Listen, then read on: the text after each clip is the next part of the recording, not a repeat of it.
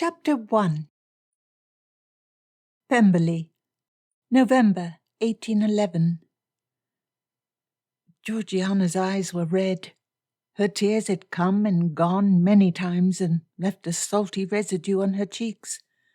"Please, please, don't make me marry him. Don't make me marry anybody. I beg you. Anything, please. Anything but that. I don't want—" "Georgie!" Colonel Fitzwilliam snapped harshly. "You ought to have considered that before you let your father's beloved pleb get a child on you. Mr. Carteret will accept Wickham's child. You shall marry him, and marry him fast." Georgiana knelt on the rug and embraced Darcy's trousers as she broke into fresh sobs and begged again not to be made to marry. She trembled, and her posture hid the small bulge in her sister's body which grew more prominent day by day. This was his fault. Darcy could not let Georgiana suffer for his failing. But what to do? He wanted to rip at his hair. Darcy took her hand and softly pulled Georgiana up to stand again. He saw his cousin's annoyance at how softly he treated the girl, but Colonel Fitzwilliam had not been the one stupid enough to trust Wickham's cousin, Mrs. Young, with stewardship of Georgiana. The woman had always lived on Darcy's land and appeared of good character, but he should have known. Never again. He must never again fail to ensure Georgiana's happiness. But how? Until today, he had assumed Georgiana wanted her reputation restored and protected by marriage to a respectable man. It had not been easy to find a trustworthy man who would accept a 15-year-old bride, pregnant with another man's child. Mr. Carteret had 4 healthy sons, the youngest of whom would enter Oxford in a year, from a previous marriage, and his estate earned a little more than 1,000 a year. He would have been a barely allowable match for Miss Darcy, the debutante with £30,000. Miss Darcy, the ruined and shamed girl, had different expectations. Darcy distantly knew Mr. Carteret, who was the much older brother of a friend at Oxford. They had been acquainted almost a decade, and Darcy had little fear of him mistreating his sister. Reason said he should make Georgiana marry him, now that Colonel Fitzwilliam had convinced Carteret to accept his sister. "Stop crying. You will marry. You will be happier than you deserve, and you will no longer be our problem." Colonel Fitzwilliam wrinkled his nose and flapped his hands as if wafting the air coming from Georgiana away from him. "You gain far better than you deserve." Darcy pressed his hand over his eyes. He could not look easily on her pain. "Georgie, what do you want? What do you expect if you do not marry Carteret?" "Don't!" Fitzwilliam's face screwed up savagely. "By God, don't let her tears make you an idiot. She needs to marry." Georgiana's pale blue eyes were wide and shot with red. Darcy ignored his cousin and brushed the tears off her face with his fingers. "Georgie, we will not force you. Fitzwilliam, we will not. But what hope do you have for the future if you do not marry?" "I'm scared. He was so unkind after we... and it hurt. I never expected it to hurt so much. Fitzwilliam, I am so scared. Don't make me face another man like that. He only wants my fortune as well. Maybe some far-off estate, and I would live there alone forever and never bother anyone again." Colonel Fitzwilliam rolled his eyes and sneered. "You are a child living out fantastical notions." Fitzwilliam was right. Just as they had proven incapable of caring for her, Georgiana had proven incapable of caring for herself. But she had once chosen wisely. When Georgiana and Wickham arrived in Scotland 2 days ahead of Darcy's pursuit, Georgiana had thrown herself at the knees of the vicar Wickham found to do the ceremony, and begged all of the witnesses to keep her away from Mr. Wickham until her brother arrived. Darcy hoped at first the damage from her elopement would be modest. Georgiana was gaunt and cried for weeks. She did not play her music any more, though due to his anger at her, Darcy may not have permitted it during the first weeks. During those simpler days, he alternated between rage at his sister and a fiercer, deeper, and truer rage at himself. He had decided they would go to Matlock so Georgiana could stay with her aunt and uncle for a few weeks, and be lectured about her bad behaviour by a person who felt less guilt than he did. Then Georgiana's courses came late. Now the situation was pregnant. Darcy sneered in amused disgust at his pun. Georgiana had said nothing, so he had not thought her to be violated, until Colonel Fitzwilliam returned from the continent with his regiment and a harsh new look in his eyes. Darcy's prickly and proud efforts to find a husband for his sister had borne no fruit, and now she did not want one. Georgie, Colonel Fitzwilliam sneered again. It surprises me not one damned bit in front of a lady. Darcy cut his cousin off. Well, Colonel Fitzwilliam dragged the word out. He curved his mouth into a hard smirk. She abandoned such designation. He patted Georgiana's shoulder, and though usually affectionate, Georgiana flinched away. An illegitimate child. Lady is not the word customarily used. I know I am no lady, but don't make me marry. Please. Georgiana looked at Colonel Fitzwilliam's stony face. It surprises me not a damn that Wicky proved a bad lover. No woman ever accused me of such. A man can act with his tongue and fingers to make the act ecstatic for the woman. I will give Mr. Carteret advice on how to properly please a woman. With so many children from his first marriage, I doubt he needs it.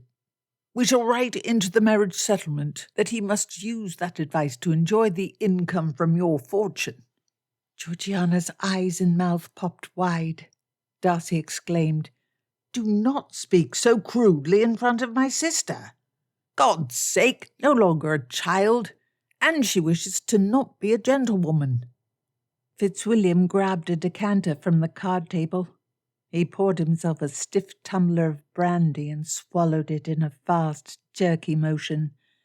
His hands trembled the way Darcy had seen several times since he returned from his long sojourn in the peninsula. You damn fools with your home disputes. I found a blasted husband for her, and now you plan to waste my effort out of a stupid desire to let a child have her way. That was the core of the matter, was it not? Georgiana was still a child. Darcy said firmly, No, Georgiana, you need not marry Mr. Carteret. I will make no further effort to convince you, and the entire effort was mistaken from the first. As our cousin has repeated, you are yet a child, and a child is not fit for the duties of marriage. Darcy's eyes fell to the bulge in his sister's belly. A child was not fit to raise a child either, but she would have him to help her and care for her. He would make her happy. Damn, Darcy! Damn! You are determined. Colonel Fitzwilliam spat. He poured brandy into the thick-bottomed cup again. My God, people are dying out there. Fitzwilliam waved his hand vaguely in all directions. He drank the amber liquor in a single swallow. Enjoy your way. Choices, Georgie. Choices. Respectable society will ostracize you. No woman of fashion will speak to you, and that stain will settle on your brother and my family. I cannot care. I'll be killed when I return to the continent, and I'm damned tired of wasting what time I have in England on you. Darcy won't make you marry, and I can find other disreputable woman whose company I will enjoy enormously more. Goodbye to both of you, and I am damn sure you'll enjoy the adieu. Colonel Fitzwilliam slammed the crystal tumbler so hard it cracked. He frowned at it for a long time. He took the bottle and drank a long swig. Richard, do not leave like this. You are not well. You have been like this since you arrived. I have been absorbed in my own worries, and damn you, Darcy! I wasted 2 weeks of the time I have before they throw me back into that furnace, finding your slut-like sister husband. And you could not be deuced to use my effort. Damn you!" The door slammed as the officer left the room. Darcy sat down and pressed his long fingers against his forehead. He should pursue his cousin. He already missed Colonel Fitzwilliam, but he felt too sick to argue or beg with him. And he was right. Darcy was throwing away the respectability of them all, and of his ancient name, for his sister. Georgiana looked between him and the door as she continued to cry. Deep in his soul, Darcy knew he had made the right choice. Georgiana was his ward. She depended upon him. It was his duty to care for her, no matter what. And he loved her.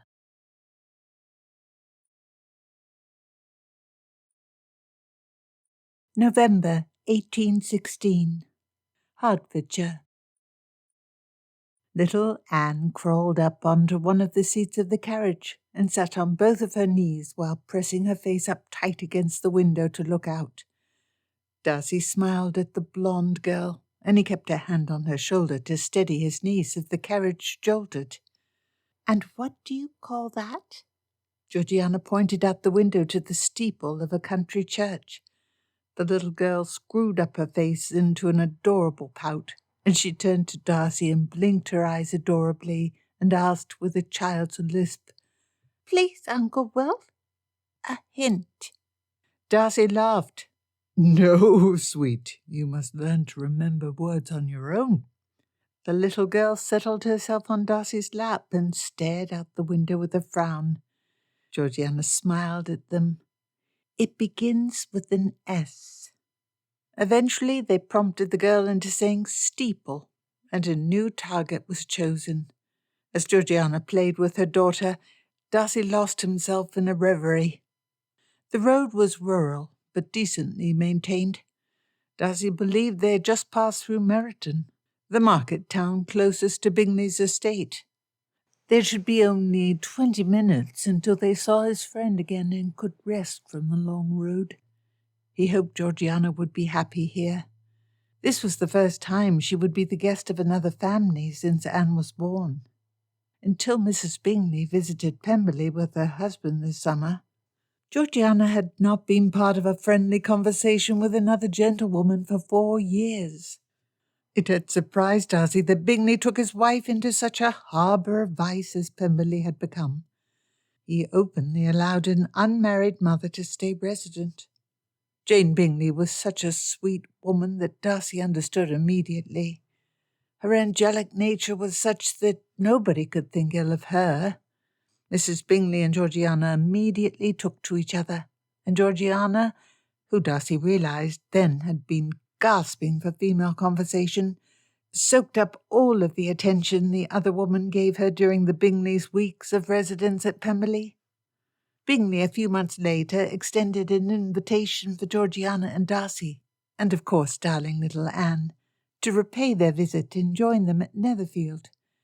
Mrs. Bingley had written the letter of invitation in her neat feminine hand, promising in Bingley's words deuced fine hunting and excellent opponents at billiards when the weather did not allow them to ride or shoot. While for herself, Mrs. Bingley wrote Georgiana would be very welcome and likely to make friends. Georgiana had been so lonely, with no other woman to speak to.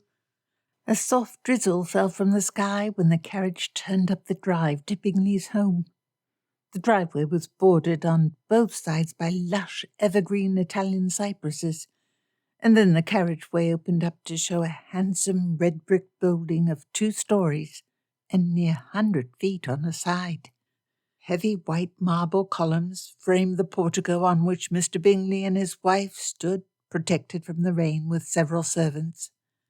As soon as a footman opened the door, Darcy stepped out and turned around so Anne might exit by jumping to him. She delightedly shrieked as she jumped. The girl had been wonderful, but she was worn down a little by the 2 days of constant travel, and she would be happy to be able to run around on solid ground again. Darcy easily caught her and twirled Anne around before he softly lowered her to the ground. Anne laughed and ran to the blonde, angelic Mrs. Bingley, who greeted the little girl with a friendly smile. Georgiana exited the carriage more slowly, carefully stepping on the little platform and holding the footman's hand. Darcy was not able to help her out, as Bingley had immediately seized his hand and shook it vigorously. "You look fine, all three of you. Deuced fine. Mudon Road? Of course not. Quite good time. Quite good. Delighted. Deuced good to see you." Bingley threw his arm out and gestured expansively at his estate. "Welcome to Netherfield. Welcome. Fine building, don't you say?" The crowd hurriedly entered the house as the early winter air had a sharp bite. The entry hall was tiled with black and white marble diamonds. A large brass chandelier hung from the ceiling, and the rows of tall mullioned windows illuminated the 12-foot-tall paintings hung about the walls. The wood carvings in the ceiling were exquisite. Bingley grinned at Darcy. "No Pemberley, but she is home. You did well for yourself." "Ha! Darcy, you know not the half of it." Bingley put an arm around his blushing wife. "The estate came with a woman." Mrs. Bingley giggled, somehow elegantly, and smiled up at her husband. "I was not in the lease articles." "To the nursery to settle Anne. Eager to see Bennet again?" Anne smiled and nodded. She was not nearly so lonely as Georgiana, since she was friends with the children of the servants and tenants. But she had managed well with Bingley's son, who was a year younger than her. Darcy far preferred his niece making playmates of persons gentle-born, like herself. The cavalcade proceeded upstairs, surrounded by the Bingley servants. The nursery door was opened, and the sleeping Bennet was woken up, crying. But he remembered Anne, and they were cleaned off and left to play under the supervision of both nurses. Darcy and Georgiana were led to their spacious rooms, and they washed off the dust from the lengthy journey. When they entered the drawing-room to rejoin their hosts, Bingley stood and happily waved his hands around in large circles. "At home, at home. Darcy, Georgie, consider Netherfield home. And down, down. Sit down." The drawing-room was well appointed with thick rugs, a few vases full of flowers acquired from a conservatory despite the season, and thick stuffed sofas. A large piano with the broad woodmaker's mark stood in the corner, and there was a large angled desk for drawing in another. It was fashionably and elegantly decorated, displaying excellent taste and a preference for durability and comfort over catching the height of fashion. The room snugly fit Darcy's understanding of Mrs. Bingley's character. A portrait of Mr. and Mrs. Bingley, with their son clasped in Mrs. Bingley's arms, rose above the grey marble fireplace, and the couches and chairs all used a uniform yellow and blue colour scheme. Bingley repeated several times as Darcy glanced around the room, "I'm deuced glad to see you again. Deuced glad. It was far too long. Far too long." Without allowing any silence to grow, he exclaimed, "Tomorrow! An assembly is to be held tomorrow. You both must come. It will be an excellent chance to meet the neighbourhood. I'm deuced glad to see you. Jane's family, you shall meet them there. Bingley, I am not certain." "It is no lack of concern," Mrs. Bingley spoke. "Lizzie, Mamma and Papa had thought to call today, but Lizzie thought you might not wish to deal with a crowd of new people after 2 days of travel. Rest, tea, a fine bath, and the company of dear friends," she said.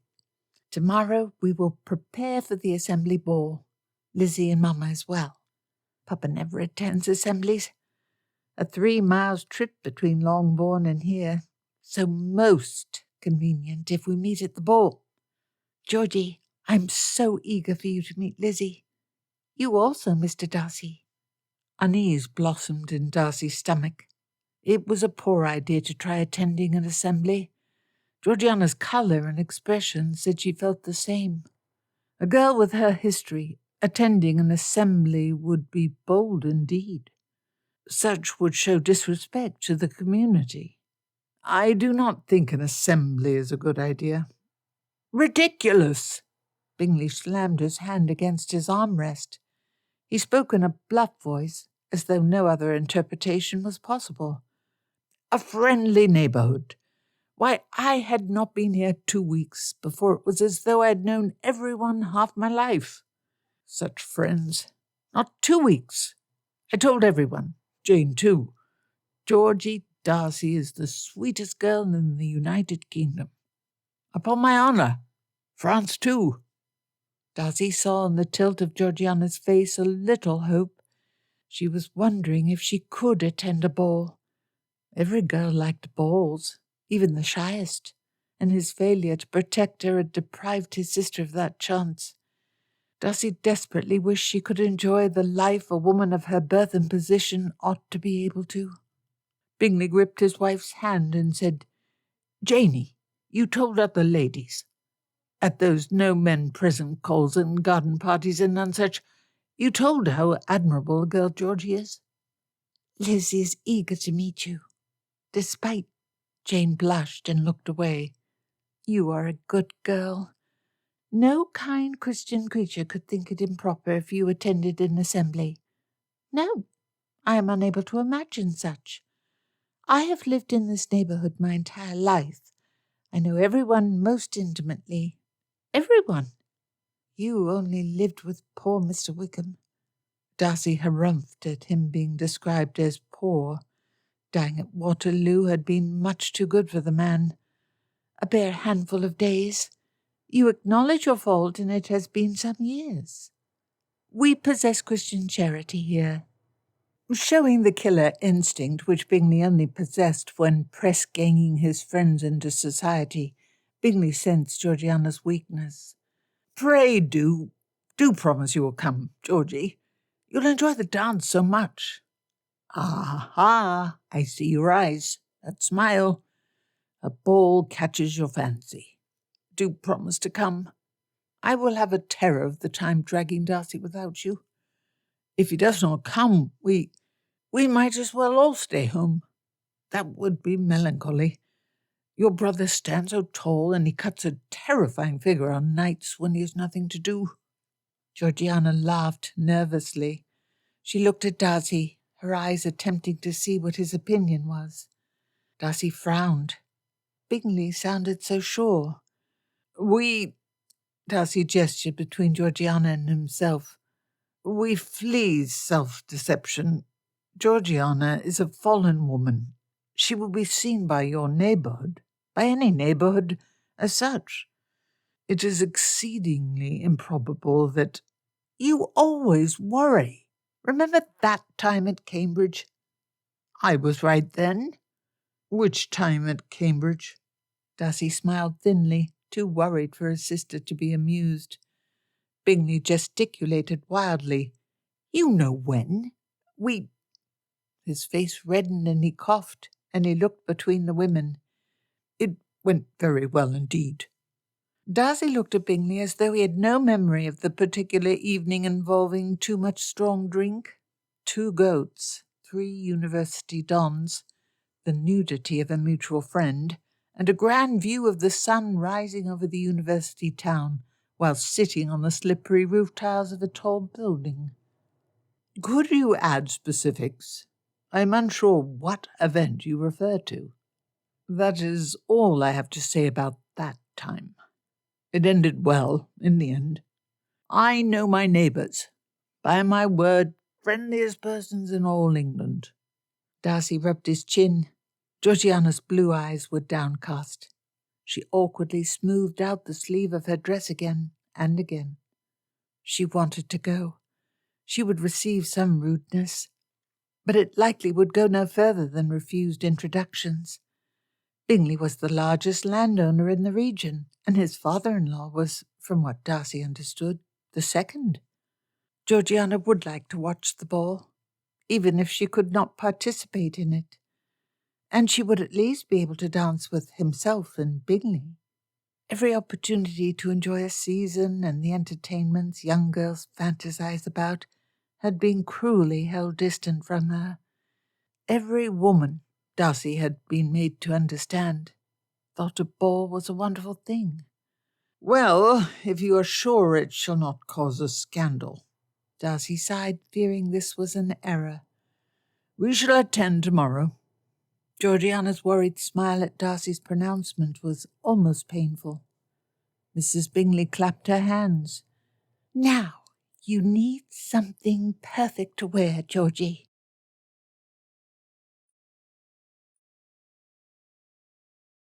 Chapter 3.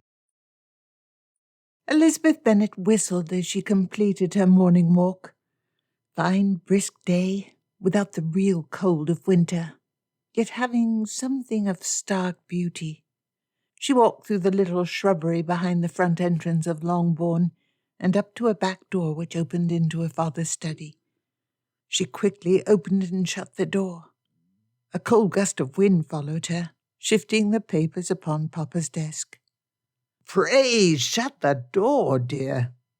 Papa shivered theatrically and smiled at her.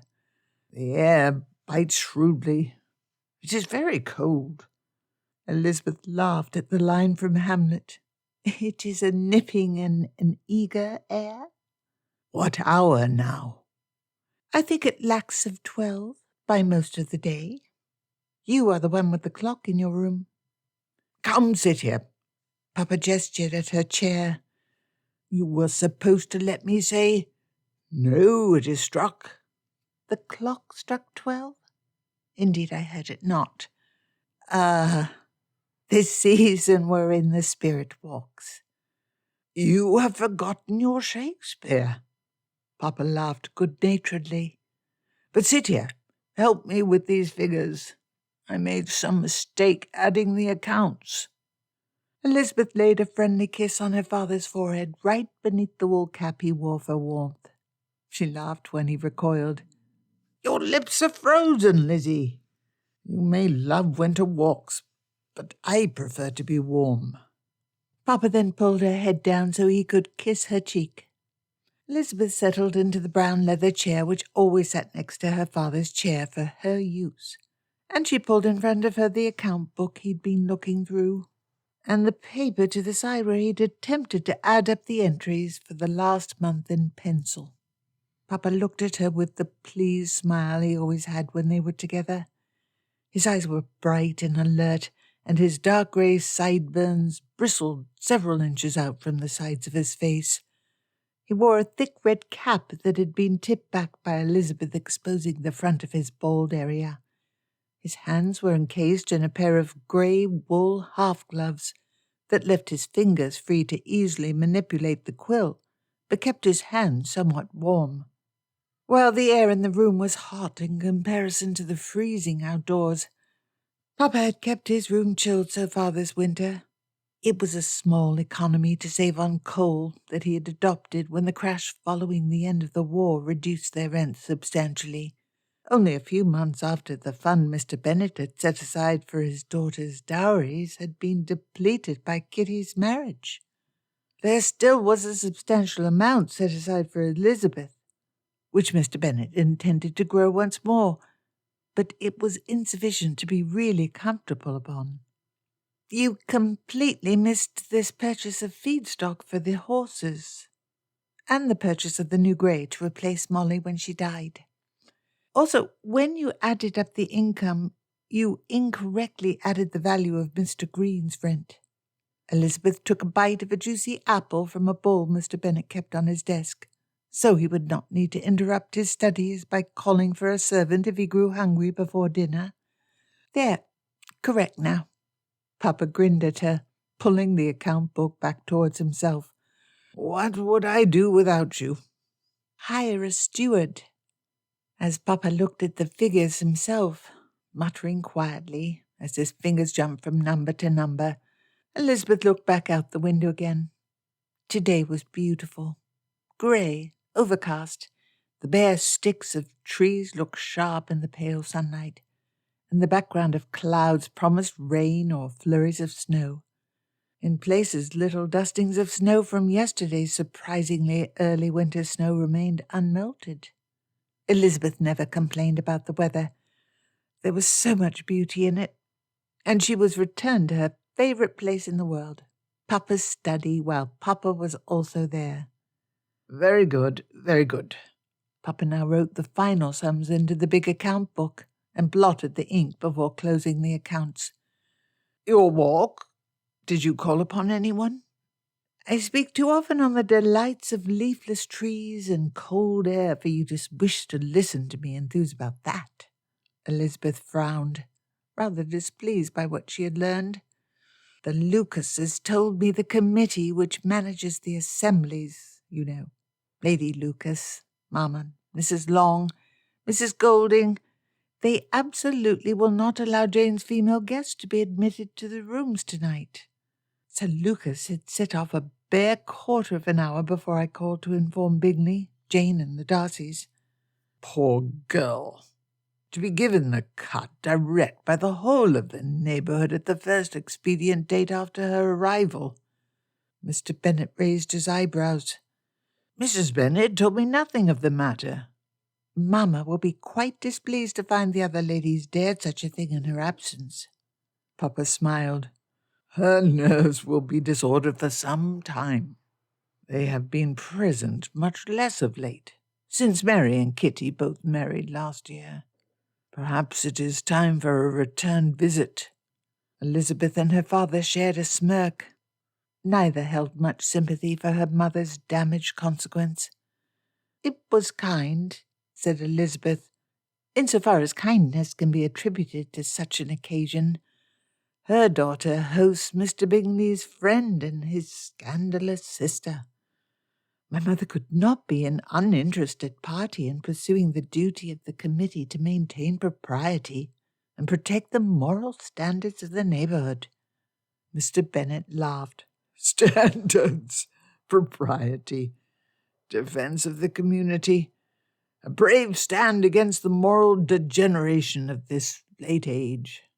That makes it sound disinterested and effortful. A woman who has become a matron need not cease to be missish.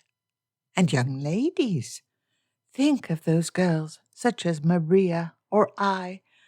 I am not yet old enough a maid for my eyes to survive the sight of a fallen woman without smudge. Elizabeth finished her apple and tossed the core onto the undecorated waste bin next to Papa's big writing desk. The apples were stored in Longbourn's cellar, and because of how cold the year had been, it would be at least several months before they lost their juiciness and flavour. My dear, Papa patted her hand and smirked. You are not old at all. You may trust the word of a man who is. Elizabeth knew perfectly well she was not an old maid. She appeared more beautiful than ever in the mirror, but she possessed no desire for men and their controlling ways. Most men, her father was perfectly indulgent. Elizabeth Bennet had neither need nor want for marrying, and at 24 she now possessed too much cleverness and wisdom to ever feel the sort of insane passion Lydia or Jane's Miss Darcy had felt for Wickham. I am old enough in this matter, said she. A woman of 24 could not be polluted by conversation with a shy, reclusive girl of 20. Miss Darcy is barely past being a child. You, my dear, are more likely to pollute her with your opinions than the reverse. Jane enthused about Miss Darcy. Sweet girl, modest, shy, unassuming, repentant, accomplished, intelligent, elegant, etc., etc. The child likewise. And then they sent a delegation to inform her immediately upon her arrival she is not welcome. For a single mistake, made many years in the past. She has a child. Her father held his hands open with a wry expression, as though to say he did not make the rules. A product of an illicit connection she openly lives with. The young woman cannot expect to be freely received by respectable company." "Unkind," Elizabeth replied. Papa also had some sympathy for poor Georgiana Darcy, but Papa relished clever arguments, especially when Elizabeth brought him to admit he was wrong. If she should expect to be excluded, there is no need to send out a messenger to inform her of that exclusion. Papa's eyes had his combative gleam. He removed his spectacles and leaned towards Elizabeth. "Jane did not expect such, and she knows the neighbourhood." "Pray, use not our Jane as the exemplar of what a person ought to know. She never imagines ill." "Your sister is merely one instance of the principle. Oft persons recognise not the obvious.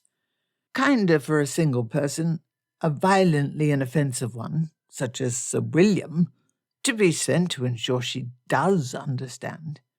Thus she can avoid the deeper embarrassment of being cut by an entire community at once." "A certain slight to avoid chance of an even worse insult. Were I in such a situation, the insult to my good sense would be as great an annoyance as anything else." "You mean greater than everything else?" Mr. Bennet grinned. "You have a great sensitivity to any slight against your cleverness." Elizabeth laughed. "No, I do not approve of how society treats Miss Darcy. Her sin is no different than Lydia's. An action undertaken under promise of marriage, and with the same man." "Mrs. Wickham married her seducer." "Perhaps she should not have. You never visited her. Lydia was miserable, and she nearly died with the babe. Our well-being required them to marry, but Lydia only benefited from his early demise." Mr. Bennet grimaced. "I am delighted Wickham had himself shot before he was in service long enough for my son-in-law to be obligated to pay for more than his captaincy. If only I could recover the 3,000 I settled upon Lydia. The girl shouldn't have the stuffing to fit to London when she prefers." "You have changed. The problem occurred because you wished her elsewhere."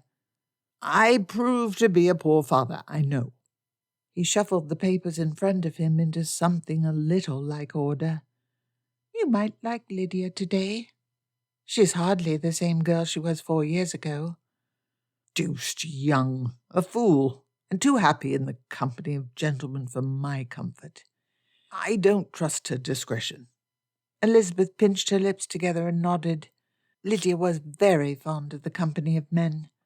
Her younger sister had explained to Elizabeth, when she visited her at Newcastle, everything she now knew about how to please and be pleased by a man without risk of pregnancy. "I do wish," Papa added, "I could receive the money again, for your sake. You are like to marry, but no certainty there." "And leave you? Nonsense. In fairness, Lydia has as great need of independence as I ever will." "Lydia can marry again if she must. You are unsuited for ordinary marriage. I always saw, from when you first crawled about after me, you would study my books with me before you could properly walk." "I know. Elizabeth had always felt special, more tightly attached to her father than to anyone else. Her affection was reciprocated, and she was treated unfairly by both her parents. When Mr. Bennet came to the conclusion he would have no sons after Lydia's birth, he decided money must be saved, not to ensure the future of his daughters and wife, but almost solely for her interest.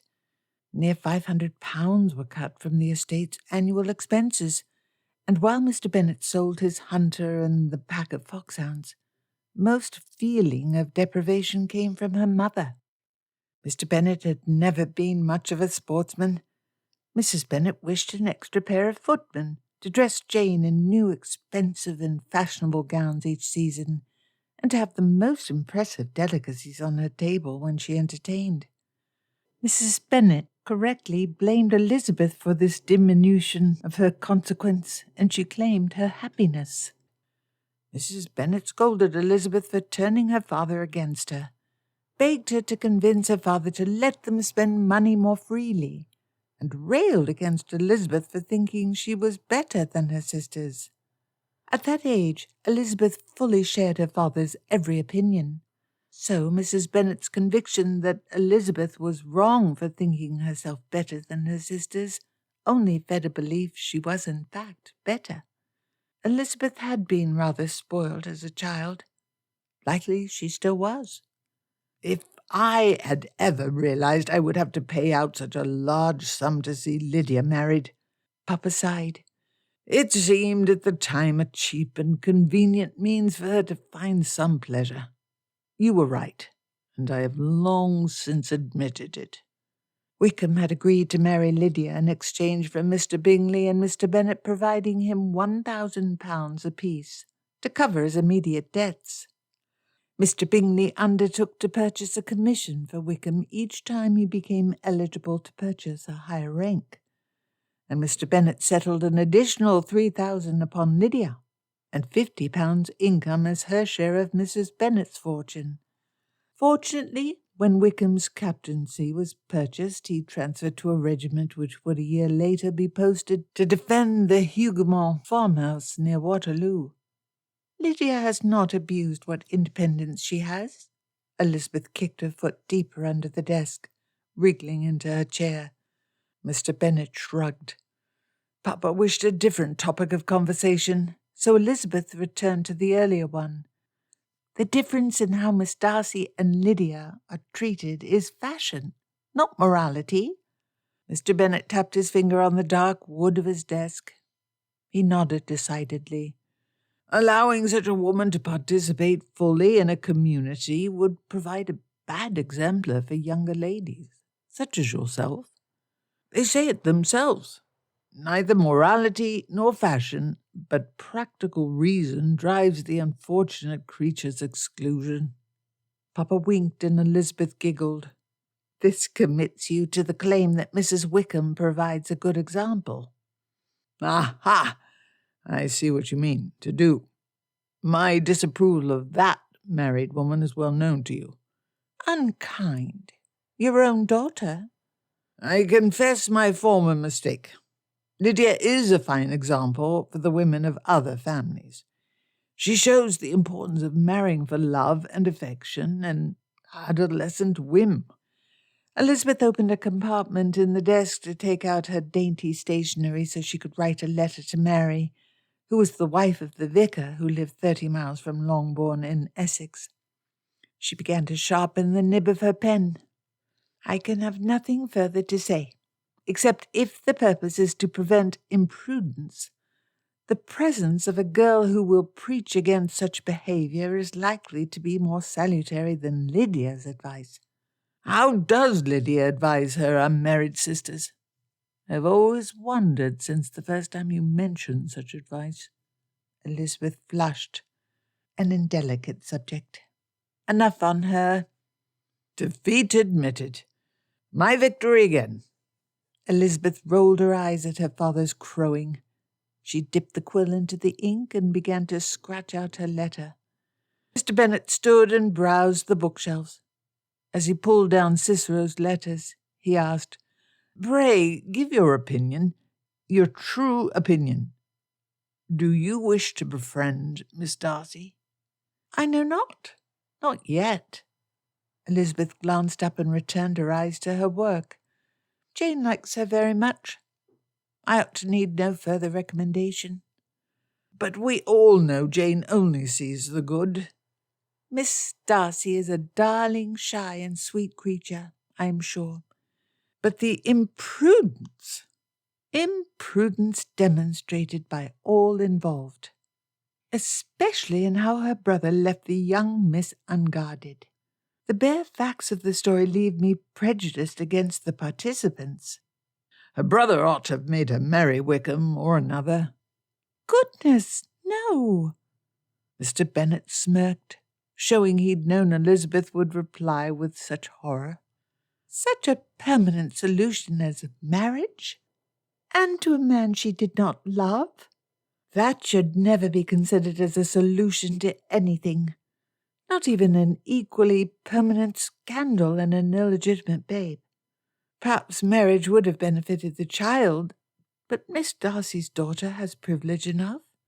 That superficial appearance of legitimacy cannot be a requirement for her happiness. You were enthused by Pemberley's grounds when you visited them before Lydia's misadventure with my ill-mourned son-in-law. The delight of the well-designed grounds perhaps reflects only upon Mr. Darcy's designing ancestors. Or perhaps, Papa smirkingly interrupted Elizabeth. Poor guardians make good gardens. Elizabeth rolled her eyes. Not even a pun. Mr. Bennet looked unpleasantly smug nevertheless. Mr. Peake spoke highly of Mr. Darcy, Elizabeth added, and Mr. Darcy's affection for his sister is clear from how he kept her and her daughter with him. Their presence at the house at all times meant we could not tour the house, but only the grounds. Oh, yes, Gardiner acquired Peake during your northern trip. We did not go past the Midlands. Papa waved his hands as though that was a triviality. How did Gardiner meet Peake again? I never had the story quite straight. At Darcy's estate itself.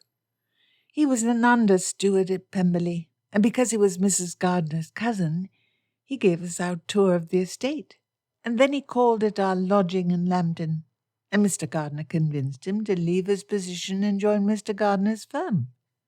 Piece of good fortune for us all to match the ill fortune of Lydia's misbehaviour. Gardiner says that without Peake's help he would have gone under within the last 2 years. Mr. Gardiner told me as much. A balance of expectations and stories. You plan to see Miss Darcy with your own eyes, and then make a judgment? Elizabeth smiled impishly. Given my advanced age, I have no need to fear what harm may come to my reputation when it is known I consort with such women. Rather than laughing, Papa sighed and pulled off his wiry spectacles. Lizzie, you are only 24, not an old maid, not on the shelf.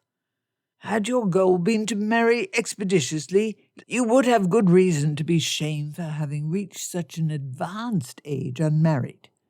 But your goal never was to snag the first eligible bachelor. Elizabeth laughed, made uncomfortable by Papa's serious tone. He could not intend to suggest, like Mamma often did, that it was time for her to marry. Since my goal never was to entrap any bachelor, eligible or otherwise, I can socialize with a scandalous woman without worrying what Mr. Several Thousand a Year thinks. Your age is not where your freedom derives from. Mr. Bennet paused.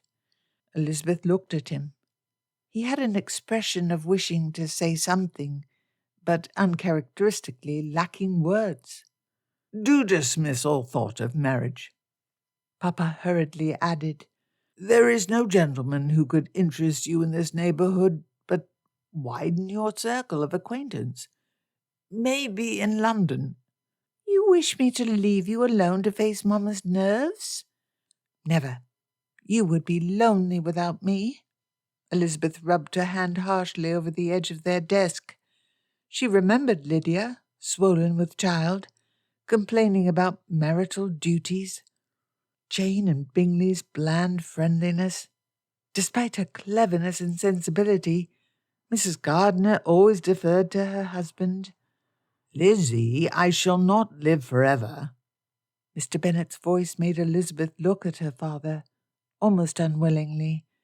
He was no more than 5 years past 50 and a healthy, if not vigorous man.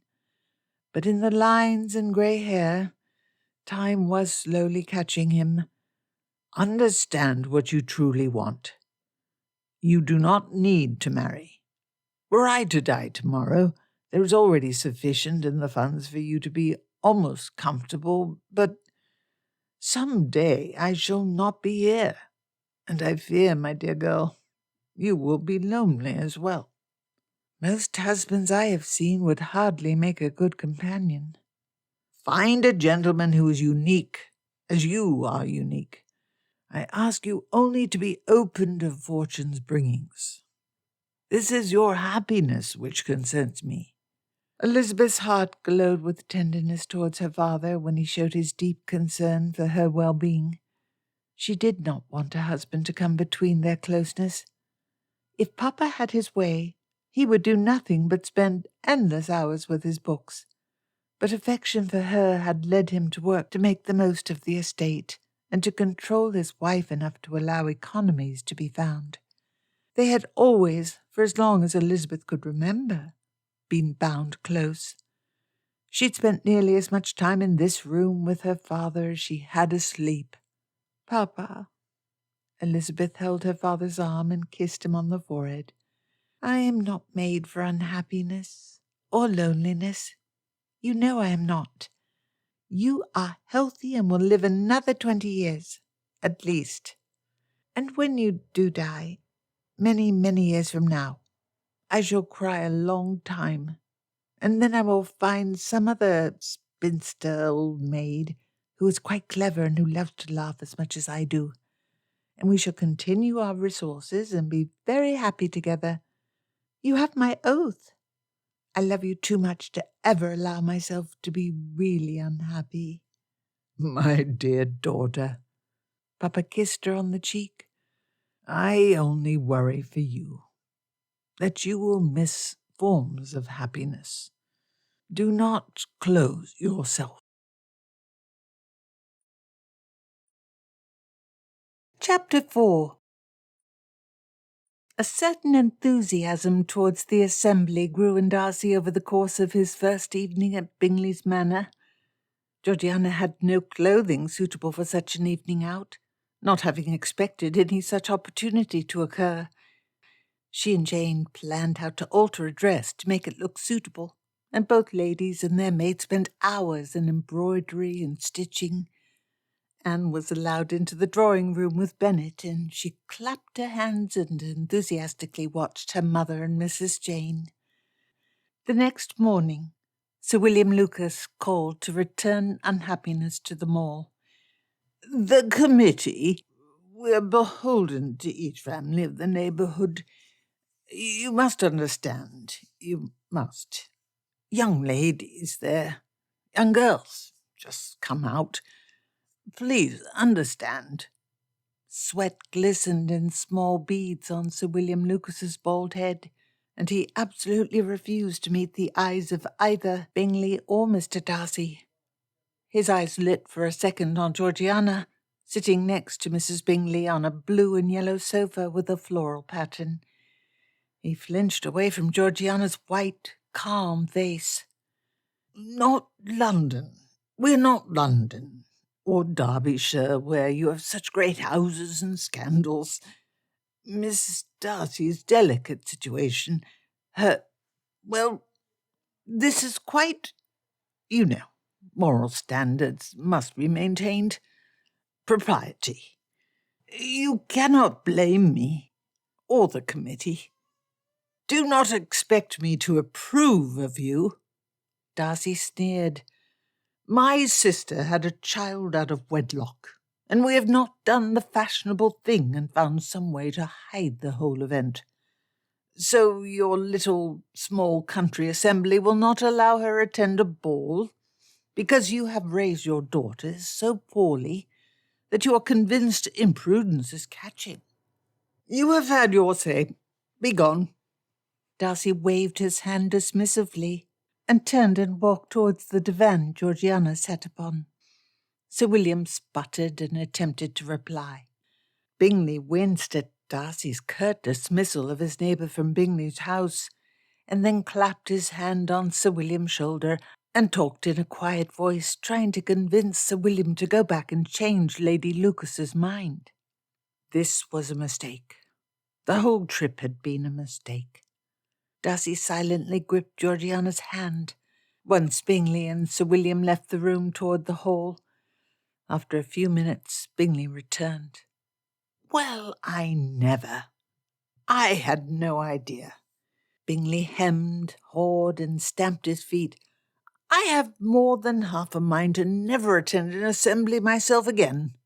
Certainly we shall all stay home. I understand Sir William, a kind man. He should not—" Bingley finished with an angry snort. He stamped his foot again. Darcy eyed his friend with a little disgust. He told Bingley, but Bingley insisted. Bingley insisted the neighbourhood would not care. Then Bingley and his wife gave Georgiana hope. Now she was fighting tears. Darcy saw her sadness in the strange set of her mouth and the tightness around her eyes. Bingley held his hands up defensively. "Really, no idea. We'll not attend anything to which you are not invited. Not while you are guests here. Tomorrow we'll hire musicians. We shall have a ball here. I won't invite any of the neighbourhood.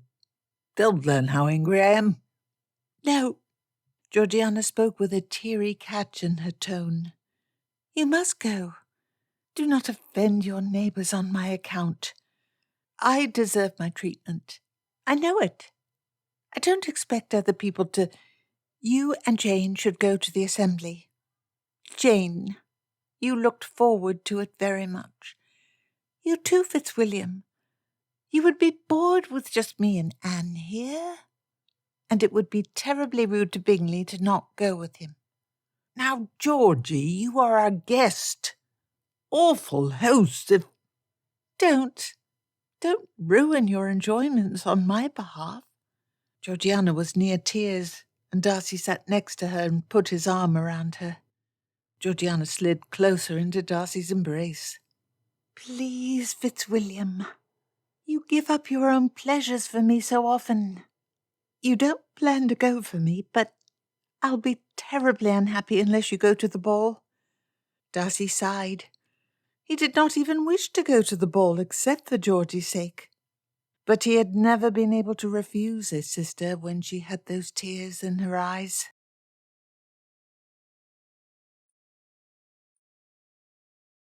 Chapter 5. The Netherfield party arrived late to the Meryton assembly rooms. Elizabeth was already dancing when Bingley and Jane introduced Mr. Darcy to Mrs. Bennet. So, without introduction, Elizabeth watched from the edge of her eyes his progress round the edges of the room. He sneered magnificently. Mr. Darcy had a tall, noble figure, with thick, handsome sideburns and piercing eyes. He turned about the room with an expression that shifted from bored to a curled lip showing disgust, and then back to bored. He avoided all opportunities to converse, and when he settled in a seat for a few minutes, and Mrs. Long tried to speak to him, no doubt hoping to settle the last of her nieces upon such a rich gentleman, even if his sister was a fallen woman, Mr. Darcy had nothing of her conversation. Instead of replying, he showed that haughty curled lip, and drew his bed head back, as though recoiling from a smelly gift left by a dog. Elizabeth saw his eyes dart about the room, and when he saw that Mr. Bingley was otherwise occupied, he stood and walked away without replying to Mrs. Long. The rudeness was delightful. She had never quite seen its like. Everyone, of course, knew everything there was to know about the rich friend of Bingley's. But while the room was predisposed to think well of any friend of Bingley, even one with an illegitimate niece, Mr. Darcy finally disappointed every such hope to like him. Elizabeth danced almost every set, and she paid all the attention to her partners they deserved, and she had a fine party. The ball lacked the spice of novelty such events held when younger, but a fast dance with a handsome young gentleman, or even with a not-so-handsome, not-so-young gentleman, if fate was unkind, was a pleasure which never lost its lustre. Once Elizabeth would have been confused by the friendship between Darcy and Bingley, given the obvious dissimilarity in their characters. However, she had known her brother-in-law long enough to discover that he could easily form an affection towards a large rock and decide it was a dear friend. More amazing yet, his friendliness would drag out of the rock a reciprocal feeling. Were they papists, after his death Bingley would be declared the patron saint of good-natured amiability. Still, if Mr. Darcy was determined to despise the neighbourhood, why had he come to the assembly? He was a philanthropist, Elizabeth decided after some consideration, for he had done the neighbourhood a good turn. He had given them an excellent subject of conversation, and a man, even better, a handsome man, to look upon with dislike. Everyone loved to have a villain nearby to hate. Near the middle of the evening, Elizabeth found herself obliged to sit out a dance due to a temporary lack of partners. As Elizabeth always had a partner for the far greater part of her evening, such was an event she took philosophically. And Elizabeth was always a vigorous dancer, so her legs were sore. She enjoyed the tall spectacle of Mr. Darcy walking his tall self about the room. He came near to her, only a bare 10 feet away. He examined the large portrait of the king hanging on the wall, well lit by a pair of silver candle holders set into the wall on either side of it. Mr. Darcy sneered. Elizabeth bit her lip with a delighted smile. Bingley walked up to Darcy and clapped his taller friend on the back. "Darcy, dear man, make some effort to enjoy yourself. My friends are here. They shall think quite ill of you if you make no conversation." Darcy replied with a rich baritone. He had a very good voice, one he could project, one which would be a pleasure to listen to in conversation, or if he read from a book. The words were less pleasant. "I am not present to make friends. I see little to like here." "Nonsense. Of course you are here to make friends." Darcy sneered. Bingley grinned happily back. "My word, you never used to be half so ill-tempered." Bingley clapped his hands together in delight. "You need a dance with a pretty lady." Bingley waved to Elizabeth. "Lizzie, come here. Darcy wishes to dance with you. You've not been yet introduced, I believe." Elizabeth walked up with a bright smile. She expected to be amused whether he agreed to dance with her or not. "I assure you, what my mood lacks will not be cured by being forced to endure a desperate spinster's simpering company for a half-hour." To her surprise, Elizabeth felt a little twinge of rejection at Mr. Darcy's words, but the absurdity set her to laughing none the less. "My goodness, Bingley, your friend seems quite uncivilized. I thought the wilds of Derbyshire had been tamed many a year ago. Yet here he is, a barbarian from times before Rome, come to join us." Bingley looked at his friend open-mouthed, shocked that he would say that to his sister-in-law, while Mr. Darcy's cheeks turned an embarrassed shade of red, and he seemed caught between the inclination to sneer heartily at her and the awareness he had gone too far and must apologize. Once Elizabeth's laugh finished, she was still terribly amused by Mr. Darcy's twisted expression, and she said with a bright smile, "Mr. Darcy, you broke my brother's politeness, so I must introduce myself to you as he is too busy thinking you behave shockingly." Elizabeth curtsied. "Elizabeth Bennet, at your service. And let me forestall the apology you think you should make, for it was in fact quite insightful of you to recognize that I am a desperate, simpering spinster. I cannot stand my own company either. Half an hour dancing with you would be quite as miserable for me as it would be for you. Alas, I cannot escape my own company so easily." "Miss Bennet, I am very—" "You need not say it. I may deserve great pity for always bearing my own company, but I am a proud woman, and I do not wish to know that I am pitied." "That was not—" "Say nothing." Elizabeth patted Darcy on the arm. It was a muscular and well-shaped arm. No reason not to enjoy his person along with his personality. You need not say it. You need not. But I thank you very much for the thought." Mr. Darcy opened his mouth again, but Elizabeth quickly curtsied and walked away, intentionally putting a little bit of extra sway into her hips. Darcy felt thunderstruck. He'd become angrier and angrier over the course of the evening, and something of the past years of little cuts against himself and Georgiana had destroyed his old patience. He should be disgusted with himself for what he said. But as he watched the backside of Elizabeth Bennet, wrapped in a fine yellow silk dress, walking away, the only thing Fitzwilliam Darcy could think was that Miss Bennet was a damned fine woman. Darcy half whistled. Darcy," Bingley grunted to get his attention, though Darcy did not look away from Elizabeth until she started enthusiastically speaking to another gentleman. Bingley said, "Lizzie, she never simpers." "I can see." He looked back at the woman with her laughing eyes. "Go. Apologize to her, in fact. Else Jane will be annoyed with you." Darcy looked sideways at his friend. He had only spent a total of 5 weeks in Mrs. Bingley's company, but she had never been annoyed in that time. Darcy took a deep breath and consciously set off towards where Miss Bennet stood.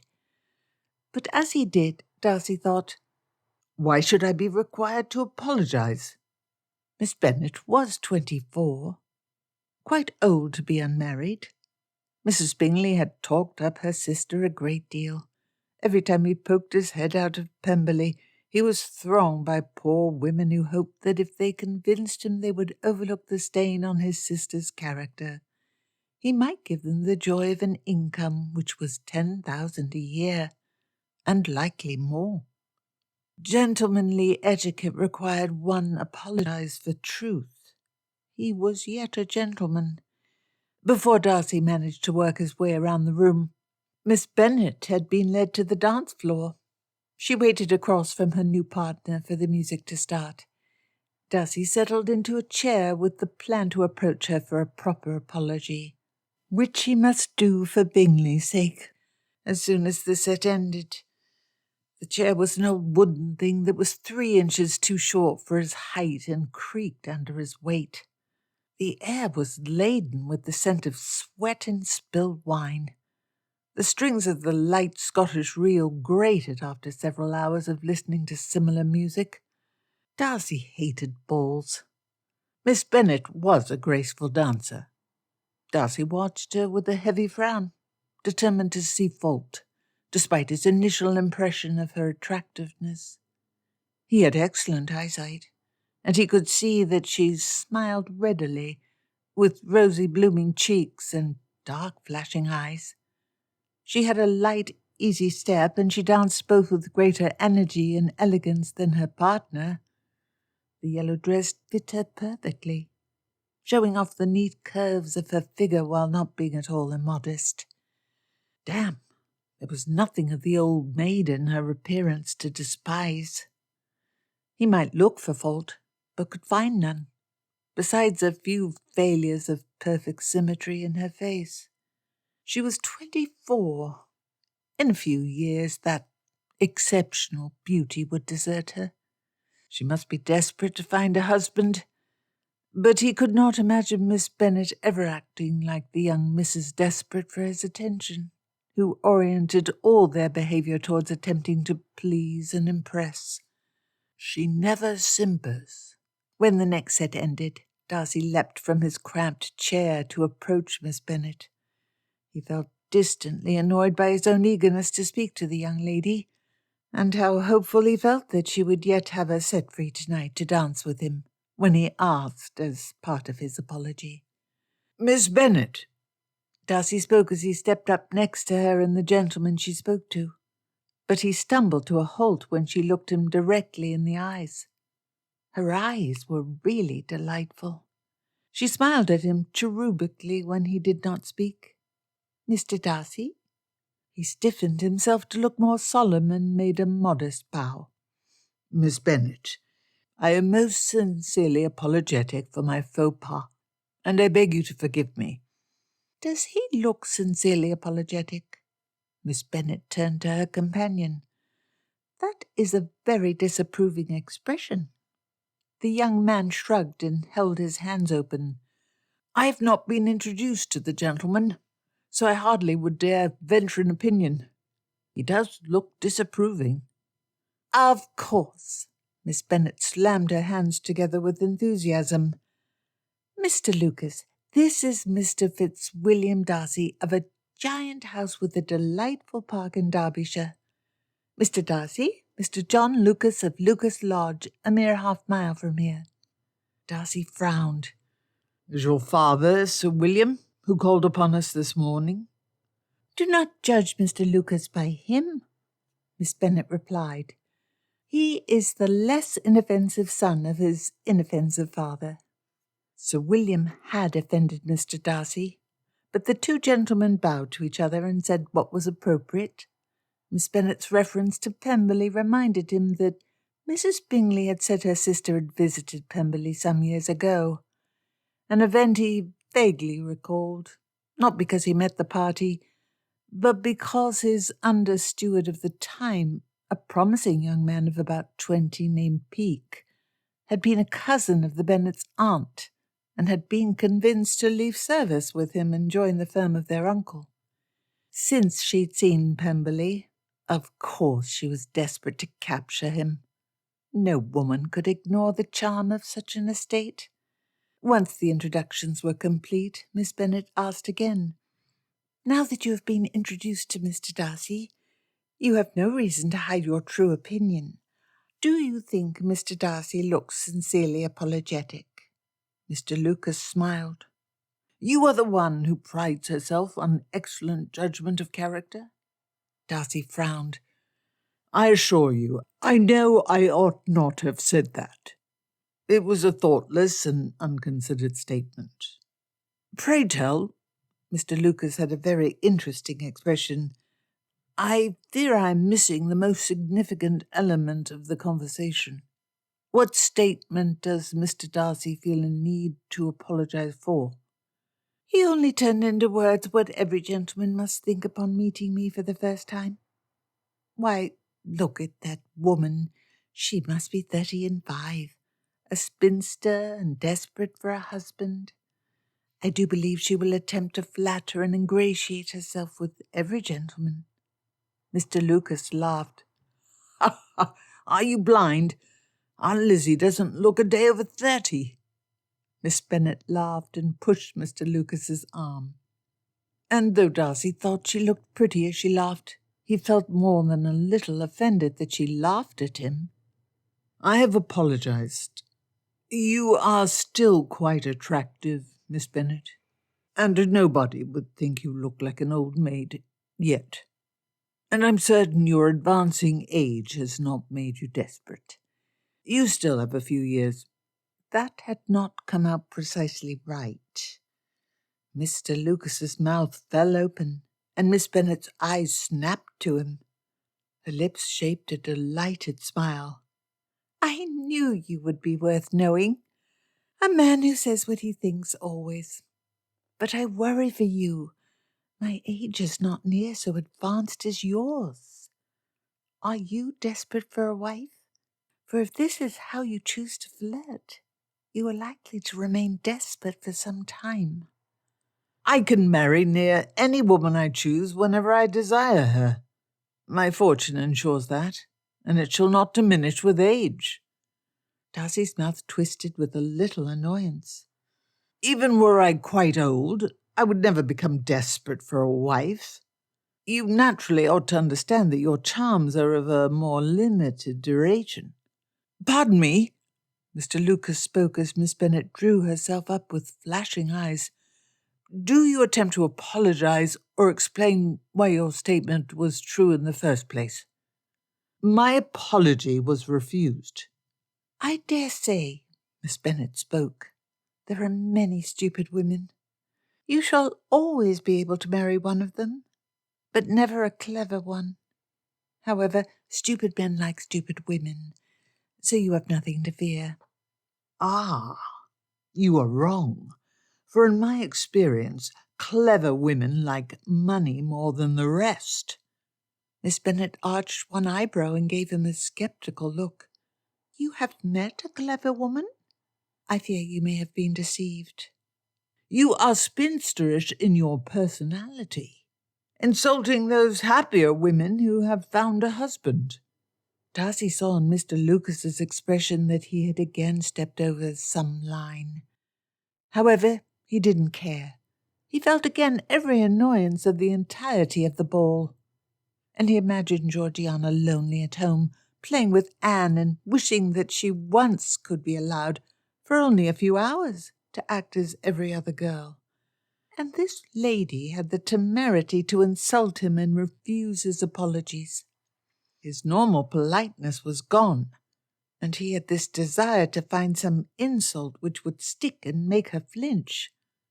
That would be an excellent analysis of my character, she spat. If I wish to marry. You, sir, are an exemplar of why I do not. You truly possess the mind of a spinster.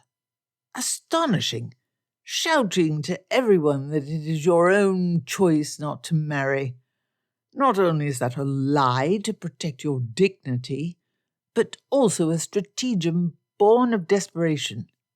You hope gentlemen will slacken their vigilance near you if you claim to have no interest in them. And then once they have wandered too close, like a bear trap, you will clamp upon them.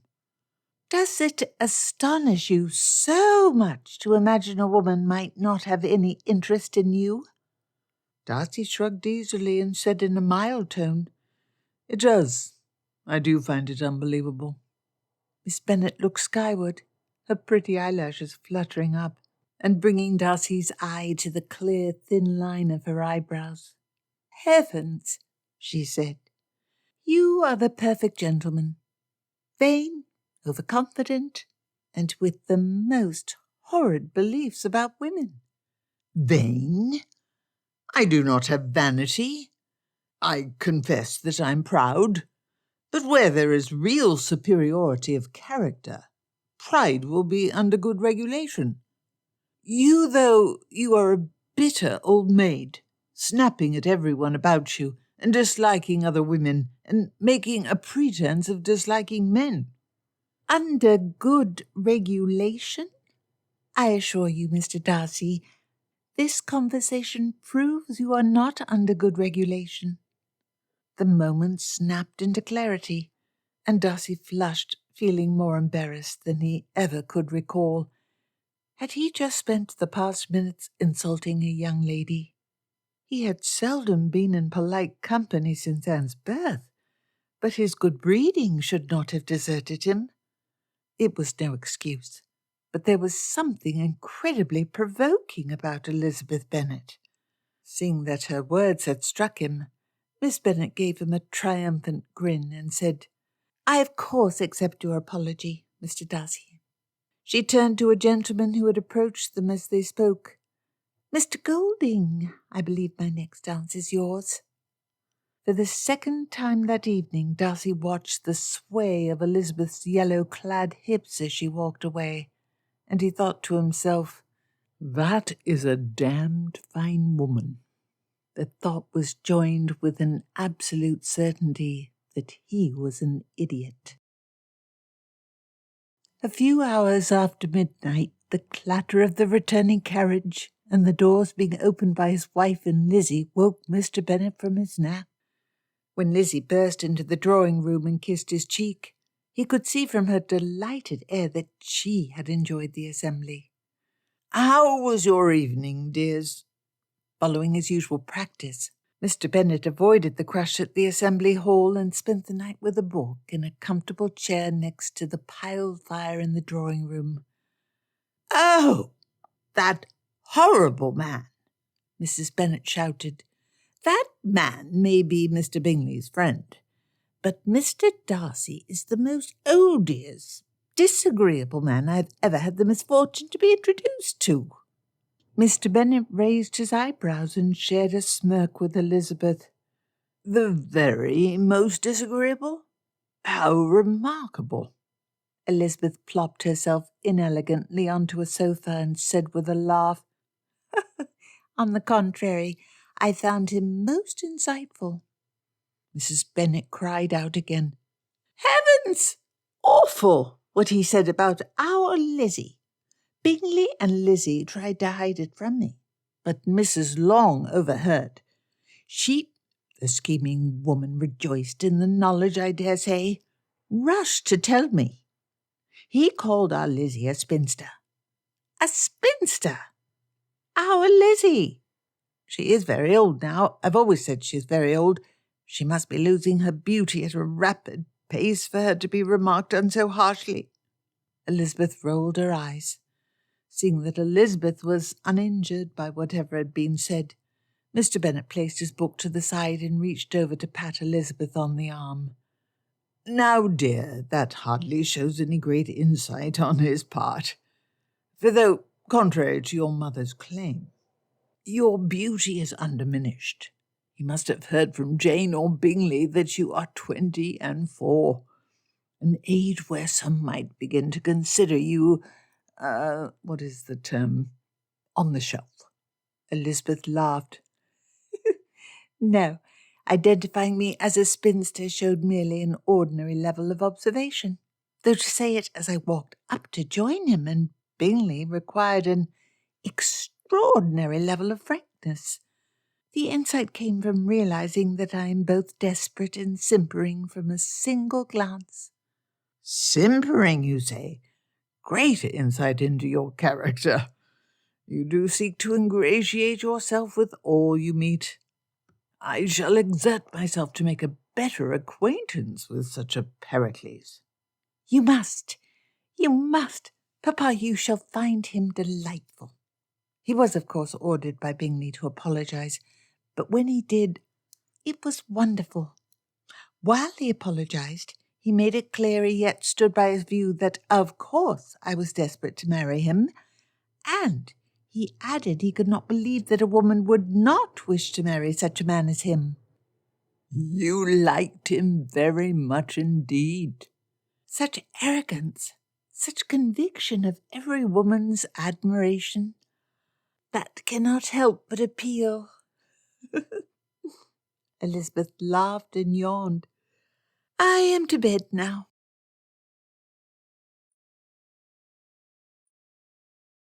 Chapter 6. Fitzwilliam Darcy calmly pasted the creamy butter from Bingley's pantry onto his roll. "Mrs. Bingley, I shall properly apologize. I behaved in a wrong and uncustomary manner to your sister last night, and I shall make it right." Jane Bingley daintily wiped a crumb from her lips and smiled sweetly at him. "The behaviour was unlike you." "My word, I'll wager a guess. Darcy likes our Lizzie." Bingley grinned like a mischievous child who had stolen a cookie and elbowed Darcy's ribs. Darcy glared back at his friend. Bingley's chair scraped against the wooden floor as he pulled himself a half-foot further away from Darcy, but he did not cease grinning impishly. Jane tilted her head and looked at her husband. Darcy's mind painted a vivid portrait of him intimately close to Elizabeth Bennet, with her flashing eyes, laughing red lips and yellow-clad hips. "The deuce! You shall not push your sister upon me, even if she has nothing of the spinster's look about her." "Nothing of the spinster's about her yet," Bingley laughed. "I have never been so entertained as when Mr. Lucas reported your attempt to apologize. Now I grasp why you never married. I offended Miss Bennet, but that deals no fatal injury to my chances if I wish to pursue her." There was a pause. Bingley put down the piece of ham he'd begun to lift with his fork and simply looked at Darcy, delightedly smiling. "I do not," Darcy added, in an annoyed voice. Damnation, there was nothing impressive about her. She had been rude to him, but she was a damn fine woman. If only her image would leave him alone. It would be deuced uncomfortable if he was filled with lust for the hoyden when the Bennet family called on Netherfield in a half hour. I confess she is an impressive woman, and I desired to remove the insult I uncharacteristically uttered. Impressive woman? Do I hear the parson's mousetrap snapping shut? His marriage nigh? Bingley grinned with that irrepressible boyishness again, and backed a bit further away, and pulled his silver plate piled with sausage and berry tarts with him. Little Anne piped up from where she sat at the breakfast table, on a chair with a big cushion so she could sit tall next to Georgiana. Uncle will marry someone pretty. Pretty. She grinned childishly at Darcy and waved her pastry about, causing crumbs to fly over the dinner room. Not after your introduction, Bingley added. She'll refuse you. She's had her share of suitors. Maybe if you brag more about Pemberley. Georgiana grabbed Anne's hand and firmly took the lemon pastry away from her and put it on the table. Don't wave your hands about so when you eat. She kissed her daughter on the cheek and said, Fitzwilliam, this story is most unlike you. I wish we were not meeting anyone. They all judge me, and I put you in an ill mood. It was like a kick in the stomach. He hated that Georgiana knew of his misbehaviour because of Bingley's thrilled amusement at how he'd mistreated Miss Bennet. And Georgiana was right about why he'd been in a poor mood. But she should never blame herself for it. Georgie, Darcy put a hand on his sister's shoulder. Their parents had never been physically demonstrative of affection, but he'd learned during the months of her pregnancy that fraternal touches could help to comfort Georgiana. So he made himself embrace her regularly. It was pleasant for him as well. His sister's smile was brittle. Jane exclaimed, Lizzie will not hold a grudge, and she will adore you too, my dear Georgie. Bingley leaned forward and patted Darcy's arm. He whispered in a loud voice, Don't be sanguine. Lizzie can hold grudges. Charles? Jane poked her husband, who brightly poked her back. A half hour later the children had been sent up to the nursery, and the adults waited near the crackling fire for the Bennets to arrive and be ushered in. It was a particularly cold day, so they had decided not to wait outside for their guests, but to have everyone brought inside quickly so no unnecessary time would be spent in the freezing temperatures. Darcy looked through the frost gathered on the windows. Darcy watched his sister with concern. She was always nervous when meeting new people. She sat stiffly on the yellow sofa in her blue dress, with a sort of trembling visible in the way her hair shook. But she noticed Darcy looking at her and calmed and smiled at him. The drawing-room had a pleasant smell from the burning pine wood and the few red and yellow flowers brought from the small hothouse Jane maintained. He had failed his sister in many ways, but Darcy had made the right decision when she begged not to be made to marry. He could have protected his own reputation by selling his sister's person, future, and fortune to a barely known man. It would have made him miserable. Darcy had been happy these past years. Georgiana and Anne kept the house full of laughter and sweetness. His habits had always been such that he did not enjoy parties and large gatherings overmuch, and the excuse that the neighbourhood refused to acknowledge Georgiana had left him happily able to avoid such clumpings. He maintained an extensive correspondence with his friends. He hunted and fenced with his neighbours, and the three of them had travelled extensively on the continent after the peace came. A clattering of carriage wheels sounded outside. Through the window, Darcy saw the Bennets' brightly coloured carriage roll to a stop. 2 horses pulled the chaise, one black with white markings on the face and the other a bay horse. Bingley had told Darcy once that his father-in-law preferred to avoid expenses that merely served to enhance his consequence, instead putting the money towards a fund for his daughter's dowries. Darcy approved of such thrift. If Bennet's estate had been unentailed, the matter would have been different, though. Mr. Bennet left the carriage first. He wore a tall top hat and a tightly fitted grey coat, whose tail flapped behind him. He first helped his wife out, a fine-looking middle-aged woman whose colouring was similar to Jane's, and then her. Elizabeth Bennet looked as fetching in the distance in a heavy bundled coat as she had yesterday in the ballroom, when a low-cut dress displayed her feminine attributes. Where did the fascination with watching her come from? It was the sway of the dress, something about the sway.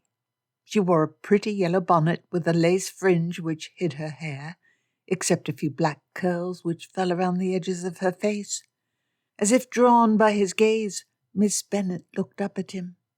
Their eyes met, and there was a spark in his chest, and Darcy looked away, feeling disconcerted at having been caught staring.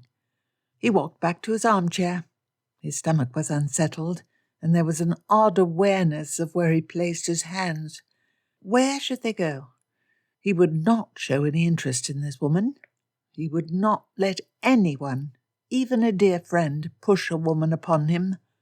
Besides, she would dislike him after their argument the previous day. Darcy clung to that thought to calm his nerves. The door opened and they all stood up. Bingley waved Mr. Bennet forward. "Bennet, my friend, Mr. Darcy of Pemberley. His sister Georgiana." Darcy shook hands with Mr. Bennet. He was a bald man with sparkling eyes and a sardonic grin. "An exquisite and abnormal pleasure, Mr. Darcy. Sleep was denied me for many hours last night by tales of your sayings. There were even weepings and tears. I beg you to allow me to apologize to you and your family for my—" "None of that." Mr. Bennet waved his hand. "Not to me.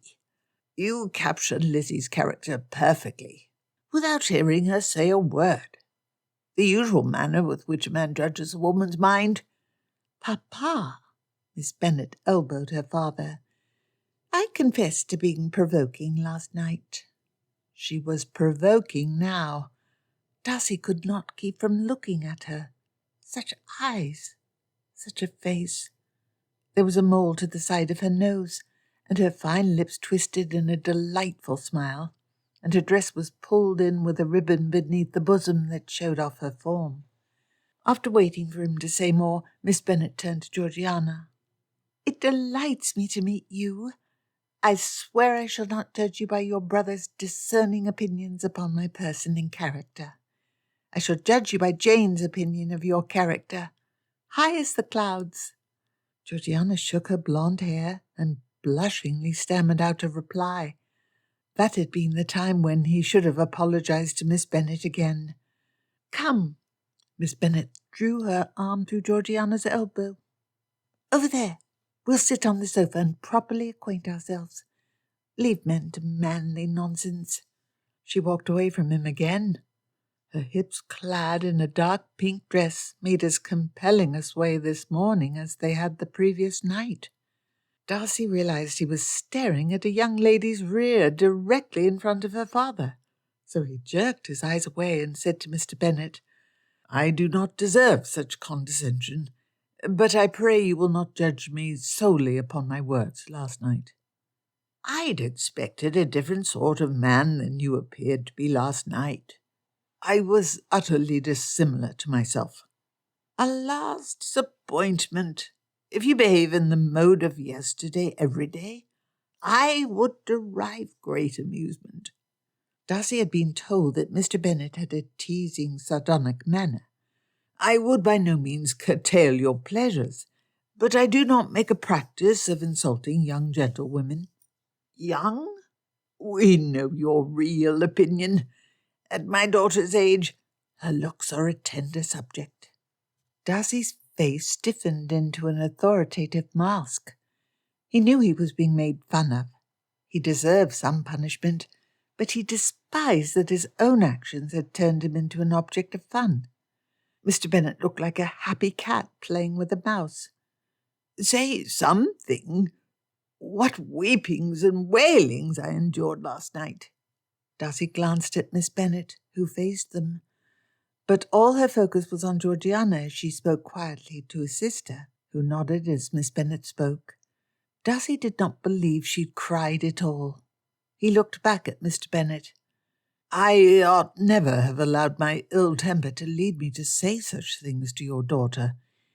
I made an effort to apologize to her last night. I earnestly hope she was not very hurt." Mr. Bennet tilted his head. He yet gave the impression of a cat, but now the cat was curious. "A superb gentlemanly mask over your emotions. I cannot perceive if you feel terribly guilty or are secretly laughing." Such a question deserved no reply. "Lizzie told me your apology.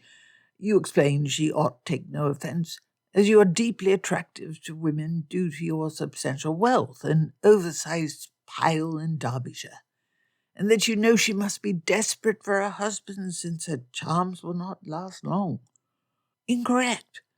I assure you my Lizzie shall always be charming." "Don't be like that." Bingley clapped his hands. "Darcy tried to apologize, but did he sincerely wish to apologize?" Bingley grinned. "Darcy, were you sincerely apologetic?" Darcy had not been sincere then. He was not entirely sincere now. Miss Bennet probably was desperate for a husband at her age. He looked at the women again. Her white hands were waving about. Georgiana nodded eagerly as Miss Bennet spoke. There she was, trying to befriend Georgiana, no doubt to impress him. "Well?" Mr. Bennet's cat-like smile was back. It was entirely my fault that I failed to apologize properly." Mr. Bennet raised his eyebrows, making a pretense of being dissatisfied by Darcy's half-apology. However, Mr. Bennet radiated amusement. Ill-tempered irritation rose again, and Darcy took an extra second before speaking to rein it in, so he would speak evenly. "I was wrong to call Miss Bennet a spinster where she could hear. And I was impolitic when I defended myself, instead of admitting that I simply should not have said what I said. I can admit wrongdoing, and I will say nothing further on the subject. Only should not have been said. You yet believe her old, mercenary, and desperate." Darcy despised this sort of expectation of polite dishonesty. He did not know if Miss Bennet was desperate for a husband, but his was not an unreasonable guess. "Far more delightful than the usual run of rich, arrogant gentlemen." Mr. Bennet grinned and rubbed his hands together with unalloyed amusement. "Lizzie noted that to right. Now, Bennet." Bingley looked uncomfortable. "Darcy apologized. This was sincere. No need for your teasing manner towards him." Both men looked at the youngest of the three. "I forget. My son despises disputes." Mr. Bennet extended his hand to Darcy. "Then, for my part, the apology is accepted. Pray forgive my treatment of you. Elizabeth is a most beloved daughter." "I do sincerely hope she was not injured." Mr. Bennet smiled, less harshly.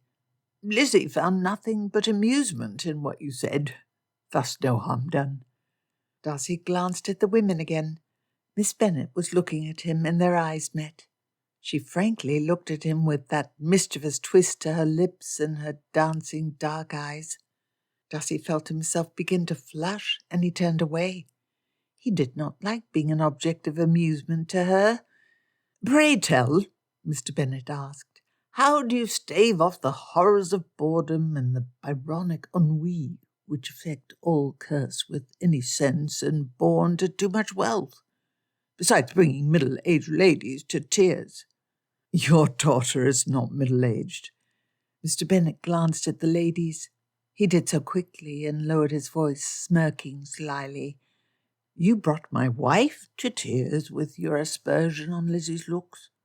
"I said nothing against your daughter's appearance." Mr. Bennet raised his eyebrows. Darcy quickly added, "She is an exceptionally attractive woman." "Who is excessively attractive?" Miss Bennet's bell-like voice interrupted them. Darcy flushed and looked down. "Keep a grip upon yourself," Bingley laughingly said. "You, my dear sister, he admires you, but still has the schoolroom belief that pulling a girl's hair is the best way to show his admiration. I do not." They all looked at him. Darcy realized he was becoming unsettled again by her presence and losing his usual firm control of himself. He'd secluded himself for so long and avoided women, he was simply not used to being near a woman who attracted him. I shall assume that he meant he is not attracted to me, for it is clear he does think pulling a girl's hair will attract her.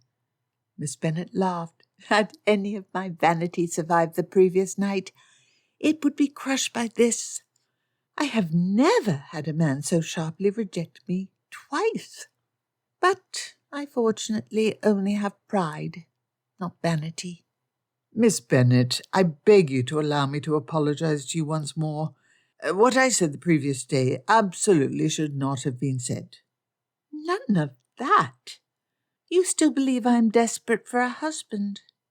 I empathize with your distaste of women, such as me, and every single other single lady who have set their caps for you. I despise such polite niceties. You are an original, and I quite prefer your open misogyny to polite nothings. "I must apologize, for I did not speak to you in a gentlemanly manner." Gentlemanly manner? The most gentlemanly speaking man I ever saw was the worst. "You see," Mr. Bennet said, "my Lizzie is herself an original.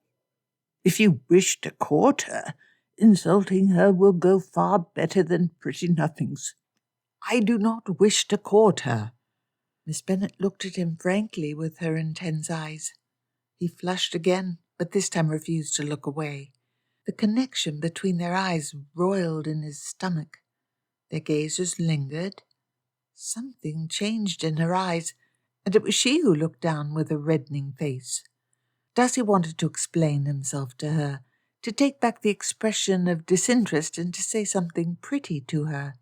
Singular. "Pray, tell true." Miss Bennet sucked her crimson lip under her white teeth. "Is it because you believe us all mercenary that you have not married?" Her lower lip was moist from where her tongue had touched it. Darcy could not gather himself to speak. Bingley laughed. "He despises the company of women. You know my sister Caroline. 'Twas quite the joke the way she would chase him from room to room, and Darcy too polite to say he did not wish her company. But she was mercenary." Unkind to say that of your sister, and in front of an avowed misogynist. Miss Bennet giggled. The horror is I cannot defend her from the insult in good conscience. "I am not a misogynist." "But you despise the company of women." Miss Bennet's challenging gaze was back. Darcy could not think when her eyes were turned on him. "No." There was a pause. He thought Miss Bennet was suppressing another giggle. Darcy added, "My affection for my sister has led me to spend enormous time in her company." "Perhaps your love for your own blood overcomes your general distaste for the fair sex. Can you name any other woman who you have spent a great deal of time in the presence of?" "My mother, my aunt, Lady Catherine, and—" "Lady Catherine? Of Rosings Park? If she were who I had to judge the gentler sex by, I would be a misogynist too. Not that I mean to insult your distinguished aunt to your face, but I just did, without intent." "I am not a misogynist." "Is there any woman who you have spent much time with who was not your near relative?" Caroline Bingley had been the closest to such a woman. He had hated her. "Aha! That does not mean I hate women. I enjoy their company, much as any man." Her gaze was now frankly sceptical. Mr. Bennet said in an amused tone, "One can enjoy the presence of women without thinking well of them." Darcy paused. Miss Bennet, given the nature of this conversation, I hope it does not insult you if I turn the question around. Pray tell, why have you never married? Mr. Darcy, an indelicate inquest. Your celebrated frankness returns. Perchance you suffer from misandry. Darcy, I do not know what you two are about, Bingley exclaimed, but Lizzie is in the best of health. No sickness ever about her. Everyone looked at him. Bingley pulled at his cravat and looked down. Misandry is not an illness. Miss Bennet smiled, flashing her white teeth. Your friend wished to know if I hate the male sex. Of course. Bingley laughed good-humouredly. No surprise you both know words I don't. Bingley's self-effacing expression made everyone laugh and broke the tension of the argument. They all smiled at each other. Darcy recollected a discussion perhaps 5 or 6 years previous where he could almost swear he remembered Bingley using misandry. It would be very like Bingley to make fun of himself to break up what he saw as a too aggressive dispute. Miss Bennet extended her hand out to Darcy. He took her warm, delicate hand and shook it with a grip that lingered a little long before he let go. She said, I accept your apology, Mr. Darcy, though in part because your sister begged me to. She believes the entire matter was her fault, which I take as an extraordinary notion, but she is as sweet a girl as Jane claimed, and I could not deny her earnest request. My sister is the dearest woman in the world. My affection for her is unbounded, and I am pleased you like her. There was a cast in his tone which reflected his slight scepticism. Likely Miss Bennet wished to enthrall him, and she must know that Georgiana's affections were the surest way to his own. Your affection has returned, Miss Bennet replied. She has an appalling adoration of your opinions. You have turned her into quite the idolater. Bingley said, I thought you had declared truce. I have, Miss Bennet laughed, but Mr. Darcy must confess his sister looks up too much to him. Mr. Bennet said, Lizzie, what it seems a man must admit to is oft a different matter entire from what he will admit to. Let us test the question. Darcy, does your sister look up too much to you? No. Darcy did not like to discuss his sister, and he suspected they were questioning her character and referring to how she had been seduced by Wickham. He stood stiffer and taller. She had been young, and he had failed to guard her. He would never fail that way again. He would always be present with her to guide her and ensure Georgiana knew what to do. No offence, Miss Bennet laughed. I begin to read you. There is that stiffening in your posture. I do not know what you are thinking, but I mean no aspersion upon your sister. She is a fine young lady, but she ought to have more independence of mind at her age.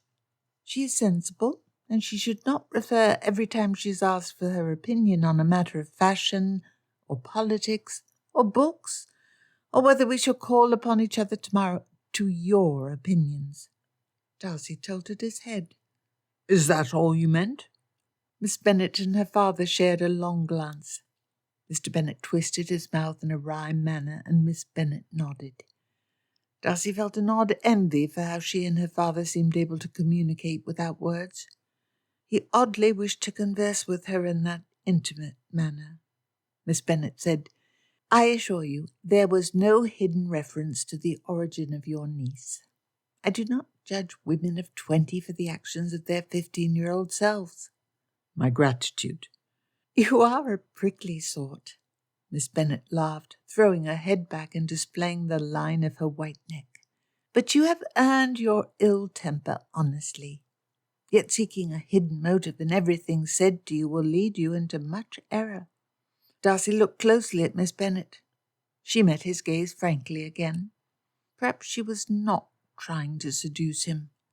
I possibly am vain. What I said last night about only having pride, Perhaps I was wrong. Miss Bennet clapped. The examined life is the only one worth living. Darcy grimaced at her display of enthusiasm for his admission of wrongness, and her reference to Socrates. Too great learning in a woman led to mannish and immoral behaviour, but it was also alluring, like everything about the deuced woman. I am no misogynist. The fair sex can be tender and honest. Harsh experience has shaded my attitudes, but I know not every woman is motivated solely by mercenary considerations. My word! She clapped her hand over her mouth dramatically. You are no longer convinced that my sole goal is to entrap you into marriage. I did not mean to imply you should stop thinking that. Darcy raised his eyebrows at that. Was she flirting with him? Thinking every woman desires silver and the pretty things it can buy, which I do, most everyone does, that is not the entirety of misogyny. I see nothing to dislike in your sister, but I suspect you believe it is good that she thinks too highly of your opinion. She does not think too highly of my opinion, if her high regard is deserved by me. Miss Bennet had an open expression that invited him to say more. It also kept his eyes prettily on her face. She needs guardianship and protection. Her judgment can be led astray easily. But so long as she trusts me to know what is best for her, Georgiana will be safe from further errors. You still judge her by the actions of the 15-year-old. No, I judge her as I would if such an event had not happened. Your sister is 20. Far too old to be swaddled as a child. Women always need protection and guidance, no matter what their age. Miss Bennet grinned again, in a manner that almost was a snarl. Her eyes were dancing again, but with the anger instead of amusement. Protected and guided, no matter how old? Must we be? My intent is not to offend you. That, Mr. Darcy, is a terrible beginning to any speech which will be taken without offence. How much guidance do I need from my guardian gentleman? Some impulse Darcy did not understand took control of his mouth, as he wanted to see how her eyes would look if she became authentically annoyed. Women can make household decisions, but in matters of great moment the female incapacities will appear. I cannot look with approval on the modern fashion for romantic and passionate marriages. It is well for a man who can control his passions to choose a partner in life for himself. But once a woman's affections are engaged, her reason will always lose. Miss Bennet glared at him. Anger did give her eyes an extra beautiful richness. Mr. Bennet hid his laughter with an unbelievable cough. You see, Darcy added magnanimously, you were correct that my speech would give offence. You blundering gentleman.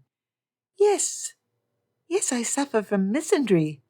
This is why. This is your sober and reasoned opinion? That women cannot reason because our emotions and passions are too strong? This is why I have not married.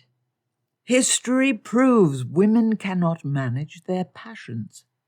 Those who preach female education and reason the furthest are those most prone to losing control of themselves.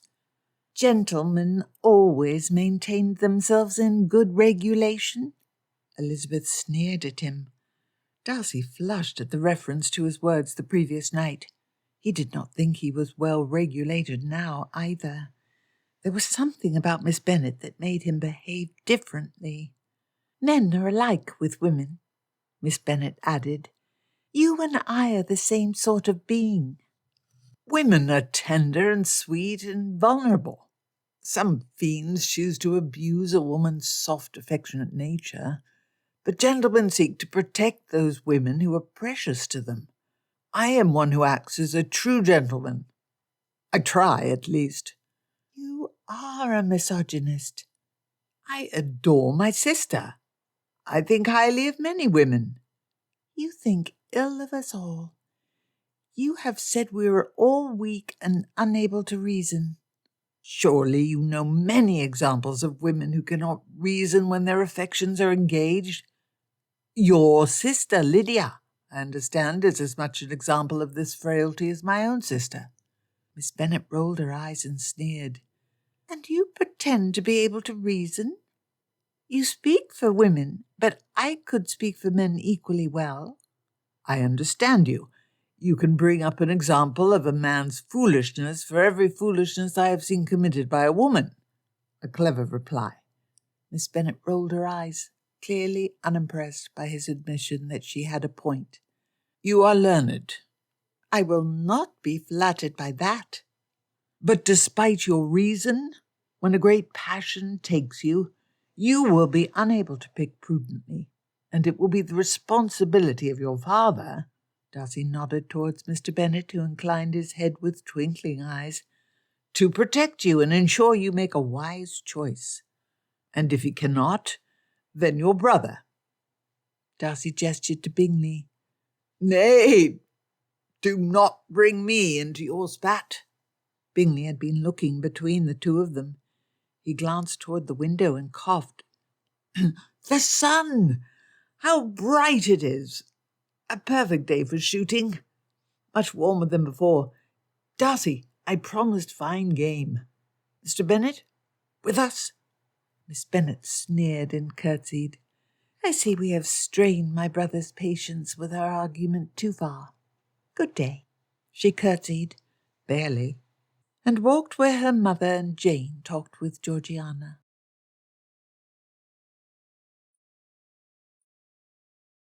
Chapter 7. It was determined during the course of the Bennets' visit to the abode of the Bingley family that the women of Netherfield Hall, Jane, Georgiana, and little Anne, would the following morning return the call upon the ladies of Longbourn, escorted by the sweetest young gentleman in the world, a young man with what Elizabeth considered the unfortunate name of Bennet Bingley. The father of Bennet, Charles Bingley, had switched from his joking conviction in Darcy's attraction to Elizabeth to a desire to keep the two apart, and he insisted the gentleman go shooting. To Elizabeth's mild surprise, her father agreed to participate a second time in 2 days in the high and difficult art of murdering birds from afar with a long rifle. "That Darcy of yours, a delight," Mr. Bennet chortled as he bundled up in his long overcoat. "The way you struck back at him. Mr. Darcy is an acquaintance well worth seeking, if only so I can find an opportunity to study you both in a room when our excessively amiable Bingley will not break the fight up just as it becomes heated." "I do hope, Papa, I shall not show an excess of antagonism towards him." "Not that.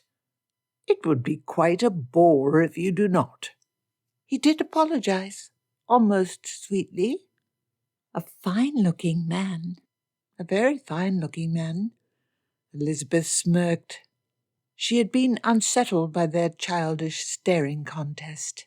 That was all it had been when they looked challengingly into each other's eyes until she flushed and looked down. A childish staring contest. Perhaps I ought to flirt with him instead. "Good God, no. That would drive him away. You've seen how skittish he is.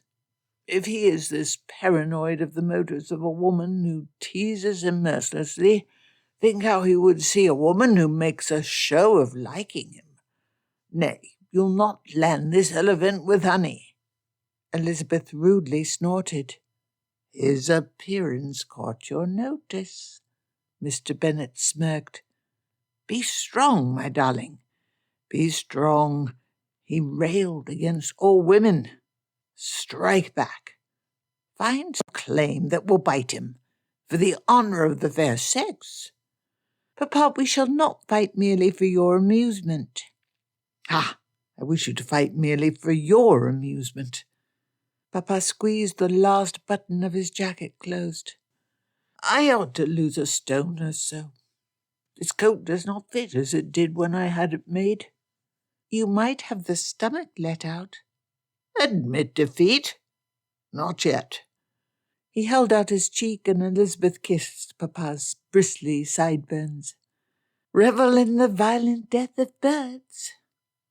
I shall revel in the conversation of your favoured antagonist.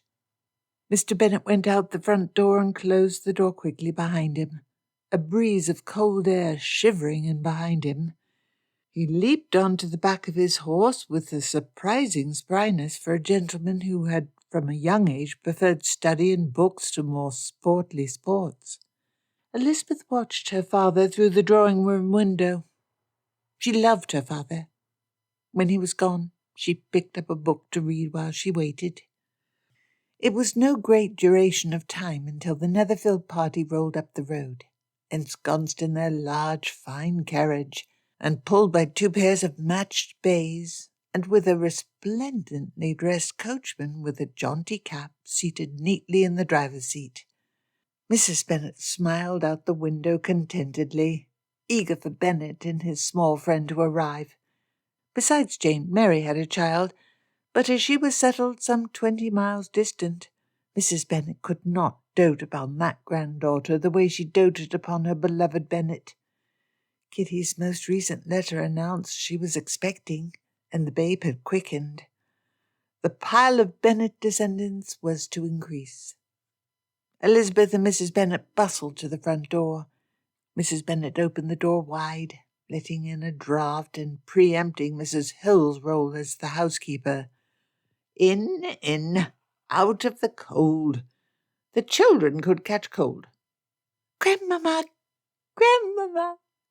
Bennet rushed up to Mrs. Bennet and widely hugged her. See? Bennet pointed at Anne. My friend, with me. Wee! Mrs. Bennet knelt to kiss Anne's cheek. The girl shrank away, and then giggled when Mrs. Bennet tickled her. Sweet children, in. Do not catch a cold. Elizabeth examined Georgiana Darcy, trying to trace how this shy, quiet, and proper girl could be related to the frank and arrogant man Mr. Darcy was. Both were tall. They had a similar cast of features, and they preferred not to speak in groups of people. When they were scuttled into the drawing-room, the children attacked the toys Mrs. Bennet kept in a chest for Bennet. Many of these toys are from when we were girls. Elizabeth smiled at Georgiana. The doll was brought down in hopes of entertaining Anne. Oh! The young woman clapped and knelt on the Persian rug to pick the moderately beaten wooden girl up and stroke the horsehair head. Sweet creature! My girlhood dolls are kept about my rooms. I hope this is not too dear an object. Anne can be rough. I assure you she is the sweetest natured and never means to. A pet? A sweetling? Mrs. Bennet exclaimed. I know children. I raised so many. You need not defend your Anne. I am smitten with her. Georgiana blushed and looked down. Thank you, ma'am. None of that formality. No. I adore you as much as your daughter. If only the neighbourhood had not been so foolish as to refuse to admit you to the assembly. Mrs. Bennet growled. We shall make a success of you, and prove them all wrong. No, I assure you. Georgiana shook her head vigorously. I am content. I do not desire to be forced upon anyone who... Nonsense! You are a young girl. You want your share of party and entertainment. You have been horribly abused by your brother, keeping you from such things. Fitzwilliam is a perfect brother. He has done what he could. I do not deserve to participate in society. Deserve? Of course you deserve. Sweet thing. You are Jane's friend. Society will recognize you. My consequence will not be spurned. Jane, you and Bingley must hold a great dinner. Invite everyone. Everyone except Lady Lucas. I have cut her the past week for convincing the committee to ban Georgiana." They just did what they thought was right. Georgiana quietly spoke to her hands. Fitzwilliam would not like it if we made a pest of me to your neighbours. "Mr. Darcy," Mrs. Bennet growled, "I would never say anything against a friend of Bingley's. Every friend of my son is a friend of mine. But I shall despise him forever for saying my Lizzie looks old." "That is not what he said," Elizabeth replied for Georgiana's sake. "Please don't," Georgiana whispered. "Fitzwilliam is very good. It was all my fault, and—" The drawing-room was opened, and a young cat who belonged to Elizabeth stalked proudly towards Elizabeth with his back high. Anne shouted, "Kitten!" and ran towards the startled animal. Poor little Mr. Hume fled in the opposite direction, with skittering paws, and hid under the black piano. Both Bennet and Anne giggled and clapped their hands, and then chased off towards the poor creature, circling around the piano, but unable to get under the tight spaces that the cat could fit into. "Such adorable children," Mrs. Bennet squealed. "Circle round, Bennet, round to the other side of the piano." Bennet followed his grandmother's advice and reached close enough to grab the cat's waving tail. But the alarmed animal wriggled away and reached the open floor, took off, and hid under the couch, beneath Elizabeth. The two children bounded over, laughing and giggling. Elizabeth placed a hand on each of them. "You've startled poor Mr. Hume." "Sorry, Aunt Lizzie." Bennet smiled cherubically up at her, calming down. Anne then bobbled her own little curtsy and smiled brilliantly. In her smile and expression there was a similarity to the late charming Captain Wickham. Elizabeth held up a finger. "Perhaps I can coax Mr. Hume out. Then you might pet his fur. Softly." She got off the sofa and looked under.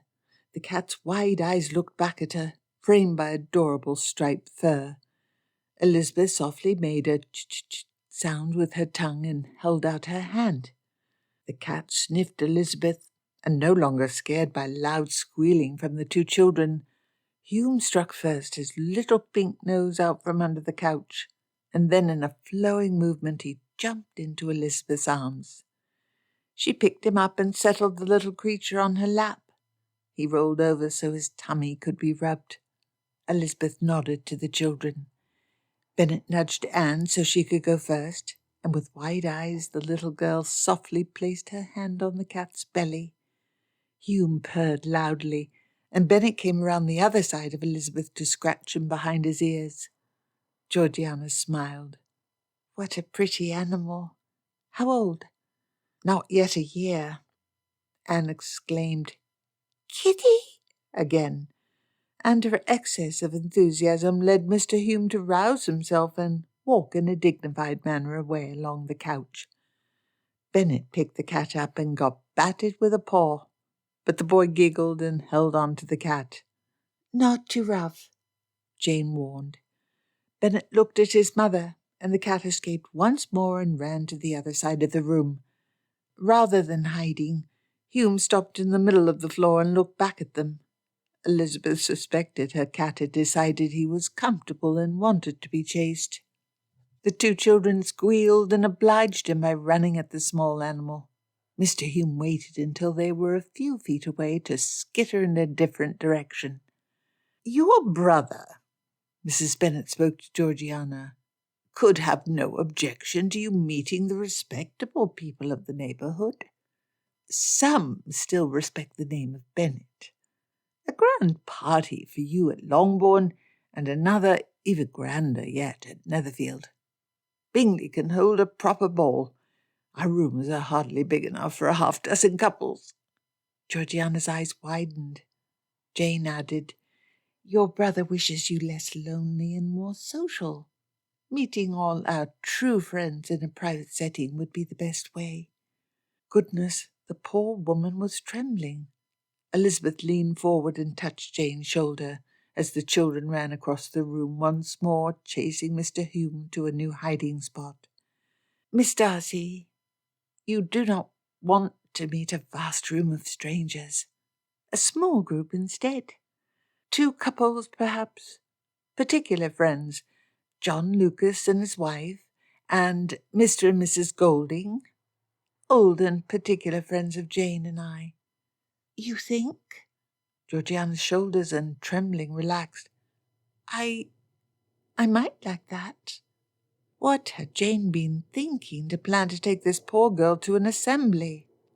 Poor Georgie would have been too terrified to do more than stand in the most isolated corner and hope nobody saw her. Mrs. Bennet sniffed. "Lady Lucas led the campaign against Miss Darcy. Her children will do nothing for us, even though we are such old friends. It is like when Charlotte stole Mr. Collins." Elizabeth rolled her eyes. "She was well welcome to him. Lucas is one of my oldest friends. He will come if I beg him, and his wife is a kind woman everyone loves." "Do not beg anyone." Georgiana nervously wiped her hands on the sleeve of her dress. "After what I have done, they have the right to avoid me." "Lord, what ridiculous notion!" Mrs. Bennet narrowed her eyes and chopped the air eagerly. "All hypocrites, everyone. Every one of them." "No, not after how I acted." "How you acted? Heavens, a little imprudent, but I dare say every woman in the neighbourhood anticipated their vows as you did." "What?" Both Jane and Elizabeth sputtered together, staring at each other and then their mother wide-eyed. Mrs. Bennet sat up higher on the sofa and said with an air of dignity, "You did not believe it an accident that Jane was born 8 months after our wedding?" The sisters looked at each other. Elizabeth asked Jane in a hesitating voice, "Did you and Bingley ever?" "No, never," Jane replied in a shocked voice. "Of course I did not." Mrs. Bennet sniffed. "The worse for you and Bingley.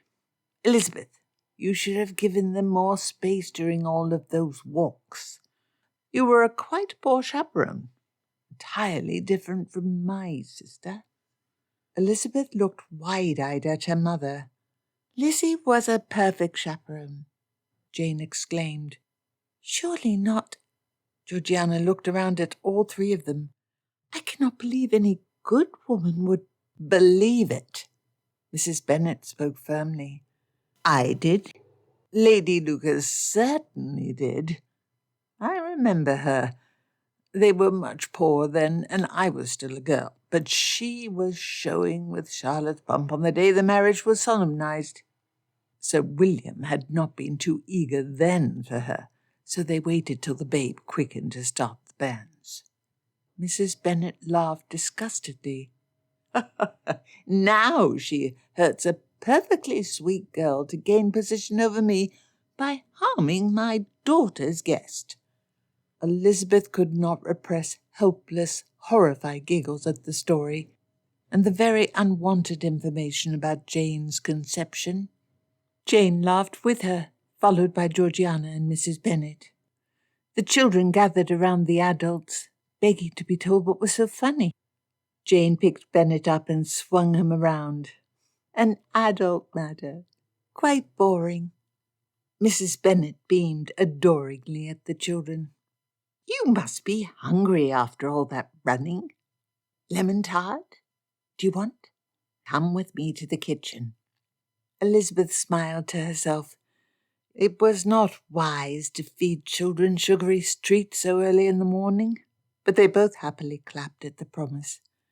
Jane went with Mrs. Bennet, but Georgiana hung back, and from her expression, Elizabeth saw she wished to say something to her alone. Mr. Hume hopped onto Elizabeth's lap. Georgiana folded her hands together and looked to the side, demurely sitting in a graceful curve on the sofa. Elizabeth smiled encouragingly. "The 2 of us, we shall be good friends." You could see I frightened when your mother suggested a large group. Shyness is no reason for shame. Georgiana smiled and ducked her head. I cannot even correct servants when they are wrong for fear of giving offence. Elizabeth laughed and slowly petted the lightly purring cat on her lap. Good servants can be dreadfully hard to correct. Georgiana smiled, but she then gripped her hands tightly together and twisted them around. Out with it. Out! What is on your mind? Elizabeth smiled comfortingly. You quarrelled with my brother again, Georgiana said. Ah, please, I wish us to be dear friends as well. Fitzwilliam is so good. Do not smile with that doubting manner. He is. Elizabeth replied in a philosophical tone. What is goodness? My fault put you at odds. He was in an ill mood after Sir William banned my attendance. I insisted he attend the assembly nevertheless, and you need not defend your brother. His behaviour and opinions are his own. He was so angry I'd been refused entry. I do not even desire to go to a ball. Not much. I would only like to watch one once. A dancer's set with Fitzwilliam. Pray think kindly of him. I blame him no longer for the night of the ball. Yesterday he irked me with no excuse of ill temper. Georgiana blinked at her. Elizabeth buried her hands in her cat's dashing fur. Mr. Darcy had infuriated her. I do not approve of his attitudes towards our fair gender. How can you not? Fitzwilliam is the best, kindest, and noblest gentleman in the world. He will do anything for me. I was ruined, and he did not throw me off. He allowed me and Anne to live with him. He has given up so much, and the shamefulness of our presence has kept him from marrying. Him? Wish to marry? Oh, he is always so kind, so willing to spend time entertaining me. He always gives up his own pleasures for my sake. He is the best. He, like you, deeply dislikes oversized social gatherings, and he suffers the profoundest annoyance in the presence of too many women. He is convinced we are only desperate to catch a wealthy husband. This is not a matter of conjecture. He told me, direct. But you shall not succeed. You worship your brother. But he is a man, and he has shown his feet of clay to me. You shall not convince me he is an angel, spirit, or Grecian hero. Georgiana sighed. He is the best of men. You misjudge him. He holds you in close affection, and he has supported and cared for you for many years. Your affection is natural. I freely admit he has virtues. Then why do you dislike and argue with him? My dear Georgiana, this is a misapprehension. That two persons argue with each other does not signify that they dislike each other. But you do dislike Fitzwilliam. I am undecided. There is much for a sensible woman to dislike. You will like him eventually, if you are undecided. Mr. Hume reached his soft paw up to bat Elizabeth's face, bringing the scent of his clean-licked fur to her. She shrugged. Maybe Georgiana was right. Maybe she already liked Mr. Darcy, despite his deficiencies. A very handsome man. You will come to see how he is sweet and loving. The treatment society gives me has made him cynical. I doubt very much he ever had friendliness for women outside intimate circles. Your brother is a clever and well-read man, and he absorbed the foolishness male writers attribute to women. And a man who combines such a fine person with such a fine estate must have been pursued avidly by women since he has been in society. The genesis and genius of his distrust. I was not able to control my passions. A child without her guardian, and you detached yourself from Wickham before he gained your fortune. I deserve no credit. You misunderstand. I learned Wickham's character, and that I would be miserable with him, and that he loved nothing but my wealth. His mistake was only not to continue the charade until we had been tied by marriage. I do admire you, and today you are no unguarded child. You are a woman, full of sense and sensibility. What do you mean? Your brother said you could never make a good choice for yourself. Not because your past makes him mistrust you, but because you are a woman. He said directly I would be as incompetent as you had been if I formed a passionate attachment. Fitzwilliam said that? About you? He did. But I promise I shall strive to see his better features. Many virtues are in your brother. I demand in exchange that you look in yourself and see the virtues and sins you possess. Learn to trust yourself in matters of importance. I could never go against my brother's wishes. One day you will wish to marry, and when that day comes, you must choose your own happiness, not him. I never will marry. Absurd to imagine.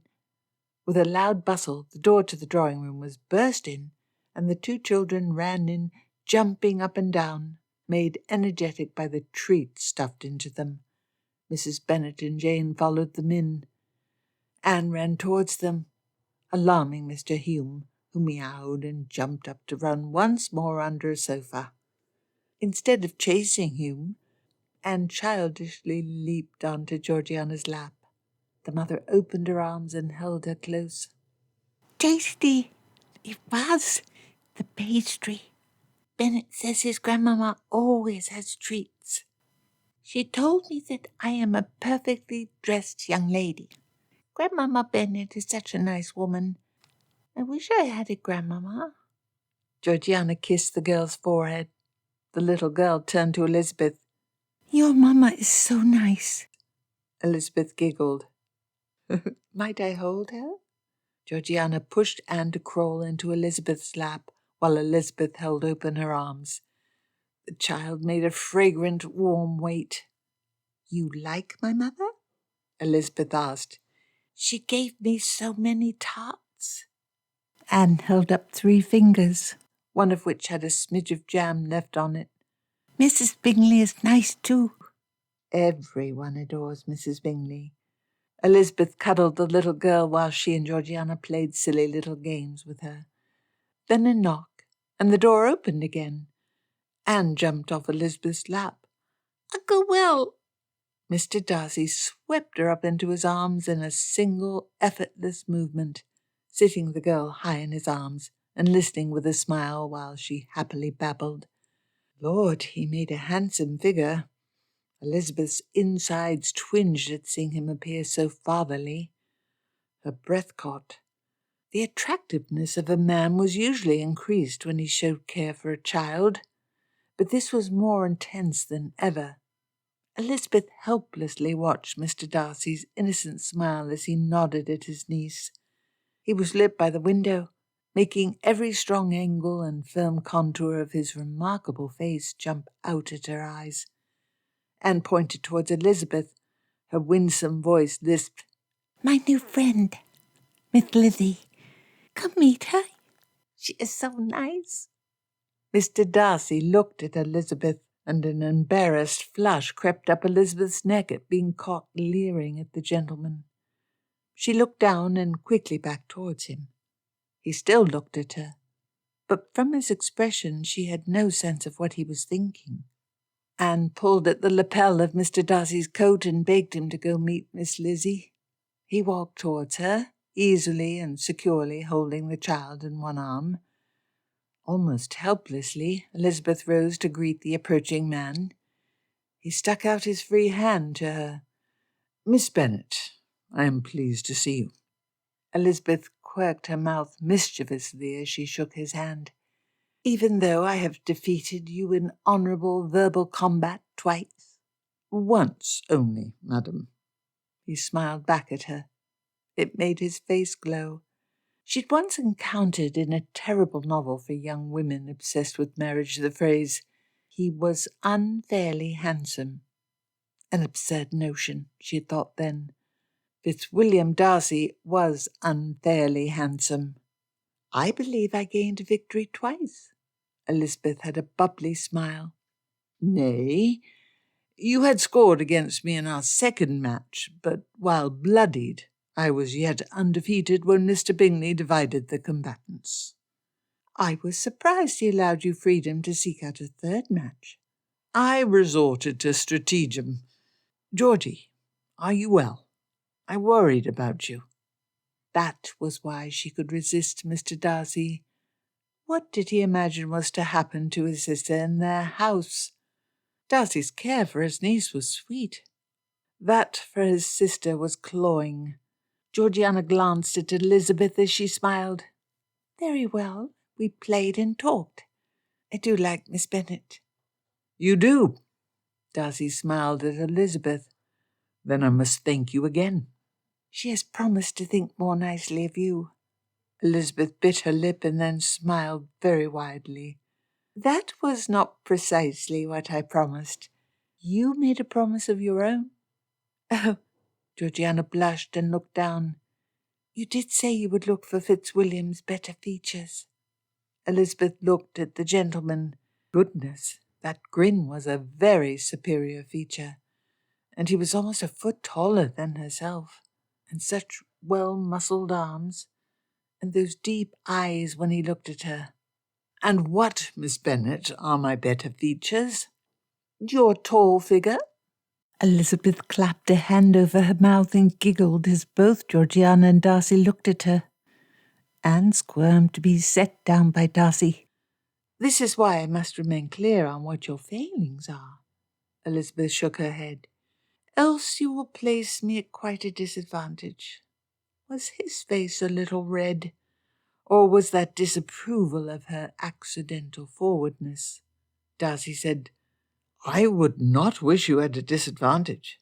You would. He intently studied her and said in a low, vibrating voice, Perhaps I would need you at a disadvantage if I were to best you. No wonder Wickham had turned out so charming with this as his competition. Despite his rudeness and every other failing, she was fluttering. You hope for us to engage more often? And for me to win. His voice was soft. Then you will need every advantage. I know. You do not reason much better than the usual for an educated man. And you reason exceptionally well for a learned woman. I detect the scorn in that. You do not approve of too much learning in a woman. Here you defeat me once more. I always considered learned women to lose some part of their feminine grace and charm. Miss Bennet, you possess every feminine charm. Elizabeth's face flushed at the way he said that. She would soon be at a terrible disadvantage. To be able to look away from his magnetic eyes, she gestured to the couch, and they all sat. I will not let you gain my good graces through flattery. Elizabeth sternly wagged a finger in front of Darcy's face. I do not expect to be in your good graces, no matter how I might wish to be. A man who does not believe in learning in a woman. I am the most learned woman of my acquaintance. I must take that as scorn against me personally. There was a soft smirk on Darcy's face. It does strike against you. Fitzwilliam? Georgiana said in a cautious voice, evidently a little confused by the conversation. You must not, Miss Bennet. He does not mean he disapproves of learning. He has always encouraged me to study and to do anything I might to improve myself. Oh ho! What knowings are admissible to the tender, weak, and easily influenced mind of a female creature? Darcy began. We both admit men are not always paragons of reason and virtue. I freely admit that. He smirked at her. There was a long pause as he tilted his head and studied her. Elizabeth felt something in the air between them, something that ignored the presence of his relatively young sister sitting between them. Surely you acknowledge women do not have the same spark in their souls as a man. A very clever man will always be more than a very clever woman. The great poets, scientists, philosophers, statesmen, they're never women." Elizabeth growled. Infuriating man. To flirt with her and then make such a stupid argument. Women are not given opportunity to grow and display our talents. You know that means nothing. We are expected to live dull lives of useless dullness, and your premise is false. False. The Greeks agreed that Sappho was amongst the greatest of their poets. One name? His eyes were light. There was some spark in them. Besides, she threw herself off a cliff over the love of a ferryman. Spurious story. Invention of those men who despise female poets because their fragile pride cannot survive if men are not superior in all areas. Suicide and immorality. Her, Wollstonecraft. Other women with too much learning. You will not convince me it is well for your sex. Wollstonecraft, the first refuge of every gentleman with a desire to mock female learning. She wrote proper education could overcome the passions, and then was driven entirely by her passions to 2 attempts at suicide and an illegitimate child. She had need of a firm hand from a gentleman who cared for her interests. Darcy smirked. You cannot accuse me of speaking of that which I have not studied. I read the Rights of Women. Bravo! Elizabeth rolled her eyes. Wollstonecraft's advice to reject passion seems to be of a piece with your attitudes, not of mine. You learn too well from her philosophy. A wise person will find a union of passion and reason. Women cannot. Men can. One day you too will find yourself victim of such imprudent passion, and with nothing but your reason to defend you, and your reason will fail. When we talk in possibilities, anything is possible. But in actualities, women are more easily driven by their passions than men. I oppose to you Shakespeare, Othello, Macbeth, Romeo, and Bottom the rude mechanical. Men driven into error by their passions. Bottom? The one turned into an ass? Darcy quirked his mouth. Unfair. Shakespeare is no historian. Then I offer you that low creature beloved by history, the common politician. If all the great statesmen and philosophers are men, so are all petty politicians, dishonest lawyers, and gentlemen wastrels. Fitzwilliam, Georgiana asked, are you attempting to provoke Miss Bennet? Darcy's mask broke, and he blushed and looked down and rubbed his sleeve. He opened his mouth and closed it. When he looked up, Elizabeth met his eyes steadily and in a twisting sensation that caused butterflies to flutter upwards from her stomach into her chest and throat. She realized he was intentionally provoking her. He admired her, but had not learned that annoying a woman did not lead to her heart. Or could it? A very handsome man. Oh, Georgiana exclaimed and blushed. Darcy and Elizabeth blushed as well. Anne poked Georgiana, wanting more attention. Hoping to look maternal, Elizabeth stretched out her arms in offer, and the girl let Elizabeth sit her on her lap. What do you really think, Mr. Darcy? Are you convinced my mind is inferior to yours? Plato sports that notion, but we shall never be real friends if that is your considered belief. No, not like in the Republic. He glanced at Georgiana and said in a lecturer's voice, Plato had the notion that men and women were alike in all important respects, except women were at all points inferior. A woman could do anything a man could do, but not as well. He was wrong. A woman is a different sort of being than man, not an inferior variant of a man. Miss Bennet, you cannot believe men and women are the same, that we have the same pattern work of strengths and virtues. No. Elizabeth frowned thoughtfully and rocked Anne back and forth. You claimed a clever man will always be more clever. That offends me. That is not where man's superiority lies. Where then is man superior? Elizabeth laughed. Oh, no. I will not reply to that. You hope to deny male and female difference? In mental points only. The physical differences are obvious. I celebrate them. She boldly let her eyes admire his person. With a smile, she looked back up to meet Mr. Darcy's eyes.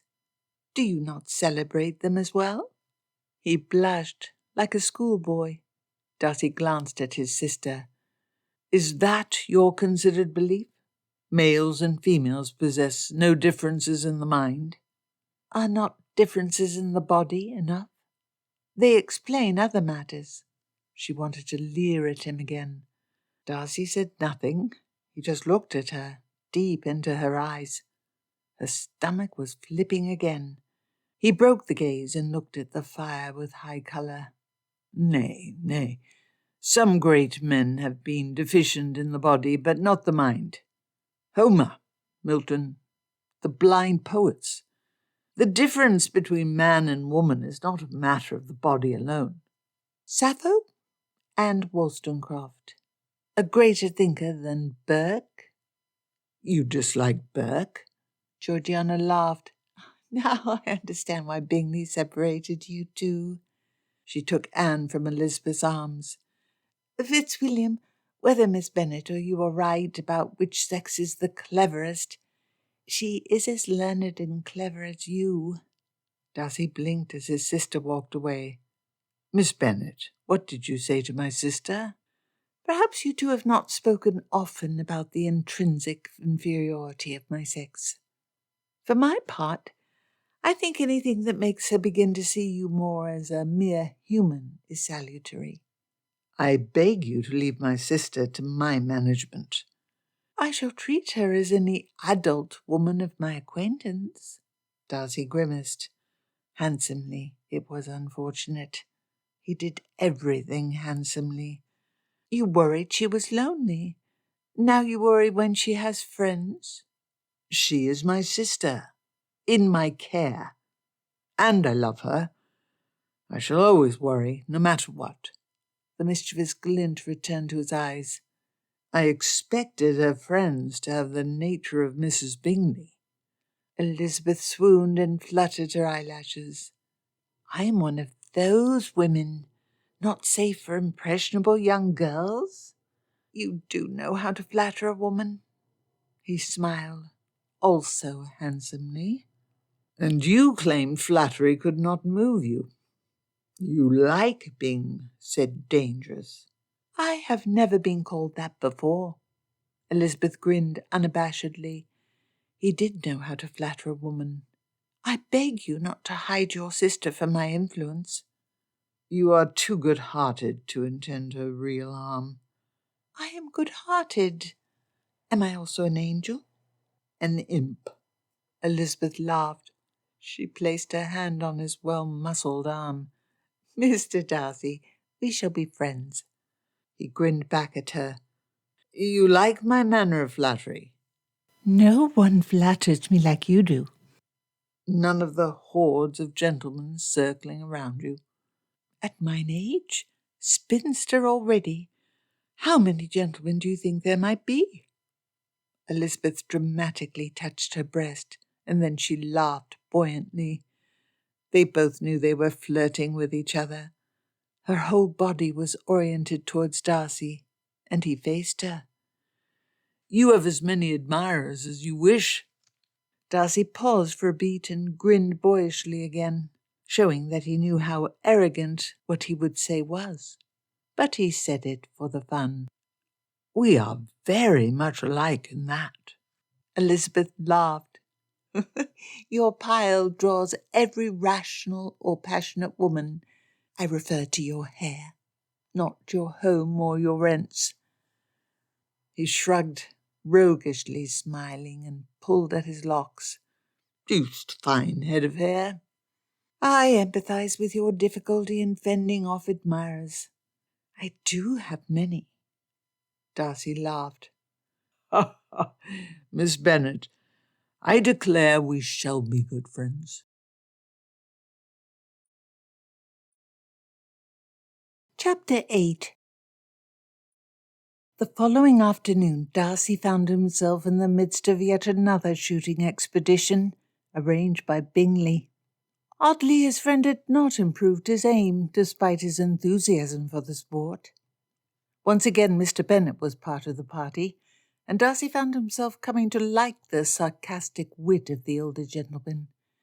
During the course of their shooting, Mr. Bennet said, "My daughter declares you declared yourself amiable antagonists." "We certainly declared no truce," Darcy replied as he pushed the ball down the long gullet of his hunting rifle. "That would not entertain, and she has too ill an opinion of my opinions. What are your real opinions? Can women never be so clever as men?" My rejoinder shall please neither Miss Bennet nor, it is my sad suspicion, you. Your daughter holds that it is a matter of circumstance. Women experience different modes of education than men, so they develop their faculties in a different manner. This determines the differences in accomplishment between the sexes. I confess the ring of plausibility is present. You do not believe it? No. Darcy shook his head. Bingley called out, "Take a break from your argument. They're about to flush the covey." Both gentlemen lifted their fowling pieces to their shoulders. They waited alertly, and with a squawking flap the birds burst over the tree-tops, seeking a safe height.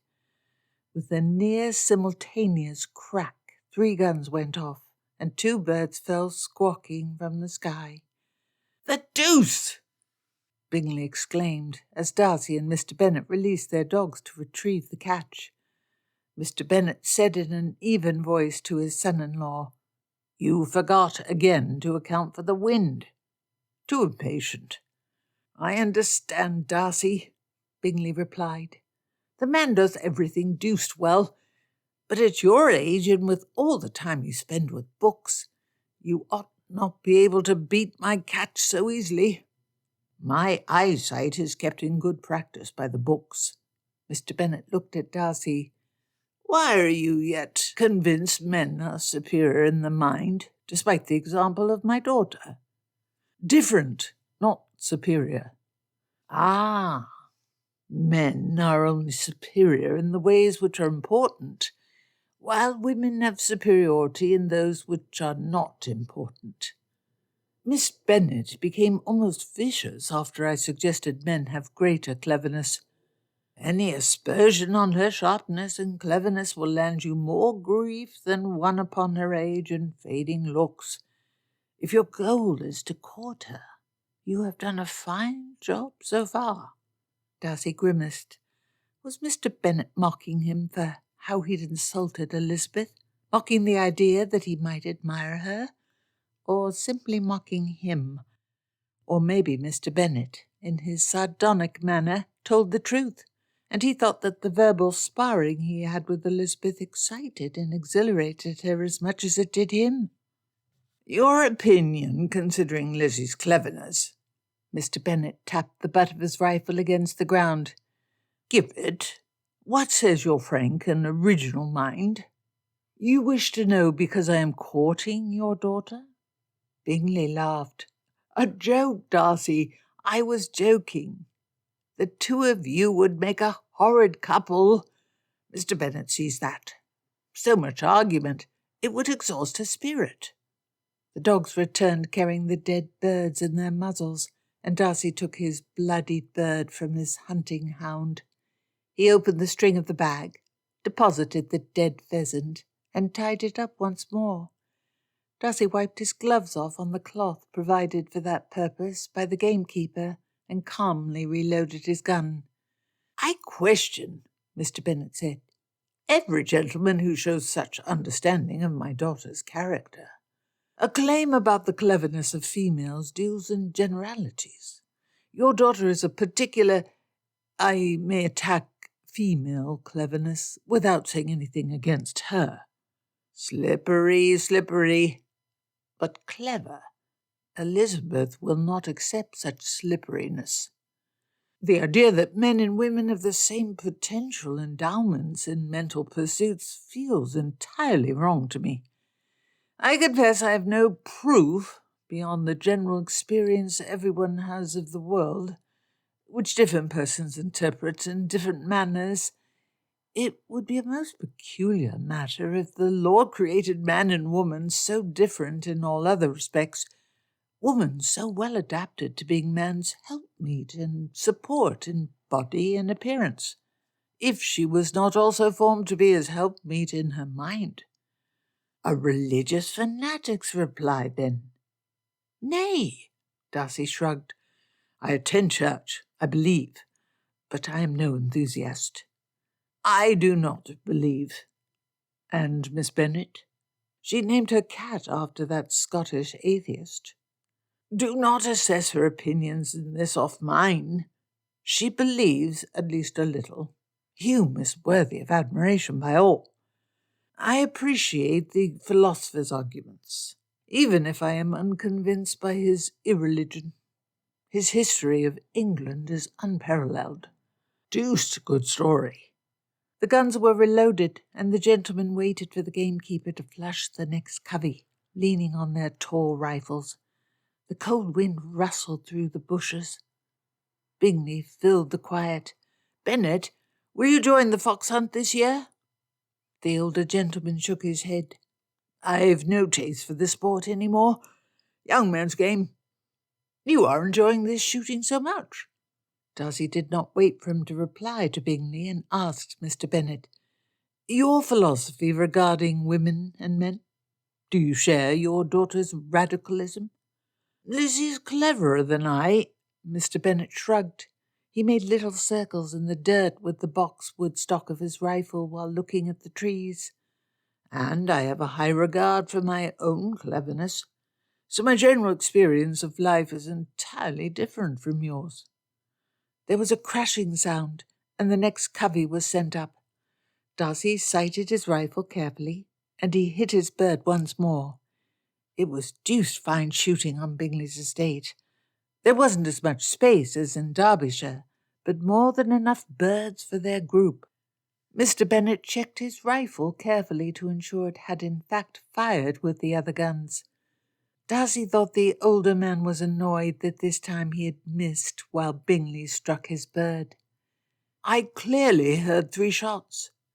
Yes, I am satisfied it is unloaded. Mr. Bennet pointed his rifle at Darcy. He said in a surprisingly intimidating manner, Be warned, my daughter will always expect to have her will indulged. Darcy stared down the gleaming dark metal barrel of the unloaded, he had heard 3 shots, rifle. I agree, she is very willful. I raised her that way. Mr. Bennet punctuated his statement by thrusting the rifle forward. Bennet, Bingley was half torn between laughter and concern. Darcy isn't courting Elizabeth. Our man here would never want to argue with his wife. He likes command too much. He knows Lizzie is willful. He likes my Lizzie. I watched her eyes the day past.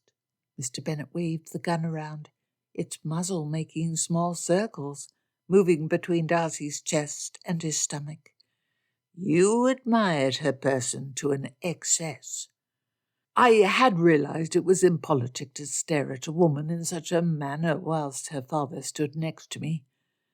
This is an extravagant reply to my stare. Now you claim I should care less than I do for my daughter's welfare?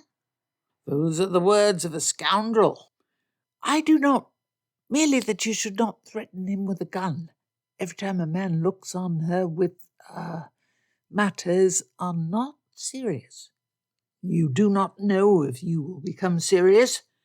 Do not decide speedily. I am not worried about you hurting her. and I feel no requirement to defend her honour. Lizzie can protect her own heart, and you are an honourable man." Darcy looked at the rifle. It was unloaded. "If I am an honourable man, why, the deuce!" Mr. Bennet wildly waved the gun and pointed it at Darcy's face. "Women do not exist for us. They have their own ideas about matters. If you cannot accept that you have no business marrying, and if you do not desire a wilful wife, content yourself with unguarded leers at my girl." "You take this matter too seriously," Darcy replied, unsure whether this was no more than a joke from the odd gentleman. "By waving an unloaded gun, which you have seen discharged, at your chest. That does not, to my surprise, entirely undercut the menace of an angry father threatening the unwanted suitor. I confess ignorance of your purpose." Mr. Bennet laughed and set down the gun. He waved their worried attendant forward to help him begin to reload his gun. "I said my piece." Darcy shrugged and finished reloading his own gun.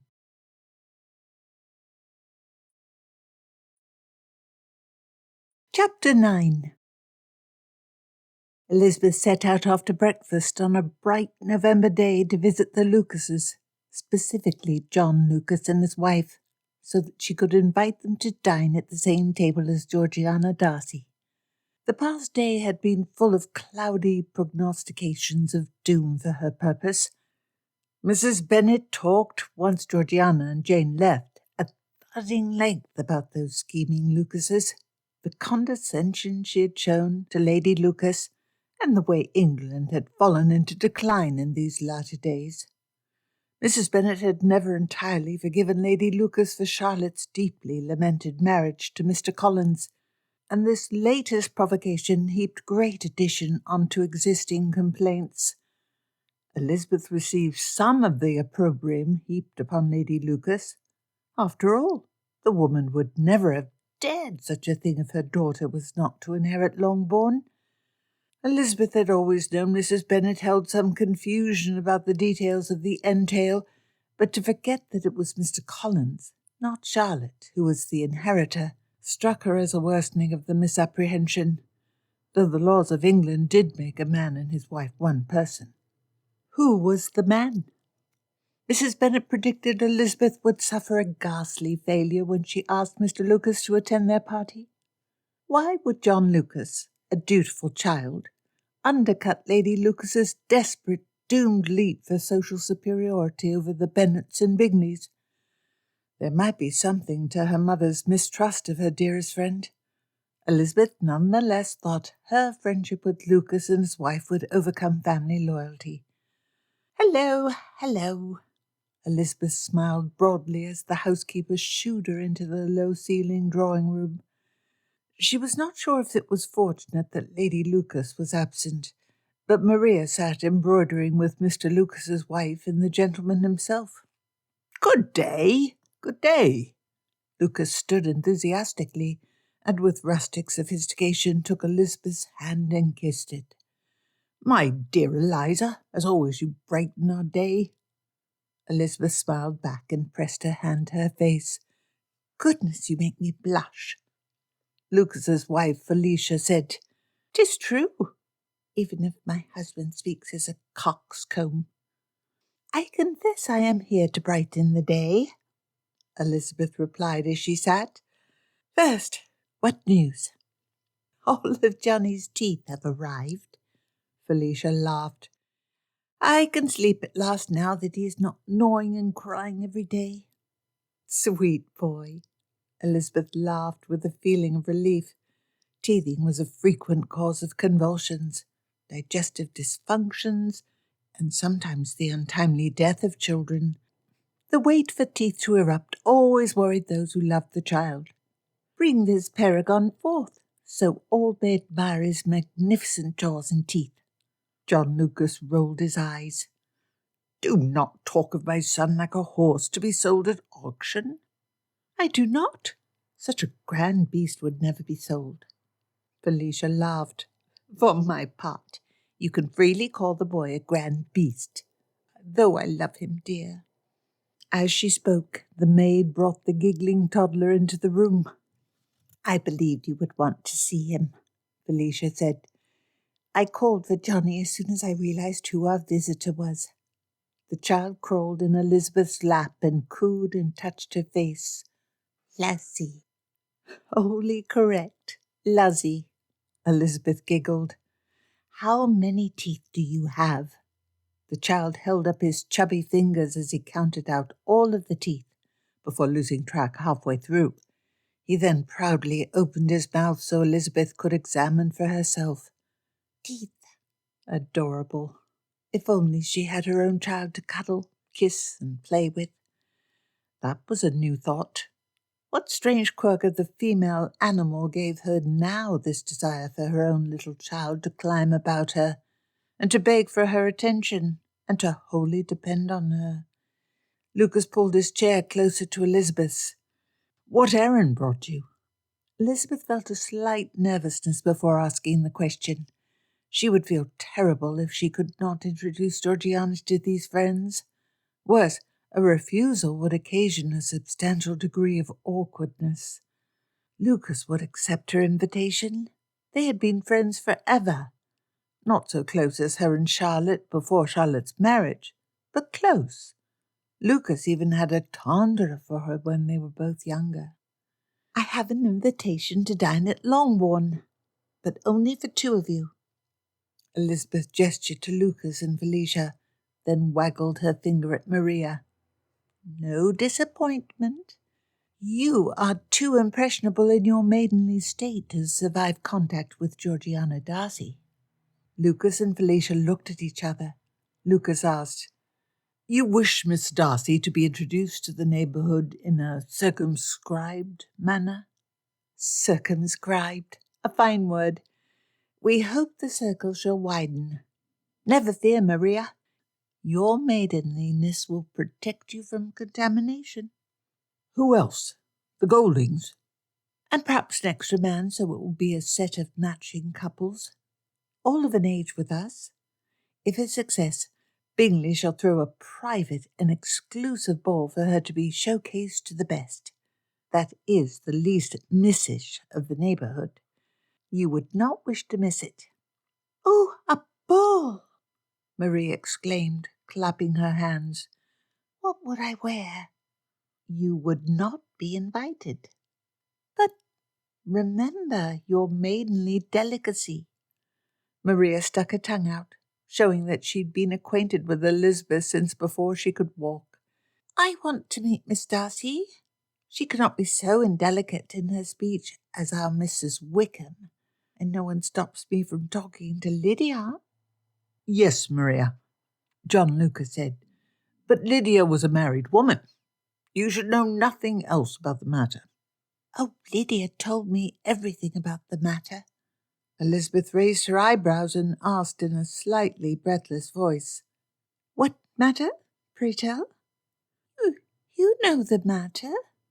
Maria blinked a little helplessly, plainly having not expected to be questioned on the matter. "I know nothing of the sort." "Which matter?" When 2... Maria blushed and looked at her brother and his wife before looking down. "The matter." Elizabeth seriously nodded. Maria said accusingly, "You are teasing me." "She always is," Lucas replied for Elizabeth. "I shall talk to father about reducing the circle of your acquaintances." "It is a matter too late." "It is a matter too late," Elizabeth replied, giggling internally at using the word matter. "Ignorance of the matter cannot be regained." "I want to go to the ball." "There are never enough balls. The neighbourhood is too small. I wish I'd had a season in London." "Do not worry." Lucas patted Maria on the shoulder.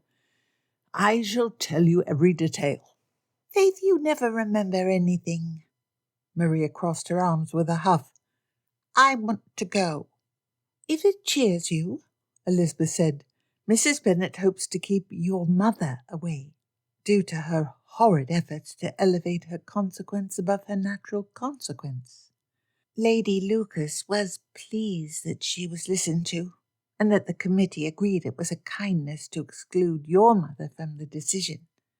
Felicia wryly shaped her lips. But it was entirely done in kindness. She was being kind. Lucas pushed his wife's arm. You and Lizzie always seek hidden motives. It was right to ban her. No matter how good of a girl she is, a standard of decency must be maintained. I am my parents' child that far. This is Hertfordshire, not London, where anyone might do as they please. Not in London I visited, Elizabeth replied with a quick laugh. Lucas rolled his eyes, but there was also that squire's mulishness about him. Elizabeth suppressed the desire to argue that Georgiana should have been permitted to attend the assembly. It was wrong, of course, what Georgiana had done, but not such a terrible sin. Elizabeth recalled what Mamma said about Lady Lucas being advanced with Charlotte when she married. I will not argue with you, but even if she cannot be expected to be treated as an ordinary young miss of 20, even if you think she should be kept away from girls such as Maria, our Lydia is the one who should be removed from contact, as proven by our conversation here. If you believe there is no harm in Miss Darcy, I trust you. So long as such contact is limited and private, not intimacy or showing particular attention to Miss Darcy, I would not hesitate to allow Maria to meet the young lady. With that, Elizabeth knew she had her old friend. You mean you do not think she must be kept from all the impressionable young women? It is the men I worry for, Lucas replied solemnly. She might make a great impression on the bachelors with her loose ways. And her 30,000. And yet greater impression with that.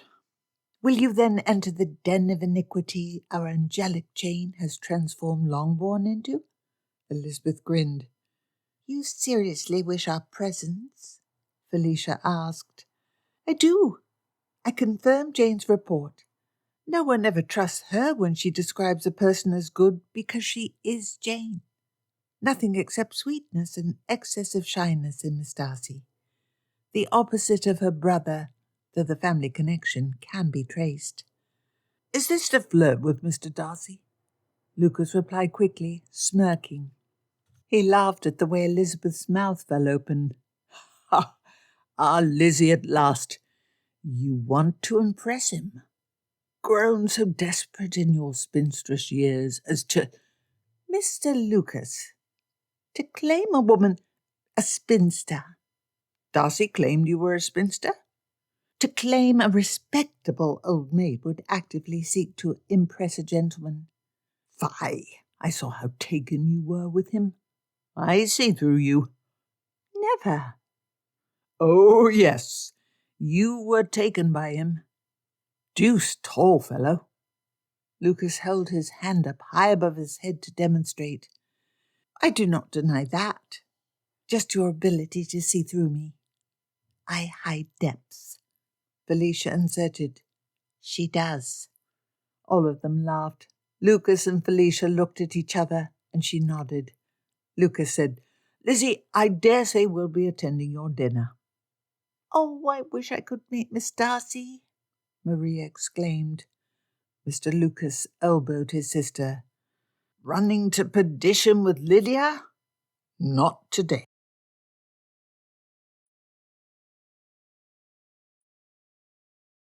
Chapter 10.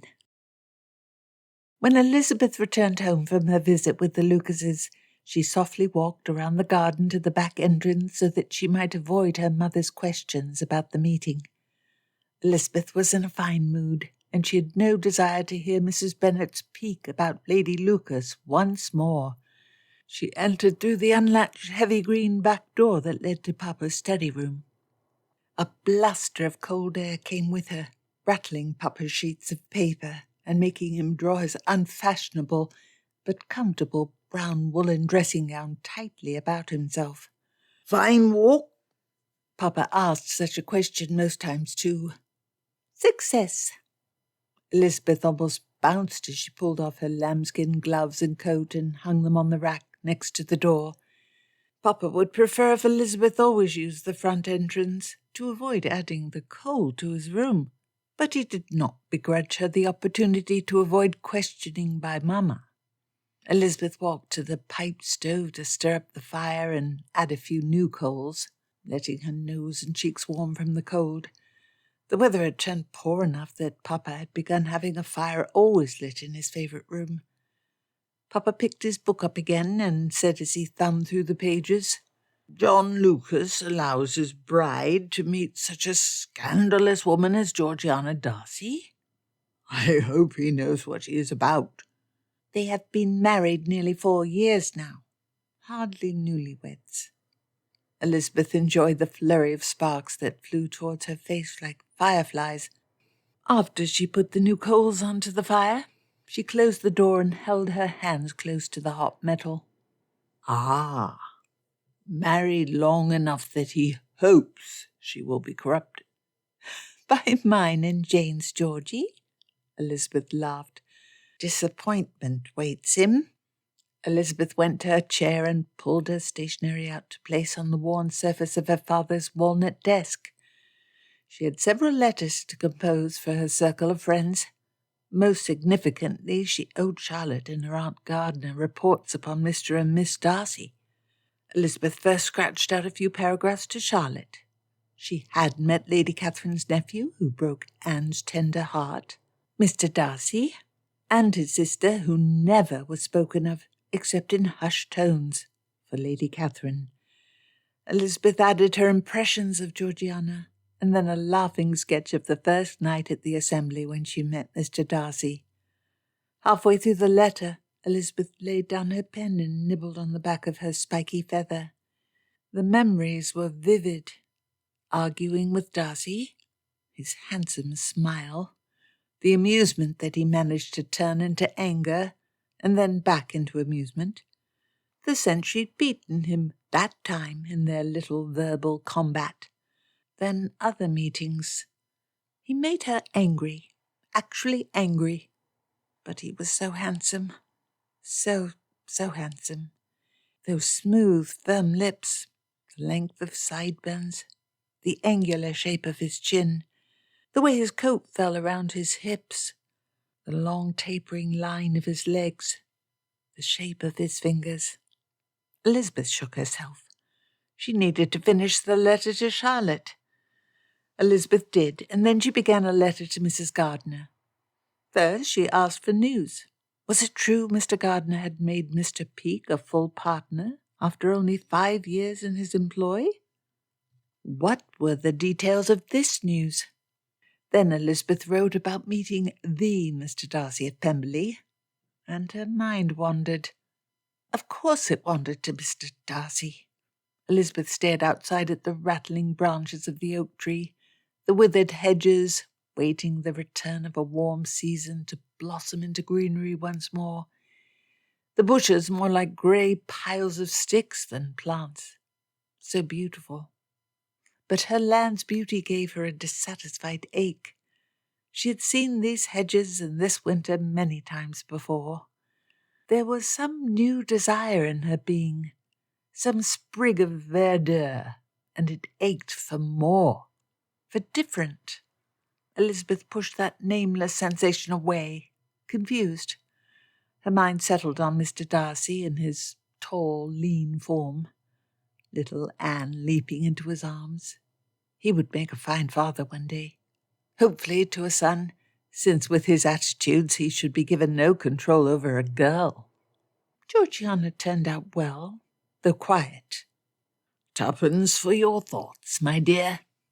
Elizabeth startled at her father's words.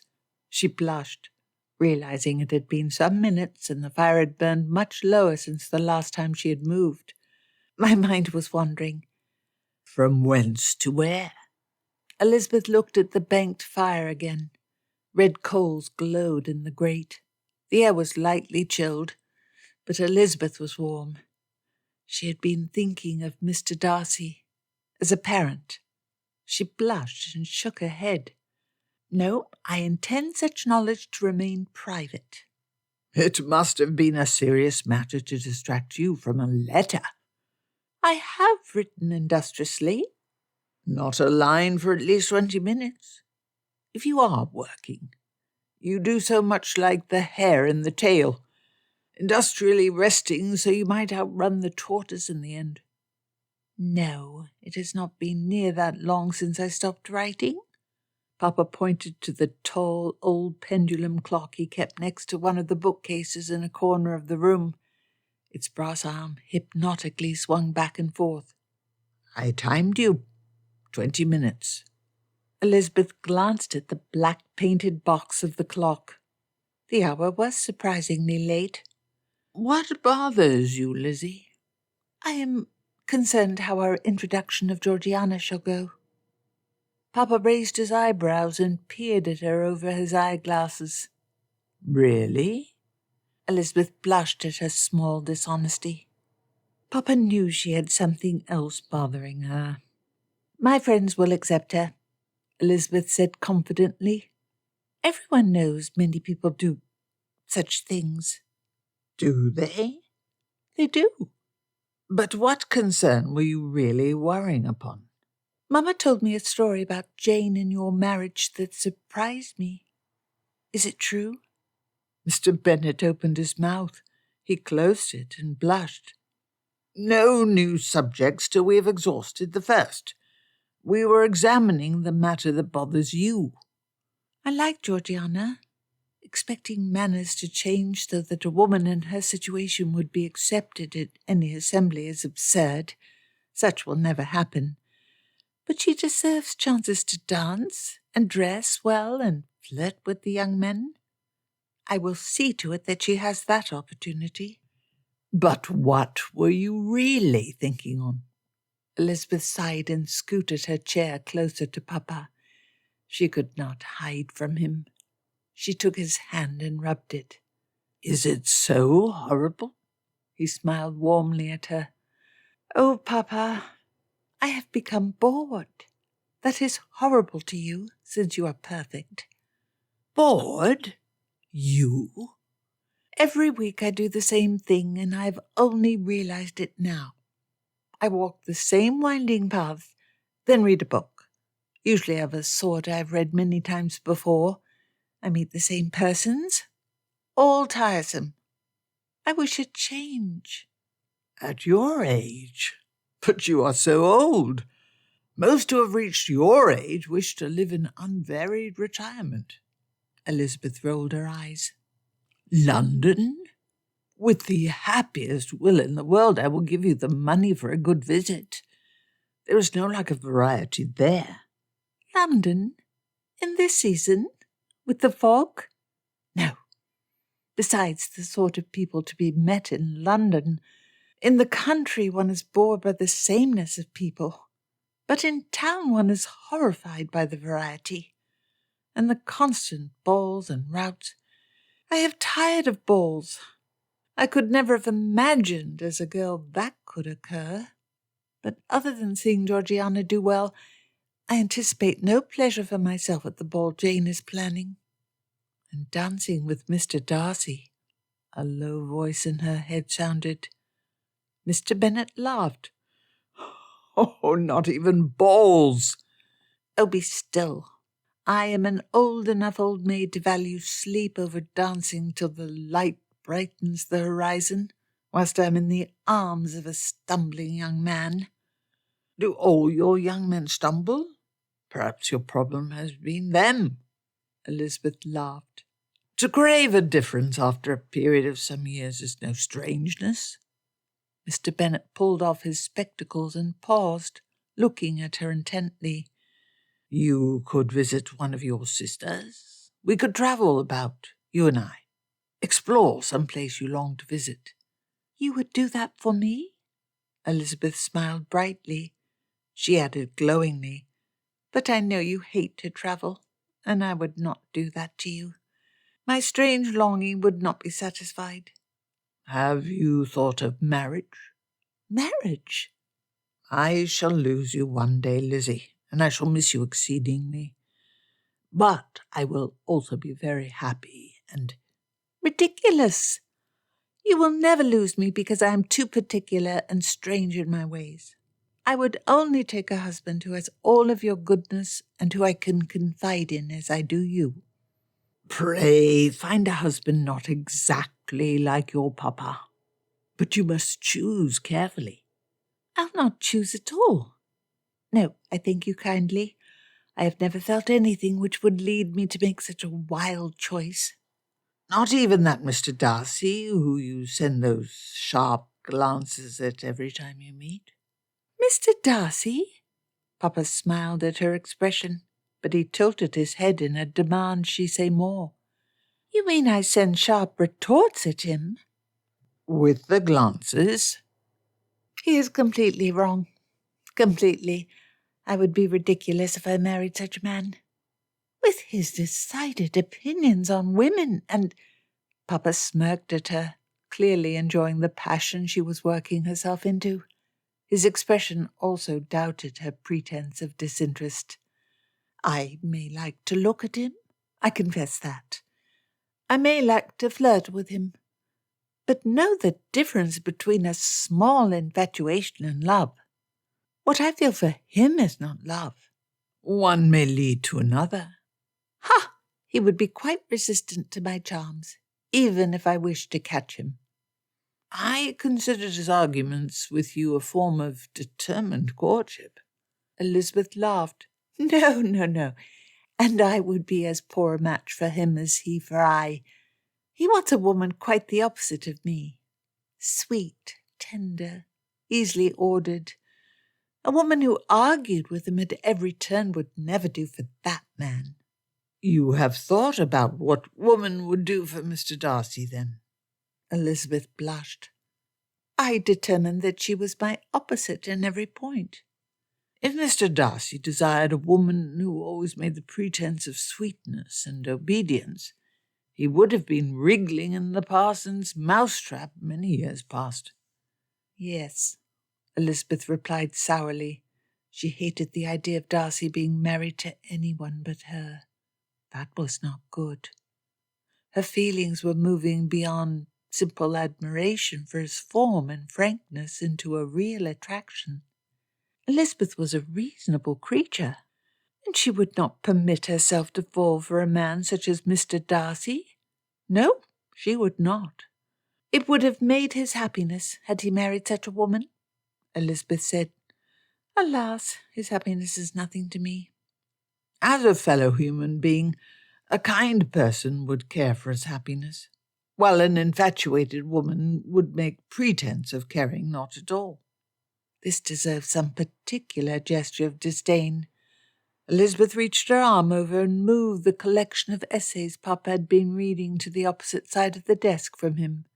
Then, for emphasis, she softly placed it on the ground. Lizzie, Papa replied with a mild, mournful tone. I confessed already a small infatuation. No need to tease me further. He shrugged and smiled. I am too wise to be trapped. Lizzie, I beg you not to depend upon your wisdom. You have never been in love, and— Not this. I hear enough of how a woman in the grip of a passion cannot reason from him. Reason always thinks itself reasonable, while it justifies the hidden reasons of the heart. Elizabeth picked up the book and handed it back to her father. At least, Lizzie— He waited to speak until she looked at him. I beg you to be in no hurry to know either your own or his heart. Do not make any enduring decision in haste. I promise. Papa's expression relaxed. He smiled at her. Back then to books and letters. If you want to travel from Longbourn, anywhere, tell me. Funds and my presence are on call. That is the sweetest. Elizabeth patted her father's arm. You will always be my dearest man. Will I? He had placed his spectacles back on, and he now tilted them down his nose and smirked at her. always.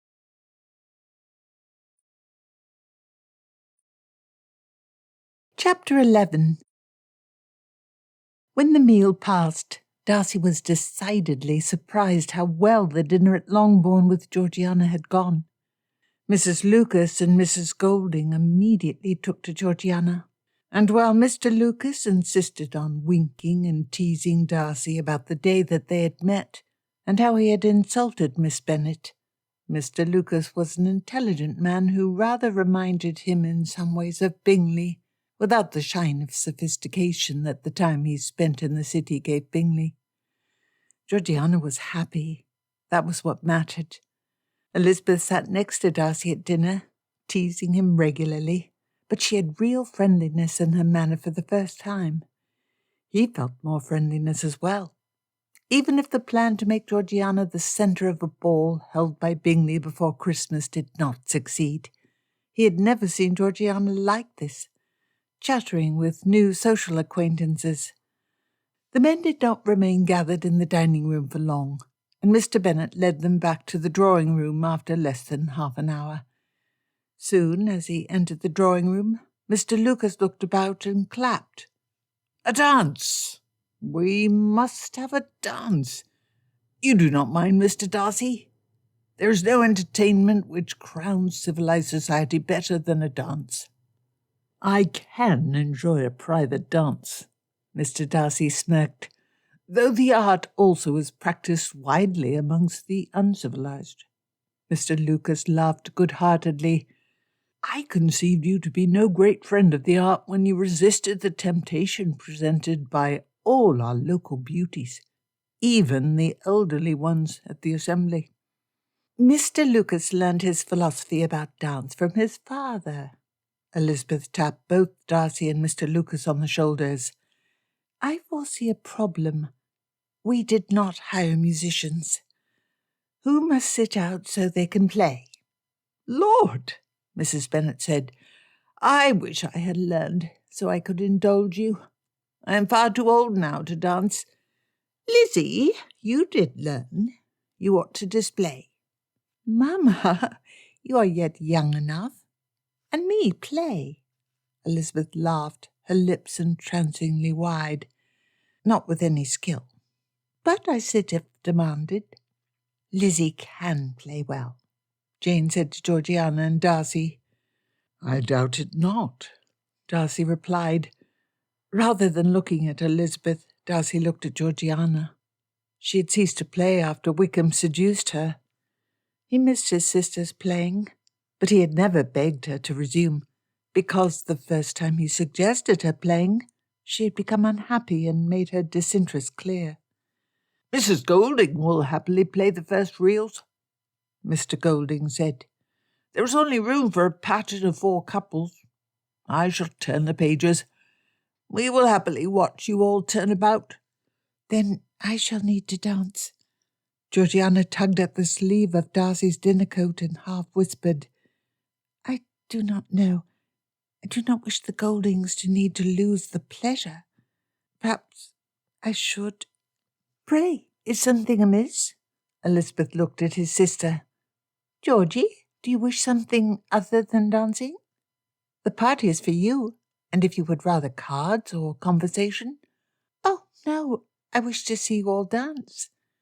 "That would hardly make me a good host, if I permitted you to sacrifice your own pleasure. Besides, Francis must sit out to play the piano." Georgiana stared at the pattern of twine flowers and leaves in the rug. Elizabeth added, "We need you for the pattern. It should be cards otherwise." "I cannot dance in such a group. I never have." Mrs. Golding smiled kindly at her. "You must, for it shall be a great disappointment to us all if you do not." Elizabeth looked at Darcy. He somehow understood what she wished him to do, and he felt an odd annoyance. He'd hoped to ask Elizabeth for a dance, but if they continued for a few sets, he would get his opportunity. "Miss Darcy," he formally bowed to his sister, "pray, I beg you, it would be my deep delight if I might have this first dance tonight from you." she giggled. "It would be an honour, fair gentleman." She smiled a little more confidently. "Though I have danced with you before, so it shall not be such an adventure." "Never in company." Georgiana rose and took Darcy's hand. The other couples arranged themselves into matched pairs, while Mr. Bennet and Mrs. Bennet sat benignly on the chairs that had been cleared to the side, and Mrs. Golding seated herself with a graceful gesture upon the piano's dark black varnished bench, with her husband next to her, smiling and arranging the white sheets of music. With a flex of her wrists she started a pretty rollicking Irish air. Despite his concern for Georgiana, Darcy could not stop looking at Elizabeth. Her rich, healthy brown hair bounced in time to her athletic steps. There was such gracefulness in her movements. When the set was done, Georgiana laughed and smiled. That was a delight. She immediately sat down, losing the opportunity for any of the other gentlemen to ask to switch with her. Seeing that this only left 3 couples, which was not enough for the pattern, Mr. Bennet pulled Mrs. Bennet to her feet from where they had sat and watched the first set. "You shall not escape the dance, my dear." "Oh, Mr. Bennet, at my age—" "You are yet a fine-looking woman, and I have not forgotten entirely how." Darcy had not marked Mr. Bennet as the sort of man to push himself and his wife to dance, but this definitely freed him from a need to partner with Georgiana for the second dance. He bowed to Elizabeth and asked her hand. Mr. Smith, who had danced with Elizabeth during the first set, also sat down. He was a man whose wife was away for a long visit to her declining mother's bedside, and who had been invited to make up a full set of couples. Elizabeth took Darcy's hand. Mr. Bingley and Mr. Lucas switched wives for the set. Darcy and Elizabeth stood, with his hand in hers, only their gloves betwixt their hands. Darcy felt giddy and odd, like a lad who had conjured the courage to ask a girl he'd been fascinated by for the month past for her favour. Mrs. Golding began a melodious English tune. They danced the cotillion. At last he was dancing with Elizabeth. He was lost. Her hands, the spinning, the way they looked at each other. There was none of the comparative privacy of a large ball in this small pattern, and Mr. and Mrs. Bennet were among the couples. Darcy was not sure what to say. "Come, Mr. Darcy, we must have some conversation." Elizabeth grinned at him, her face lit up by the blazing candles. "I agree, and merely delayed to speak as I sought about in my mind for a phrase to begin with that would go down into posterity with the eclat of a proverb." "You did." "I have in the past sought to construct an unforgettable statement as well. No need to worry. One phrase spoken by you shall be heard by posterity. I shall repeat the tale of your apology to me till we are both old and grey." Darcy coughed. Mrs. Bennet said, "I heard you, Lizzie. Do not run on with everyone as you do with Mr. Bennet." "Ah, but Mr. Darcy, he knows I am old." Everyone laughed at her. Mrs. Golding called out, "Laughter?" "No." She began a jig which had them jumping from side to side, until everyone collapsed breathlessly. Mr. Bennet had to retire several minutes before the other gentlemen with a laugh about his age, but Mrs. Bennet paced them till the end. Darcy was surprised by that. Everyone sat on the sofas that had been pushed to the edge of the room to open space for the dancers. What did Elizabeth mean by her reference to his rudeness at that ball? Did it mean she was yet offended?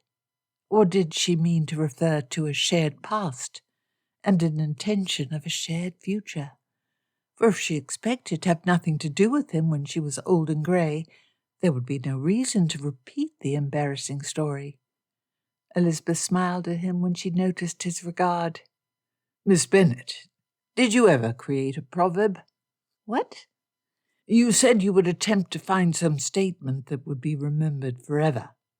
Did you succeed?" Mr. Bennet laughed. "She said things I will recall always." "Oh?" Darcy leaned towards Mr. Bennet. "I would be delighted to hear such stories." "No embarrassing stories. No." "What about when you stole a Christmas pudding?" Elizabeth buried her face in her hands and shook her head. "I cannot convince you to withhold the story." "Are you so pusillanimous as to fear it?" Mr. Lucas laughed. "I can speak of it if Mr. Bennet will not. I have heard the story told several times." Elizabeth groaned.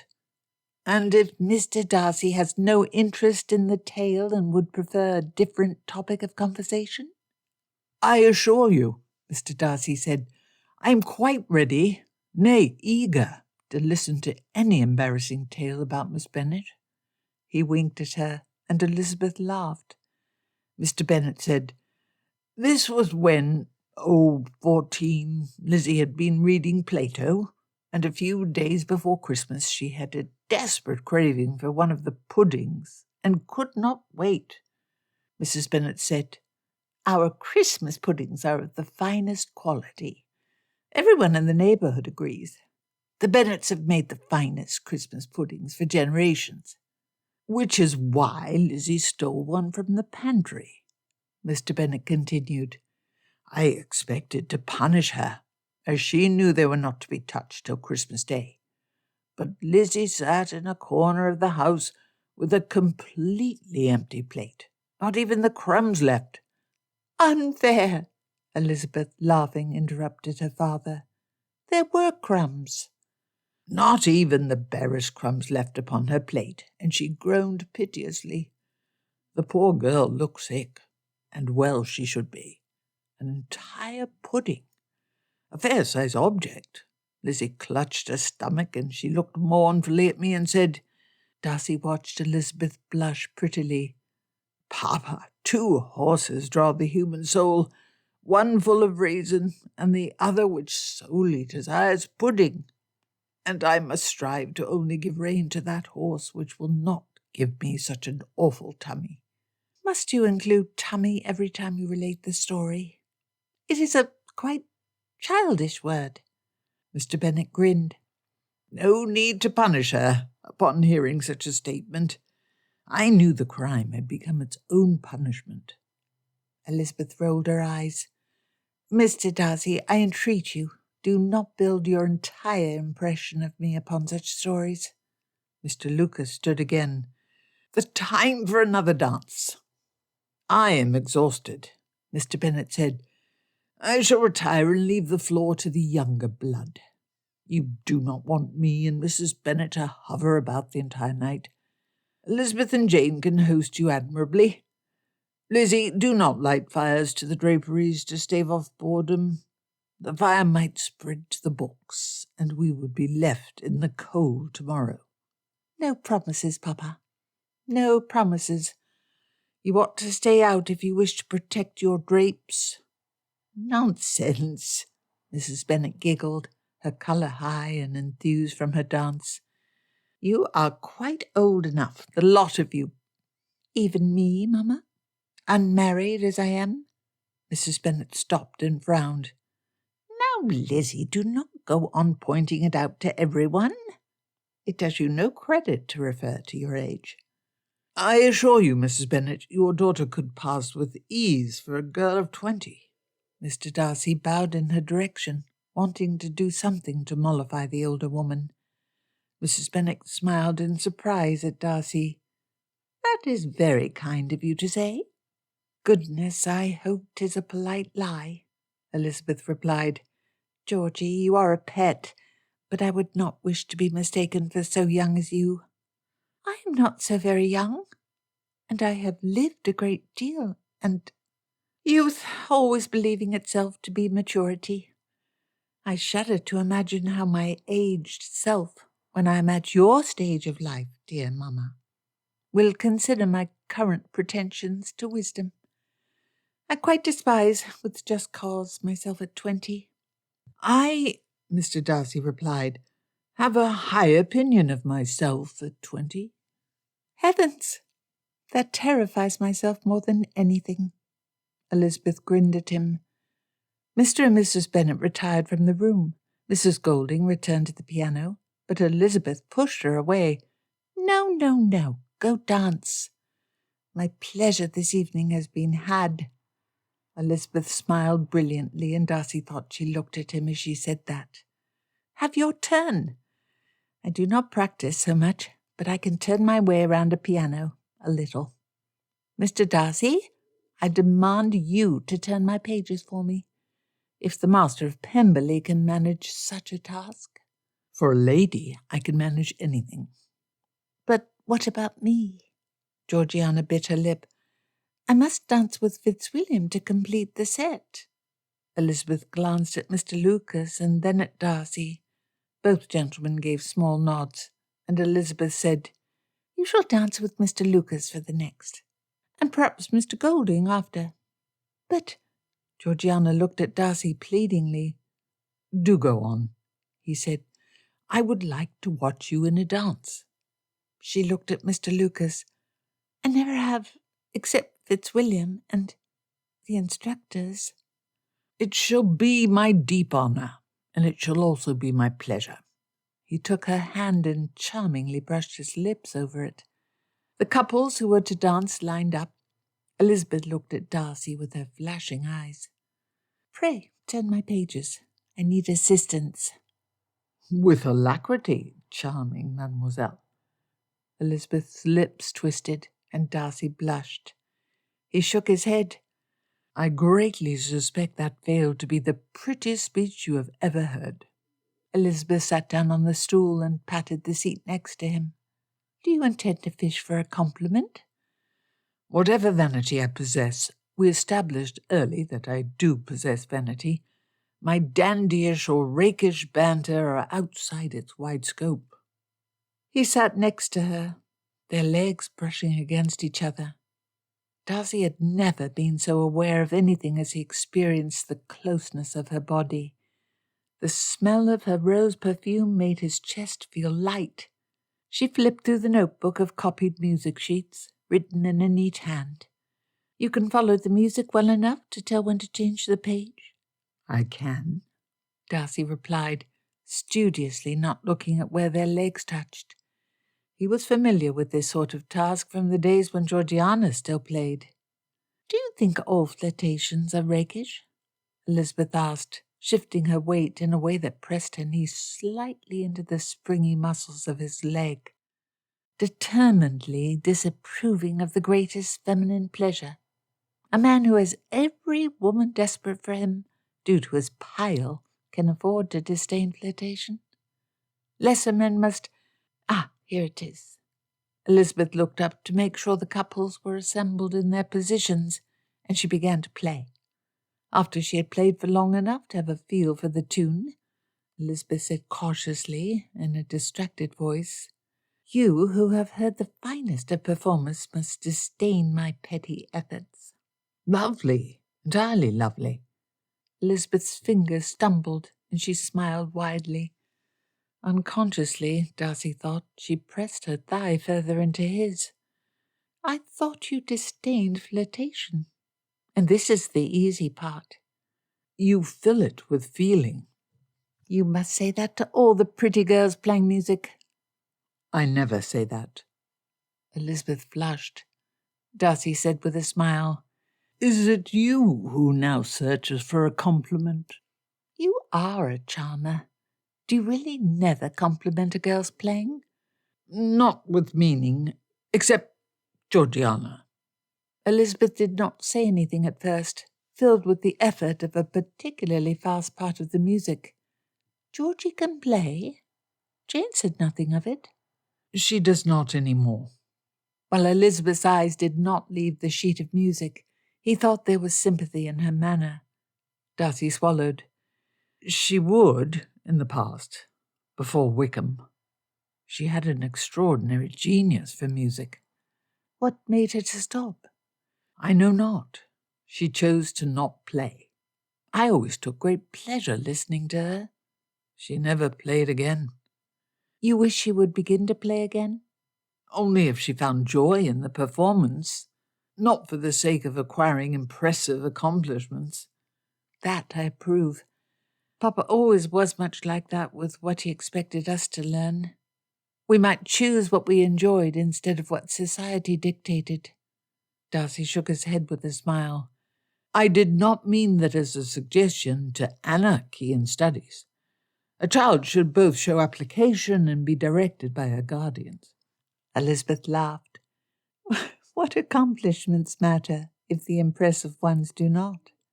A sense of character, firmness to do what is right, care for children, the improvement of the mind through extensive reading. At Elizabeth's mischievous smile, Darcy immediately added, Not Plato, I note. Of course not. But the piano, music is not important except as a fountain of pleasure for the player and the listener. A woman who performs exquisitely possesses no more substance than one who only plays ill. Do you refer to me? Elizabeth giggled, making the tune flounder into misnotes. Bingley called out, Stop flirting with our pianist, Darcy. We need you to keep the rhythm. You can see, said she to Darcy, after Elizabeth had recovered the tune, why I am relieved to hear your praise of women who play ill. You wish me to like you? He meant to say it teasingly, but there was a desperate note to his voice, as though her answer mattered. Her eyes glanced at him quickly, dark and bright and deep. They were aware of each other. They sat close, and her leg pressed against his, and her silky dress rubbed against his wool coat. She would not have begged him to dance. She would not have ordered him to sit beside her if she did not like him. Darcy's heart pounded in his ears. Neither said anything. Darcy watched Georgiana again. She brightly smiled as she was at last able to use her carefully trained knowledge of the art of dancing. She was happy, and he had not been the one to care for her. It is my fault. I realize that now. Elizabeth cocked her head as she continued to play. Georgiana's isolation. I never made the effort to find people who would acknowledge her. You believed it impossible. Darcy flipped the page for Elizabeth. You and Jane proved the possibility. That is hardly your fault. You mean that you succeeded where I failed to try? A failure of imagination is not a moral failing. My duty is to ensure her happiness. She is happy now.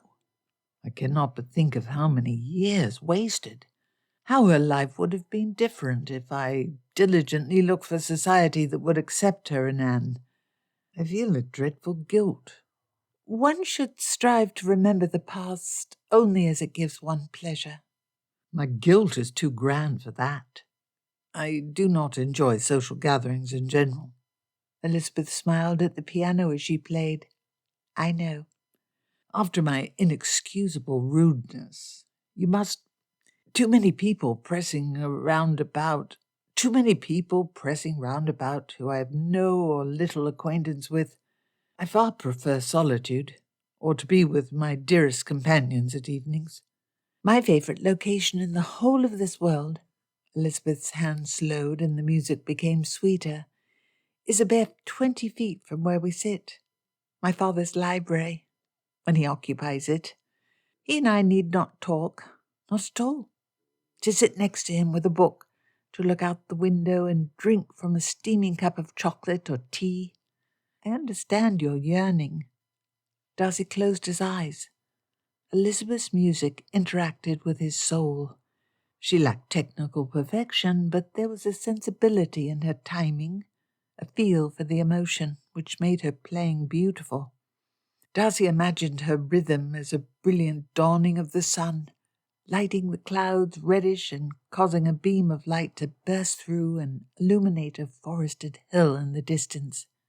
He sighed.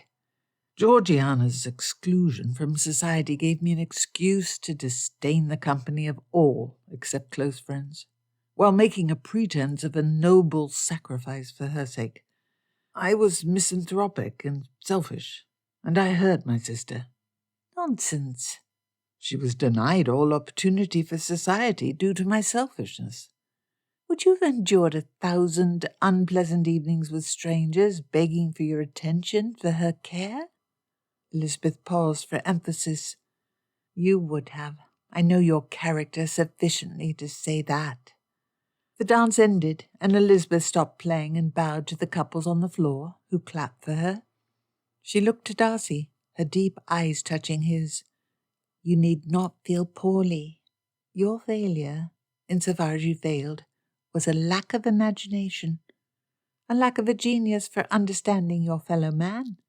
One ought never feel poorly for lacking any genius. We, none of us, choose the talents we are possessed by, merely what we shall do with them. Georgiana ran up to them. Lizzie, fine playing. Did you watch me, Fitzwilliam? You did. I did. Mr. Lucas walked up. I return Miss Darcy to you, Mr. Darcy. She has been a fine partner for the set. The evening is not over yet. I have another round of playing in me. And then, Elizabeth called to Mrs. Lucas, it shall be your turn to display. Me? The woman pressed her hands against her cheeks. But I am not even the equal of you. Not even the equal? That seems more a hidden insult than a hidden request for a compliment. I like your playing very much, Georgiana said. I am pleased to possess one defender. Elizabeth archly looked at Darcy, though my vanity lacks a musical turn. This time Mr. Golding partnered with Georgiana as the couples lined up. I have seldom heard any performer I enjoyed so much as you, Miss Bennet. That is truth. Lies. A sweet one, but I am not deceived by my talent. Talent is not the lone determinant of the enjoyment given by a performance. Pleasure in the performer can add pleasure to the performance. Elizabeth's cheeks pinked. Darcy thought he was improving his skills at rakish banter. I am glad Georgie is coming out of her shell. I owe her present delight to you. It makes me feel as though I am less than I should be. You care deeply for her. That is not enough. It is my duty, mine, to make her happy. I was too suspicious of the people around. Motivations. I always questioned, always doubting, always worried. Georgie's happiness is not your duty alone. She must live her own life. Darcy enjoyed sitting next to Elizabeth and listening to her play. There was a peacefulness being with her that soothed him. When Elizabeth finished her piece and shook out her hands, she pressed her hand onto Darcy's leg for a briefer second. Your sister is happy. You have guarded her as best you could, and that has been good. Do not despise yourself. She stood. Darcy missed the pressure of Elizabeth's body against his leg, as if something had been amputated from him. Following this, Mrs. Lucas took her turn at the piano, and Darcy danced with Jane while Elizabeth partnered with Mr. Lucas. Then the servants brought out ices to cool them down. Darcy hoped to talk to Elizabeth, but she approached Georgiana and pulled her to the side. They stood in a corner, with little blue-veined porcelain bowls of ice cream balanced elegantly in their hands. Georgiana slowly took bites with her small silver spoon, as Elizabeth forgot the delicacy and spoke softly, but persistently to Georgiana. His sister looked down and said something. Elizabeth exclaimed, "Nonsense," in a voice that carried to Darcy. He could not stop staring. Elizabeth was too absorbed with his sister to notice. The curve of her neck was lovely, and the dress she wore puffed around her breasts, making the hourglass of her waist stand out vividly. Georgiana looked at him, and Elizabeth's gaze followed. Helplessly, Darcy walked towards them, and Elizabeth whispered something into Georgiana's ear. As he reached them, his sister nodded with a nervous smile. What matter do you two lovely creatures conspire about? Georgiana looked at him with shining eyes. Elizabeth said, You shall discover our conspiracy in a few minutes. You can wait such length? No. Georgiana looked at him worriedly. I hope you will be... Elizabeth put her hand over her sister's mouth. Shush, Georgie. Even if he cannot wait, he must. I hope he shall survive. I shall not. Georgiana laughed. She smiled and stood taller. I hope you shall be happy. What the deuce were they planning? After everyone had finished their ices and recovered from the exertion of steady dancing, Elizabeth stepped to the middle of the drawing-room and clapped her hands sharply, taking the place of the hostess now that her mother and father had retired for the night. She commanded a room very well. We must have at least one more set of dancing. Miss Darcy agreed to play this time, so that everyone but our dear Jane, who never did learn, the girl in question laughed tinklingly at her sister's teasing, has a turn to display at the piano. Darcy was only half sure he had heard right. His sister had agreed to play. Georgiana flushed and looked down, but she nodded. Elizabeth said to Darcy, You need turn pages for her. I understand it has been some time since she played a proper dance. Elizabeth had talked Georgiana into it. Most likely that had been easy. Elizabeth had not been scared to bring up the matter, and she had cut the Gordian knot of his terror of hurting her sister by suggesting she play. Georgiana and Darcy sat next to each other on the hard mahogany bench in front of the piano. Darcy whispered, Are you certain? Georgiana did not look at him. Instead, she hovered her fingers over the brilliant black and white of the keys. She brushed the tips of her fingers softly over the raised black keys without making a noise. Do you truly miss my playing? You never said. There is no player I ever prefer to hear. Georgiana ran her fingers through the scales. At first, her elegant thin fingers hesitated. She needed to remember. Then she ran her hands up and down lightly, her fingers a blur, almost confidently. Nervously, Darcy nearly asked if she was sure she could still play. It had been so many years. The couples lined up, the silk dresses of the women draping to the floors, while the gentlemen's breeches clung tightly to their thighs, and the white cravats gleamed in the candlelight. The speed and facility of Georgiana's scales grew, and she stared at the keys closely.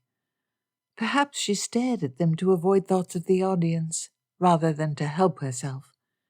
Then she switched from the end of a scale into a slow, light dance, which had been popular years earlier.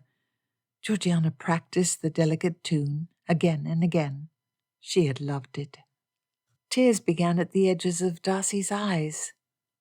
The couples walked through the steps, and Georgiana's facility with the music returned, and the pace of the keys sped up, and she inserted more difficult bits. His sister closed her eyes, swaying slightly from side to side, with a soft smile on her face. She completely ignored the sheet of music he had brought out for her, instead using a distant memory that never failed. There was water in his eyes, and the gentleman and Darcy needed to hide such evidence of emotion. He was not alone. The room was full of others. He wiped at his eyes quickly, surreptitiously, looking around to see if anyone noticed. Elizabeth's eyes were on him, as she was in the far part of the figure. He felt so grateful to her.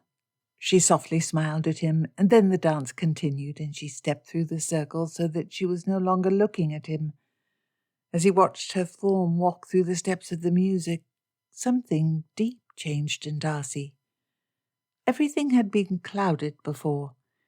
The sky was now clear, and a brilliant sun shone down upon him, illuminating his soul in its brilliant glow.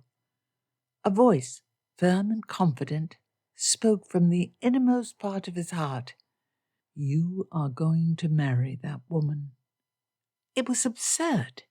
Caught at his age by a woman who, well, beautiful, was not the most beautiful, with a modest dowry and mixed connections. Yet caught he was. She was kind, she was lovely, she was brilliant. She accepted and helped his sister freely. She spoke her own mind. She was truly accomplished in the ways which mattered most. He admired her entirely, despite her dissimilarity to what he had naively believed his female ideal to be. He never imagined himself falling in love with an unconventional, learned woman, but he had, and he was more completely happy than ever before in his life. Elizabeth Bennet held Fitzwilliam Darcy's heart, and now he had to gain hers.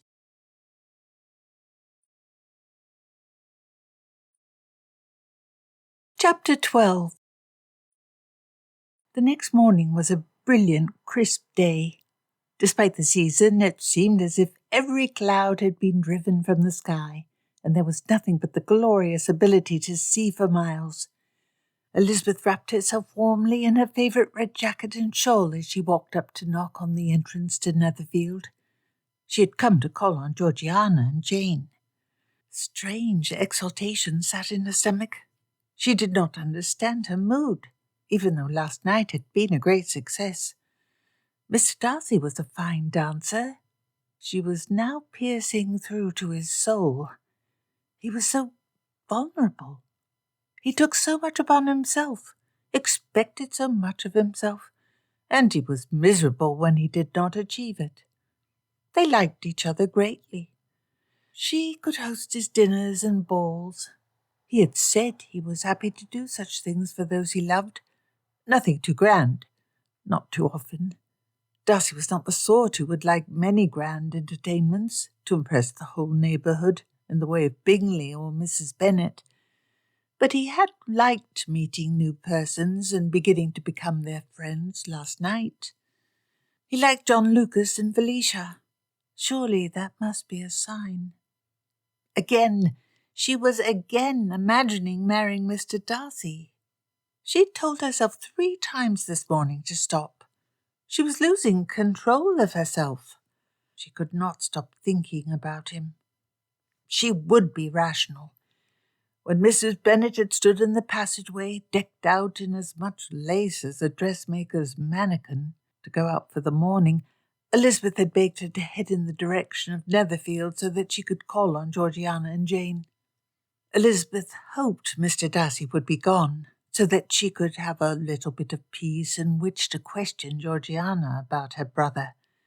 Georgiana would surely tell some story about him that would let Elizabeth put that man out of her head forever and return to the peaceful, calm tenor of her life with her father, like she wanted to.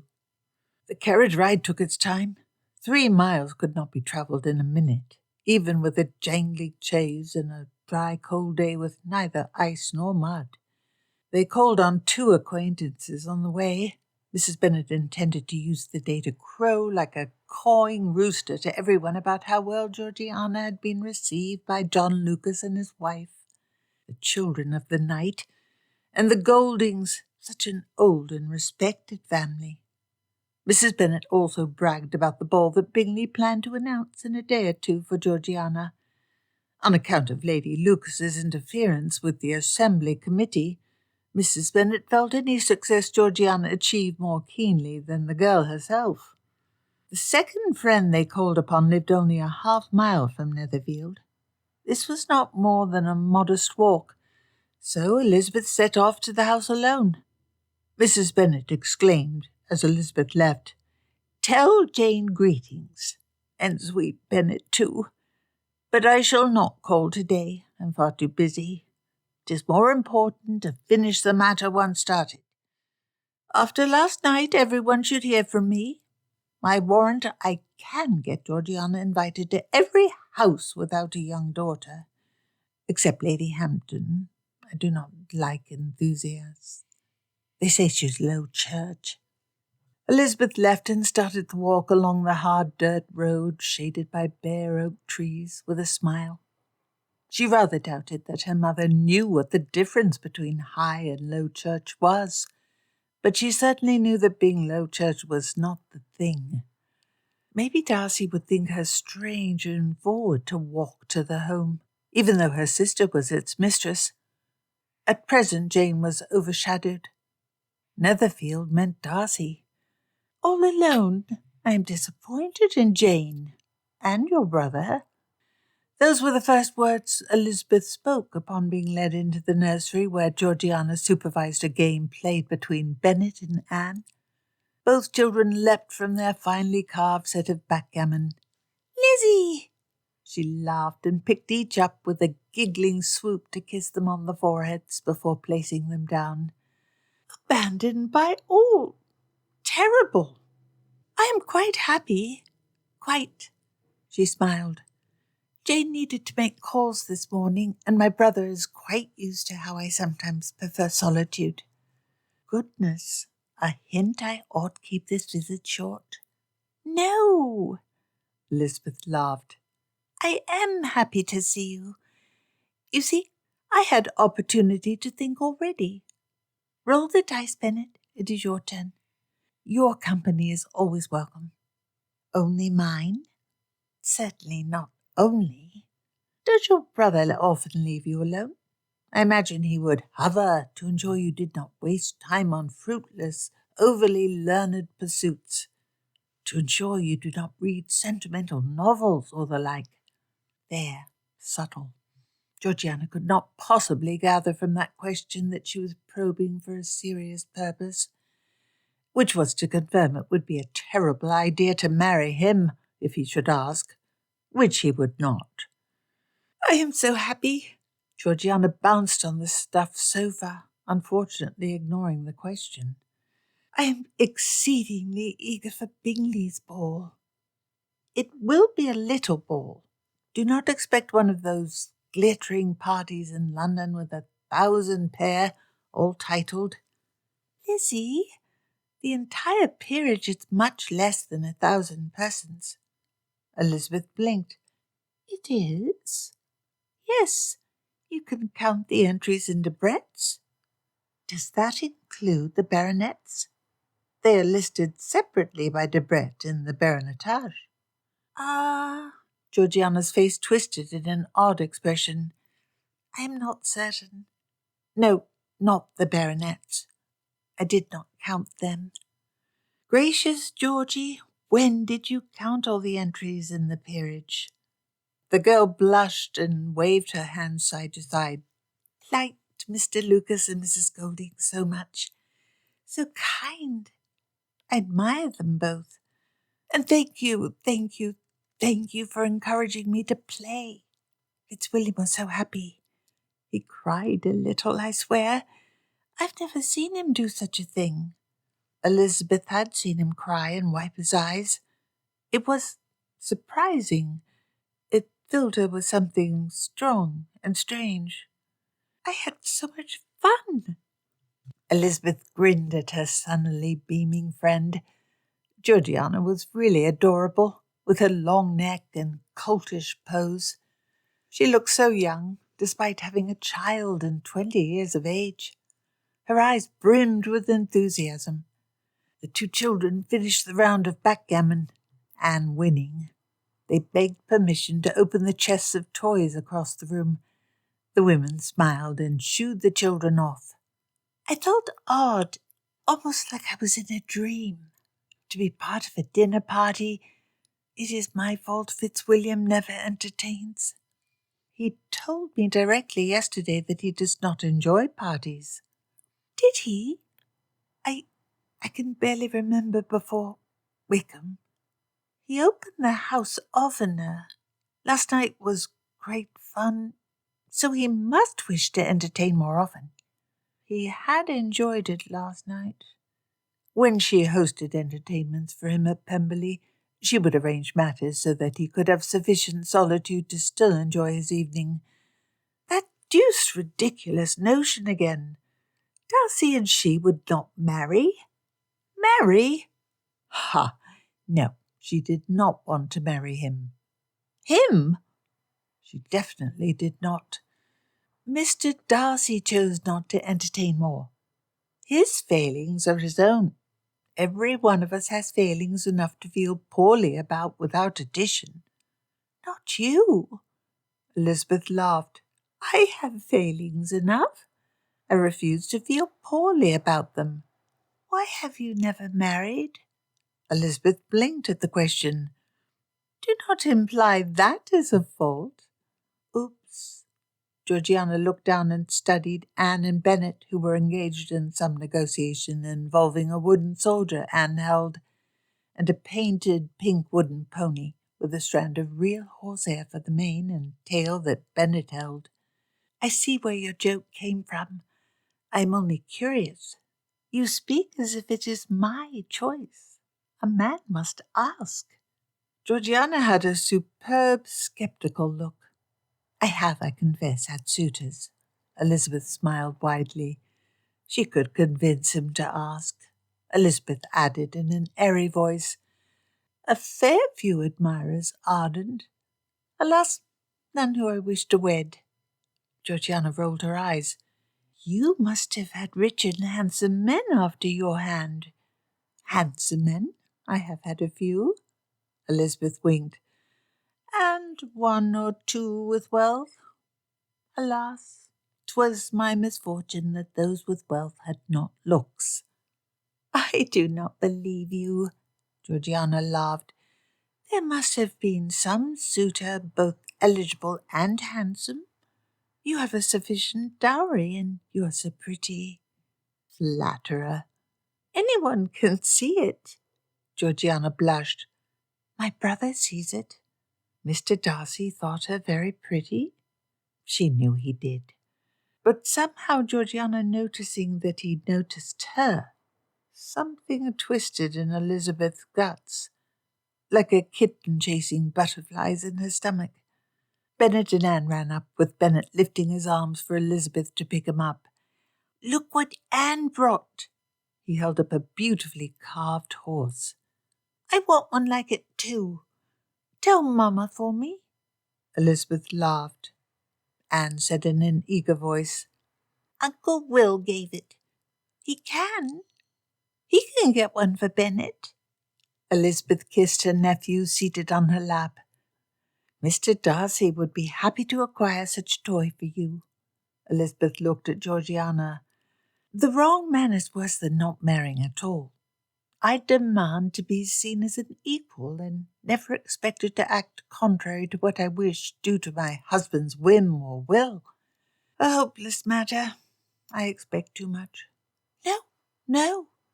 You shall find such love. I know. But, Lizzie, you are so clever. You dress so smartly. You are always lovely. Men always watch you and stare as you speak." Elizabeth thought of the girl's brother. Her heart pounded. Her face flushed. She saw Darcy looking at her. You have had a suitor you liked very much indeed. Is that such a surprise? Men are handsome as a sex. Their best excuse for their ample failings." Georgiana giggled. "My brother is not so bad." "Nay, he is the worst. Tell me about this man." "I shall not." "Please, as friends, what happened to him?" "I do not know. Not every story is over. I doubt I could make this man happy. You should marry him. You deserve to be happy. You could make anyone happy." Was there something meaningful in Georgiana's look, as though she thought Elizabeth was thinking of her brother? Elizabeth exclaimed, "Enough of me. 'Tis your turn to be teased. What suitors have you had?" "Me? I could have none." "Ridiculous." "Lizzie, everyone knows." Georgiana gestured at Anne, who was happily trotting the wooden horse, while Bennet kept a soldier seated upon it. "Fiddle! Most women with a child like yours marry sooner or later." "What do you mean?" "I am a stain upon the family honour. I was probably switched at birth with a peasant girl who—" Elizabeth laughed. "Switched at birth? How absurd! Who said that?" "My aunt, Lady Catherine, said so. And Lady Catherine. Of course. You don't believe her?" "Well, no." Georgiana smiled at Elizabeth's amusement. "I can hear that old monster saying that in my head. She has a way about her, a memorable voice. You know Lady Catherine? My dearest friend married her parson. He is her ladyship's greatest admirer. Charlotte is content, none the less. Does Lady Catherine ever mention me? In deep, hushed tones filled with bottomless wells of eternal regret. But that is rare. She thinks the less said of the great scandal, the better. She knows you were not switched at birth. I understand she had a scheme to marry poor Anne.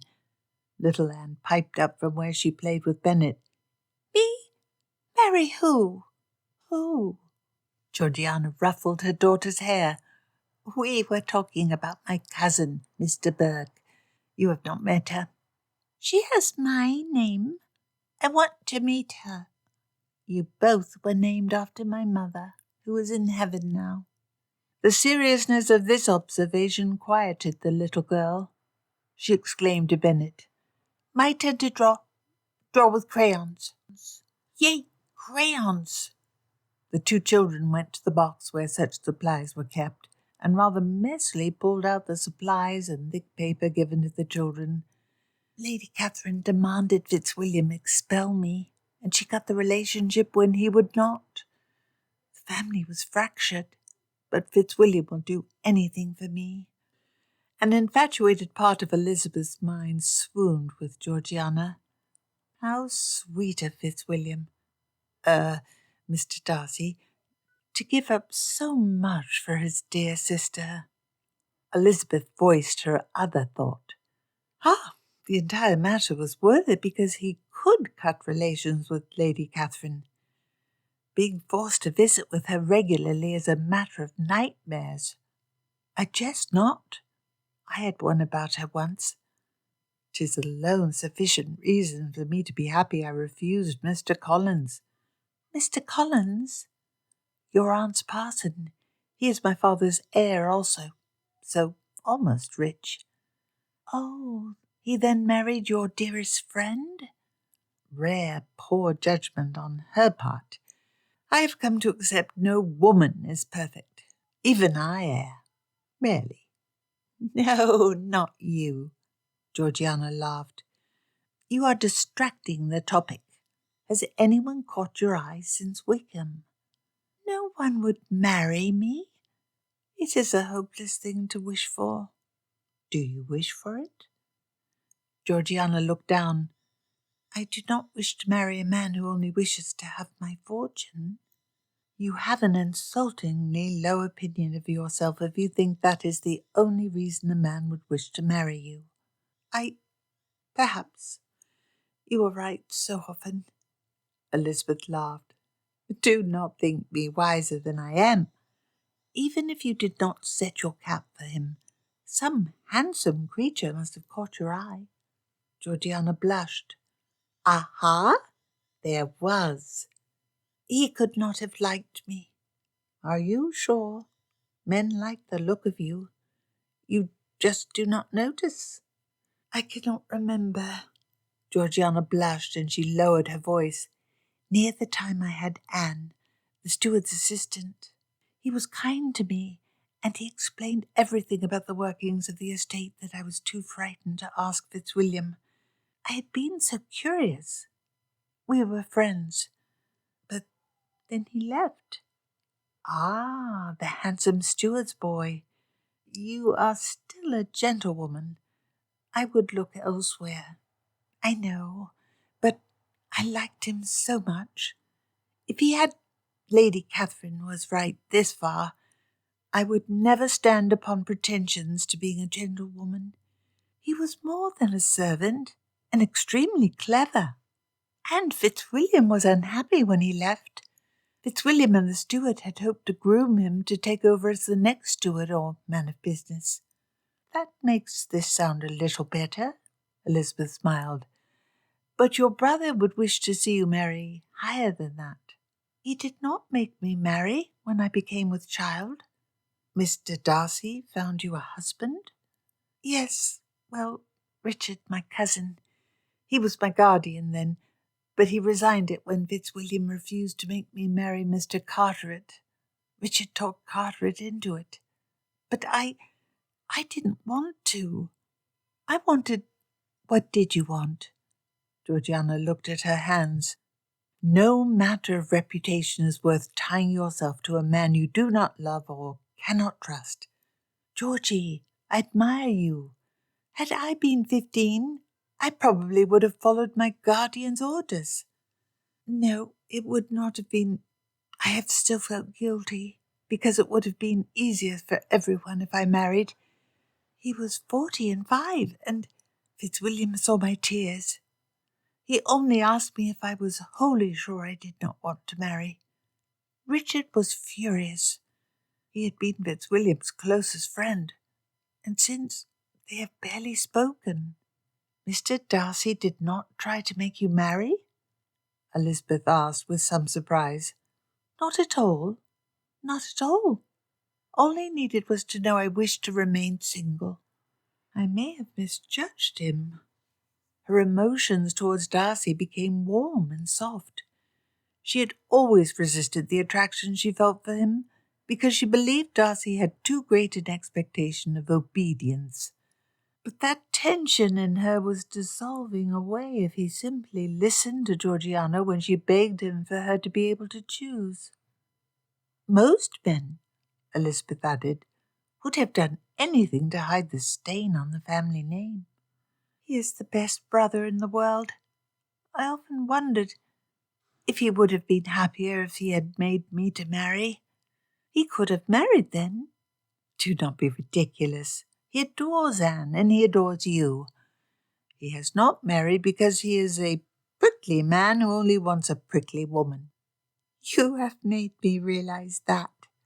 Georgiana giggled at Elizabeth's description of her brother. I am glad you are seeing my brother's worth. I as well. Elizabeth smiled freely.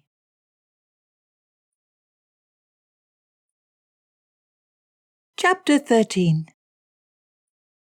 One lazy morning, the Netherfield party sat around the breakfast table. The platter in the centre was piled high with beef, ham, and a half-dozen delicious pheasant pies. One of those also sat half-eaten in front of Darcy. Today, Darcy planned to take a morning ride and then catch up on his reading. He'd encountered Elizabeth once in the roads around Longbourn. Maybe if he haunted them again, he might run across her once more. The Netherfield party had no plans for the day, and while sunny and bright, the previous 3 days it had rained, curtailing the normal round of calls and connections. The road was steadily drying, though, and with the strength of the sun it would be gone within a few hours. Besides, a true gentleman never let a little mud scare him from a good ride. Bingley slapped his palm on the table. Deuced boring day. I know what we must do. Darcy winced internally. He would have to find some excuse if his friend was about to suggest another day of shooting. They'd killed enough birds. At least Bingley's cook knew exactly what to do with them. Darcy took another bite of his meat pie. The flour of the pastry and the gamey flavour of the bird's meat mixed perfectly. Soon fox hunting. Royston Cave! Bingley exclaimed. At last we will go. Tomorrow. Jane, you said it was worth visiting. Royston Cave? What is that? Georgiana asked. A magnificent hidden chapel that was used by the survivors of the Templar Order after the monarchs of Europe jealously murdered the defeated defenders of the Holy Land. It is said their treasure was hidden away there, and many men have sought to know the meaning of the carvings, but none have succeeded. I had heard, Darcy said, that it is unlikely the caves were truly constructed by the Templar Order. Bingley rolled his eyes. Of course they were built by Templars. A hidden cave filled with mysterious carvings. Perhaps the treasure is still hidden in them beneath the excavations open to the public. I do wish to go. Such a fine idea. Georgiana looked at Darcy. Would Lizzie wish to go also? Jane said, She was not greatly impressed when we visited as children, but I believe she would be interested in seeing the place once more. That put matters in a decidedly more encouraging line. A trip with Elizabeth to explore dim caverns carved with medieval piety, illuminated by a flickering lantern, brushing against each other, entirely by accident, of course. They would joke about the unlikelihood of finding Templar treasure. Eh, Darcy? I did not hear the question. Growing distracted. We aren't so elderly you have excuse. Was someone on your mind? Darcy stared back, a little coldly. Then he grinned. His heart had bubbled the last few days, since he danced with Elizabeth and she convinced Georgiana to play, and he realized he loved her. Bingley teasing him about his lovesickness for Elizabeth could not injure his buoyant mood. Maybe someone was on my mind. Tomorrow, you say? It is far enough out that we had best start in the morning. I'll send a message over to Longbourn to ask Lizzie what she thinks of the scheme. She will go along. Jane pursed her lips from right to left. I hope Mamma doesn't wish to come as well. She did not like the dark when we went a decade past. Send that in the message to Lizzie, Bingley said. She will handle it all. But I have been here long enough. The time is past when I ought to make my effort to find the treasure. We will need more money with all these balls I'm throwing. Bingley grinned at Jane, who swooned and kissed him on the mouth. The next morning, Elizabeth was brought early in the day by the Bennets' carriage to Netherfield. Her red-clad form lightly hopped out of the low carriage, and she looked like a winter nymph. She wore a fur-lined winter coat. A soft yellow bonnet had a pattern of flowers inlaid into it, and a lace fringe around her face. Her cheeks were rosy and smiling. There was a dusting of snow on the ground from the previous night, and the white created a contrast which made her form stand out. She wore blue kid gloves that he'd seen her wear the time he met her during a ride. Elizabeth looked first towards him, and she smiled and curtsied before she embraced her sister and then Georgiana. Whose idea was a return to Royston? I have not been, Bingley replied. I wish to see. Georgiana's eyes glowed. The Knights Templar, so fascinating. Elizabeth laughed. She turned to Darcy, and their eyes touched. Her smiling expression meant she must love him, but he could not be sure. She always smiled and laughed, even when he had angered her. Elizabeth said, Do give me your hand, Darcy. Let me shake it. There, we shall be the only sane ones on this fated excursion. You do not expect to find some vast Templar storehouse of the raided gold and gems of the Holy Lands. I depend upon you. You may always depend upon me. Through their gloves her small hand seemed to radiate a tingle which travelled up his arm like magic, a strange witchcraft. She could not be ignorant of the effect of this simple touch. Her colour rose. He admired her clear skin, the few freckles visible on her nose, the pale English whiteness covered by a perpetual tan. She looked shy. Darcy could not be precipitate. He must court Elizabeth properly. This was the one woman in the world who might refuse him. Their eyes met again and held. Bingley pushed Elizabeth towards the carriage by her shoulder. Come, you two. Faith, it is too cold to stand about like a pair of hobbled horses. I will freeze, though you two notice not. It had been decided that putting the 5 adults in one carriage would make it more crowded than comfortable, so Bingley and Darcy were to ride alongside, providing a protective pair of outriders, and giving the horses and men a nice exercise. The 3 women comfortably bundled up with hot water bottles and heated bricks for the trip. They set off, at first over the pathways near Netherfield, graded for a carriage, but not comfortable. Then they hit an improved section of the turnpike. After a half-hour the carriage reached a toll-post, and Bingley rode direct to the booth where the gatekeepers sat and tossed him their fare. Quickly the barrier was raised, and they continued on, making a good pace. The day looked warm and clear. It had snowed the previous day, and the further north they went, the thicker the white powder stood on the sides of the ditches. No ice had formed on the road. Still Darcy kept his eyes open, especially when they went past shaded patches where difficult to see ice could form and stick. Except for the evergreens, the trees were entirely bare, and there were long grey vistas of brambles and grey hedges dusted with white. The fields had red brick farmhouses, with ascending columns of smoke going high into the air before they were dispersed by the soft winds. The group passed several substantial estates and rode through a market town a little smaller than Meryton. The town was picturesque in the clear winter light, with timber-frame buildings and white plaster walls and colourful signs proclaiming the business. Scissors and a thread for a tailor, a line of cloth for a haberdasher, a painting of a foaming mug of beer to advertise a pub, and one of a big 4-posted bed for the inn. A painting of a cabbage with apples and some other round fruit, whose paint had faded too far for the colour to be identified for a greengrocer. Half an hour after they went through the town, they reached the village of Royston. There was an inn-yard they rolled into, and the grooms ran out to care for their horses and beg for tips. Elizabeth stepped out of the carriage. Darcy had eyes for no one else. She stretched her arms up, causing the fabric of her jacket to pull against her breasts, outlining their form. With her arms still held above her head, she turned her neck from side to side several times. Darcy's mouth went dry.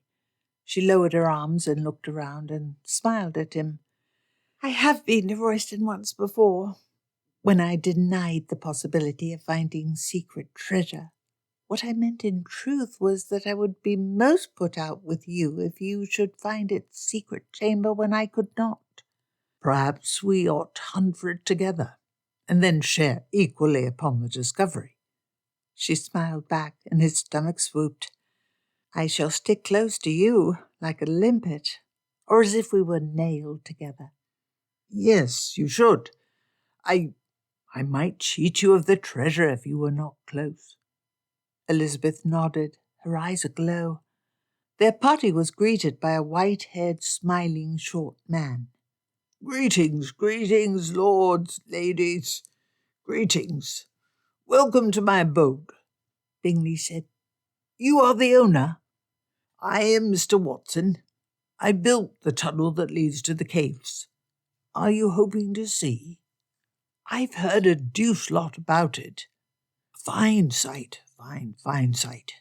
Fabulous, beyond the carvings possible in our modern days.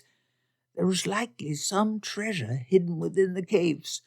My family searched, and we found nothing yet. But we do not give up hope." He waved them into the modest brick house.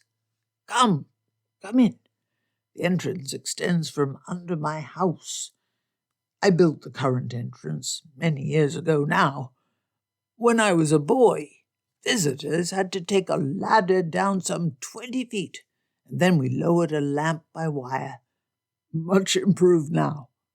They were all brought into the front parlour of his house, a substantial 2-story affair.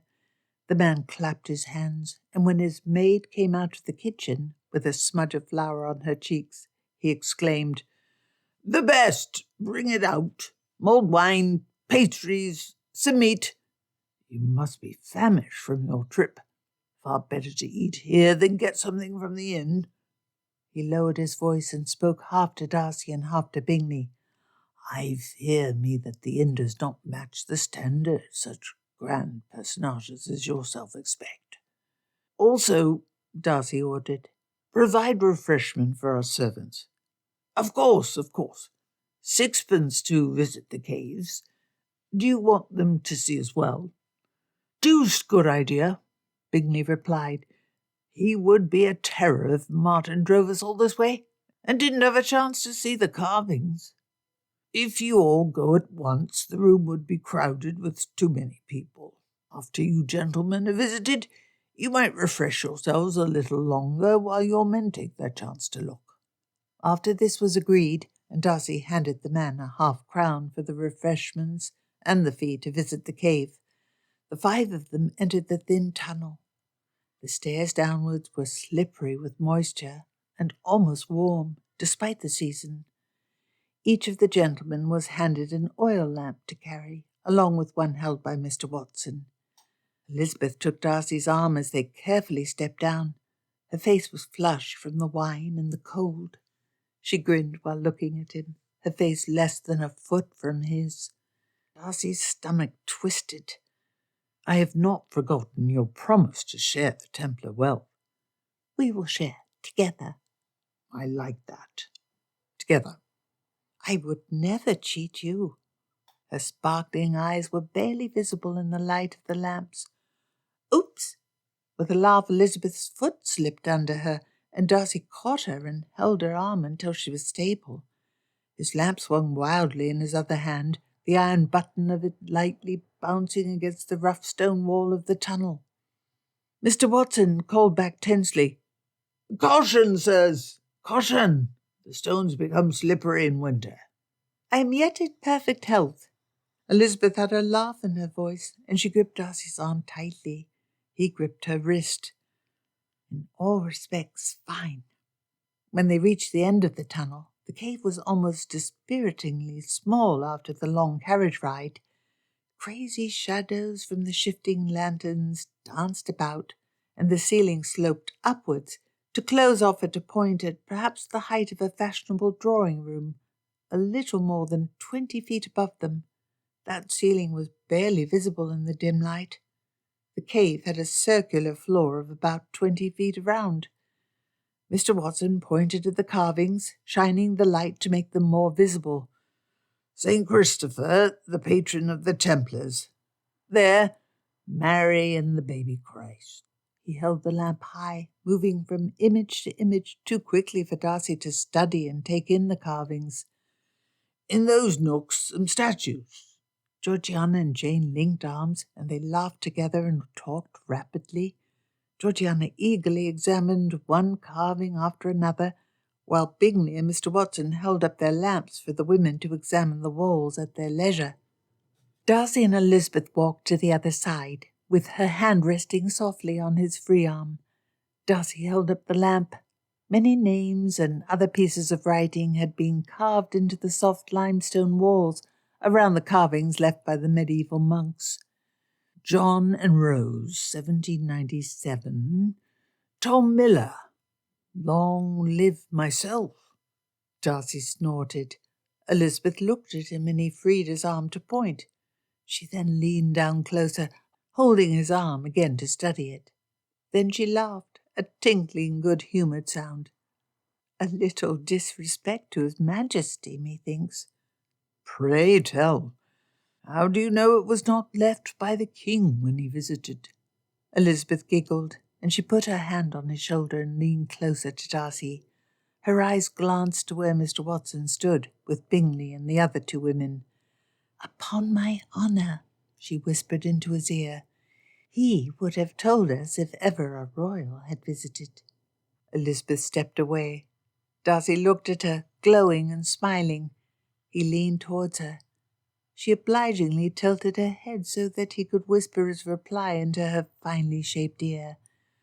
"But if he came in disguise, like Henry studying the army before Agincourt?" Elizabeth dissolved into giggles, holding her mouth to keep them quiet. "What amuses you two so much?" Bingley yelled out. "You are not flirting with my sister again, Darcy?" "Charles!" Jane exclaimed, pushing his arm. Darcy was in too good a mood to be annoyed. Elizabeth smiled. They walked in the other direction, moving along the curve of the wall a little further away from the rest of the party, keeping as much distance as the cramped cave allowed. They examined together the carving of St. Christopher. Elizabeth jostled Darcy's arm. "I know you are despondent. nowhere to hide the Templars' hoarded loot that would not have been seen when the cave was first excavated. I fear I must survive upon the rents from my pile. A most disappointing expedition, Elizabeth agreed, smiling at him, the dim light making the rounded skin of her cheeks glow softly. I am not disappointed. Neither I, she replied in a breathy voice. He and Elizabeth felt alone and isolated from the others. The air was warm and humid and rich with possibility. Their eyes held each other, and Darcy felt with a terrified spasm in his stomach the idea that the moment was propitious, and he should bring the matter to a head and ask for her hand. He couldn't look away from her face. Darcy tried to open his mouth, but like a vice, nervousness grabbed him and clamped his teeth shut. The anxiety was like nothing he had ever felt before. He did not know she would reply in affirmative. Elizabeth looked away from him and then down. She talked at a quick pace with an unexpected nervousness in her. She told a story that was unimportant, yet completely important, because it was from her childhood, the time she had seen the cave as a girl, with her father and mother and sisters. The drone of noise from the opposite side of the cave continued. Mr. Watson kept trying to impress Georgiana and Jane with descriptions of the carvings and stories of the Templars being tortured. Bingley laughingly added nonsensical stories he made up about the matter. Darcy felt so close to her, and so entirely certain that he would marry her and that he wished to marry her. He wanted to touch her cheek and pull her face closer so that he could kiss her. Elizabeth looked at him, and desire was there in her eyes too. In a snap, the world and the existence of others came back. Bingley asked Darcy a question, and Darcy heard it and replied. Both he and Elizabeth looked at Bingley. They followed Bingley to the other side of the cave. Jane and Georgiana asked Elizabeth what she thought of a particular image. Darcy's heart raced. They discussed the artwork. One of the figures was a man in full plate armour, and Darcy said, "Such suits were contrived quite late. During the time of the Templars, such a piece would be unlikely. I suspect the cave was made at least a century after the order was dispersed." "What? No!" Bingley exclaimed. "He looks like a Templar knight." "The dates are entirely wrong," Darcy replied. "Only in the 14th century did such armour become common." "The Templars! I'll insist that to the end," Elizabeth laughed. "I do not believe you. This is a scheme to make me lower my guard so you might steal the treasure by convincing me that it is not real." Her eyes were so bright. Darcy wobbled as they walked back up the steps to leave the cave and return to the modern world, far away from this dimly lit remainder of the medieval. Their host immediately served them from a new heated pot of mulled wine. Their servants went down into the cave while the party sat in the parlour and prepared themselves for the journey back to Netherfield. There was a clatter outside, and when Mr. Watson looked out, he gained a deeply conflicted expression. Another group had arrived to tour the caves, but they were of lower status than Darcy and Bingley. It would not do to leave substantial gentry to their own devices to entertain a middling tradesman. But Mr. Watson obviously wanted the fees from the tradesmen. To relieve him of the worry, Darcy stood and shook Mr. Watson's hand. "A fine tour, fascinating display. Are there any paths about town we might walk before we leave?" Yes, of course. You must have seen the ruined manor when you came in. On the hilltop, it was a palace of Henry VIII. You can take a pathway around to look at it and to get to the hilltop. A fine view of the whole area. We will walk around then. Good day." "Good day, sir. Good day." They walked back into the cold day. The winter sun had already passed its zenith and was beginning to lower, but it would still be many hours before it set. There was barely any wind stirring through the bare branches, bothering the blackbirds that perched upon them. The winter was a symbol of Darcy's feelings of his own life. Everything had seemed bleak and cold and barren for so long, but beneath it there always had been flows of sap preparing for the coming of spring, of Elizabeth. Though the outer environment was in winter, Darcy's soul was in a full bloom and profusion of growing flowers and of trees pushing out endless green leaves. Elizabeth exclaimed, "To the walk! I want to see the promontory, and I must walk some before I am imprisoned in a carriage once more."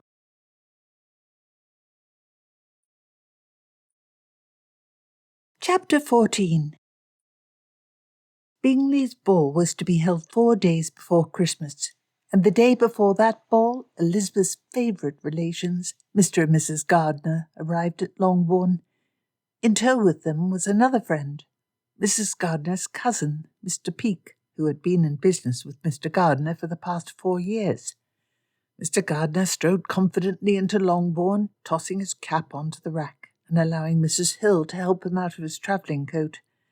He gestured with his free elbow at the tall figure of Mr. Peake behind him, who bowed with more elegance than he showed a few years before when they had first met.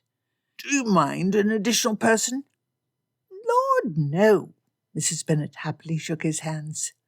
"Be welcome, Mr. Peake, be welcome. Any partner of my brother's is welcome. You are now partner. You ought to consider marriage. We have many delightful girls in Hertfordshire you can meet." "I am in no rush for such a connection." Mr. Gardiner shook his coat off and put his arm around Mrs. Gardiner. "Marriage is a good thing, once you can afford a wife. It settles you in the world, and other men of business take you more seriously. I am yet too much of a romantic to seek about with the intention of finding a fine wife." Mr. Peake half shrugged. He frowned a little and shook his head. When they met Mr. Peake in Derbyshire, his manner of speaking, while Mr. Gardiner sought to convince him to join his firm, had made Elizabeth suspect that he had a strong admiration or attachment to a woman who he had no hope of winning in his modest position, and that escaping from the pain which a hopeless infatuation gave had been a source of willingness to leave. Perhaps he had never truly recovered from that first affection. Elizabeth hoped, if her theory was true, that he would not allow such memories to control him for the entirety of his life. Mrs. Bennet added, "Our dear children are married and gone, except, of course, Lizzie. So pleasant to host a friend, and ample room. I do wish Lydia would return for Christmas, but a friend in London, and gone off with a friend's family to Brighton for the season. I cannot understand why the memories of her poor Wickham would not drive her away from that city forever." Mrs. Bennet added in a stage whisper, "By the time Captain Wickham was lost at Waterloo, I fear that no great affection remained betwixt them." "I ought to defend my son-in-law, but I am possessed by your opinion." Mr. Bennet shook hands with Mr. Peake. "You are Lydia's superior in terms of conversation." "Nonsense, dear!" Mrs. Bennet pushed Mr. Bennet's shoulder. "More than ample room for him, and Lydia, and my brother, and Lizzie, and everyone else. Only when all 5 girls lived here did the house become crowded during the season." The Gardiner children then demanded attention, though the oldest girl was now 14 and almost of an age she would enter society and become fascinated by gentlemen. While Mrs. Gardiner took the younger siblings up to the nursery, she was allowed to remain in the drawing-room, and from her manners Elizabeth suspected Miss Gardiner had a girlish infatuation for poor Mr. Peake. Elizabeth approached that gentleman. Full partner, decidedly impressive, and only 25. He laughed and flashed his white teeth, with his shoulders held back confidently. "Miss Lizzie, delightful to see you again." "Don't be that way." Mr. Peake was confident, lean, and still young. He had a genius for financial matters that Elizabeth could not begin to understand.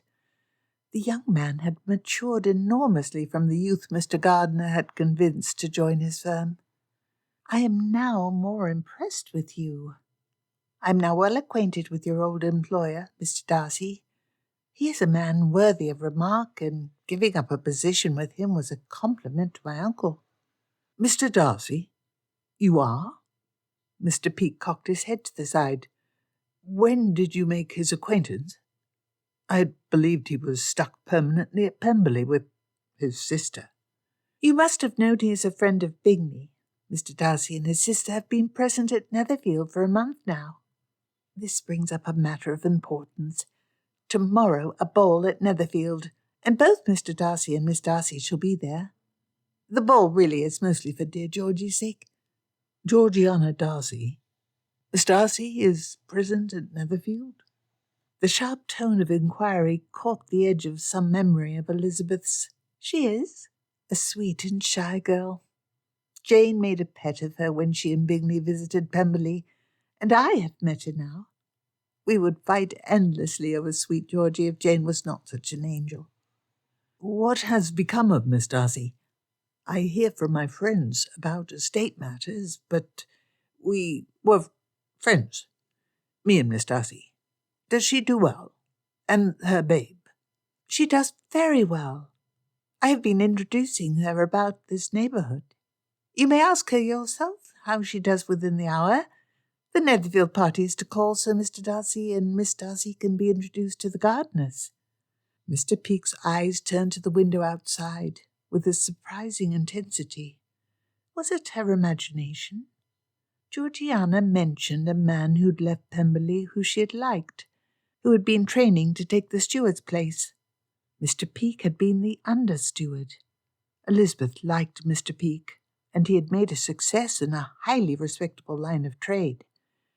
He was yet a little raw, but he imitated Mr. Gardiner's manners well enough that he could pass as a gentleman.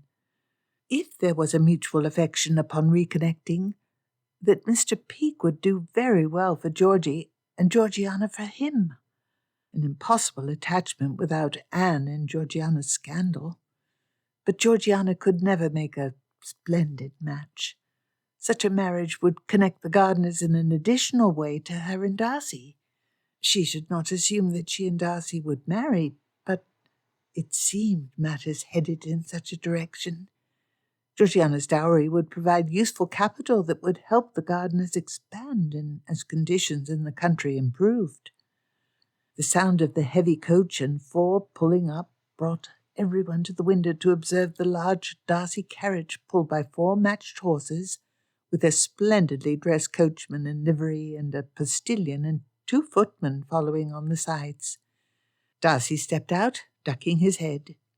A little too tall for the oversized door of his huge carriage. He placed his hat upon his head, making his lean, energetic figure even lengthier.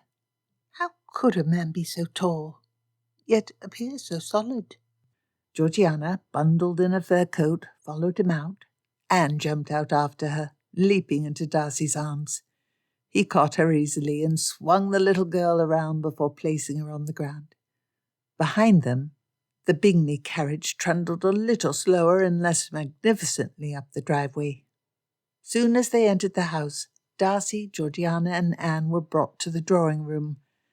Elizabeth watched Mr. Peake from the corner of her eye, while Anne ran up to her and chatted about how sad she was that the snow from 2 days previous had melted.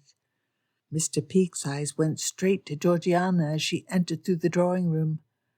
Elizabeth considered it clear that he wanted to continue looking. When Georgiana saw him, her eyes widened in recognition, and with a smile she walked towards Mr. Peake. "I of course recall you." Mr. Darcy extended his hand to Mr. Peake after the quick introductions between him and the Gardiners. "Mr. Peake, my word, you do exceedingly well for yourself. I am glad the position you took proved a profitable line of work." "I as well." Mr. Peake bowed slightly, showing deference to Mr. Darcy, but also his pride in his present position. Darcy smiled at Elizabeth and looked at the Gardiners briefly as he said, You told me you visited Pemberley with your aunt and uncle. I have been most eager to meet you both, but I had forgotten I held a grudge against you all." Mr. Gardiner laughed. "Lizzie has told us that you are well worth liking, Mr. Darcy, but upon my honour I do not repent the theft. Mr. Peake has been incalculably valuable to me. In truth, I can calculate his value, and the sum runs to many thousands." Georgiana stood near them and said, "A shock. I am glad to see you also. Again, such a shock." "You as well. You are well?" Mr. Peake smiled a little anxiously. "I asked Miss Bennet, but—" "Very well." Georgiana nodded rapidly, smiling. "Never so well. I do not think I have been so well as these last weeks. Lizzie and Jane have been such good friends. Miss Bennet is an excellent woman." Mr. Peake smiled at her. "But you, no notion you were present in Hertfordshire?" "You had not? I had no notion either. Lizzie's uncle—" I had. Many years. I never forgot to think on you, and Pemberley, and Mr. Darcy. Little Anne as well." Georgiana called the girl from Elizabeth's side and self-consciously introduced her to Mr. Peake. Elizabeth decided that they definitely had a sensibility towards each other. She glanced towards Darcy to see if he noticed it, but when she turned to look at him, she found that Darcy had been staring at her. Their eyes met, and Darcy did not look away. "You shall not despise me now that you know it was my dear uncle who stole Mr. Peake from you?" "I admire a well-executed snatching. You, too, can charm and argue a valuable man into your service." Elizabeth blushed at Darcy's sally. "A valuable man would not need to be charmed as well as argued by me." "Deuced valuable man." Mr. Gardiner grinned.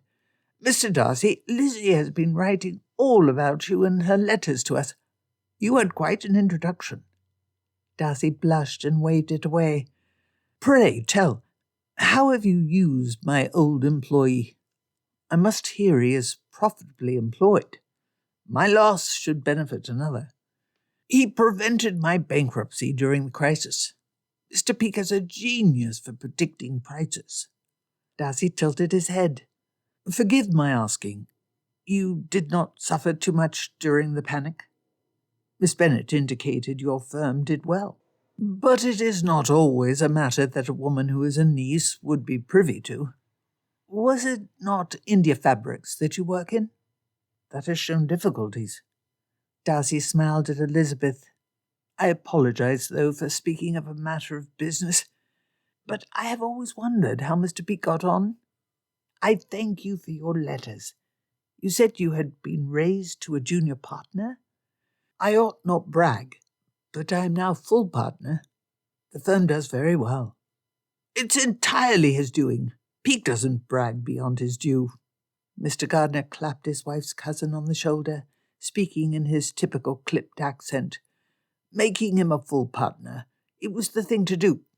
The man has some left to learn, but he inherited a little to make up the capital, and Peake is a true genius. I needed to keep him from being bid away, and a matter of gratitude, if nothing else." "Gratitude?" Georgiana looked at Mr. Gardiner with shining eyes. "What is the story?" "Before Waterloo, I'd planned to buy a big shipment, going to go in debt to purchase. The purchase looked like an excellent opportunity. There was risk, but no risk leads to no success. Peake convinced me. 3 weeks Newtoning numbers in the evenings instead of drinking with his companions, like a proper young man." Mr. Gardiner delivered that line as a joke which brought everyone to laughter. "Convinced me purchase would be a mistake. We sold as much of our stocks as we could and replaced them with government stock. I was terrified that day Waterloo was announced. You know the story of Rothschild. Clever Jew. I respect the people. They are smarter than us. How he learned a few hours before how the battle went. Made a fortune. The story is a myth," Mr. Peake said. I have a friend who works in his counting-house. Mr. Gardiner clapped Mr. Peake proudly on the shoulder again.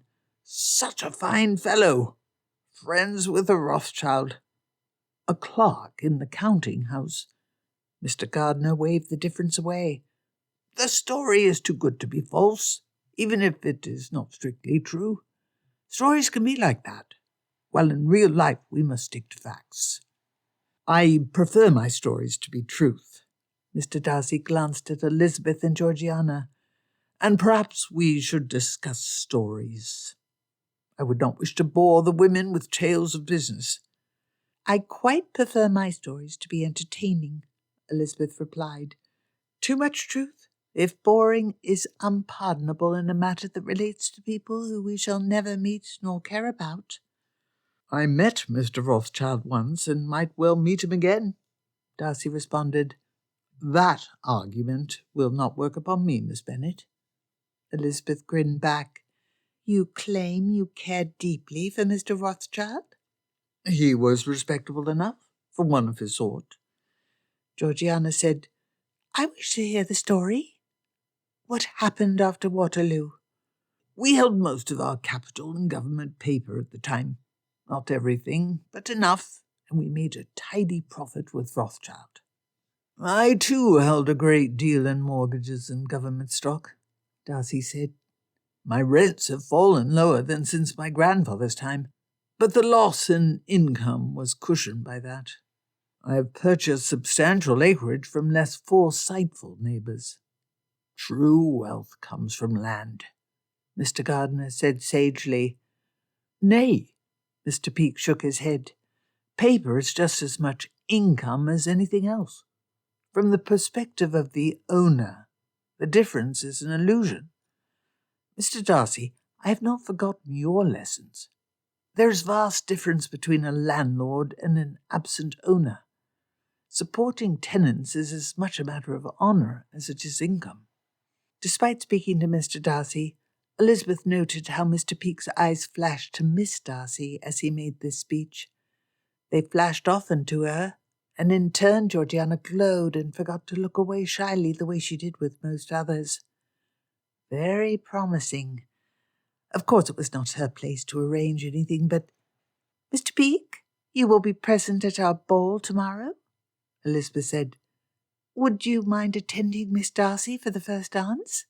You are both friends. Mr. Peake nodded. I would be delighted, if you wish it, Miss Darcy. Georgiana bounced happily. Very much. Darcy frowned slightly until Elizabeth turned her fullest, brightest smile upon him with what she knew were bright, sparkling eyes. Mr. Darcy, I call upon the favour you owe me for your abominable failure to dance with me the first night we met, and I demand that you give me the first tomorrow. Darcy blanched. Pray do not recall to me that story. Mrs. Gardiner had returned from placing her younger children in the nursery and stood next to her husband. She grinned at the tall gentleman and tapped her forehead. I fear, Mr. Darcy, it is committed to paper and the memories of many. Forgetfulness impossible. That shall always be that tale of how we met. Alas, but we will have an entertaining story. He smiled meaningfully at her, and Elizabeth flushed at the intimacy of him suggesting that they would regularly recall it. I shall offer an additional payment as supplicant. Would you desire me to also be your partner for the supper dance? Such a charming partner could never be refused. Then, Darcy spoke with a happy, high tone to his voice, I must give up having the first dance with you, Georgiana, but save the second and the last for me. I will, Georgiana replied, blushingly, with a colour Elizabeth was sure was not primarily produced by her brother's request.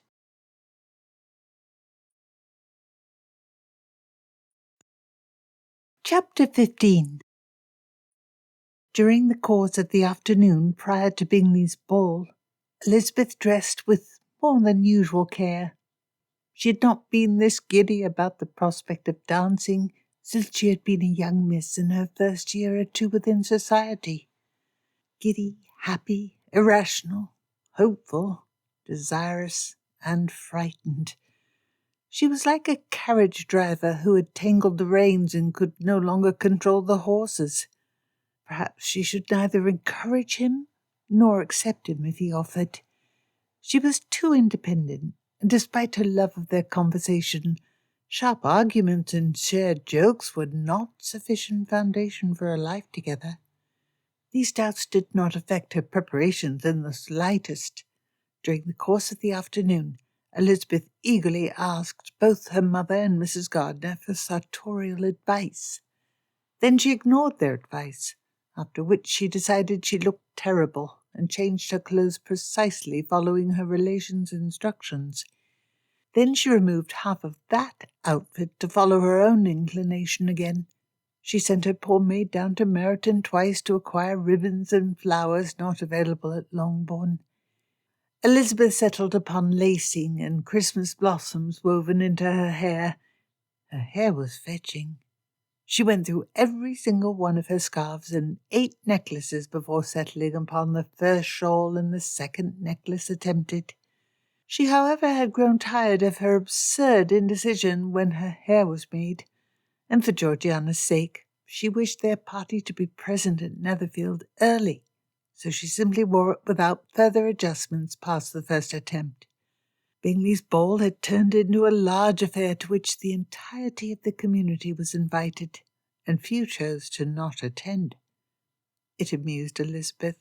No one in the community would have been the first to greet Georgiana Darcy.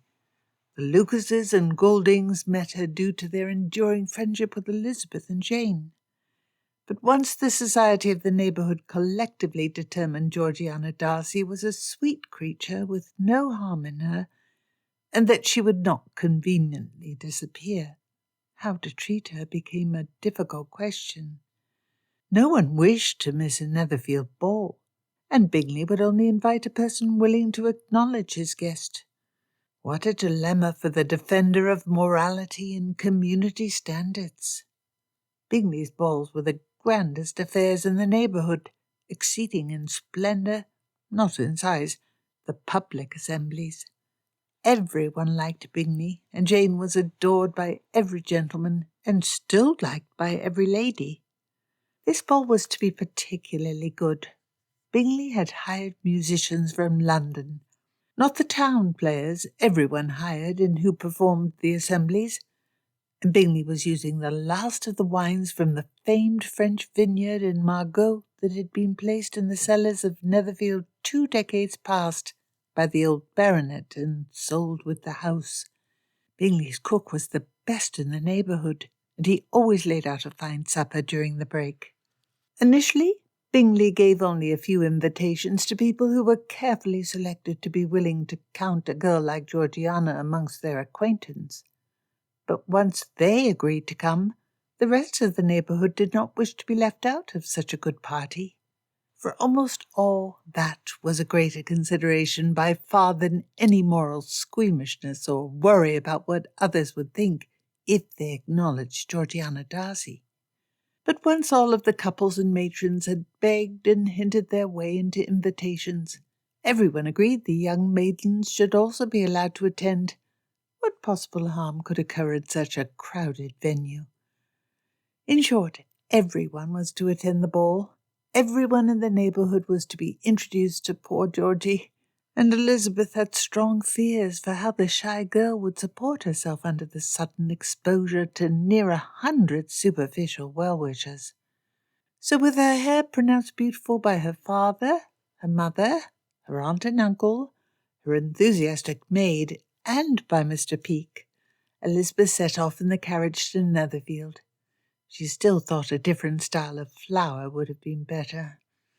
Ridiculous. Why was she being ridiculous? The carriage rolled over the cold road between Longbourn and Netherfield, with familiar fields and houses passing by Elizabeth's unseeing eyes. The dark truth must be confessed. She loved Fitzwilliam Darcy. Her admiration was an animal passion, a spiritual connection, a bond and friendship betwixt their hearts, and she believed that he, with his elegantly trimmed head and beautiful long limbs, had formed a tolerably powerful attachment towards her. She would agree to marry him, and he would ask. Always before she thought marriage meant loss of freedom and dependence upon the goodwill of a changeable man. She told herself and others that that was why she had never married. A lie, Elizabeth now knew. She had never married before because she had not yet met Mr. Fitzwilliam Darcy of Pemberley. Lizzie, Papa tapped her shoulder from where he sat opposite in the carriage. You are distracted today. Thoughts of someone? There was both curiosity and worry in his eyes. What did Papa think? Elizabeth suddenly had an urge to ask him for advice. Mrs. Bennet exclaimed, "I believe Mr. Darcy admires you, Lizzie. Faith, he looked at you in a most particular manner yesterday. I cannot believe it. I do not understand it. But I saw you too, my dear daughter. 10,000 a year. Even Bingley is nothing to Mr. Darcy." "Mamma!" Elizabeth flushed and looked at the other occupants of the carriage. Mr. Gardiner raised his eyebrows. "Mr. Darcy is an exceptional man from what I've heard, though he has a reputation for being a hermit and avoiding the company of women, except his sister." Papa shifted his legs to be more comfortable in the cramped family carriage. "No speculation on this topic, unless Lizzie wishes to speak upon it herself." Elizabeth shook her head.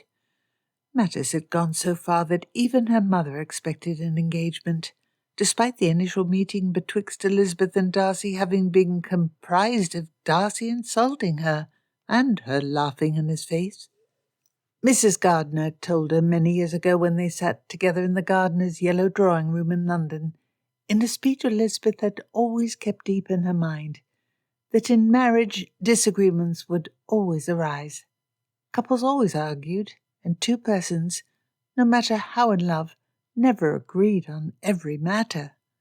And Elizabeth and Jane, the occasion of this conversation was several months prior to Bingley's entering the neighbourhood, must accept once they married that in the end their husband would choose when they disagreed. If a woman loved her husband, she could find joy in such submission. The conversation was part of why Elizabeth had always kept her heart distant from every man who approached her and flattered her and made love to her. There had been many. She would not subordinate her judgment. She would not place herself under the control of another. Perhaps the simple solution to the mystery of why she had fallen in love with Darcy. He liked when she argued and disagreed with him. She must make him understand that he must always allow her to disagree with him. He must allow her to maintain her own opinions and keep to her own judgment. He would not choose for her. He and she must be equal partners, if they were to be anything. She could both be rational and in love. She thought through a list of questions she could ask Darcy about how he would behave once they married. She would demand he answer those questions in a way which satisfied her before she agreed to marry him. He would agree that he never expected her to submit to him, or they would not marry. The carriage jolted to a halt. Mr. Darcy and Mr. Bingley stood in the carriageway to greet them. He helped her down from the carriage, smiling and complimenting her dress with his words and with his eyes. Elizabeth's stomach leapt wildly. She was scared. There was something in his manner. There was something in her own. She imagined, not just fancy, that her fate would be sealed this night. They entered the hall, and Elizabeth smiled to Georgiana. She felt light-headed, but was still able to attend to her friend. Mr. Darcy watched their interaction with his happy eyes. "Ready for the crush?" Elizabeth took Georgiana's long white ball glove in her wrist. "You look lovely. I did not know you had such a dress." "It was delivered 2 days past, from London. Lizzie, I'm scared. So many people. They all shall wish to shake your hand. Elizabeth thought light teasing would help her friend best. You might hide from them. I know Netherfield well enough to sneak you away. Darcy said with a grave voice, I as well have made the acquaintance of nooks and crannies where the guests will not light upon us. Georgiana giggled and shook her head. She glanced briefly at Mr. Peake, who stood with them on the side of the conversation. I'm scared, but I shall do well. Darcy put his arm around his sister's shoulders. I am proud of you. Georgiana nodded and smiled. It feels as though today is the beginning of something new, different. You have always been the kindest and best and most observant brother. I thank you from the bottom of my heart, Fitzwilliam. The first of the other guests arrived. Elizabeth, Darcy, and Mr. Peake all stood next to Georgiana as person after person was introduced to her, with a curtsy or a bow and a short conversation. For nearly an hour people passed through. Darcy shook everyone's hand as well, and he watched his sister like a hawk. But she stood up well, though Elizabeth detected signs of exhaustion in Georgiana by the end. Then the time to dance was at hand. Darcy took Elizabeth's hand, and he led her out to the floor. His hand was warm. He smiled at her. She looked back, smiling widely. Miss Bennet? Darcy grinned at her. Should you continue to look at me in that manner, I shall grow concerned. There is something about my appearance. There is something about your appearance, Elizabeth replied breathily. She wanted to hug and hold him and discover if he smelled as good as he looked. A faint whiff of his masculine scent touched her. The dance was surreal, like a dream. They talked no sense. How could they? Everything felt right in his presence, and Elizabeth's being fluttered. She never gained a very clear sense of the night. Dancing, food, wine, conversations with other people. Elizabeth's body whirled. She behaved almost rudely to others. The two of them talked more than half the time they did not dance. Elizabeth once forgot entirely a person on her card for a dance. The gentleman in question teased her about this for years.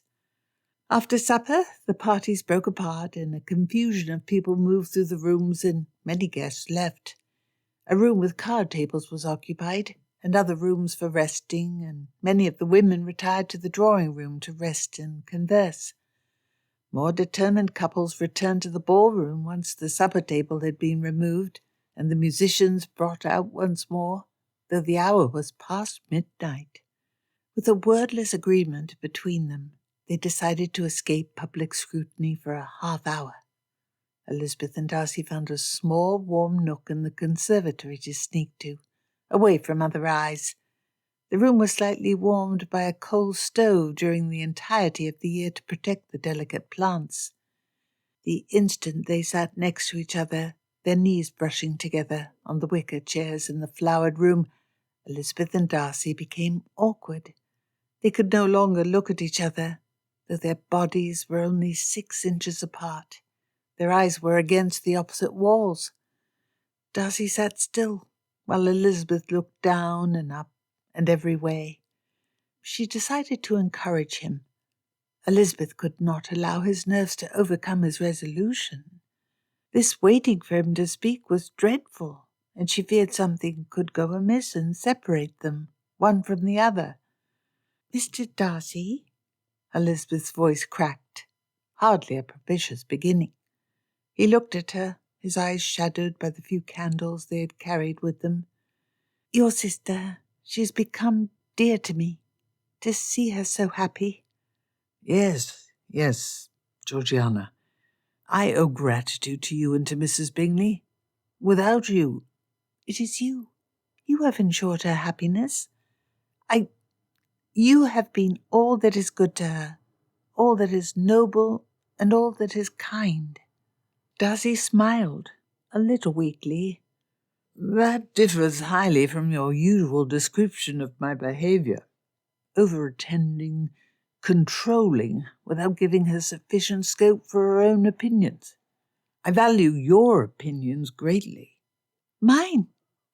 Elizabeth convulsively placed her hand on Darcy's knee and then drew it away self-consciously. They had touched each other before. They had been closer than this during the waltz, when he had swung her down in his arms. But now she could not bear to be near him without looking away and down.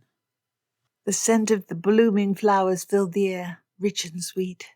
It mixed with the warm and toasty feel of the hot air radiating from the stove that Darcy had filled with coal and stirred fully to life when they'd entered the room. The candle flickered. "Elizabeth, that is—" Darcy's voice squeaked, and he fell silent. The winter was quiet, and the stars shone high above them, glimmering along with the bare sliver of a new moon through the windows. A strain of violin and cello wafted through the door, only audible in the faintest way, drifting in and out of hearing. Darcy breathed next to her. Elizabeth filled with confidence. He had called her by her Christian name. They knew both why they were here. Because they passionately admired each other. She put her hand upon his leg again, and then her other upon his wrist cuff, so that he looked at her. Elizabeth smiled at him. This moment required something other than too much of sweetness. She must tease him. "Fitzwilliam Darcy, are you well? You seem unaccountably silent. Now surely you can have little of import to say in a place like this, as we have already decided that I adore Georgie as a sister, and her dear daughter as an aunt.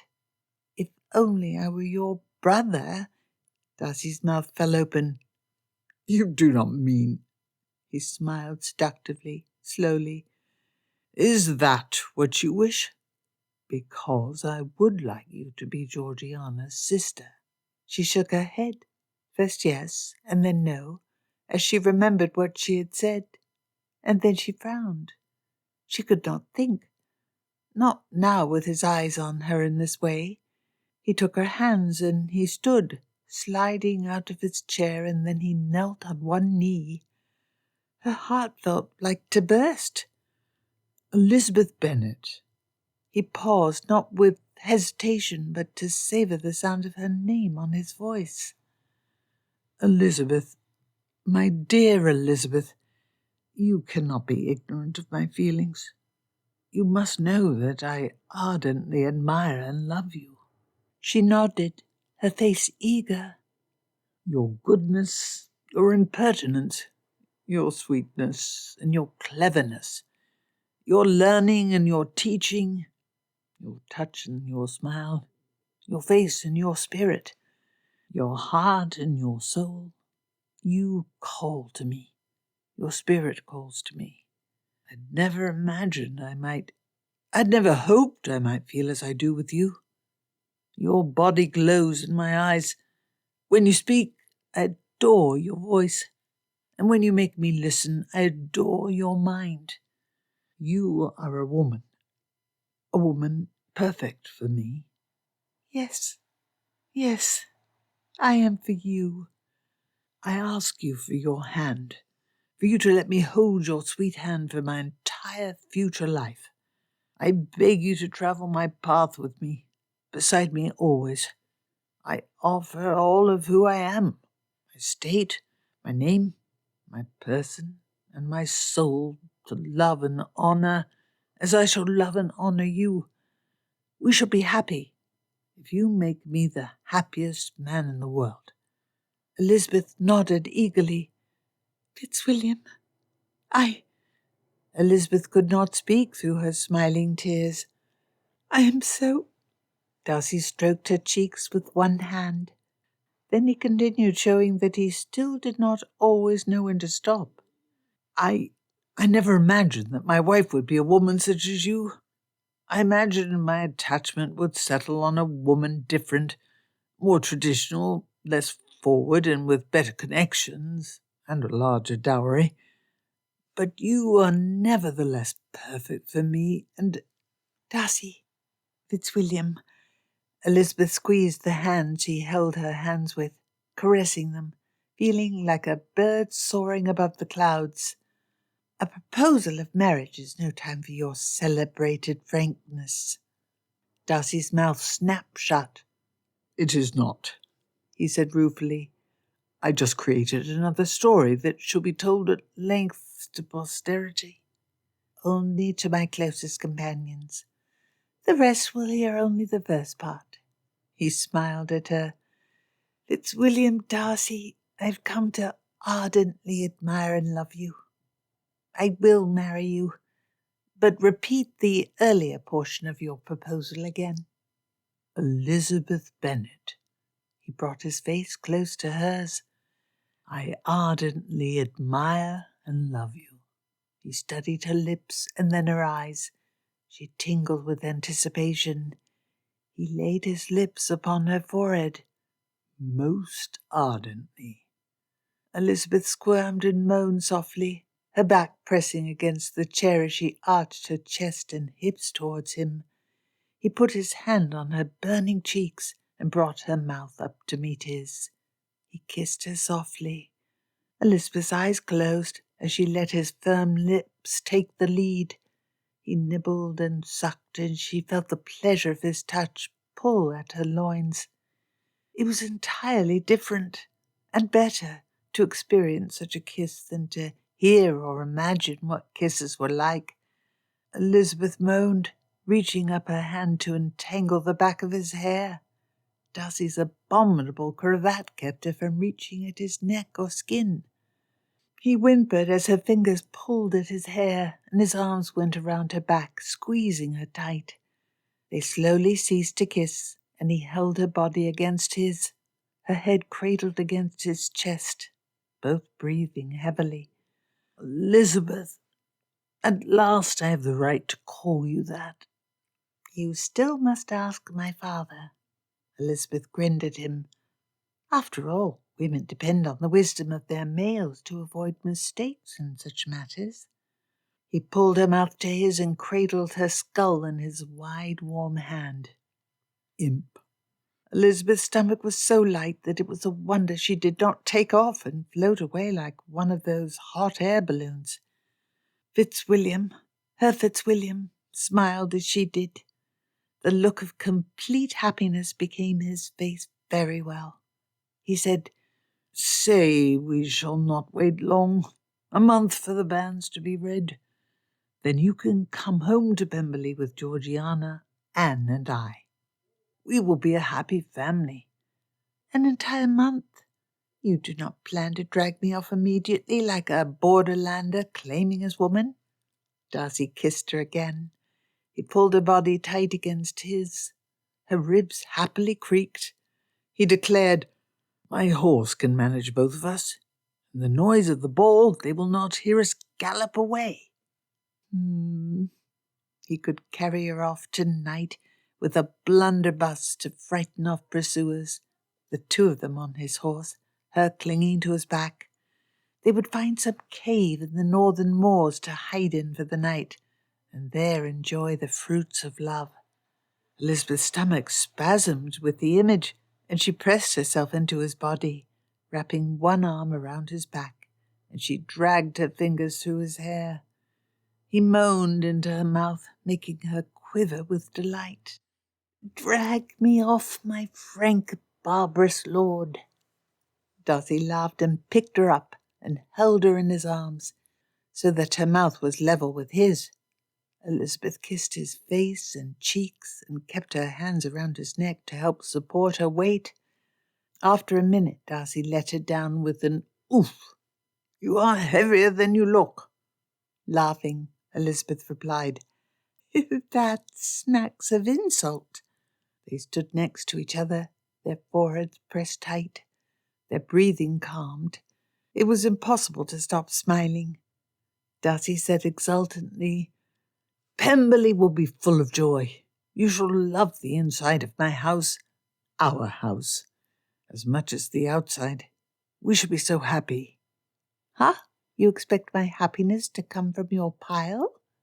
I know how ardently you admire my hair. Swear to never go bald or take up some strange fashion for close-cropped locks. Not only for us am I happy. Georgiana will be delighted to have you at Pemberley. Elizabeth grinned. She has hinted your case for weeks. Sly girl. I thought her too shy for such stratagems. Oh, Lizzie, why have you never married? There must be some man who is both rich and handsome who likes you. Darcy leaned closer to her, his eyes moving between her eyes and lips.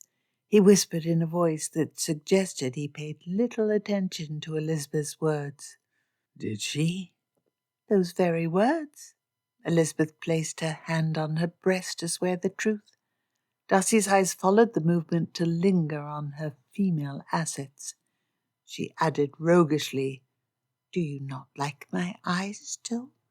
He kissed her once more and then buried his nose in her hair. Elizabeth nestled her cheeks against his coat. She had never felt so comfortable and safe in her life. Not even with her father. Chapter 16. Around noon the next morning, Elizabeth paced in the breakfast room while Darcy asked her father for her hand. Her heart beat quickly. Despite the way Darcy and Papa seemed to like each other, Elizabeth was restless and anxious. Why, she could not say. Maybe Papa would speak some secret fear of Darcy's mind and convince him, while making a tease, that a woman slightly old and very bold was not to his taste. Elizabeth studied her dim reflection in a small mirror kept in one of the display cabinets Mrs. Bennet had littered around the rooms of Longbourn. Ridiculous. She looked as fetching as ever. Her appearance had not changed in any great way in the last 3 hours. Elizabeth picked up a book to make a pretense of reading. At last, as he entered the room, Elizabeth saw his smile, and the anxiety passed away, as though it had never been there. She was safe with him. She wanted to marry him. Your father wishes to see you. Elizabeth briefly took and pressed Darcy's hand before she went to that most familiar room, her father's bookroom. The stove dimly burned red, and the light from the low winter sun illuminated her father. She had been struck once before that time was catching him. She saw it again. He had taken his spectacles off, and Papa contemplatively studied the wall of books to the right of the desk. 2 small-cut glass snifters and a dusty dark green bottle of fine cognac sat open on the desk. The glass in front of her father was mostly full, while the one in front of the chair where she usually sat had droplets of the golden liquid in its bottom. Her chair had been moved to sit across from her father instead of next to him. Evidently Darcy had used it. That gave a queer sensation, as though his moving her chair and sitting in it was a deeper intimacy than the kisses they had shared the night before. Almost a violation of some space around her sense of who she was. Papa gestured towards the chair. Lizzie, please sit down. He pulled out an additional glass and filled it with a slender, carefully measured line of cognac. The fruity waft of the alcohol reached Elizabeth. Elizabeth looked at her chair. She moved to move it back to its proper position, but then she paused. Her hand sat on the soft plush upholstery. Wouldn't sitting where Darcy had moved her chair be some sort of symbol of the way her relationship with her father must change now that she was to marry? The thought was shrugged away. Things between her and Papa would change in superficials, but in fundamentals they would be as they always had been. She moved the chair back to its proper place next to Papa. He smiled to see her do it.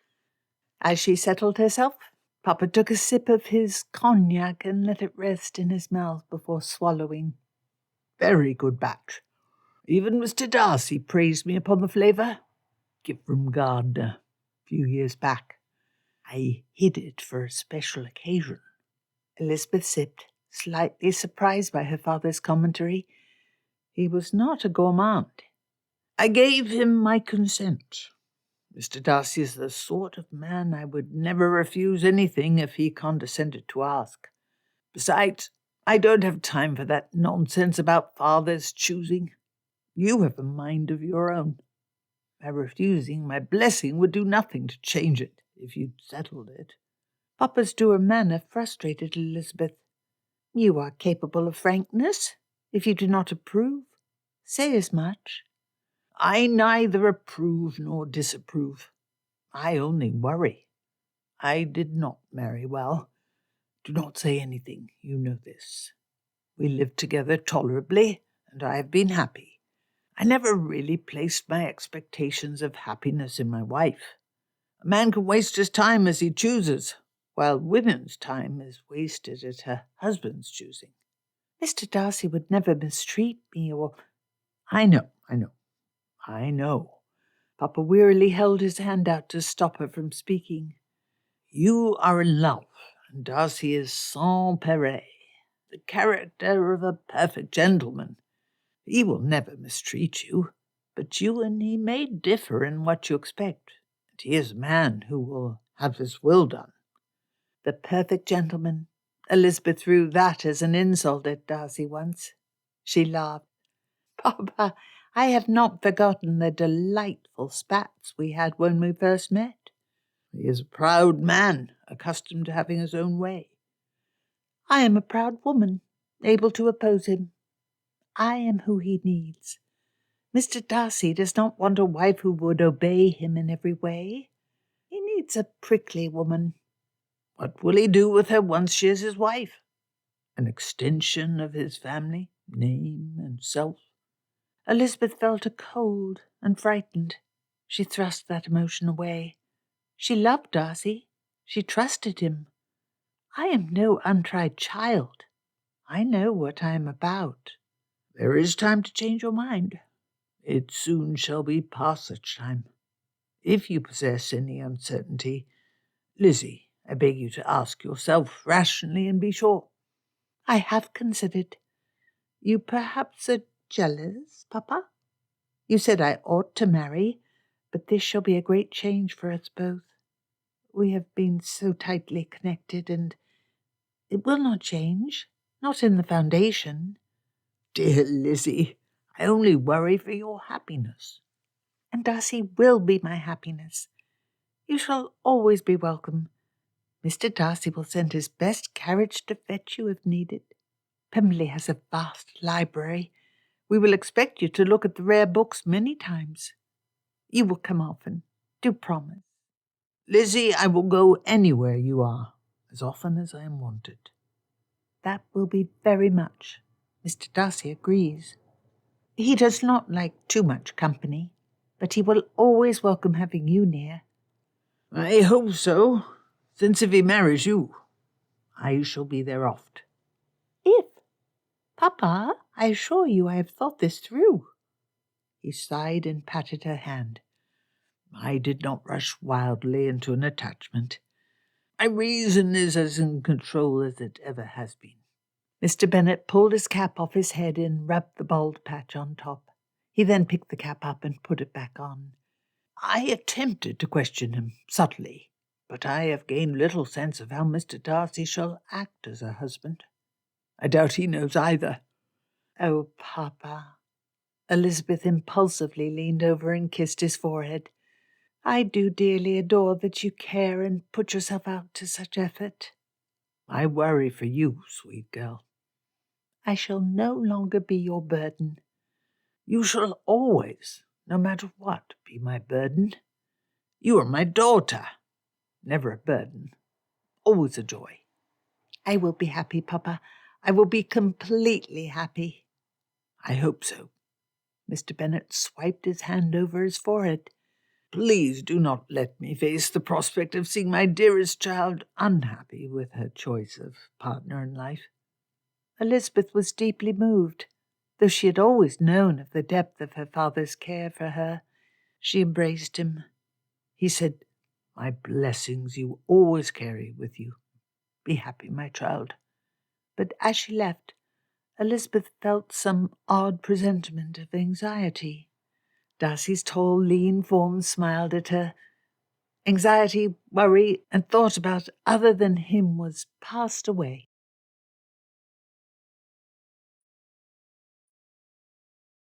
Chapter 17. Christmas Day dawned bright, clear, and cold. Thin snow whitened everything, and the crisp, dry sun made the weather comfortable. A perfect day to celebrate the birth of the Saviour of all mankind. Darcy stepped out as soon as he was dressed for a brisk morning walk. Next year he and Elizabeth would host everyone at Pemberley. He usually hated extended parties at home composed of anyone but his closest of friends. With Elizabeth, he could tolerate any party. The air pinched at his cheeks and the snowy ground crunched under his heavy boots. After a quick walk through the white blanketed woods and gardens, Darcy marched rapidly back to the house.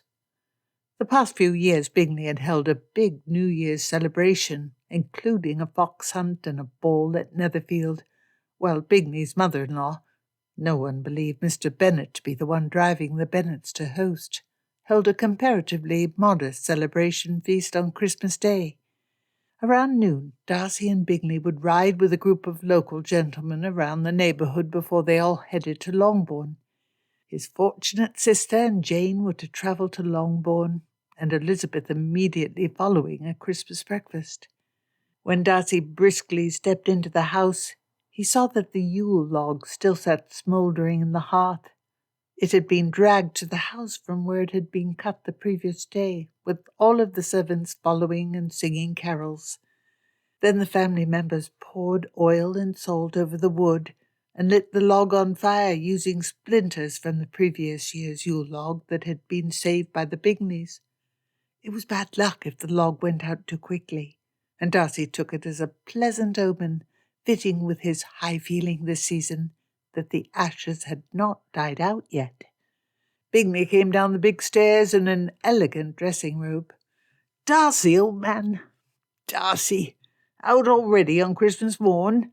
On such a day a man ought for once to sleep." Jane, she would be his sister next year, stood behind her husband and smiled widely at him. "We saw you walk into the house. Glorious day. Happy Christmas." "It is. Happy Christmas." Georgiana came from her room, wrapped in a thick woolen night-robe. "Fitzwilliam, I'm so glad." She hopped happily. "Jane and I will be off to see Lizzie and Mrs. Bennet next." "Happiness. I wish I were with you." Everyone gathered in the breakfast room where rich Christmas cakes and hams awaited them. The staff at Netherfield adored Jane and Bingley and had produced a succulent spread. Darcy only half paid attention to the conversation. He had sent to London for a ring he could give her to symbolize their engagement and love, and he hoped to have a chance to give it to Elizabeth privately and to sneak a kiss from her.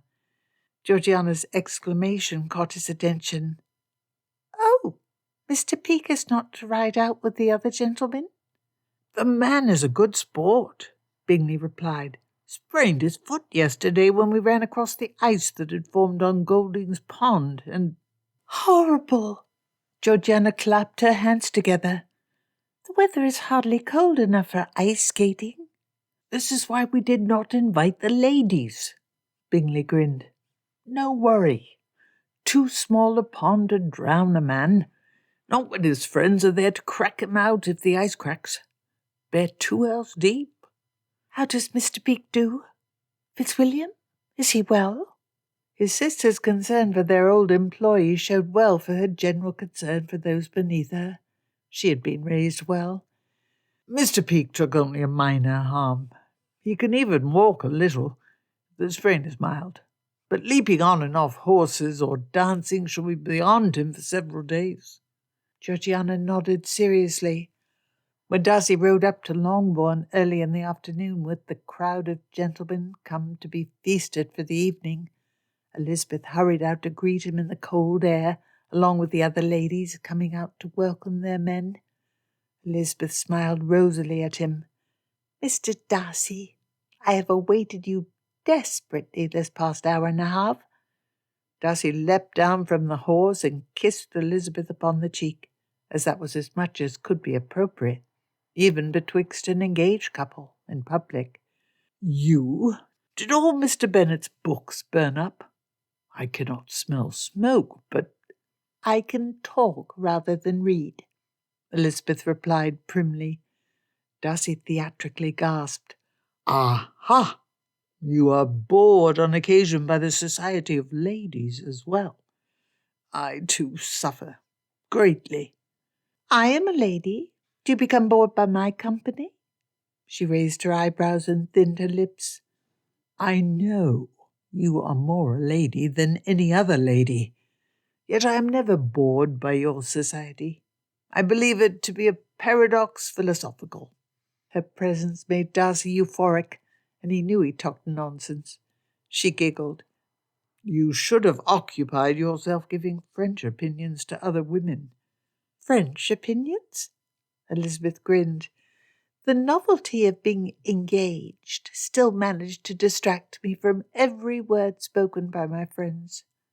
Did I distract you from your ride at all? "I survived without being thrown, so I must have paid some attention to where I went." "I am glad you did not get thrown, so I must have paid, even though it shows a startling lack of feeling for me."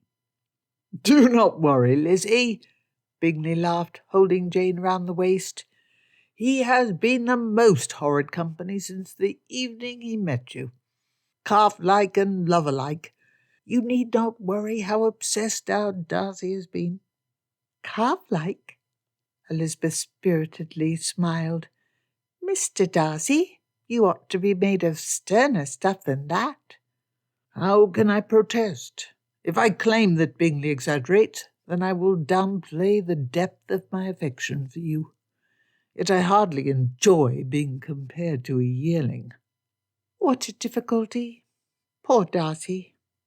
But you must choose whether to disappoint me by admitting a similarity to a bovine juvenile, or by confessing you do not love me enough to act like one."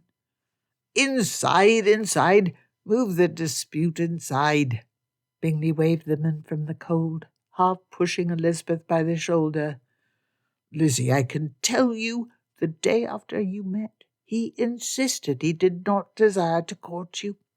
Very loud. Never heard a clearer expression of intent." They entered the warm house with its blazing hearths and crowd of guests. The portraits of Bennet ancestors greeted them, along with the housekeeper helping to pull off the gentlemen's heavy overcoats. Elizabeth put her hand on Darcy's arm. "I am glad to hear your affection for me went so deep as to disclaim any interest for me so quick. It was well done." "You are fortunate, madam." Darcy pulled her hand up and kissed it. "Not every miss has a lover who will make such a declaration so quickly." "You do not mean to tell me that you only disclaimed a desire for my hand to hide the intensity of your affectionate love, which developed on the first eyeballing?" "It was the first tongue-lashing." "Did you attach some import to hiding your deepest heart from Bingley?" "Nay, you misunderstand us. I declared my honourable intentions to your defending brother immediately. You heard him. That was his example of a calf-like behaviour."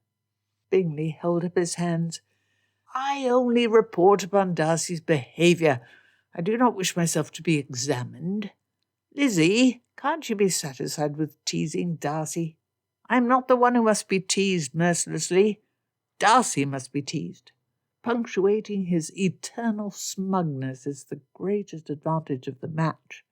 Darcy looked down upon Bingley, peering over his nose. "You used to be intimidated by my height. Ha! Jane gives me confidence to face even that." When they entered the drawing-room, Darcy immediately looked around for Georgiana, as she had not come out to greet him when the group of gentlemen arrived.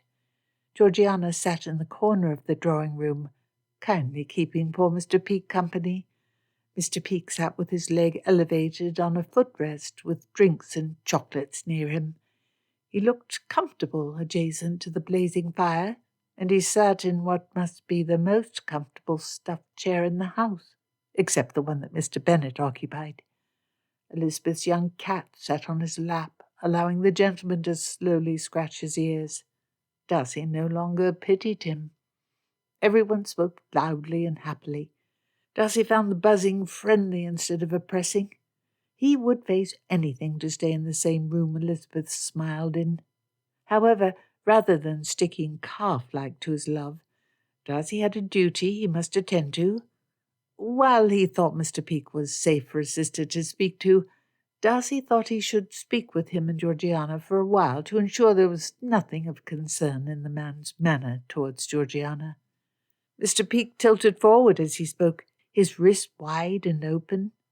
Georgiana sat on the edge of her chair, cupping a glass filled with the mulled wine whose scent mixed with the mistletoe and holly hung around the room. Cut evergreen branches decorated the mantelpiece and window-sills. I, or Mr. Jones, our clerk, takes the cheque to our own bank. Mr. Peake gestured animatedly.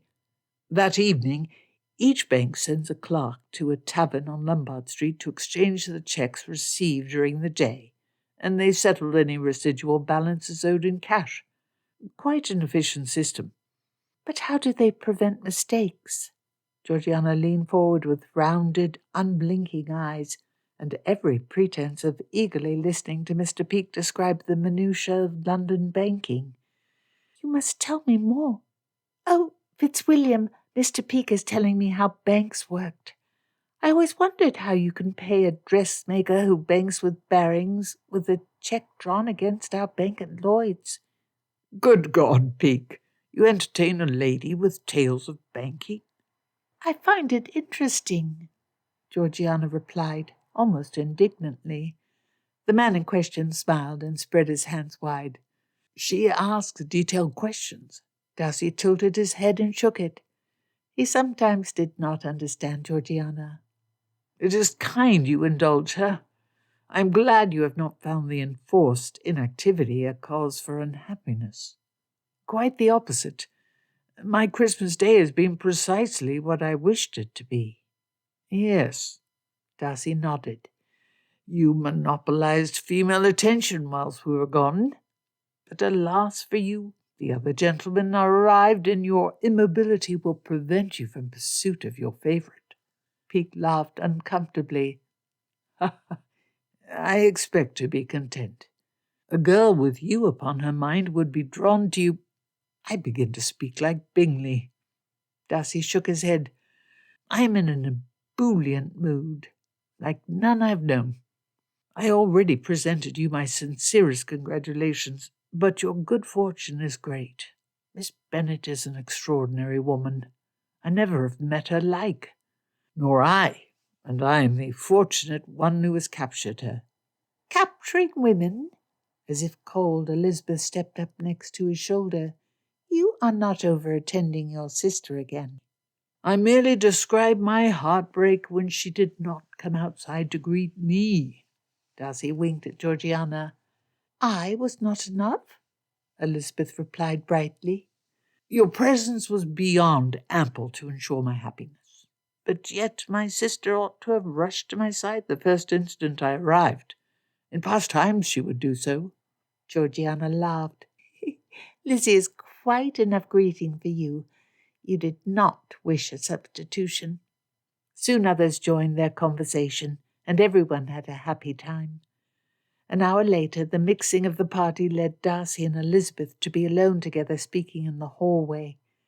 Too many people were chattering around for him to kiss his Lizzie, despite the bright green mistletoe with its small white berries which hung from the roof above. However, he at last had her alone. He pulled the box for the ring he had chosen as a Christmas giving and a symbol of his love. Would you... Darcy flicked the box open. Would you wear this for me?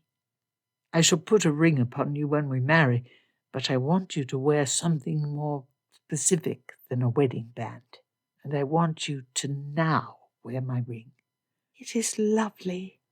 She took the gold band from him and held it up to the pale light from the window. A posy ring. Aha! The marriage of true minds. From the sonnet. We both admire Shakespeare greatly, and we are such a marriage. Let me not to the marriage of true minds admit impediment. Love is not love.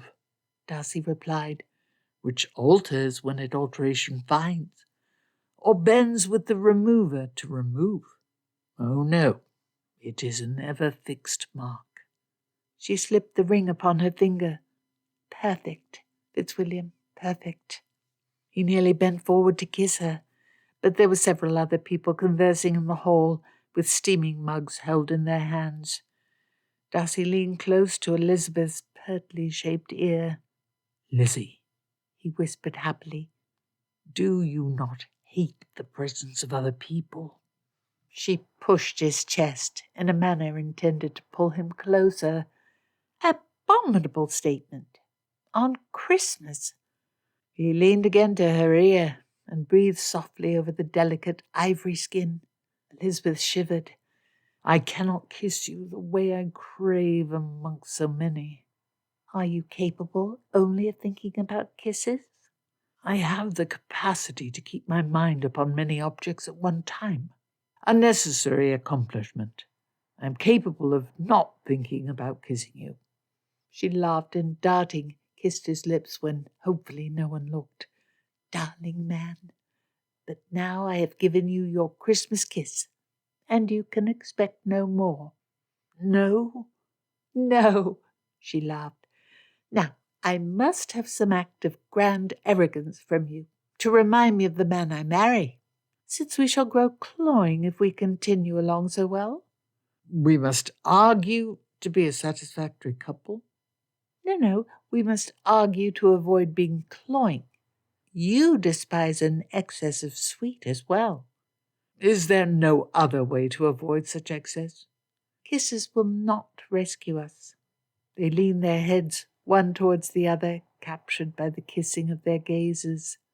A loud clap startled both to straighten. "Darcy, Lizzie, here you are." Bingley grinned boyishly. "Were you occupied?"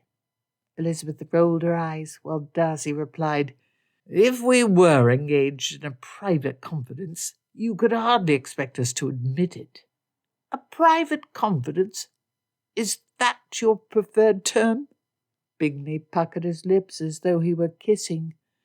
"But carols, you must join, both of you. Carols!" With a laugh, Elizabeth dragged Darcy by the arm into the drawing-room. Everyone assembled around the hearth, holding glasses of mulled wine or hot punch. Georgiana stood close to Mr. Peake, who balanced himself with his hand on the back of a big wing chair to keep from placing unneeded weight upon his ankle. Georgiana turned and smiled at Mr. Peake, holding open one of the songbooks to share between them. Darcy frowned. Perhaps he should not be so sanguine about giving Georgiana leave to spend time with Mr. Peake, even if he filled the time boringly with conversation about matters of business. Despite his dearth of rakish skills, Darcy knew quite well such conversation could not lead to a woman's heart. Darcy shook his worry away. Even if attraction existed betwixt them, Mr. Peake had been employed at Pemberley and been reared within 5 miles of the estate. Peake understood that a tradesman could never aspire to the hand of the sister of the master of Pemberley. The singing began, led by Bingley and Mrs. Lucas. Darcy had a well-trained baritone which mixed perfectly with Elizabeth's voice. Their voices rose in melody with the other singers. While shepherds watched their flocks by night, all seated on the ground, the angel of the Lord came down, and glory shone around. And glory shone around. The merrymakers sang nearly an hour, and when the singing ended, Darcy and Elizabeth went to the punch bowl smiling together. Singing gave an extra glow to Elizabeth's cheeks and brighter light to her eyes. She had never looked so alluring as at present, with his ring upon her finger. They had not more than half finished their punch when the bell was rung for dinner. The mid-sized dining-room was crowded by the horde invited to the holiday celebration. They all sat packed so that they only had a few inches to move their arms about around the thick oaken table. The guests were scattered every which way by Mrs. Bennet's seating arrangements, and Darcy found himself seated on the opposite side of the table from Elizabeth, and between Mrs. Lucas and Mrs. Golding. Darcy was relieved, as he had been favourably impressed by both persons. Often he found a crowded dinner party a bore. The social custom was to keep couples from sitting too closely to each other in a dinner party, to make conversations more interesting. This never seemed unreasonable before, but now Darcy wanted Elizabeth.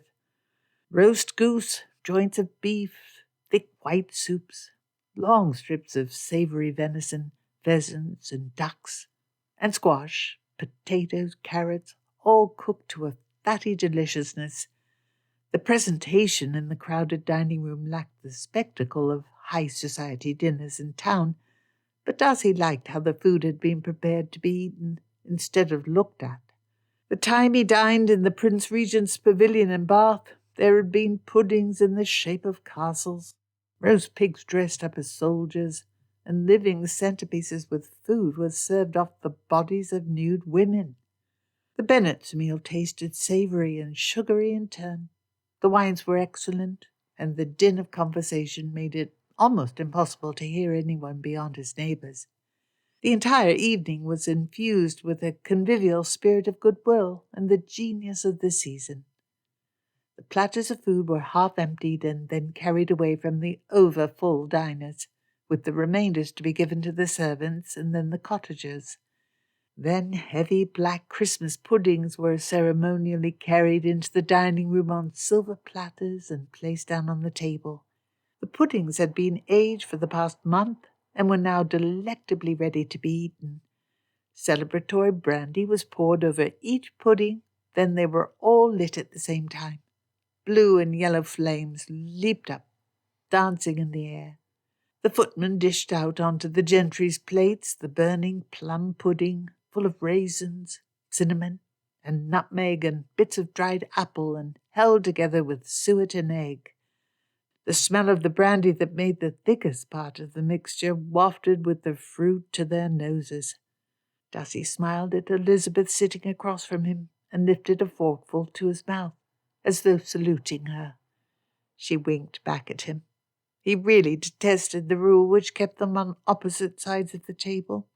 The sweet, rich taste of the pudding melted in his mouth. Darcy closed his eyes to concentrate on it.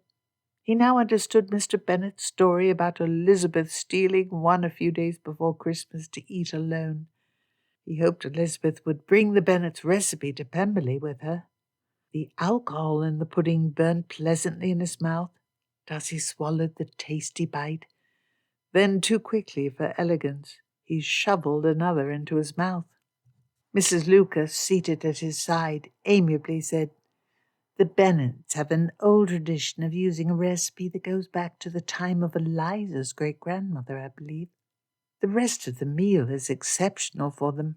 Mr. Bennet usually does not allow Mrs. Bennet to splurge so high on food." "An excellent meal." "With your marriage to Miss Bennet, perhaps her mother now contrives to convince Mr. Bennet to relax the tight purse strings far enough to allow her to spend closer to the grandeur she wants. Ever since I arrived in Hertfordshire, it was clear Mrs. Bennet had a jealousy of how her daughter and Bingley live in a much wider style than she." Darcy shook away a vague, surprised unease. He knew Mr. Bennet always set aside money for the support and dowries of his daughters. His marriage to Elizabeth would end the need. Mrs. Bennet had fortune enough for personal needs, and with 5 daughters married, though one was widowed, and 2 having married wealthy, she would have no need to fear or worry for a place to live. His connection with Elizabeth was, in major part, a spiritual thing, untainted by money. But she, and by extension her family, were wealthier now. It was rational for them to spend more freely. Darcy slowly enjoyed the flavour of another bite of the Christmas pudding. He liked being richer than Elizabeth. He liked being able to bring her into a higher life. It somehow filled the grand name and old dignity of Darcy with new life. The point of such status and consequence was that he could share it with Elizabeth. His grandeur, his pride, his place would become hers. Darcy ate the pudding carefully and slowly, savouring the taste, But by the time he'd finished his seemingly ample portion, all of the leftovers from the first round had been claimed by the other diners. Darcy stared in surprised dismay at the empty platter, with a charred spot from where some of the brandy had incompletely burned and congealed into a thick syrup. He thought about scraping it off and picking at the crumbs of bread and the few raisins left on the platter, but that would be beneath his dignity. Elizabeth's laughter rang across the table. Her cheeks were red, and there was an additional light in her eyes. She leaned across the table and pointed at the platter. "We have others set aside. I shall ensure a pudding is brought to Netherfield for the new year, a special for you to eat alone." Feeling slightly embarrassed by shouting across a table, Darcy replied, "I expect you to join me in the repast. I would not want an injured tummy." Elizabeth blushed and laughed, flapping her hand as though she wished to drive it away. "Do not remember that." "You recall my embarrassing moments?" "I would claim it is different, but alas, your point is valid." Soon the female dinner guests withdrew to the drawing-room, leaving the gentlemen alone in the dining-room.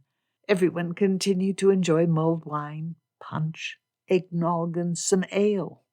The crowd was loud and happy, though the presence of many older gentlemen kept the high spirits of the younger generation contained. Darcy continued to talk, laughing with Mr. Peake and Mr. Lucas. After a little less than an hour, the gentlemen rejoined the ladies in the dining-room. When they entered the drawing-room, Darcy's eyes immediately searched for Elizabeth. A bowl of hot punch was set upon one table, and upon a stove in the corner near it a pot of mulled wine. Elizabeth and her mother and sisters were happily talking and pouring and preparing hot chocolate and coffee for everyone. Sprigs of mistletoe decorated the ceiling. He approached Elizabeth, and she liltingly laughed. "Not so soon. You shall not grab me again for your own purposes. Not yet. Go talk to someone elsewhere. Now, what is your preference?" She gestured at the coffee, chocolate, tea, and the wine and punch. "You." Mrs. Bennet stood behind his love, and she tittered and winked. If Darcy had not been slightly foxed, he would have been slightly offended by the vulgarity, both his own and Mrs. Bennet's. As it was, he bowed to Mrs. Bennet, who, without waiting for his choice, poured Darcy a full glass of punch. "Very good, made with the best Jamaica rum. My brother purchased for us. You'll not find better, not even on your fine estate." Darcy sipped the punch. He had drunk too much already to be able to tell whether the rum was good or not, but he thought that the punch tasted like alcohol. Elizabeth laughed and pushed him again, her hand lingering on his chest. "Go talk to someone. A little separation is good for the soul. Mr. Smith, chocolate or punch?" Darcy had already talked too much today. His head buzzed, and he knew the sensation of a crowding of his thoughts that happened after overlong house parties. He amiably spent a minute talking to 2 or 3 people, but when one of the guests with the more distant house left the sofa to prepare his carriage and family for the journey home, Darcy seized his chance to sit and hopefully be allowed peace until Elizabeth joined him. It had been a fine Christmas, but even if he had Elizabeth near him, he disliked too much social intercourse. Elizabeth laughed and happied where she stood handing out chocolate and punch to her guests. His Elizabeth thrived under such attention. If he could be allowed to spend a mere 2 or 3 hours conversing, and then simply watch Elizabeth laugh and smile and throw those piercing glances of understanding towards him. She winked and waved at him from across the room, before supplying a rotund woman with large bustles and a feather in her hair, a steaming mug, and a biscuit. Darcy was so happy. This was what happiness was. Music began. It was a familiar air from Handel's Messiah. The sound was rich and complex. Georgiana sat at the piano with Mr. Peake next to her, his leg propped up on a small footrest. He sat in a position where he could serve to turn the pages of music. Georgiana had been separate from male company for so long. As soon as he and Elizabeth were married, he must contrive, though it may be easy with Elizabeth's help, to introduce her to appropriate men. Good God, one day his sister might marry. Such would have been a tragedy for him before he had Elizabeth to fill his house. He would have made himself to think happily upon the event no matter what. A matter for the future. Darcy's mind wandered. He had woken fairly early, and the alcohol left his head spinning. He closed his eyes and drifted. You did avoid the company. Darcy blinked open and grinned at Lizzie. I am proud of you. You attended to the company and talked happily for quite a while. The neighbourhood has quite forgiven you your first night. Elizabeth plopped down on the sofa next to him, with a mug of hot cocoa spiced with rum cradled in her hand. There was a lilt in her voice from the punch and wine. I must ask you a question, Fitzwilliam. She laughed. I still delight to name you that, though I feel a little like Georgiana. Darcy blanched. Do not say that. I will then think of Georgiana each time you call me Fitzwilliam. No! Elizabeth giggled. Terror and confusion. Helplessly, Darcy imagined himself engaged in marital activities. Elizabeth moaning his name, Fitzwilliam, and then a thought of his sister involuntarily coming to him. Pray tell. Elizabeth giggled and her cup shook, though she didn't slosh any of her chocolate onto the saucer. Which thought gives your manly face that disgusted expression? She giggled far more when she had drunk a bit more than one glass. He felt fondness and tenderness. Elizabeth was so perfect, so beautiful, so completely his. She loved him, and she would depend upon him in the future, till death do us part. It made him more of a man. I adore you. What thought? I demand satisfaction. No distractions. Elizabeth grinned happily at him.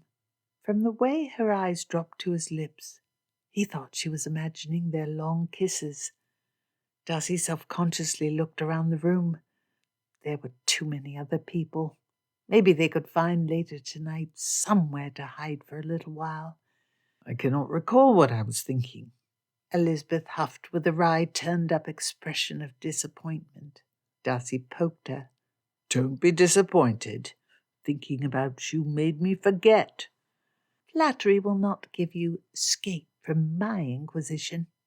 I do not want to escape from you. Darcy caught her eyes and looked into them as he replied in a low voice. Oh, my. Elizabeth's face flushed. She leaned towards him as though to kiss him, and he saw that disappointed realization in her eyes when she recalled the presence of other people in the room. She looked at them, frowned, and sipped her milky, alcohol-infused cocoa. I recall I was to ask you a serious question indeed. You must make an account for me. When did you first come to love me? I hardly know. I was in the middle before I realized my true danger. It crept up upon me, our every encounter adding to my appreciation of your charms. Oh, no. Elizabeth punched her free hand in the air and sat higher, pushing up one of her most charming features in a way that added to Darcy's appreciation of its charm. That does not satisfy.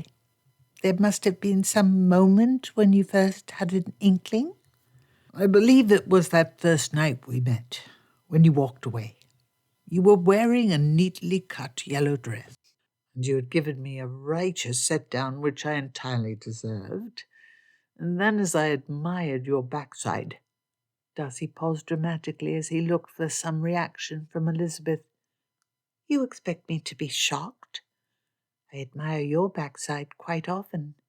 Nay, Darcy grinned at her pearly smile. I did not expect to be shocked. I was seeking to be complimented by you. Elizabeth laughed. As I watched your finely clad backside walk away from me that night, with a slight sway to your hips which I could not look away from, and I knew I had suffered defeat during our argument, I thought to myself, that is a damn fine woman. Swearing in front of a lady? Elizabeth giggled, and her free hand leapt forward to touch his hand. I knew you admired me from the first. It was why you were so insistent on telling me that I couldn't trap you. You were frightened of the bait my neat backside offered. You needed to be careful to avoid the parson's mousetrap. I never have been happier to be disappointed in my plans. I am particularly fine disappointment. And, my darling, when did you come to realize you loved me? You called me my darling. You haven't said that before. Elizabeth looked at him with shining eyes and a brilliant smile. I haven't. You are my darling, my dearest darling. She settled the cocoa in its saucer on the sofa next to her cautiously, and then leaned up to give Darcy a brief kiss, ignoring the other people in the room. Fortunately, they had decided to ignore the lovebirds cooing at each other. You must yet answer my question. Darcy paused and leaned forward to give Elizabeth a quick kiss of his own. My darling? Elizabeth sighed. I shall become a puddle of melted butter if you continue to speak to me in that manner. She picked up the saucer and took a sip of her cocoa. Let me consider. It certainly was not the first night. Elizabeth grinned, with a mouth that begged to be kissed. I hope you do not mind, but even if you do, I shall be laughing about that story for many, many years. So long as you are laughing with me, I shall be satisfied. Always. Darcy looked at her eyes. She looked back. His heart started to beat. She smiled. He knew they could not be too intimate in this group. Self-consciously, Darcy broke their gaze. Mr. Bennet sat on the opposite side of the room talking to Lucas and Bingley. Elizabeth's father was in the room. When Darcy broke their eye contact, Elizabeth looked down with a small, seductive smile. I think it was that day you escaped hunting with Bingley to pester your sister at Longbourn. My care for my sister did move you. Elizabeth grimaced. Nothing of the sort. It is cloying. You are too present with Georgiana. You did something else. You picked up Anne in your arms as she squealed and ran to you, and you swung her about. You never look so handsome as you do with that little child. Elizabeth pressed her hands on her suddenly flaming cheeks. It is an image that will be with me till the day I die. Oh, Darcy's voice lowered. I had realized she was an attractive prop. She is exceedingly attached to you also. We were partners in seducing you. My. Elizabeth flapped her hand in front of her face and then drank the rest of her cocoa, putting the cup to the side. Have you any notion what you do to me when you look like that? Yes. He deepened his voice further. Do you have any notion what you do to me when you smile in that way? What way? She smiled at him, in that way, making Darcy's stomach leap. He felt a complete happiness come over him, and he just needed to smile. You ought to know, Darcy said. I remember that day clear. The way you picked up Anne and held her enhanced your attraction. You shall be a fine mother. Elizabeth looked down with something like shame. I was trying to look maternal. Darcy laughed. We both wanted the other to like us, even before we really understood. I dearly love you. She smiled at him. I love you as well, and deeply. They both still glowed when the carriages took them apart. A few weeks more, and he would be united forever with Elizabeth Bennet.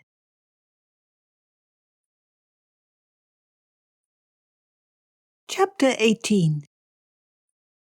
Elizabeth shivered as she lighted from the Bennets' carriage in front of Netherfield on the last day of the year. The sun had not yet risen, but rays of light over the horizon glinted off a few white, fluffy clouds high in the air. The crisp air was filled with the baying of hounds, the stamping and braying of horses, and a cold wind penetrated through her heavy winter coat and made her nose redden. Bracing. Most of the gentlemen were already gathered and mounted on the lawn in front of Netherfield. They sat on their horses, with gloved hands clinging to leather reins, as the horses stamped and stomped against the cold. Footmen circled about delivering crystal glasses of whisky and porcelain cups of cocoa or coffee for warmth against the cold. Almost 24 men on horses, waiting for a few stragglers.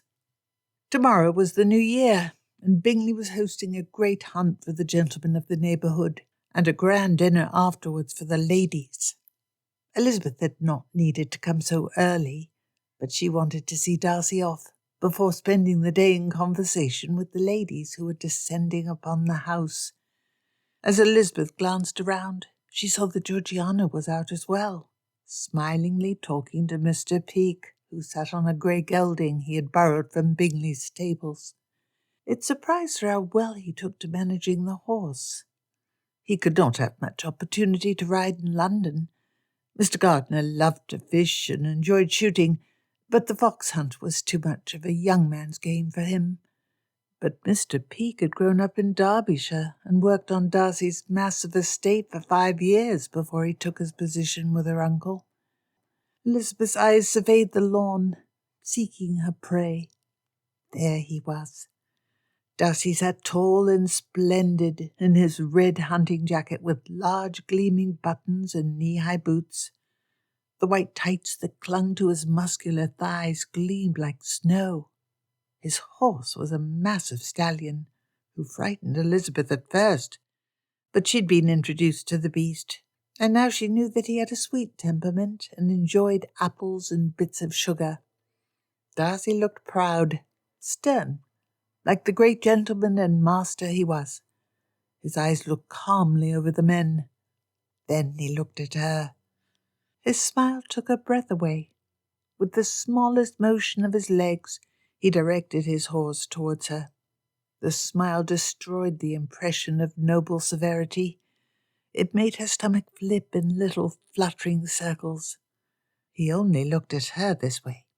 She hurried to meet him, her boots crunching on the hard ground. Darcy took her hand and leaned low on his horse so that he could kiss her, the warm breath heating her through her thick gloves. "Off to kill some poor fox?" Elizabeth smiled gaily at him. "What has he ever done to you?" "One hopes that she'll be a dame, so that we can reduce the horde of pests destroying the livestock of this country that much more." "Nay, nay, horrid notion. To plan to kill a woman." "A lady fox, but then she would be a Whig." Elizabeth giggled and then groaned at the pun on the name of the famous politician. If he had not been sitting on his black snorting beast, she would have shoved him. Not such a joke. No, Whiggishness is no excuse to kill foxes. "It is my pleasure to entertain you with such wordplay." "No, I do not give encouragement to such jokes." "Of course not, my dearest." Elizabeth flushed with happiness, though she could see from his eyes that he fully intended to use any other puns which crossed his mind. "Not that easily. You cannot call me my dearest and expect me to accede to everything." "Our life would become a dreadful bore if I could." "The pun is a vulgar form of humour, far beneath you." "It is poetry, rhyme, rhythm. You admire the bard. He uses puns oft. We have before discussed the farce in Midsummer Night's Dream. You referred once to the character by the name of Bottom." "Horrid, shocking man! If I loved you not, I would be obliged to slap you." "Only for your benefit do I make such jests." "You are a strange benefactor, and I throw my hands in the air." Elizabeth dramatically threw her hands into the air. "And I wash my hands of the matter. If the bard uses puns, I cannot expect a mere mortal such as you to resist. Nor will I expect a mere mortal female such as you to resist the addition to my allure such humour gives. Arrogant man. You admire me for it. Take care. I would be made miserable if you hurt yourself leaping some gate you ought not attempt. Do not worry. You can ask Bingley. I am the soul of caution during the chase. Elizabeth raised her eyebrows sceptically. Perhaps not the soul of caution. I show some moderation. He openly ogled her person. I have too much eagerness for our wedding to let it be put off by a bad fall. That thought I shall depend upon. The gamekeeper sounded his brass horn, and the hunt gathered into its formation, Darcy near the front. Everyone laughed and chatted. They all were splendid and handsome in their jackets upon the healthy horses. The hounds were released, and they leapt around the kennel master. The horn was blown again in a tight taroo, familiar even to Elizabeth. The hunt set off. Georgiana walked near Elizabeth, and they stood together, watching the clump of horsemen, with Darcy's head sticking up above them all, descend down the carriageway to Netherfield, and then round a bend in the road which took them behind a tall hedge and hid them from the sight of the half-dozen ladies who had come out so early. The top of Darcy's cap bubbled up barely above the line of the hedge as they rode along, and then the group turned down the road again, and even that disappeared. Elizabeth looked at Georgiana. Inside, Georgie. Too cold for us, the wiser sex, to stand around whilst the men hunt and freeze. Oh, no, it gets far colder in Derbyshire. You shall become used to that. I am almost comfortable at present. She looked at Elizabeth as though she wished to say something, but then Georgiana bit her lip and shook her head and walked inside. They greeted and talked to the other women. Mrs. Golding was there, and she had a kind word for Georgiana. The women clumped themselves in the breakfast room to get rolls and coffee before retiring to the drawing room to wait out the exciting day of dangerous leaps that the men would enjoy. Elizabeth believed in Darcy's caution and skill with the horse, but in the course of her girlhood, in just the narrow confines of her part of Hertfordshire, a half-dozen men had killed themselves or been permanently injured during the hunt. In London, she had once listened to a strange philanthropist who railed against the barbarism of how the hunt cruelly hounded the poor foxes. He had been a ridiculous man who believed all ailments could be cured if men adopted a diet with no animal matter, not even milk or cheese. He had learned of such ideas when he met mystics who lived hundreds of years in India, or so he claimed. Elizabeth strongly doubted both the salutary effects of removing meat. Everyone knew that led to weakness and a loss of strength, as sure as too much meat led to fatness and gout, and she even more doubted that the mystics lived longer than the normal course allotted to a man. Perhaps it was not nice to hunt foxes. Foxes were not nice animals. Elizabeth had seen what happened when one of the sly creatures gained entry to a henhouse. The true barbarism of the hunt was how it led foolhardy young men to take foolish tricks to impress each other. Darcy was past 30, though, too old and too proud to play such games. The conversation of the women moved to the drawing-room and became excruciatingly dull. More women arrived, and Georgiana was kept in conversation by Jane and Mrs. Lucas, so Elizabeth had no need to keep an eye on her soon-sister's pleasure. Every gathering of women turned into people obsessed with servant troubles, the incomes of their husbands, fashion and fripperies. Only smallish doses of such discussion could be enjoyed. Today, Elizabeth could not entertain herself with them. Darcy was everywhere in her mind, his lips, everywhere, his touch on her forearm, the way he stroked his hand softly over the little hairs of her forearm, bare from where the gloves bunched up fashionably around her wrists. Their hands fit perfectly, him sitting high and proud on his great horse, the tallest man in the group, picking up his niece and holding her aloft, swinging round the giggling, happy little girl. Elizabeth imagined him holding his son, her son, their son, little boy with his eyes. She was going distracted. With a laugh, Elizabeth realized she'd sat for the past 15 minutes without saying a word, and a doubtless absurd, lovesick face. She made an excuse to leave the room and wander to the library. With her mind so full of Darcy, it would be impossible to actually read a book, but Elizabeth was confident she could read at least 2 whole paragraphs before her mind drifted off to obsess in peace. Bingley's library had scanty pickings, though not nearly so bad as it had been in the months when he and Jane courted. Elizabeth had still read everything in the library, except Debrett's baronetage, a wedding gift from the baronet Bingley had purchased Netherfield from, with his own entry bookmarked.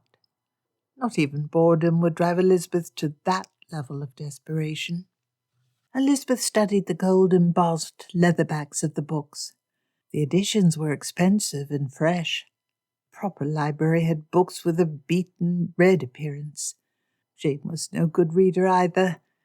Once Bennet grew a little older, it would fall to Elizabeth to make a determined effort to entice him to emulate his grandfather.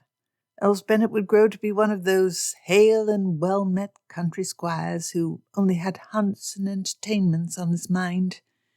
If Bennet combined the good looks and good manners of his parents, he would do far better as such a country squire than as a scholar. Some men were called to great deeds of the intellect, while others preferred feasting their fellows. Bingley had not missed his calling, though her brother-in-law held a clever mind beneath his easy charm. Aha! Elizabeth's hand darted forth to grab a slightly used copy of Midsummer Night's Dream. She had read it in part several times while at Netherfield, along with Othello. It was the only Shakespeare in Bingley's possession. The jealous Moor and Iago did not fit Elizabeth's current mood at all. But he had referred to Midsummer Night, which made it precious. With a laugh at that conceit, Elizabeth settled next to the frosty window. Despite no one being in the library at present, the stove glowed to keep the room warm so that it would be comfortable later in the day when larger crowds of guests arrived. Before Elizabeth began to read, Georgiana entered the room. She hung near the door, not quite looking at Elizabeth. "Enter, dear. Bored as well?" "No, everyone is so easy and so kind." "They are Jane's friends." "Unkind." Georgiana looked at Elizabeth and gave her a little adorable smirk that Georgiana wore when she decided to be brave and tease Elizabeth back. To say they were boring? I claim to be bored, which is a fault of mine, not the conversation. You are so like Fitzwilliam. He would not say such a thing to me, but he thinks it often. Georgiana walked across the room and brushed her fingers over the spines of the books. He said as much to me as you did about his behaviour. My loss of reputation was an excuse to spend less time amongst others. He only needs a person to push him to join, and then keep an eye on him so that he can be sent to bed when he gets tetchy. Bingley only managed half the task, but I'm quite prepared to order him to his room. I am yet astonished you can easily say such a thing about Fitzwilliam, or to him direct. He's so grand. Do not tease him in quite my manner. There is a great deal of difference between how such a liberty will be perceived from a wife and how taken from a girl 12 years his junior. But you ought to tease Fitzwilliam a little." "I will," Georgiana replied with a smile. The girl frowned and looked around. She had perched lightly on a floral-patterned armchair next to Elizabeth's, but Georgiana didn't relax into the cushions, as though she half planned to leap up and flee the room. Without looking at Elizabeth, Georgiana said, "Midsummer's Night Dream? My dear sister, you sought me for a reason. It was not to comment upon my choice of reading. With a blush, Georgiana laughed. You are so wise. That is why I wanted to come to you to ask. You will know. I do find it difficult to speak of. You know. Not yet. Your manner happily suggests you do not have a dire criticism of me, or some worse secret about Darcy to reveal before I innocently and helplessly am drawn into his Gothic web set at Pemberley. No. No? Georgiana smiled and relaxed into the joke. Pemberley is bright and sunny, and even in the winter everything is crisp and cold, entirely unlike a musty Gothic mansion. Also, we have no curtains. I need not fear what makes the door to shudder at night when all are abed. Elizabeth laughed. Nor a headless monk? Well, the headless monk is really sweet. You should not fear him. Elizabeth laughed and clapped. Bravo, bravo. A fine return. Georgiana shyly ducked her head. I have a suspicion of what you came to talk about. Might I venture a guess? Her friend's wide eyes shot up to her. Georgiana nodded with her lips parted. You have a strong attachment for your old friend, the handsome and capable Mr. Peake, and you are confused and wish some advice from me. How do you know? You have been quite obvious. It is adorable. Anyone who pays attention to you must be aware of your preference. She blanched. Even Mr. Peake? That is a less certain manner. He is as fond of you as you of him. In such matters, lovers oft have the least ability to see. No, he cannot be. He likes me, a little, at least. He always was kind, even before Wickham, and after. But he is kind by letting me talk to him, and letting me listen to him about everything. And he adores Anne. I despise repeating myself, but Elizabeth patted Georgiana's hand, and the girl's wide eyes looked at her, searching for reassurance. In such matters, lovers oft have the least ability to see. Do you really think so? I am certain. The instant your name was mentioned, he stood to attention and begged to know how you did. And after a separation of so many years. He did? Your real presence can only increase his affection. A man does not stand near a woman as much as he does you, if he does not care. Georgiana's eyes were wide as she considered this. Elizabeth grinned at her soon-to-be sister. Elizabeth was so happy that any affection between others simply enhanced her joy. But I'm not so attractive as many. Do you know how I could maybe be a little prettier? Georgiana sweetly looked at her hands. Like you and Jane? I'm too ashamed to ask Jane, even though I know she would be helpful. Everything looks perfect upon her. Not on me. My sweet dear, you need no advice of that sort. He likes you quite well as you appear today. But I am only glad he found a woman who likes to listen to him. I assure you most women would not be interested in the details of import regulations, while I saw you nodding along quite intently and encouraging him the day past. That is art enough. No, I was entirely unaffected. I swear, you should listen too. His work is so interesting. I adore listening to stories about it. Elizabeth bit her lip to keep from teasing Georgiana further. Nothing could be a clearer sign of true affection than happily listening to stories about keeping warehouses stocked and selling materials at the best prices, and how easy it is to manage His Majesty's custom agents. Don't you listen to Mr. Gardiner talk about his business? Beyond a general way, not often. He knows better than to flirt with women in such a manner. Oh, but Mr. Peake is not flirting with me. It was time to offer some sage advice. You will need to encourage him. What? Georgiana squeaked. Mr. Peake is not Wickham. He's a little shy himself, you know. Good with his profession, but not such a great social creature. And he is a tradesman. It would seem to him presumptuous to ask for your hand. Ridiculous. There's no difference of that sort. Not any longer. I lowered my name such that he is above me. All of the advantage would be on my side. Elizabeth pursed her lips and looked at Georgiana. You don't think... I know I have a great fortune, but he is doing very well, right? I do not understand business, but the stories he tells makes me think his firm must show a good deal of profit. I am certain his attachment is not of that sort. Though, let us be honest, the presence of a fortune never lessens the charms of a girl. I'm scared of making a mistake after Wickham. I always depend upon Fitzwilliam for such decisions.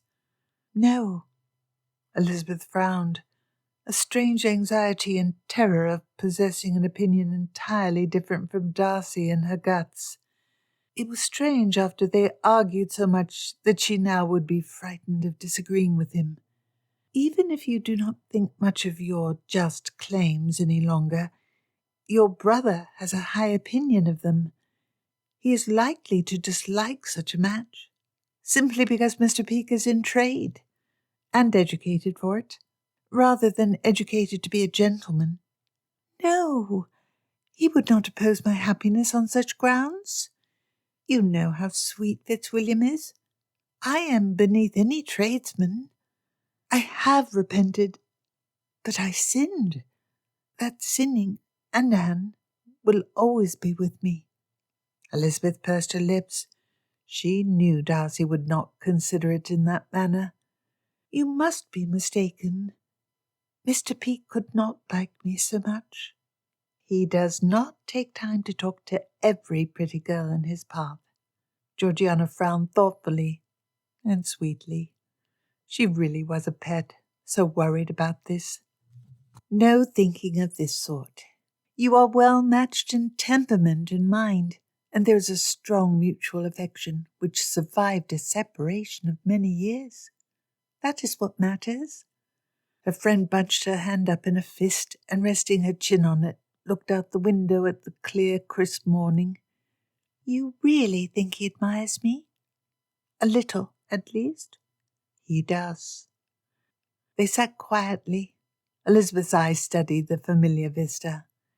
The woods denuded of leaves, the wagon track leading around the house, the fields bare, waiting the sprouts of winter wheat to poke their heads above the ground. Half of the tall stone barn was visible from this window. But I want to know, Georgiana exclaimed plaintively. Elizabeth raised her eyebrows and Georgiana blushed. I sound rather childish, do I not? Very sweet. Elizabeth poked her friend. Pay attention and you will see. You must pursue your own path in this. Follow your heart and your head. You still think Fitzwilliam would oppose such a match? Georgiana shook her head. He only hopes for me to be happy, and he likes Mr. Peake. Elizabeth loved Darcy, and she believed he would accept his sister's choice in the end. But such a match would make him unhappy. He knew the value of Pemberley too well, and he thought much too highly of his sister to think she had been lowered to the level where a man in trade, a man who had once been employed upon his estate, could be an equitable match. If, Elizabeth swallowed, there was a strange feeling in her gut. Darcy would disapprove of what she planned to say. Elizabeth shoved that emotion away. Darcy loved her. He did not expect them to share all opinions, and he was no controlling ogre. If he opposes the match, do not let him do more than make you hesitate. I could never go against Fitzwilliam's wishes. It is your life, not your brother's. You have the final guardianship of your own happiness. And Georgiana Happiness is what you deserve. You believe in me. It makes me braver. But I could never ignore Fitzwilliam's wishes. Not after what happened the last time. You told me Wickham convinced you Darcy would be pleased if you married him. I remember. Georgiana flushed. I could not have been really so foolish. I must have known. You were 15.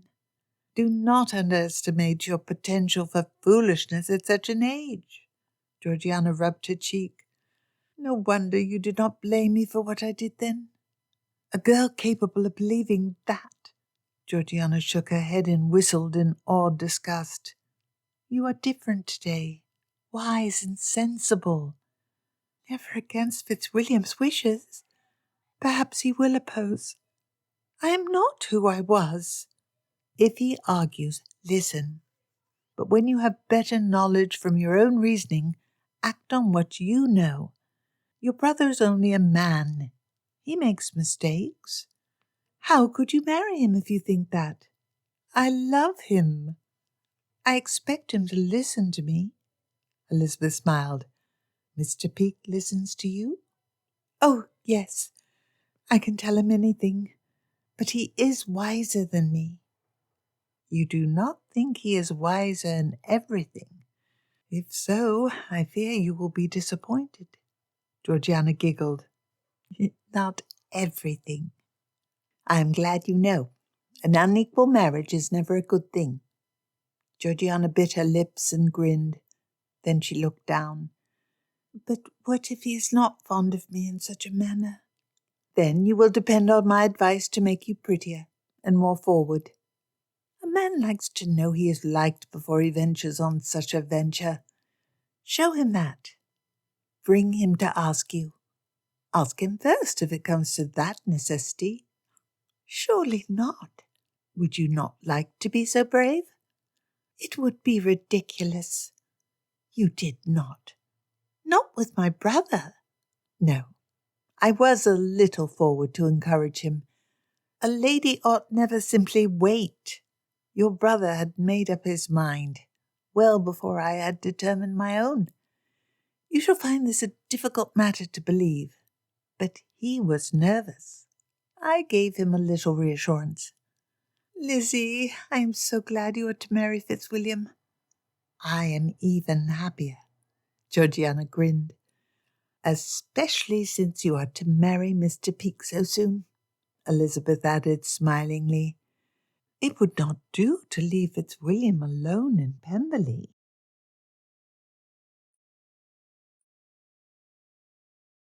Chapter 19. The morning after Bingley's fine fox hunt, a day as good as he'd been promised, Darcy whistled and grabbed an apple tart from the piled plate on the wide table in the breakfast room. It was freshly baked so that the family and guests could enjoy whenever they woke. He savoured the sugary richness of the apple, combined with the flaky tenderness of the crust. Even food tasted better now that he was to marry Elizabeth. Darcy put the tart down and poured himself a strong mug of coffee from the carafe set out and mixed in the cream and a lump of sugar. He tasted it, and the coffee tasted better than it ever had before. Taste her lips, the velvety taste of her tongue, the friction of lips rubbing against each other. The house still slept, despite the hour being past 9.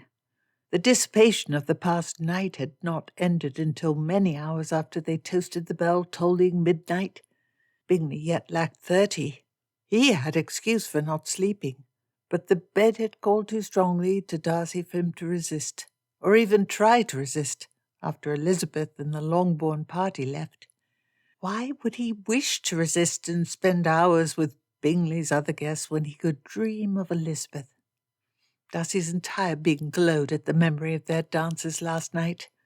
Her hand, touching her hand, her trusting smile, her laughter, her flashing eyes, the sweet curve of her bosom. He loved her, and he had her. A man in such a fine situation had an excuse for whistling as he breakfasted with coffee. Darcy whistled the tune from the final dance of the previous night's ball. After he put away the roll, Darcy rang the bell to call a servant. The uniformed footman immediately responded, looking fresh and ready when he entered the breakfast room. Impressive.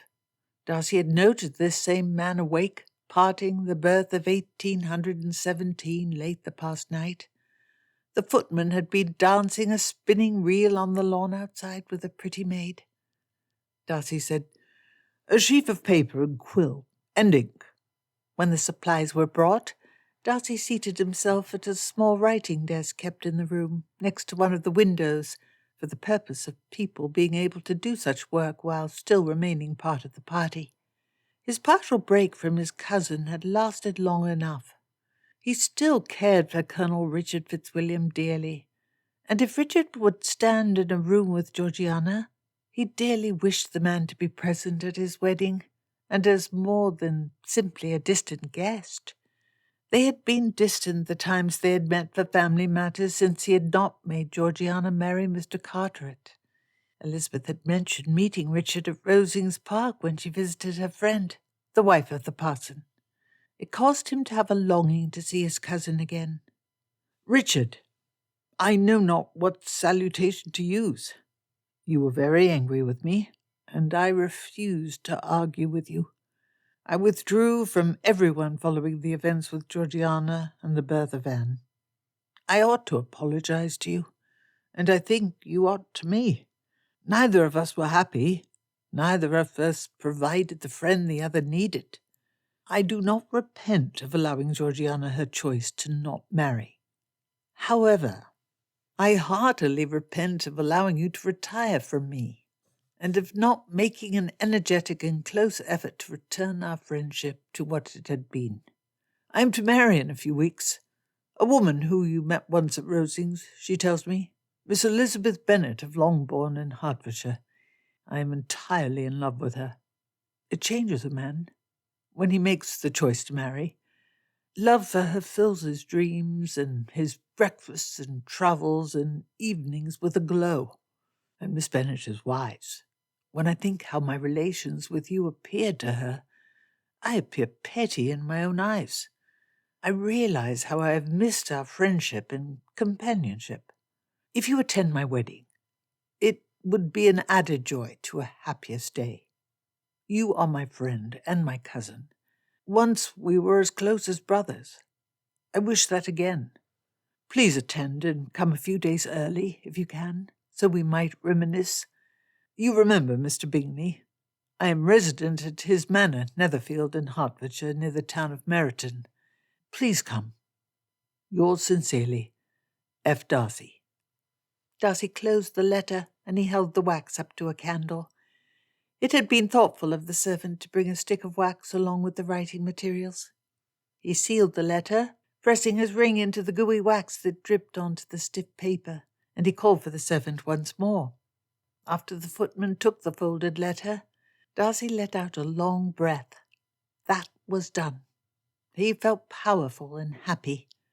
It was strangely difficult to make such a move of reconciliation. Before, he always had hesitated at sending a letter of this sort to Richard, afraid admitting his own wrongness would make him seem weak, or afraid he would be misinterpreted by his cousin. Elizabeth made him better. Darcy poured himself a fresh mug of coffee. He put his nose close to the cup so he could enjoy the strong aroma, and then cradled the saucer in his hand and walked to the window to smile at the icy day. Colder than the previous day when they were hunting. It had been a fine game. Along with Darcy, Mr. Peake had managed to outride many of the local gentlemen, showing off a certain Derbyshire pride. Georgiana had danced the last dance with Mr. Peake. She had looked too happy. His sister looked like she was in the grip of something more serious than a mild infatuation that could pass without any consequence. Damnation. And everything was going so well with his sister. He at last had begun to feel as if she was well and happy. And now an unsuitable infatuation. Darcy looked back out the window. The farmer walked along a distant road. bowed under with a big table he carried awkwardly. A woman in a patched dress walked up to him from the other direction, and the farmer put down his burden and kissed the woman. Then they both picked the heavy table up and walked forward, easily carrying it between them. Elizabeth would help him with his sister. Everything was better now that they could carry his burdens between them, like the happy farm couple on the road. She might disagree. Elizabeth's beloved uncle was Mr. Peake's partner, and his business would benefit if Mr. Peake gained a large sum of capital. Mr. Peake himself was the cousin of Elizabeth's equally loved aunt.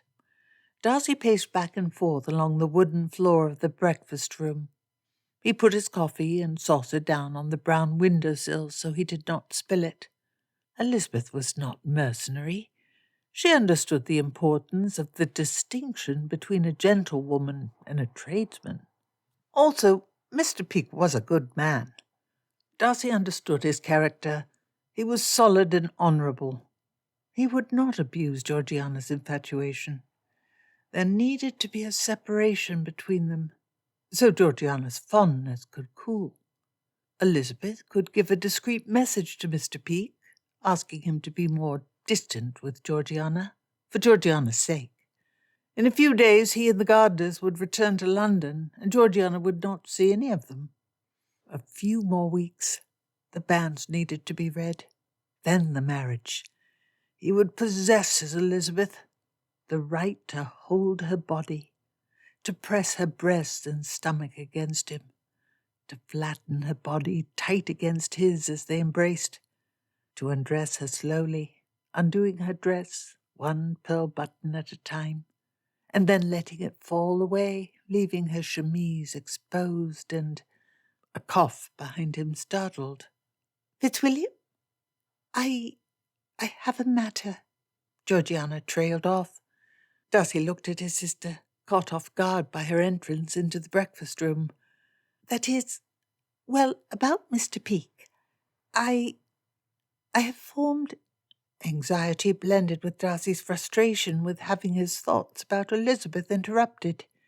She must be confessing her attraction to Mr. Peake, and he needed to discourage her carefully so that she would not be torn apart by the end of the fantasy. "What," Darcy spoke softly, kindly, "have you formed?" Georgiana looked at him through her long, girlish eyelashes. The breakfast chairs had 2 carved wooden posts with the curved back between them, and Georgiana's hand curled around the top of one of those posts. You always approved of Mr. Peake. Approved. Clever, honest, hard-working, and happy. I mean unhappy. You were unhappy when he left." "Mr. Peake is an exemplary worker, clever and indefatigable in his duty. We know his people. I was unhappy then to lose him, but always happy to see him gain the opportunity to display his talents in the way most remunerative for one in his position in life. He has furthered himself far better than he could have in my employ. Mr. Peake is remarkably capable in trade." "Oh," Georgiana smiled and relaxed. "I became nervous. Elizabeth thought you disliked him." "Elizabeth did?" Darcy was confused. Of course he didn't dislike Mr. Peake, and he had shown him proper condescension. Oh, Georgiana must have found it easier to ask a woman for advice first, and Elizabeth had counselled his sister against her interest in Mr. Peake. A woman in the grip of an infatuation, Georgiana had not wanted to listen to the counsel of others. "She thought well, he is in trade, so you would not approve. Well, that is, He belongs to an inferior rung of society than us. I do not judge a man poorly for the position he is born into, so long as he does not strive to rise higher than himself. But in spite of his virtues, his station means we must always keep a distance betwixt us and him." "Oh," Georgiana deflated, and her smile fell. She sat at the table for support. Her eyes resolutely studied the Chinese tracery inlaid into the porcelain surface. Is that Important? Yes. I mean, so significant to you? The only matter you hold against him? Hold against him? He is in his place, and we, the Darcys of Pemberley, are in ours. Elizabeth is beneath us in consequence? Dear, dear sweet sister. Darcy sat next to her and placed his hand comfortingly on Georgiana's arm. He soon would embrace her while she cried, he thought, as he had several times after her pregnancy was discovered. Mine and Elizabeth's case is different. She is entirely a gentlewoman, even if she has connections to trade. Her father's family has owned this estate for generations. Her dowry, despite being less than customary for a man in my position, is sufficient. A few will think I married beneath myself, but once they meet Elizabeth, enough equality exists betwixt us for happiness in a relationship. However, Georgiana shivered and pulled the fabric of her sleeves down in a self-soothing gesture. She wouldn't meet his eyes, still studying the pattern painted onto the table. Darcy was stuck as he looked for the comforting words that did not come to him. He wished Elizabeth was here. But my daughter, Anne, Fitzwilliam, it isn't like before. There's no reason for me to worry about social standing, and I'm surely worse than Mr. Peake. He is the one doing a favour to me, with Anne. No, you are my sister yet. You are yet Darcy.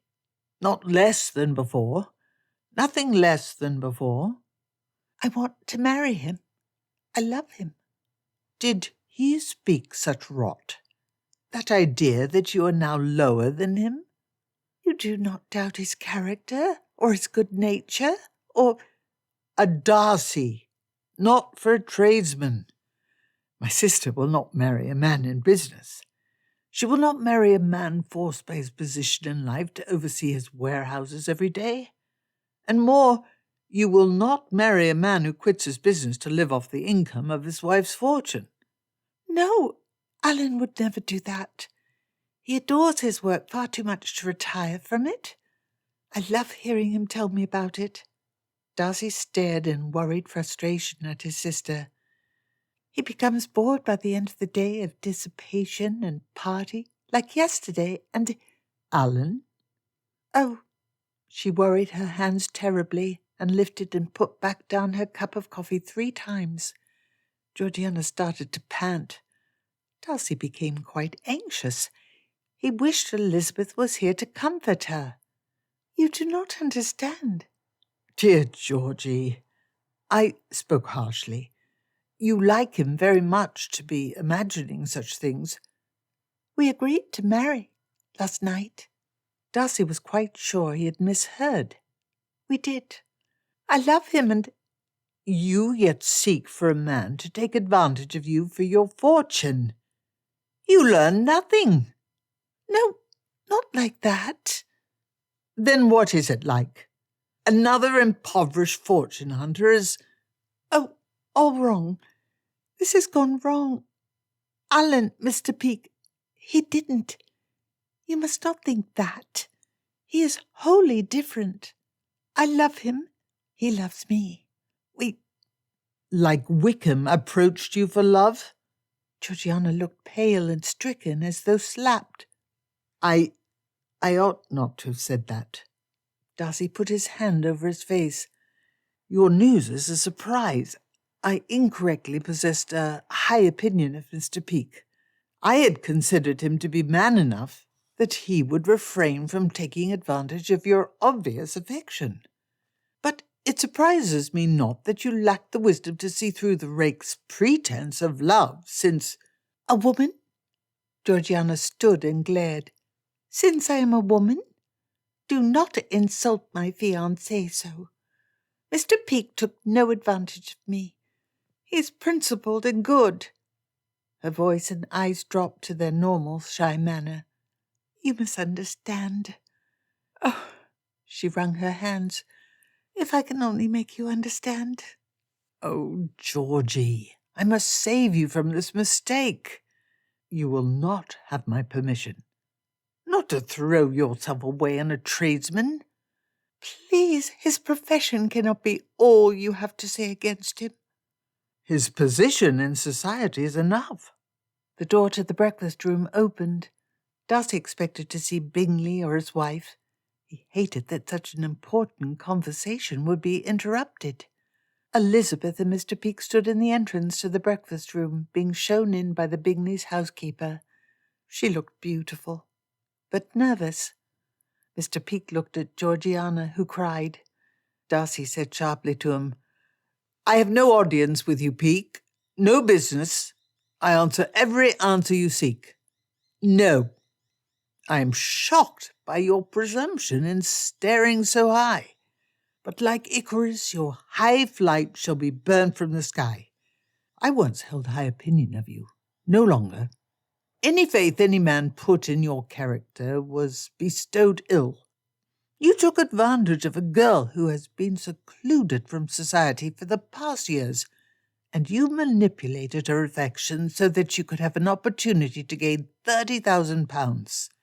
You disgust me. You ought to have known I would not allow my sister to marry my former understeward. The man stood tall and proud. He had a firm control of himself. Mr. Peake bowed slightly. I see you are immovable. I believe such likely. I only wish you to know that my interest in your sister was driven solely by a deep and abiding affection for her spirit and mind, and that the pecuniary considerations you think were so central to me had no influence. Darcy stared at him. He studied Mr. Peake. The righteous anger crumpled into pity. It had been upon Darcy's mind earlier this morning. Love could drive a man to mad acts.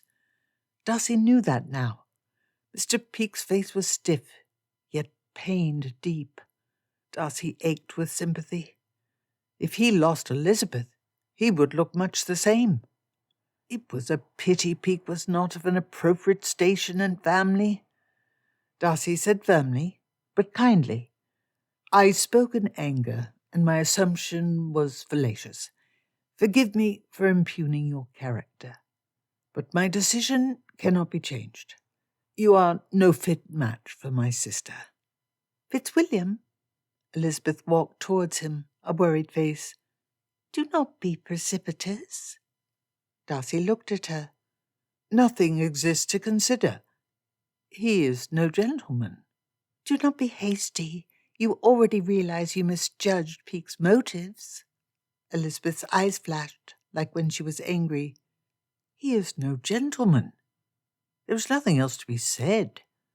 My uncle is as much a gentleman as Peake. Darcy clamped his jaw tight. No matter what her opinion, Elizabeth should not argue with him in front of others. Perhaps Georgiana, but Peake was not part of the family, and the housekeeper still stuck her head in through the open door, watching the drama curiously. Georgiana looked between Elizabeth and Mr. Peake. Mr. Peake walked towards her. Darcy said sharply, Peake, if you are a man of honour, I beg you have no further intercourse with my sister. Mrs. Nichols, show him to the door. Mr. Peake looked at Georgiana with some silent appeal in his eyes. Georgiana looked at him, sobbing, and shook her head. He retired from the room. Georgiana stood and rushed from the room without ceasing to cry. It was like a blow in Darcy's guts, in his chest. How could he help his sister? Elizabeth, talk to Georgiana. Explain how this is for the best. She listens to me, but if both of us... No, not for the best. The best is for you to offer your permission and blessings. Mr. Peake is a fine man. I know few better. Do you intend for us to avoid my uncle and aunt as well? Your uncle is better educated and from a more respectable family. Peake is the first of his line to make anything of worth of himself. I would not allow your uncle to marry my sister either. Elizabeth ground her teeth together. A gust of icy wind outside rattled the windows. The sky was turned grey. Darcy's coffee sat on the window-sill, gone cold. "You should not argue with me on such a matter," Darcy added. "Not argue with you? Heavens! Not argue? What next will you demand?" Not in front of others. You know I do not mean every argument. But on a serious matter, when we are married, I expect all respect to be shown in public." "Appearances. That," Elizabeth spat. "Georgiana is miserable. Your sister, for no reason. Your sister made miserable by your obsession with appearances." Mr. Peake and Mrs. Hood watched, and Georgiana. We should present a united front to them all. "She will never achieve a splendid match." "Elizabeth."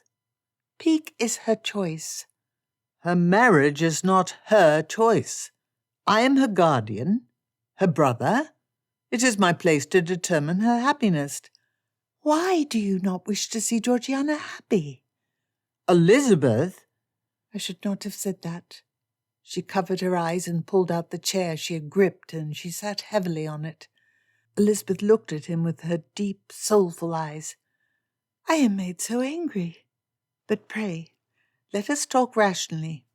Darcy nodded, but then he said, "I fear we have nothing to speak of. Georgiana is my responsibility. I will not sell her to a tradesman, no matter what." "Sell? Where is this obsession with money? Besides, Peake does not have enough to buy her."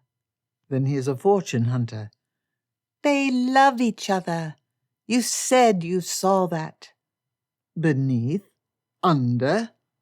He is under her."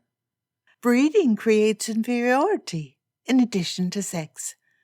Georgiana and I cannot make our own choices because we are women, and Mr. Peake is not worthy of happiness because he wasn't born with a giant pile."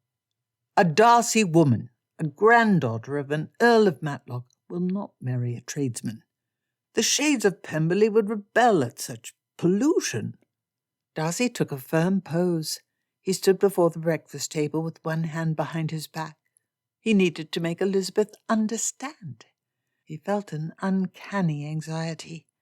Why did she need him to explain? She should just know. His wife should feel in her guts the consequence of the Darcy family. She should feel the grandeur. The shades of your estate. You intend to ruin the happiness of your sister and of a decent, respectable man to protect the tender sensibilities of your ghosts?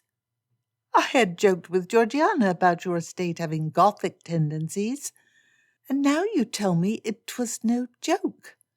Have you other secrets I should know before we embark on matrimony?" "This is not a matter of humour. Work with me to keep Georgiana from suffering. I am working upon you to spare her unnecessary suffering. Permit her to marry Mr. Peake." You ought to see that it speaks ill of his character that he sought to persuade Georgiana. The difference in status.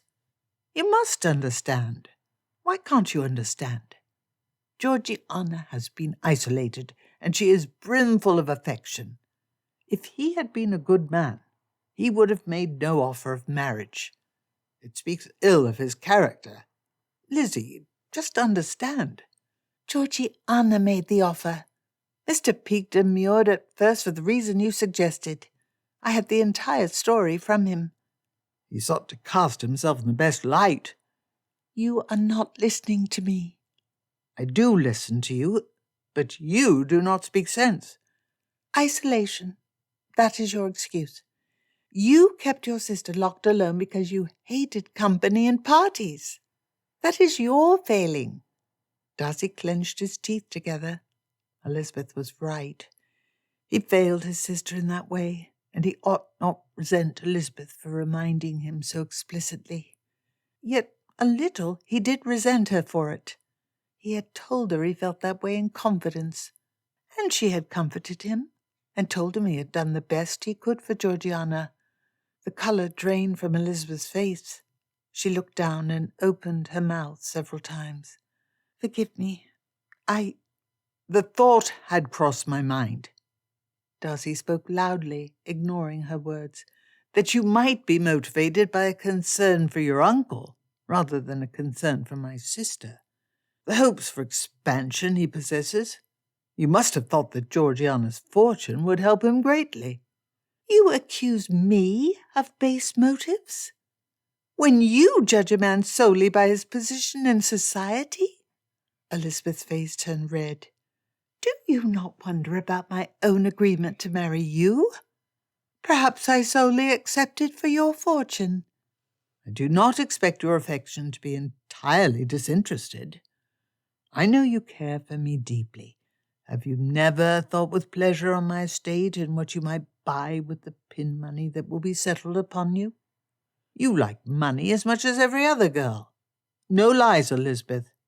You think it would be a good thing for your uncle's partner to marry a woman with Georgiana's fortune."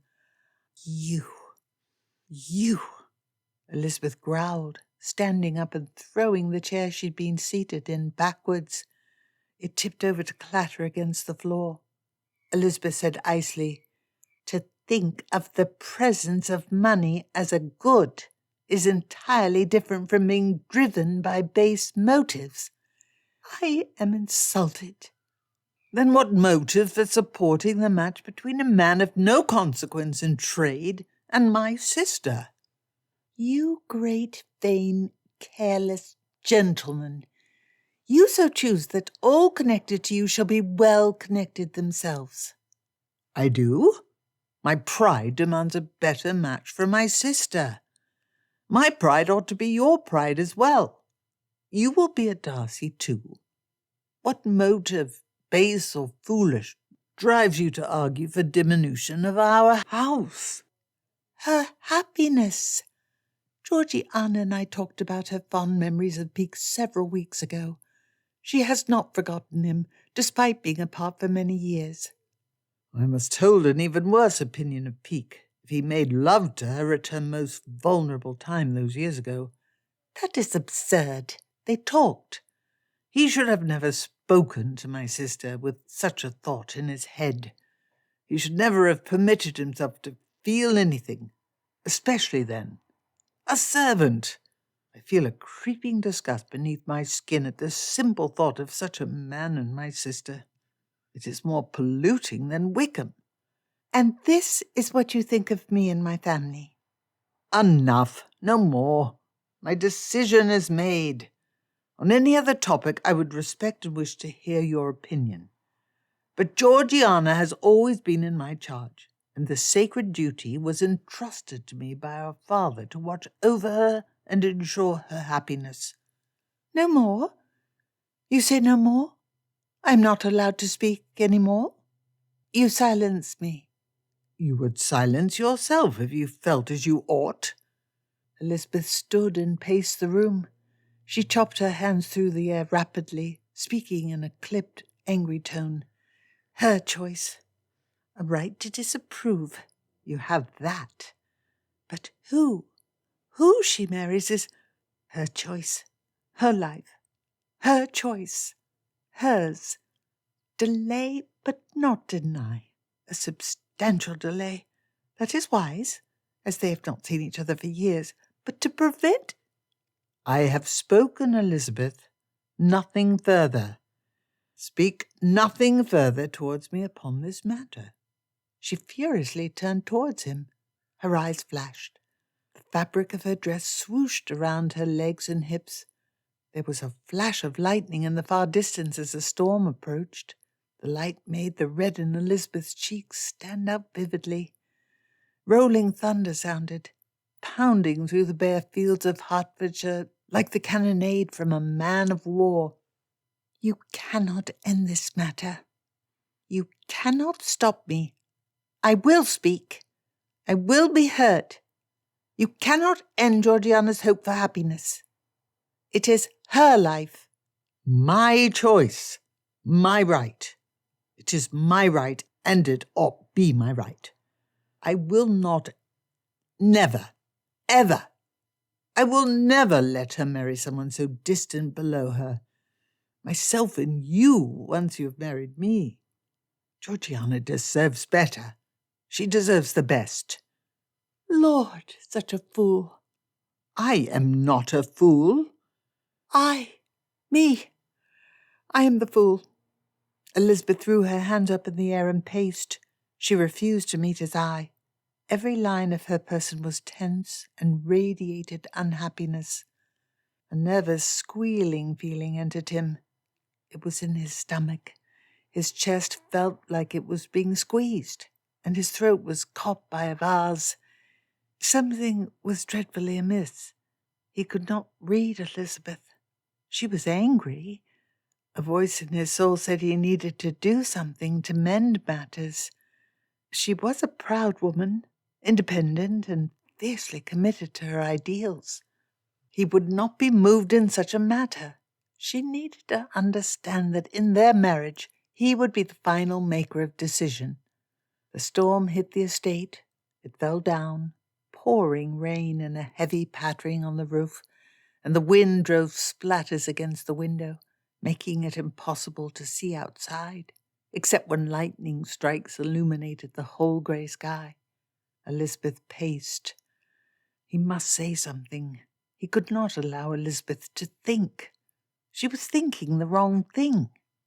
Lizzie, please come here. That is all I am. Mr. Darcy, a pretty creature at your control. You think my passions can drive me to irrationality. You think you have right to dictate to me. Darcy bit his tongue. I will always respect your wishes. Add not lies to thine faults. Your very manner of standing shows you do not respect me. You plan to allow me what freedom your whim gives me, so long as that whim remains your whim, but no respect. The philosophies of Wollstonecraft will move me no more than Georgiana's tears or your earlier arguments. If I desired a pretty thing to play with, I would have chosen a very different woman. Your mind is your chief attraction. No, not now. I'll not listen to your flattery. Your low voice will not enslave me once more. It is not flattery. It is... She pulled her ring off her finger, the gift from him, to symbolize their engagement, and she threw the gold band on the breakfast table. It bounced harshly and leaped off and rolled against the wall with a clang. Theatrics will not lead me to relent. My position is final.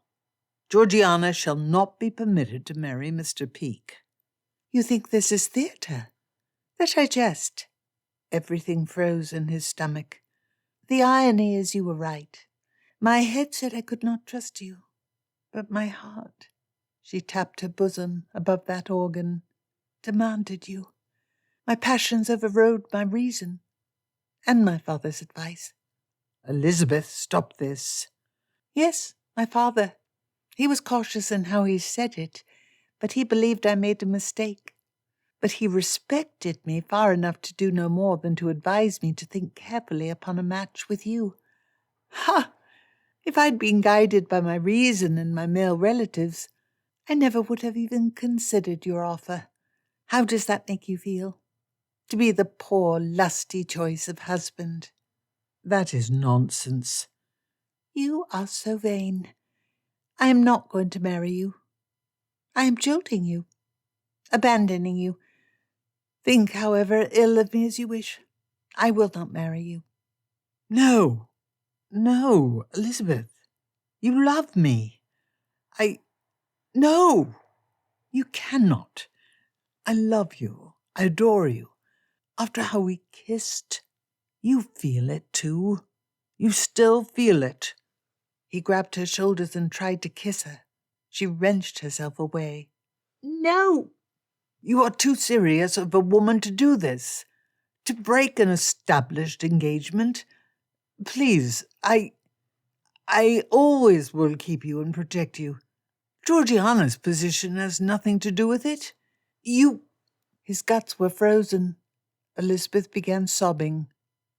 I do not wish to hurt you, but, Mr. Darcy, my reason tells me I cannot be happy with you. You have behaved in too gentlemanlike of a manner. I will not be happy with you. And in the end, my unhappiness would become your unhappiness. Goodbye, and God bless you. No, Lizzie! Darcy grabbed her arm to keep her from leaving. You cannot. You will be happy. You will. Not if I am under your control.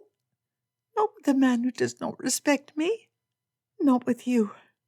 She ripped her arm away and fled through the door before he could catch it again.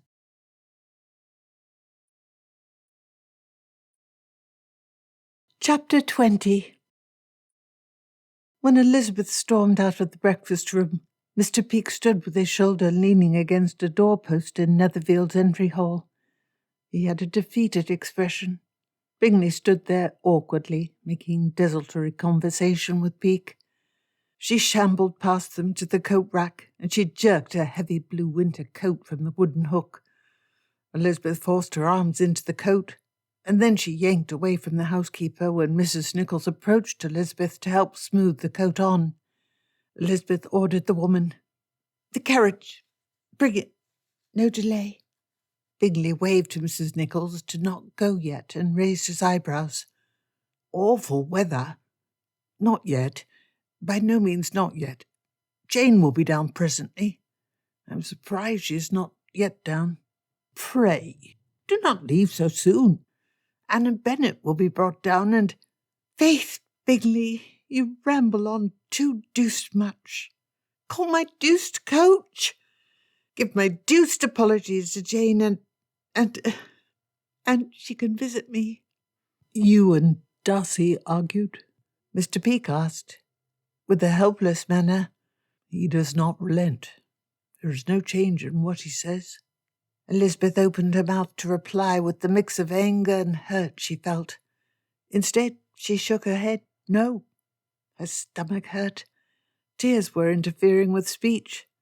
"Peake, you asked to marry Georgiana?" "That?" Bingley whistled and shook his head with impressed disbelief. "Darcy has grand family pride. He ought to— You've seen Pemberley. Nowhere its equal. Nowhere. Lizzie, you argued about Georgiana with Darcy?" "The carriage," Elizabeth said sharply to the housekeeper, who had not moved to follow her earlier orders. The older woman looked at Bingley for confirmation. Elizabeth growled. It was her own damned carriage, not Bingley's. Or rather Papa's carriage, which came to the same point. "Not in a fortnight, Mrs. Nichols. Now! Bring the carriage round." At the tone in Elizabeth's voice, the housekeeper skittered off, shaking her head. Elizabeth pressed her hand against her face. Was this how she dealt with pain? By rudeness to everyone else? "Lizzie, what is the matter? Tell me how you and Darcy fought. Perhaps I might help." Bingley placed an arm around her shoulder as he spoke in a soothing tone. Elizabeth shrugged her brother-in-law off and walked to the corner next to the door. Alone, she wanted no one, certainly not Jane's eternally cheerful husband. She had just jilted Bingley's friend and thrown his ring upon the ground. She shouldn't have, no matter how much Darcy annoyed her. The sky hurled down a freezing sleet, and often lightning flashed and thunder rumbled. Bingley hemmed and said, "Bad weather, eh, what?" No reply. "Unpleasant for the poor coachman and horses." "I'll order James to take the road slow. No hurry to get back." Bingley raised his eyebrows. The obvious question was, if there was no hurry to get back, why was she in such a hurry to leave his house? Bingley was kind enough not to ask. Mr. Peake pressed his hand over his face and rubbed his fingers over his cheeks again and again. He looked ill. Bingley shuffled his feet as they waited. He clapped his hands and grunted. The air in the hallway was chilled. Looking out the window, Bingley remarked, without meeting either of their eyes, Don't think it will last more than 2 hours. Bursting upon them, like the body at the end of a ghost story told round a campfire on a summer night, Darcy walked into the hallway, tall and masculine. Elizabeth felt the pain shock. Elizabeth saw the tightness of his eyes. He said to Bingley before he saw her, "I leave with Georgiana this afternoon. I will—" Darcy saw her. He pulled up short, his eyes widening, his mouth hardening. They stared together, cold eyes meeting. Elizabeth already wore her coat. She opened the door without ceremony and walked out into the freezing rain to wait for the carriage. The piercing wind blew the cold rain into her coat, and the cold cut through the heavy wool and into her skin. Grey, cloudy, foreboding. The carriage pulled round, and Mr. Peake walked out of the door to join Elizabeth while their disgruntled footman helped them in. "Where to, ma'am?" The coachman frowned from where he perched on his seat, the water streaming off his cap and oiled coat. "So abrupt. The weather will let up in 2-3 hours, or I'm not Hertfordshire born." "Longbourn. The deuce to Longbourn." "Righty, mum. Not a pleasant mood, eh, Miss Bennet?" It was near certain James had looked forward to a normal stay of 3 or 4 hours, like had been usual of late when Elizabeth called at Netherfield, and being called suddenly to rehitch the carriage after barely 20 minutes did not please him. Good. Darcy's deuced stubborn, gentlemanly, high-handed, damned man. She liked that someone else was given a poor day by the man. Elizabeth entered the carriage and tried to let her body relax into the pale velvet-covered cushions. She shut her eyes and let out a long breath. Her nerves were too tight. She kept seeing their argument again and again. No thoughts. She did not want thoughts. Elizabeth's face felt numb and queer, as though she was not quite real. Oh, God, God, God! Her chest was bruised, and she ached with a lacerated feeling of loss and wrongness. To distract herself, Elizabeth wondered why she treated the coachman that way. She was not a petty person who abused her moment of pain as an excuse to aggrieve and annoy those around her. Or was she? She would not be such a person. Elizabeth sat vibrating in her place as the carriage set off, with the bells of the horses ringing slowly. Mr. Peake listlessly sat on the other side of the vehicle. The huge wooden carriage wheels squished through a giant puddle, splashing mud as high as the bottom of the carriage window. There had been no time for new hot water bottles to be prepared, or to the brazier to be lit. The air froze inside as well as outside, their breath clouded with each exhale. The ride to home was several miles' length, and the carriage's muddy bouncing endless. "Do you think," Mr. Peake's voice cracked as they neared Longbourn, "is there hope Mr. Darcy might— I did not expect him to immediately accept such a connection, but no hope." The sharpness of Elizabeth's tone cut the man off, and he sat back into the carriage without speaking for the remainder of their trip. After so much time in the cold, Elizabeth shivered. When the carriage pulled to a stop, Elizabeth stared at the soggy driveway and the big double-panelled front door. Candles and fires flared from the windows, due to the dark of the storm. The light made Elizabeth unbearably sad. Why did light and life make her so sad? Mr. Peake climbed out of the chaise quickly and nimbly. He went round to Elizabeth's door and politely opened it for her. The wind and rain lashed her in the upholstery, and she stared blankly at his face. Oh, yes, she needed to exit the carriage. It took another aching pause before she could impel her muscles to move. Without taking his hand, Elizabeth slowly stumbled down the step as though she were aged and infirm. Mr. Peake looked at her with a worried frown. Realizing her rudeness, Elizabeth said quietly to Mr. Peake, barely audible over the slashing rain, "I apologize. That was uncivil, but I am in a poor mood." "I as well," Elizabeth nodded, aching in her heart. They were together in this, broken-hearted. Perhaps Georgiana would one day decide to rebel against her brother's orders, maybe after she reached her majority in a few months. Mr. Darcy would never be a man different than he was. The coachman and footman worked the carriage into its housing so they could unhitch the horses and wash the mud off the carriage. The coachman turned to Elizabeth. "Are you going elsewhere of sudden, Miss Lizzie?" Elizabeth took a deep breath. James had been with them long enough that informality was natural. The Bennets never treated their servants with the conventional stiffness of much greater houses. Would Darcy have expected her to act in such a manner with his servants? Elizabeth pretended to smile. If I have a desperate need to leave Longbourn in the next half of an hour, I shall run into the wind and rain unaided. James tipped his hat and smiled. "Not on our account. We'll take you anyhow, spite of weather." Elizabeth and Mr. Peake went into the house. Mrs. Hill took Elizabeth's coat and scarf from her while exclaiming loudly her surprise that Elizabeth could bear to part herself from her Mr. Darcy so quickly. Everyone. She needed to tell everyone. More embarrassing than even Lydia. Mamma would be difficult, and she had not the stomach to deal with her mother's shrieked demands that she reconcile with Darcy, because he was so rich that he was as good as a lord. Elizabeth took several deep breaths.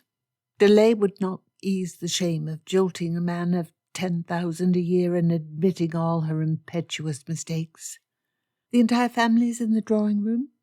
"Yes, Miss Lizzie. Mr. Bennet and Mr. Gardiner move their backgammon to the room as the Gardiners leave tomorrow."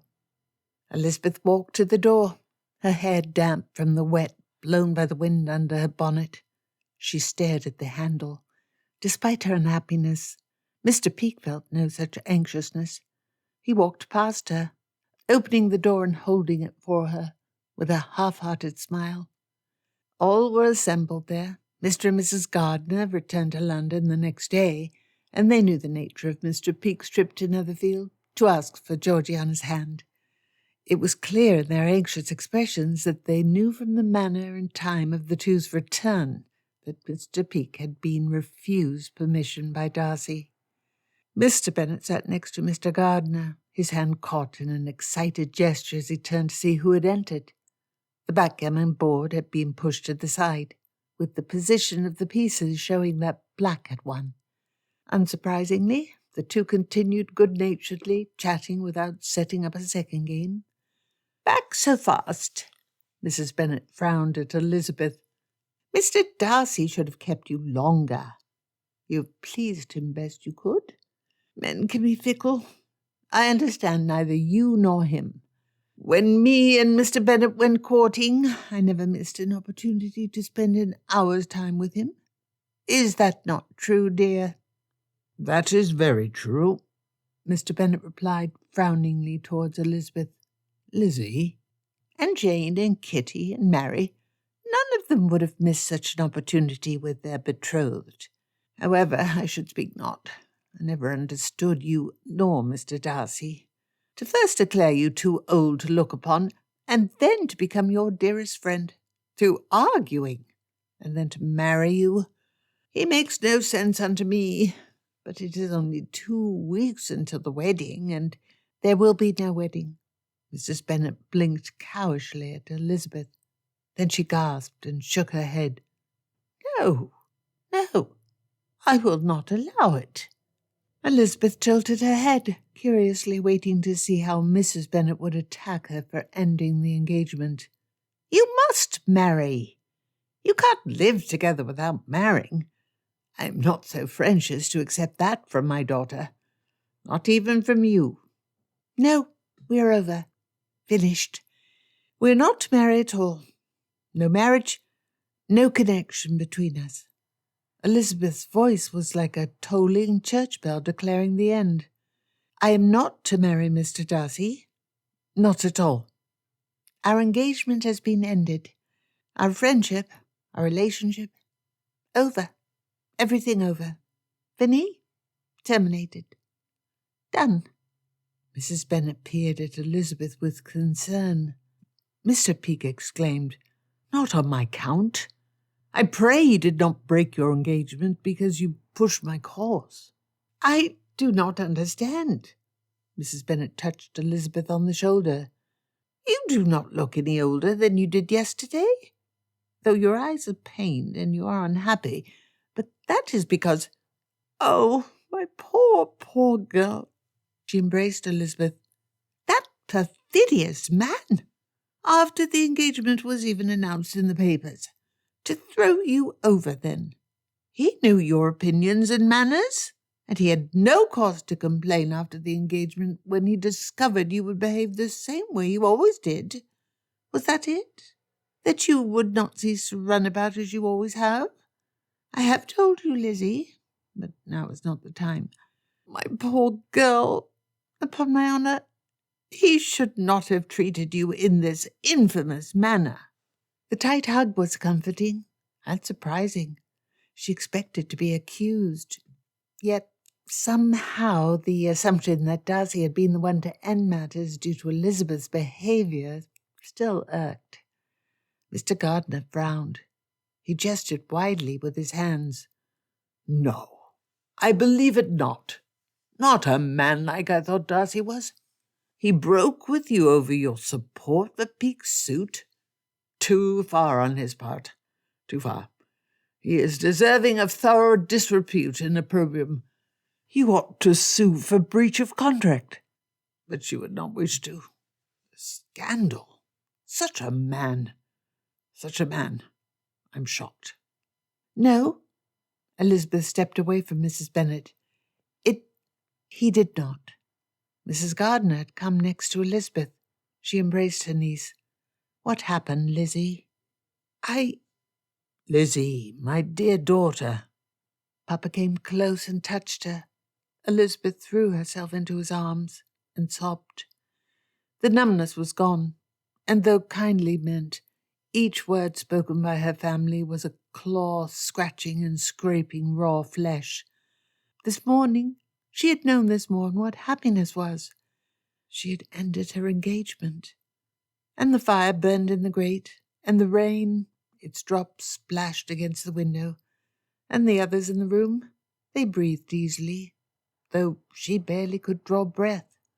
"What is this, Peake?" Mrs. Bennet asked in a confused voice as Elizabeth cried, "Your cause?"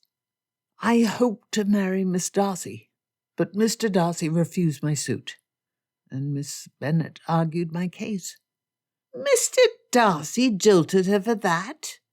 And he cared nothing for his sister. Sweet Georgie, so sweet. She deserves happiness. Anyone could see you were intended for each other.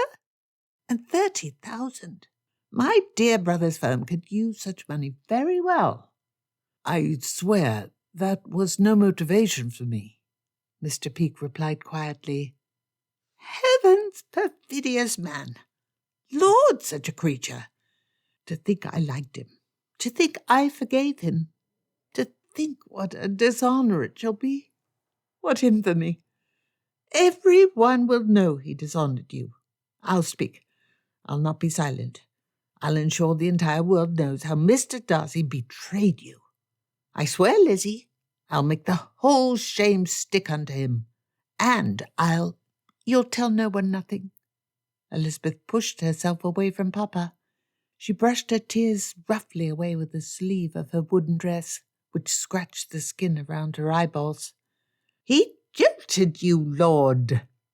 Mrs. Bennet looked to the plaster of the ceiling as she called upon deity. "And to treat his sweet, sweet sister so.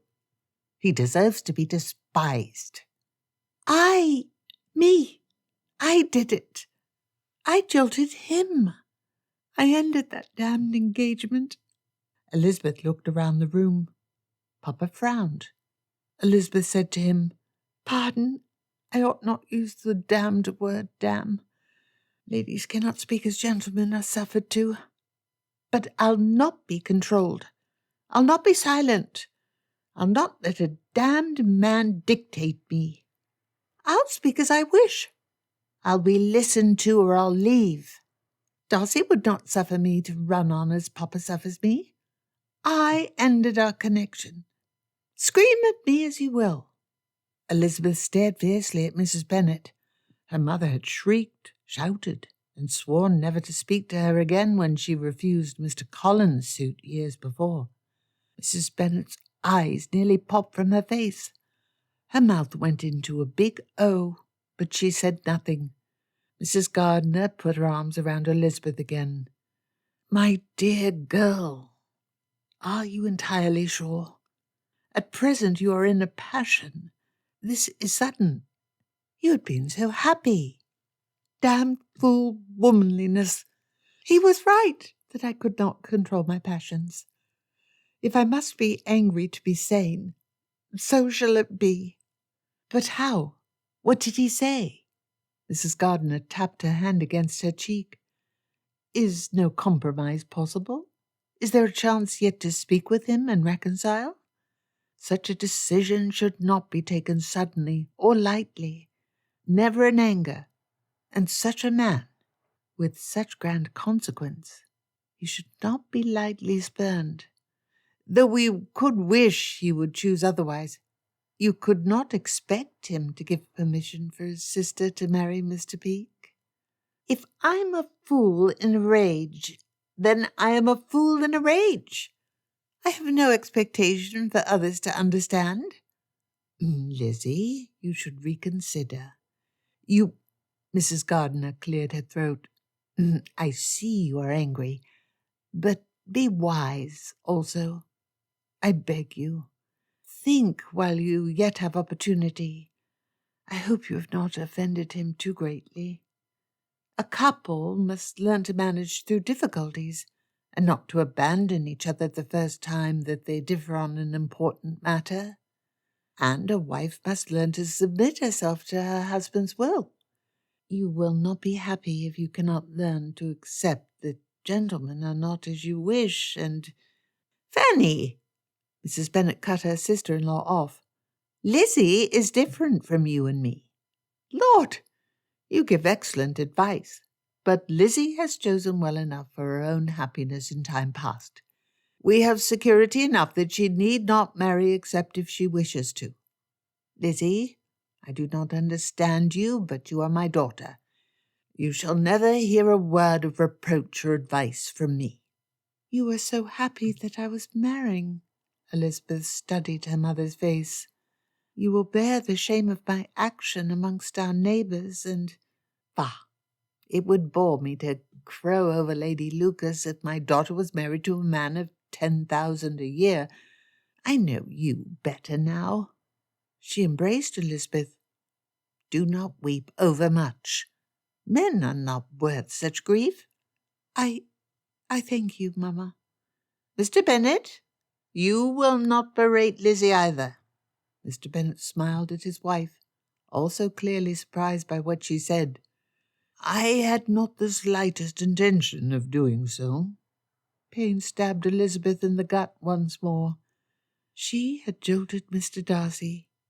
She would never banter with him happily, or kiss him, or let him again hold her.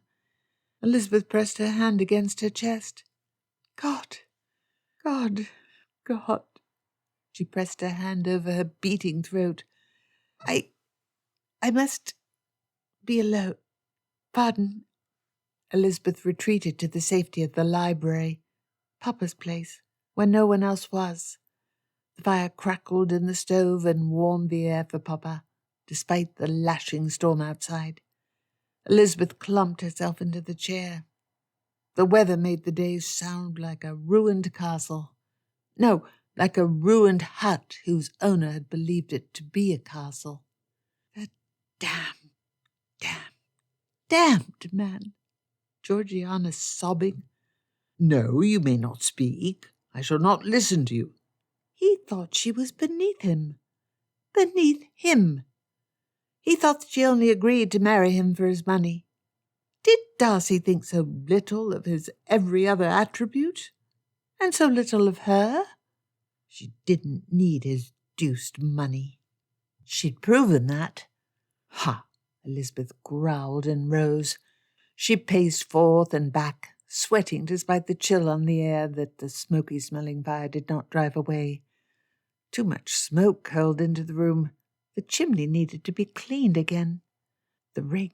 His ring had pulled smoothly off her finger, as though the band did not belong upon her hand and wished to be gone.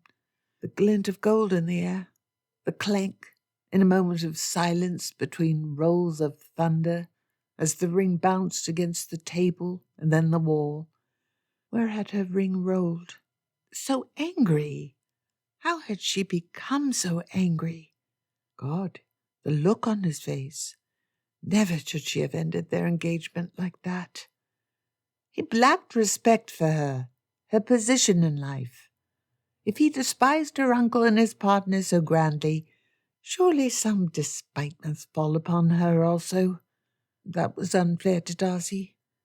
The abominable standards of society claimed it reasonable for a gentleman to marry the daughter of a gentleman whose brother-in-law was in trade, but not allow his sister to marry a man who was in trade himself.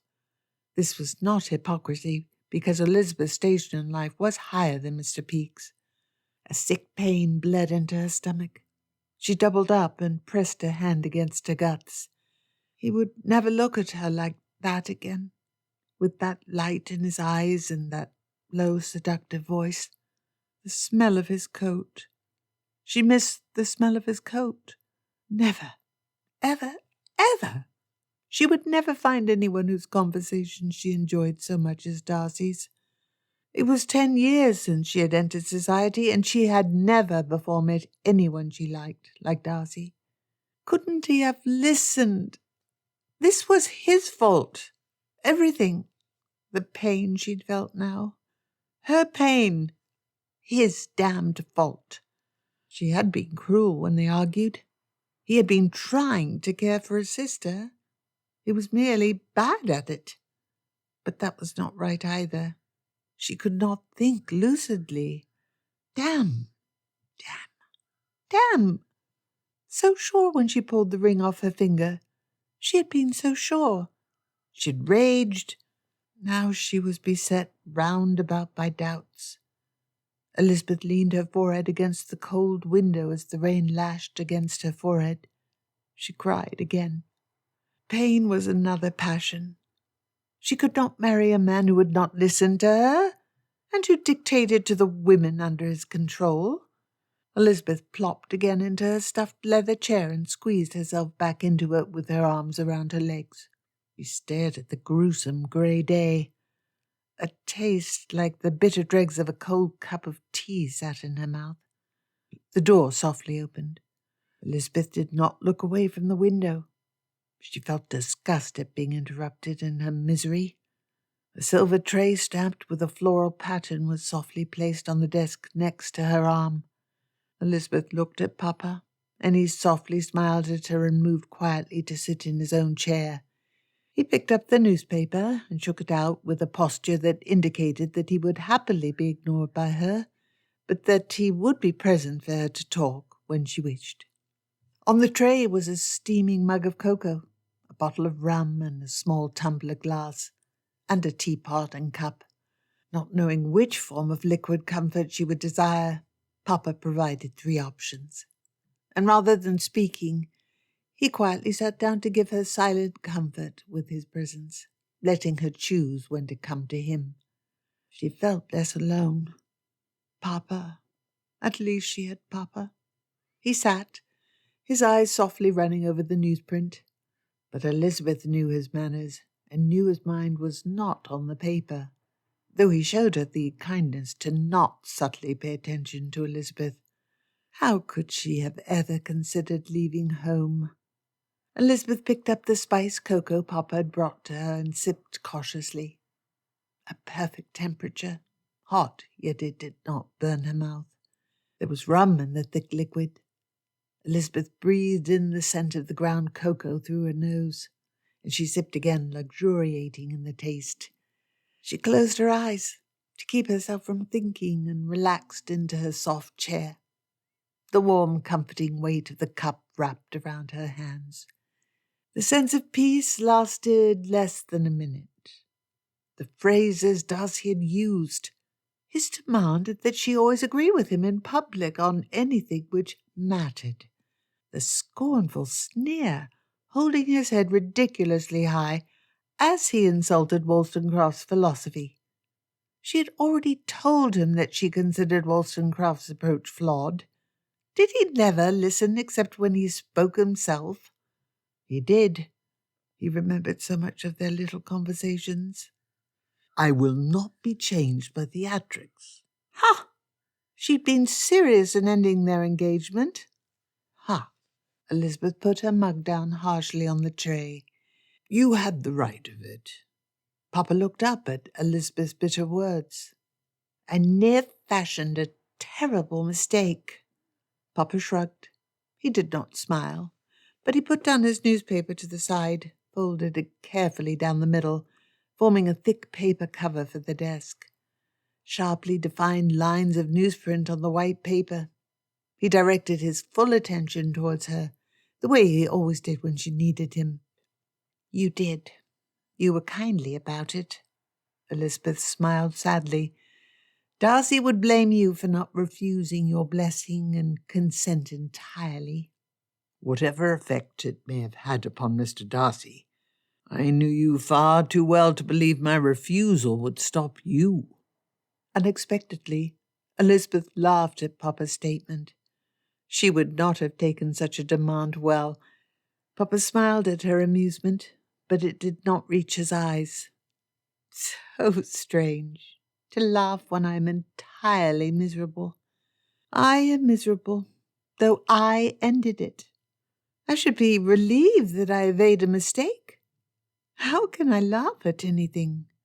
I suffer as though I could never be happy again. I must be made for laughter, if I can laugh whilst I am despondent.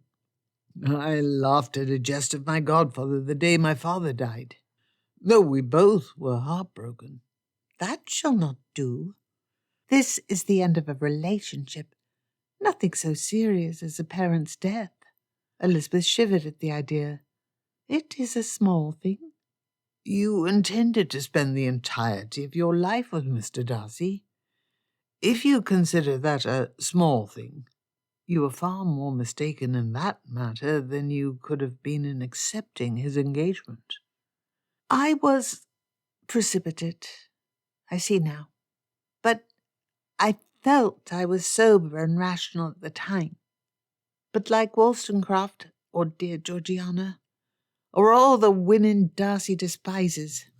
Many men as well. Like all the persons despised by my once gentleman suitor, I was driven by passion and blockheadedness. Until now I thought I knew myself. I thought myself too wise, too strong, I have escaped the mistake you saw I was making. I only suspected your connection to Mr. Darcy to be a mistake. I possess no conviction, even now. No, not that. I need you to be confident, for I doubt myself. Of course you do. Papa, you thought I mistook a mistake. It scared me. I was a fool. A fool. A twice. You would not be happy, I know the word which comes to mind. But verily I was a foolish fool, fooling her way into foolish disaster. What happened? What happened? He would not listen. He destroys his sister's life. He denies her every hope of happiness. He chooses for her the choice that is above all others her choosing. I gather there was a matter between our friend Mr. Peake and your and Jane's sweet friend. They had agreed to marry, and Darcy absolutely refused because he is a man in trade. A man in trade. That is his excuse when he ruins, perhaps forever, his sister's happiness. Mr. Bennet tilted his head to the side and pursed his lips. Gentlemen, faugh! Surely you do not agree with Mr. Darcy? He does not wish my agreement. I understand. For a man of such pride to allow his sister to marry a tradesman, I understand why his first reaction was revulsion. Elizabeth snarled. I do not. Except I do. He cares so much for Georgiana. He does wish the best for her. But he is wrong. He is hurting her.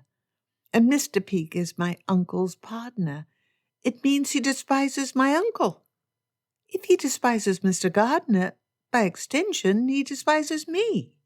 That is a reason for concern. Do you think that is what he thinks? Mr.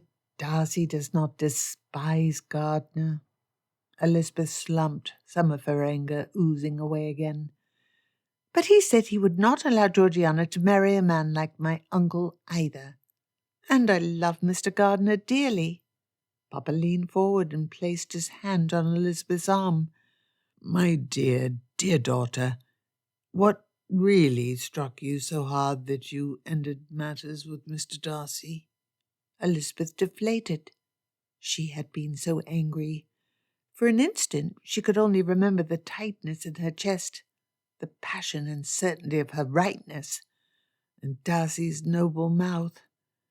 He ordered me to be silent, first in front of others and then together.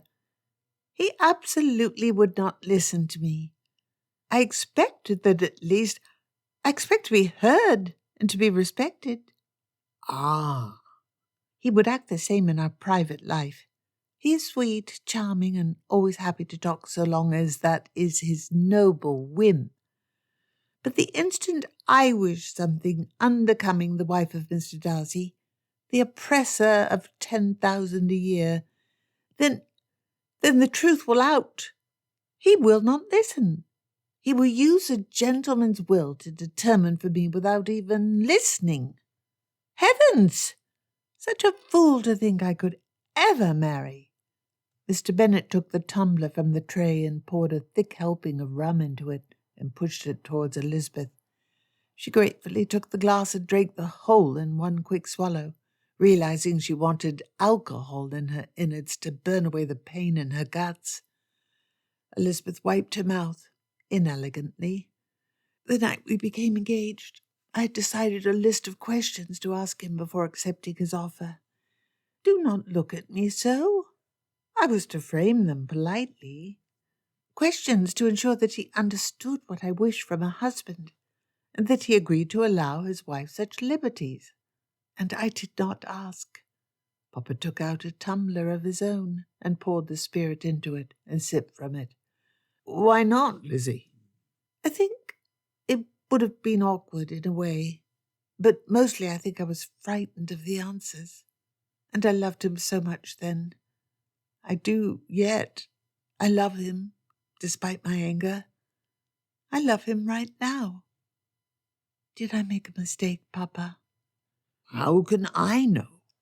But if you feel any uncertainty about a matter as solemn and irreversible as marriage, you ought not to carry through. In that you made no mistake. We were impassioned. There must have been a position betwixt our demands, a way for us to speak about it. But he wouldn't listen to me. I tried. Perhaps I might have tried more, but I begged him repeatedly to listen and speak rationally with me. I am proud of you for making the attempt. He would not. That is the end of it. I will not marry a man who does not listen to me. Mr. Bennet smiled. A wise resolution. I will never marry anyone. Papa smiled. We know you can fall in love. Such hurtful things I said to him. Why? Why did I say that? I accused him. No, I'll not say what I accused him of. But, you see, Mr. Darcy confessed a terrible fear that he had failed Georgiana in a particular way. And when we argued, I accused him of failing her in that way, knowing it would hurt him. Only because I lost my temper. Oh, Lizzie. I wish I had kept my calm. I was driven again by my passions in place of reason. If I were calm, he would have calmed and then eventually been brought to listen. I just needed... The refusal to Georgiana was within the bounds of reason. But we do not live by reason, nor by bread alone. Love, oh, I feel so unsure. To end a solemn engagement in such a passion. I should have waited till we were calm. But the engagement was a mistake. It was. Reason informs me of that. He did not listen to me. He did not respect me.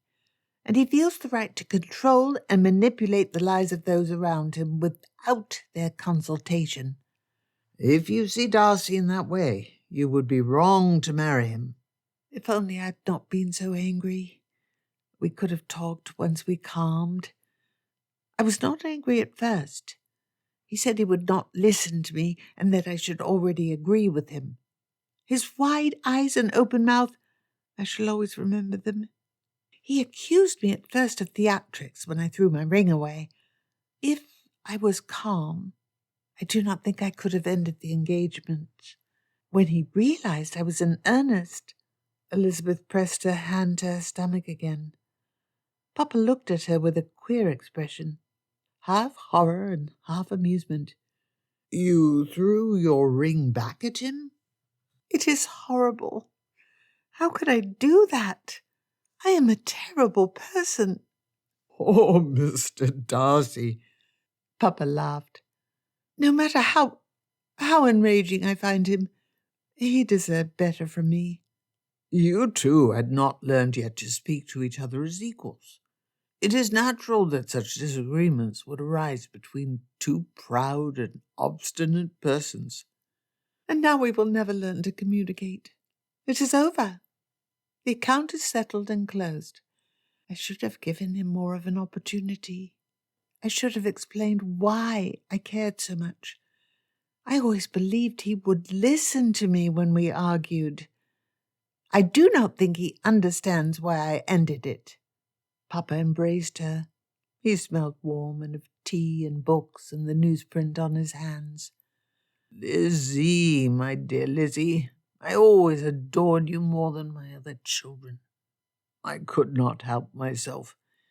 Ever since you were able to talk and toddled about in my wake, you mimicked my gestures with the serious face of a tiny angel. Jane stayed where Mrs. Bennet put her, but you... Papa smiled at the reminiscence. Elizabeth knew these stories. You loved to learn. You listened to me talk for hours without boredom, and I loved company, if it was yours, and teaching if you were my pupil. Once it became clear we would never have a son. What I've done to improve the fortunes of our house, to ensure dowries for you each, I did it because I needed to be sure you were cared for, even if I would have rathered to sit in the study every day reading my books, and not attend to estate matters and argue with Mrs. Bennet each time she spent £1 or 2 too much. You have told me, Papa. Lizzie, I know you in your mind. You may be foolish at times, but never a fool. She did not understand why his saying that made her feel incomparably better, but it did. Even though she had been a fool, Elizabeth embraced Papa tighter, pressing her face against the scratchy wool front of his winter coat. He smiled at her tearfully. I also know you will be happy soon enough again. I have too much passion in me. Ridiculous. You are perfect as you are. Mistakes and successes. Papa, I am not perfect. But, oh, I hurt so much. Why does ending an engagement hurt so much? I never knew anything could hurt like this. Papa embraced her and held her close. His arms were the arms of the one fixed star in her life, the man who had always cared for her, who had always been her favourite person. Elizabeth cried again, and Papa's coat became so wet from her tears that it took on the faint, wet wool smell of a soaked dog. But her tears restored her this time. She felt whole once again, even though the next weeks and days would hurt. Behind her, the rain had stopped, and a single sunbeam broke through the clouds. Chapter 21. Bingley stood next to Darcy in Darcy's rooms, as his valet packed fine woolen trousers, embroidered silk vests, and linen shirt sleeves into the heavy iron-banded trunk. "Bingley, I thank you." Darcy spoke with a repressed anger towards Bingley, irrationally blaming his friend for part of the pain which he felt. "For your hospitality. However, you must admit it is natural for me and Georgiana to leave, and leave immediately." I can only imagine. Is it entirely ended?" "Over. She threw my love back at me. She threw my ring back at me. She prefers. Pray tell, what am I to do? I am a man, a proud man. I responded to her dramatics and to her arguments with calmness and presence of mind. I will not chase at her like a sniffing dog. Matters are at an end between us." "Oh." Bingley looked unsurprised and almost relieved. He should show a sympathetic expression instead of a thoughtful one. "Damn you, man! You introduced her to me. Your sister. What sort of woman jilts a man because he will not manage his ward in the manner she wishes? Elizabeth is not so good a woman. Not so good as I believed." Bingley twisted his hand in his pocket and grimaced. "That is how you see her at present?" Darcy felt sick. The storm whipped against the windows, renewing its strength. She had gone out into the rain in her safe carriage. Gone. Falling water separated them. "Elizabeth, Bingley sighed. "Elizabeth expects to be listened to, for her opinion to be respected. If you cannot, it was for the best that you both discovered this before your marriage was solemnized. Georgiana is my responsibility. Mine. I failed her once. I won't fail her again. Not for Elizabeth's sake. If Elizabeth wilfully denies that it is my decision who Georgiana marries, then this was for—" Despite his anger, the horrid feeling in Darcy's chest meant he could not agree, ever, that losing Elizabeth was for the best. "You are used to having your way in all matters. I am not surprised a conflict arose between you two. A mismatched pair in my eyes. But I never deeply understood either of you, and I did not consider it my place to say anything." "Et tu, Brute." Elizabeth said Mr. Bennet disliked the match. Bingley put his hand on Darcy's shoulder. "There, man, there. Don't keep the pain in. It hurts. Why do you all disapprove? I am the richest man she could possibly marry. I have a grand estate. I am a responsible master. I am a perfect gentleman. She said I was too gentlemanlike." Darcy looked like he was beginning to cry. "How can a man be too gentlemanlike? Too concerned for the care of others? Too honest and upright in his bearing? Too noble in his antecedents? She is immature and unwilling to subordinate herself to anyone. She is another example of how radicals destroy the minds and morals of women who take them seriously. She should not be permitted to marry at all." "Do not be like the fox with the grapes. Do not try to pretend you are not desperately unhappy." "You tell me it is for the best." "Elizabeth expects a great deal from her husband. If you cannot offer her what she wishes, you should not seek her hand. Life, it is not some game. Marriage is compromise. If you cannot accept that, she couldn't accept it. You and she would not have been happy together. I'm glad Elizabeth saw that before it was too late. But I hope I shall not lose your friendship forever. We would have been happy. If only she wasn't so damn, man. I will not cry. You will not make me. Order my damned carriage to be prepared." Darcy left Bingley. He went to the hallway. He hid in a servant's closet with a wooden bucket, 3 dirty mops, and a fat spider, so that no one could see him cry. The cave at Royston, her hands brushing against his arm. They'd planned to walk every day the whole way around the park, so that Elizabeth could see Pemberley come alive in spring, and detail every bit of the growth of green. He would never walk around the park with her. Bingley was right, for the best. He'd been eager to walk the park with her. What was the point of having a park if he could never walk around it with Elizabeth? He would not bend, bow, or change. Not in this matter. Elizabeth was not a fit woman to marry a man such as he. He needed to mail to everyone the news of the end of the engagement, after it had been posted in the newspapers. Another scandal. They would all think, when they heard about the engagement ending, that he had come to his senses and abandoned the woman who had a modest dowry and poor connections. He would look dishonourable, and he was honour-bound to keep from explaining to his friends that it was her fault, that she was a cruel woman who casually and callously stomped upon the soul and spirit of a man who ardently adored her. He still wished to walk the circuit of the park with her.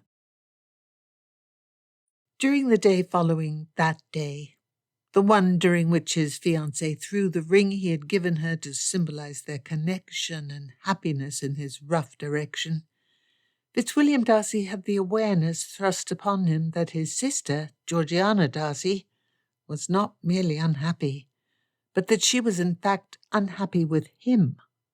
It was no great surprise. Women were inconstant in their temperament and prone to spiting those who cared most for their welfare. "Pray, Georgie, would you wish—" Darcy said, hoping for a reply, but knowing it was unlikely, "to speak upon matters from yesterday?" His sister stared at the hot coffee and the porridge she had ordered for herself, after Darcy had, in hopes of raising her spirits, asked the inn to bring out all of its finest pastries.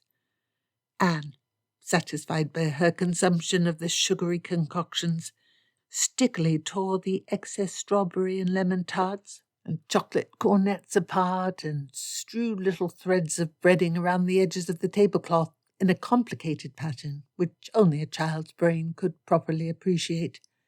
Neither of her guardians stopped her. Darcy had not eaten a great deal either, lacking the stomach for food as well. Never marry. Never. That was his new decision.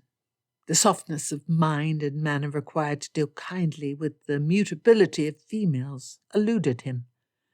Fortunately, the need to brick off his heart had been stabbed into him before he took vows, before church and man, burdening himself with the unending care and management of one Elizabeth Bennet. Lizzie, why? Darcy looked at the crisscrossing brown beams of the ceiling. She would not have appreciated being told that marriage would have placed her under his management. He never thought of it in such a way. When he imagined their married life, he'd seen fascinating disputes, happy celebrations, light and laughter, and friends brought to Pemberley, a sensual sequence of Elizabeth-scented nights. What they would do if they disagreed deeply had not crossed his mind. Georgiana was the girl, not a woman adult, under his management. Anne was distracted by her guardian's distraction, and she started throwing crumbs at the fireplace. They blew up into little bright flames before blackening and giving the room a smell of burnt bread. Georgiana did keep half an eye on her daughter to ensure she did not wave her hands too close to the fire, but otherwise allowed her to do as she wished. The three of them were trapped in this inn, at least until noon, along with their servants and the rest of their accoutrements. Ice had formed on the road 30 miles to the north of London. Perhaps they might have proceeded at a very slow pace, but now that he was a sufficient distance from there, when one wrote there, one also wrote her, Darcy had no hasteful hope to reach his vast empty estate. A comfortable inn. Anne liked the way she could make a toy out of the pastries. The room was as warm as home, and Darcy had stayed here several times before while travelling between Pemberley and London. Too much of a gentleman? What did that even mean? If he was too gentle a gentleman, Elizabeth was too laddish a lady. Uncle Will? Uncle Will? Anne pulled at Darcy's sleeve. Darcy looked in concern at the wool fabric, but his niece had cleaned the jam off her tiny fingers with a bit of water and a napkin before demanding Darcy's attention. He turned his attention to the girl, glad for the distraction from his thoughts, and he smiled at her. Pick me up. Pick me up. You aren't doing anything. Mr. Darcy stood and bent to follow the girl's orders, as he after all was not doing anything. However, before he could, Georgiana rushed from her seat where she had sat poking the congealed porridge and lifted Anne herself, carrying her away from Darcy. Not now, Annie. Uncle Fitz does not wish to be bothered. Georgiana opened the bag with Anne's toys that she always had with her, and pulled out a big doll in a pink tulle dress. Play with Charlotte. Anne pouted. I want to be carried around the room. Around the room. I'll give you a cookie and we'll make a new dress for Charlotte. A silk dress? Georgiana nodded eagerly in agreement. But do not try to play with Uncle Will today. The girl turned towards Darcy for confirmation of these orders. Darcy smiled at her and waved. Anne ran to the corner of the room and made Charlotte to march around and beat her wooden hands against the walls with tiny taps. Georgie, Darcy spoke in a mild tone. She glared at him. Yes, his suspicion was confirmed. Georgiana was not merely displeased by the end of her engagement. She resented him for protecting her future well-being. Darcy added, without changing his tone, That was remarkably petty of you. Georgiana's glare broke and she blushed embarrassedly, looking down and rubbing her fingers over the tablecloth. Anne should not be used to punish me. Georgiana stared at her fingers and the green and orange floral pattern of the tablecloth. Darcy maintained his stiff expression, waiting to see how she would respond. The silence sat pregnant upon the table. Darcy felt an unaccustomed nervousness. He did not know how to help Georgiana regain her happiness and accept that he had made the right decision for her. She coughed out without looking up. I apologize. I should not have. He did not like to see Georgiana unhappy with him. Darcy absently grabbed the half of a lemon tart which Anne had left untortured and stuffed the sugary concoction into his mouth. His mouth was dry, and the cloying flavour stuck as he chewed and chewed until he could swallow and force the bread and sugar like a rock into his stomach. This wasn't supposed to be like this. How? Georgiana formed her hands into small fists. She sat upright like a marble column. She clenched her jaw so tight that it pulsated. How could you do it? Our father placed you under my protection, even if it gives you transient pain.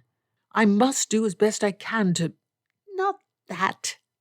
Georgiana's lips twisted angrily and she jabbed the air. Elizabeth! How could you end matters with Elizabeth because she supported me? It lashed him again. She had thrown him away, like a bauble, like a ring tossed against the ground. Why did he long for her? She felt so little for him. Like a flash, he saw the look in her eyes as he proposed to her, the way she bent her lips forward to kiss him, and the simple enthusiasm his Lizzie had for everything in life. Oh, oh. Georgiana's voice was soft and soothing. She stood and went round the table and placed her hand on his arm, and then her arms around him. Darcy at first was stiff. He comforted his sister, and he would not cry in front of her. He couldn't stop. He tried, but he couldn't stop the images of their weeks together and her smiles and happiness and the pain of that aching why. He hugged Georgiana back, hoping she would not see his tears as he did hold himself back from sobbing. She saw. Anne stopped playing and came to them, and realizing something was amiss with her adults, she wrapped her arms around their legs. "Is this because we're going back to Pemberley House and leaving Aunt Lizzie and Aunt Jane and Bennet and everyone behind?" "Yes, sweetly," both Georgiana and Darcy replied to Anne at the same time. Darcy wiped his eyes and picked up Anne to sit on his lap. This time Georgiana did not stop him as he hugged her head against his chest, able to smell her hair, and the little girl hugged him back. He would hate it when Anne was too old to hold like this. Georgiana sat close. "Fitzwilliam?" she asked softly. "What happened?" She... I cannot understand. Why? Darcy felt too sad to be righteously angry, and he knew that insulting Elizabeth to his sister would not win her to his cause. She ended our engagement. She chose it. I would not have. Never. His sister placed her hand on his arm, and Darcy's eyes clouded over with tears again. I did not deserve it. I did not. She encouraged you in your infatuation, but I would not have thrown our love away for that. She threw mine away the first time I did not follow her demands. "Fitzwilliam?" She took my ring from her finger and threw it to the ground so that it bounced and bounced. Georgiana's eyes widened and she gasped. "Ah, you are surprised your friend treated me in such a brutal fashion." His sister clapped her hands over her mouth. "What did you say to her to place her in such a rage?" You accused me? Georgiana mutely shook her head, with her hand still over her mouth. Darcy slumped into the chair, still holding Anne against him. "But not normally. Lizzie would not have done that." "Aunt Lizzie!" Anne clapped and squirmed so she could sit up in Darcy's lap. "When will Aunt Lizzie visit us in Pemberley? She told me she was coming with us." Never. Anne stared into his eyes with her big wet blue eyes. He kissed her on the forehead. "When Lizzie come?" Anne repeated the question. Darcy kissed her on the forehead again.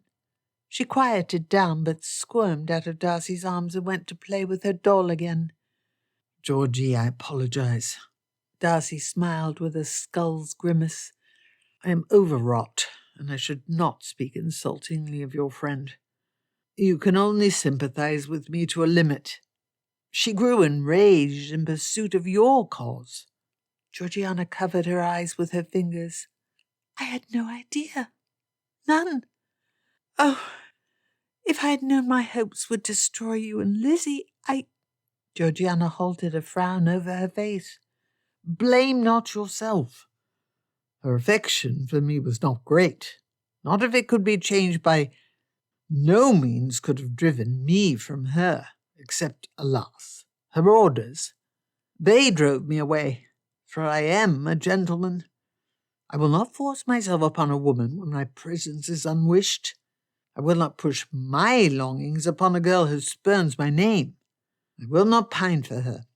I am complete in myself as a Darcy, an island standing high above the sea, alone amongst the crashing surf while the seabirds whirl in circles and call lonely cries above, with only you, my sister, and your daughter, growing as sweet trees upon my windswept shore.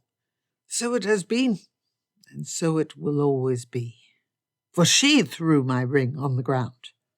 Oh, Fitzwilliam, I grieve for you, as much as for myself. Darcy had a duty. Georgiana's words reminded him of it. What do you feel, Mr. Peake? I again expose you to an unsuitable attachment. I'm glad the damage has been less this time, but... I love him. It is different. Not like Mr. Wickham. Not at all. Darcy opened his mouth to argue, but he knew that would not work. Georgiana needed to believe he listened to her, or else she would never be able to accept the rightness of his choice. Not if she was doubting. He pulled his chair closer to her and softly asked, How was this different? Oh, in every way. Mr. Peake never attempted to seduce me. He is my friend, like Jane and Bingley, or you and Lizzie. Oh, Lord, Fitzwilliam, I'm so sorry. Darcy nodded. My friend. I can talk to him about anything, and he speaks to me about the matters that are deepest to him. His work and his life in London, and his family back home in Derbyshire, his hopes for the future, and he is so sweet about everything. Darcy smiled a little. I thought he talked to you about bills of exchange and when to buy and sell government stock. That sort of nonsense. Oh, yes, Georgiana enthusiastically exclaimed. I adore it. He speaks to me like no one else does, treating me as interested in his business and worthy of hearing about it. He always did. How did he treat you when he was in my employ? Darcy leaned forward with a hard gaze. Oh, no. Surely you don't think... Mr. Peake is a good man, honourable. Not while he was in your employ. Besides, Georgiana giggled, he thought himself much too far beneath me to look at the daughter of the house with serious intent. He told me that he did love me then, and I had an admiration for him, but we were too young. We only talked. I asked him everything about the estate business and collecting rents, and the sorts of things you don't like to be bothered by a woman with. But he enjoyed explaining. He did? You say he loved you then? He told you that now? You are terribly suspicious. The Wickham. Suspicion is not unjustified. Did he make love to you then? You are not listening. Even though he knew all about my disgrace, he still thought I was above him. You are above him. Georgiana waved her hand. Nonsense! I am outside of normal society, even in Hertfordshire. They all see me differently because of Anne. Even if they are courteous, I'm not treated the same as other girls. So you see, you really have no reason to oppose us. I should not be treated as before. I sinned, and even after repentance... You are a Darcy. You were born a Darcy. You cannot cease to be a Darcy. I could marry. Then I would quit the name. Georgiana smiled at him. Please listen, Fitzwilliam. I am not being irrational. I know what I am about when I wish to marry Mr. Peake. I can explain... No, you cannot. You can hardly know whether I can explain or not if you do not listen to me. She spoke in a reasonable tone, but Darcy could see in the eagerness in her eyes that she still hoped he could be convinced. Darcy sighed and pulled at his hair. When did you become so combative and forward? Lizzie taught me. Her face shined as she grabbed Darcy's wrist. Matters are not ruined irretrievably. If you only listen, you will understand that I am not really above Mr. Peake, and there is no reason to stop us from marrying. And we can return straight away, and you and Lizzie can reconcile, and we will all be happy the way I thought we were yesterday, and... She threw my ring away because I was too gentlemanly. You are crying for her, and... Do not speak of that. Georgiana pursed her lips and tilted her head to look at him as if he were a strange insect trapped in amber in an eccentric gentleman's curio cabinet. Why ever not? It is not done. Not done. Bad form. Crying? Darcy felt full of shame now at remembering how he had sobbed. His eyes were still red. A gentleman such as him should be able to hide his tears. This is the most ridiculous thing I've ever heard from you. Tears relieve pain. It is natural. A gentleman should not be weak enough to need such relief. Lizzie called you too gentlemanly. Georgiana rolled her eyes and shook her head. She was right. Stop being too gentlemanly. Apologize. She still loves you, and... I have nothing to apologize for. Georgiana's eager motions halted, and her face fell. Darcy hated to see it. "I do not desire us to be unhappy," she said. Darcy was unhappy. Georgiana was unhappy, even if her brief moment of hope that she could change his mind made her forget it.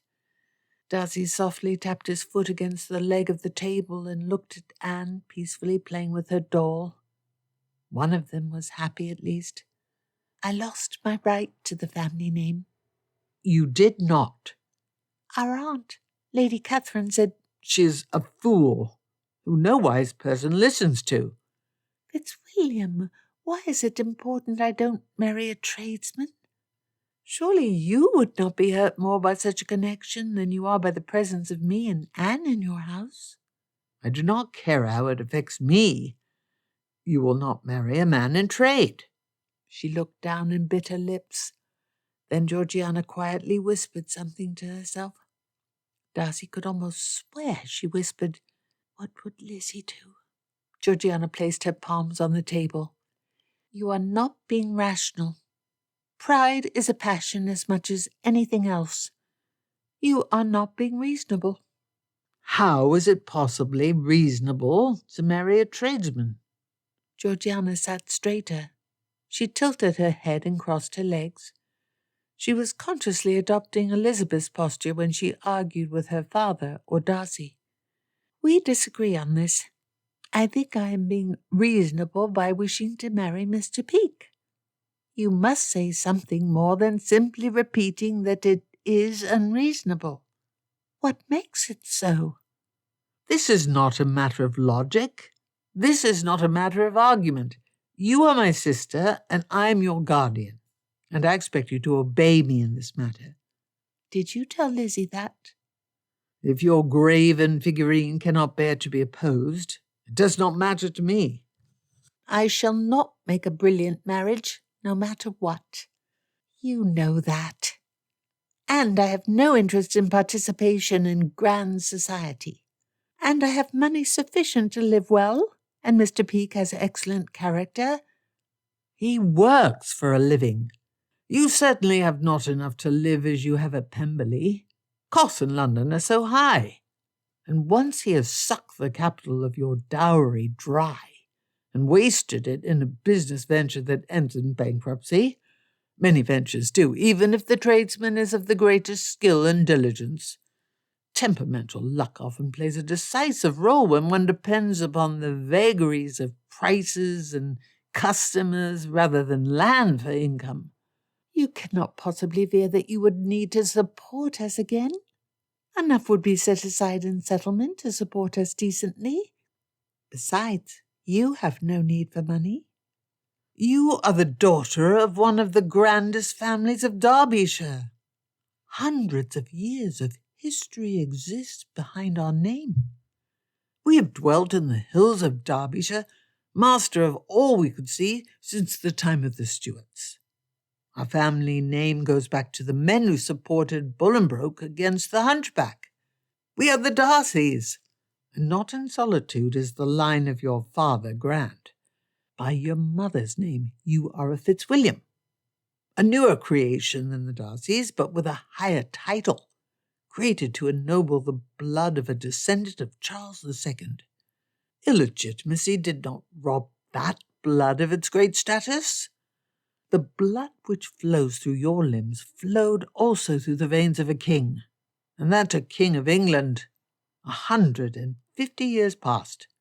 Such lines, they shall not be commingled with the blood of a man who makes his living by moving goods about and convincing fools to pay a higher price for them than what he paid in the first place." Georgiana clutched her arms around her body. Her cheeks burned, and she studied the weave of the tablecloth. Tonelessly, she said, "Merchants provide a valuable service by allowing the flow of trade to function. The merchants add as much benefit to society as growing corn and delving for coal or lead." "The deuce! Georgiana Darcy, I care not in the slightest what Mr. Peake quoted from Ricardo or Smith, or whichever economist is popular amongst the cits to justify his profession unto you. He is not worthy to be a husband for a woman of your blood. You cannot be reasoned with. Your pride demands that your sister should not marry outside of the ranks of the gentry. My pride? Your pride? What ought to be your pride? This ought to have been Elizabeth's pride also. I care not for myself. The world can despise me, or it can adore me. I am indifferent. I act for your sake, for your own sake. You shall not marry him. You will perceive one day your rank again as you ought. One day you will wake to what you owe the name, the grand name, Darcy. You will thank me on that day. For your own sake, you will thank me. You will thank me for protecting you from such a blunder. Georgiana rubbed at her eyes and did not look up. She appeared to be on the verge of tears. Darcy reached forward to touch her arm in comfort, but she pulled her wrist away from him. It had not rained at all for the past hour, and through the window it appeared the sky had less grey than before. When Georgiana made no further motion, Darcy rose and looked out the window. I shall ask whether there is news about the state of the road. I believe we shall be able to set off soon.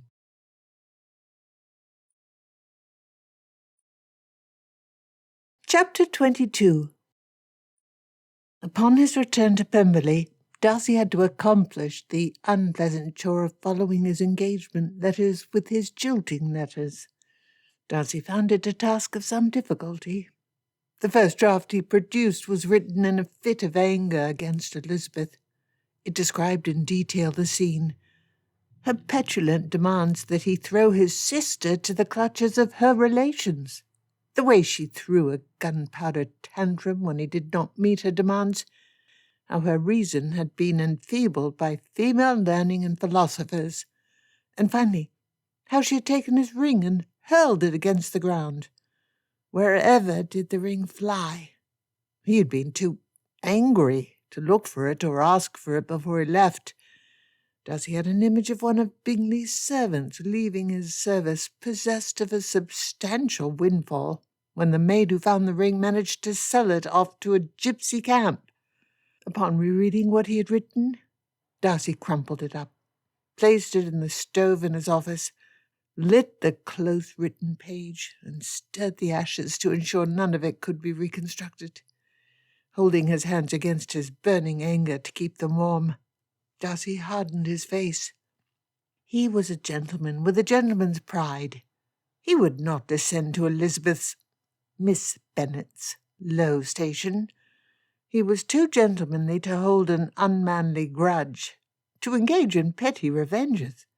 As a man of honour, he had no right to in any way tarnish Elizabeth's reputation. He did the right thing.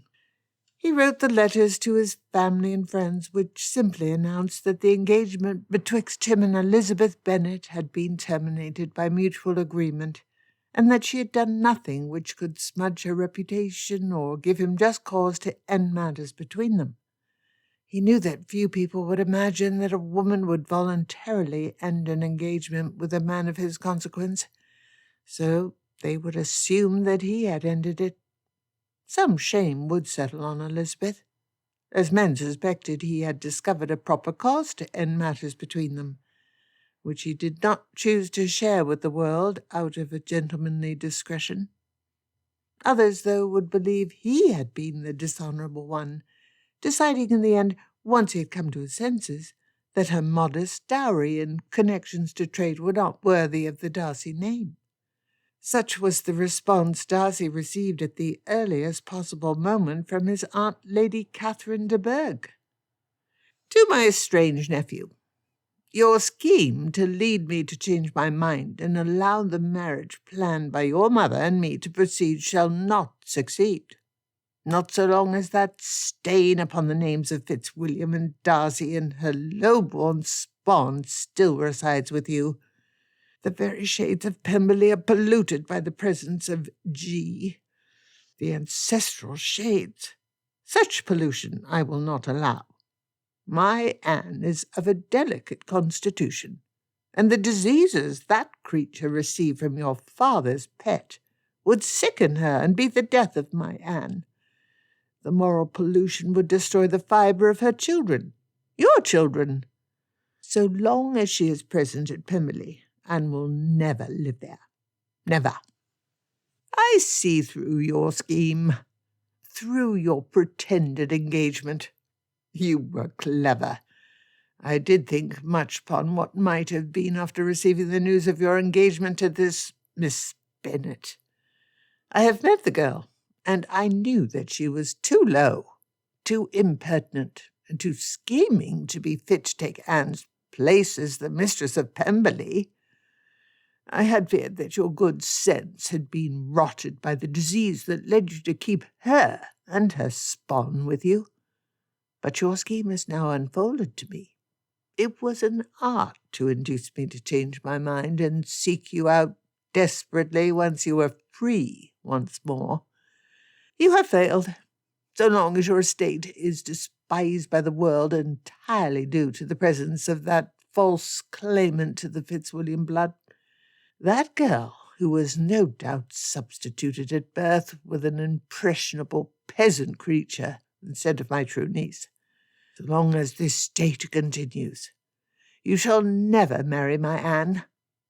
Eject ye. Remove her from your presence. Remove her from your life. Then I shall allow your true bride to join you. Not until then. Your loving aunt, Lady Catherine de Bourgh. Darcy wanted to show the letter to Elizabeth. This was outrageous and bizarre. She would appreciate the laughability of his aunt. But by God, was he grateful Georgiana remained with him. He did not wish to be descended upon by Lady Catherine and her sickly daughter. Her sickly daughter. The deuce! Why had she needed to stick that word in his head? Shaking his head, Darcy looked at the letter again with an amused chuckle. His eyes caught the line, "The very shades of Pemberley are polluted by the presence of G." The phrasing was familiar and distinctive. Who could possibly have used those particular words recently? Darcy frowned and paced around his room, looking out the large windows that oversaw his noble domain and massive park. Who would someone speak about polluting Pemberley? Maybe when Mr. Peake asked after the tenants and estate matters he worked upon when he was employed at Pemberley. They had spoken about lead mining works set up in a hill owned by a neighbour, which released substantial dirt and unhealthy fragments of lead into a stream which flowed through Darcy's fields. Darcy remembered Elizabeth's harsh face, filled with anger.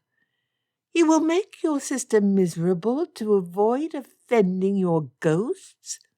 It felt sick, like something wasn't right, as though he'd made a mistake. It was the first time he'd felt anything of the sort since she'd thrown his ring at him.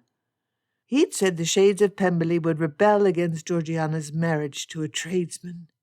He'd used Lady Catherine's words to explain why Georgiana could not possibly be allowed to marry Mr. Peake. A knock sounded on Darcy's study door. He stood and called out for the door to be opened. It was opened, and before his butler could announce the guest, Brigadier General Richard Fitzwilliam stepped lightly into the room. The two men stared at each other while Darcy's butler withdrew and closed the door.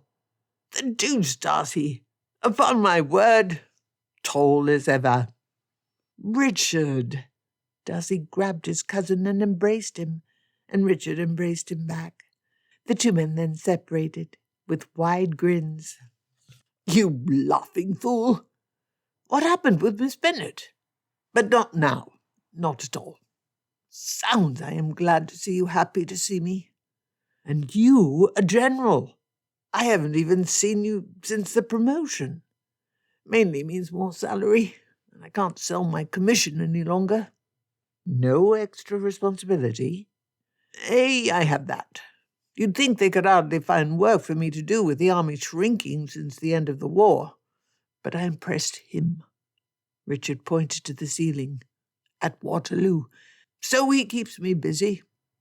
"Do you mean God or Wellington?" I heard from your father that your regiment had been involved in the worst part of the fighting. Damn close run, and now I'm punished for holding firm by being kept busy, even though the army has nothing to do. Darcy, you look both hale and hell-burnt. And Georgie, I must apologize to her. Deuce damn fool. What sort of man would throw a fit to force a crying child of 15 to marry a cold, dead stick like Carteret? Worse, I had no reason beyond spite. But zounds, I am glad to see you again. I too.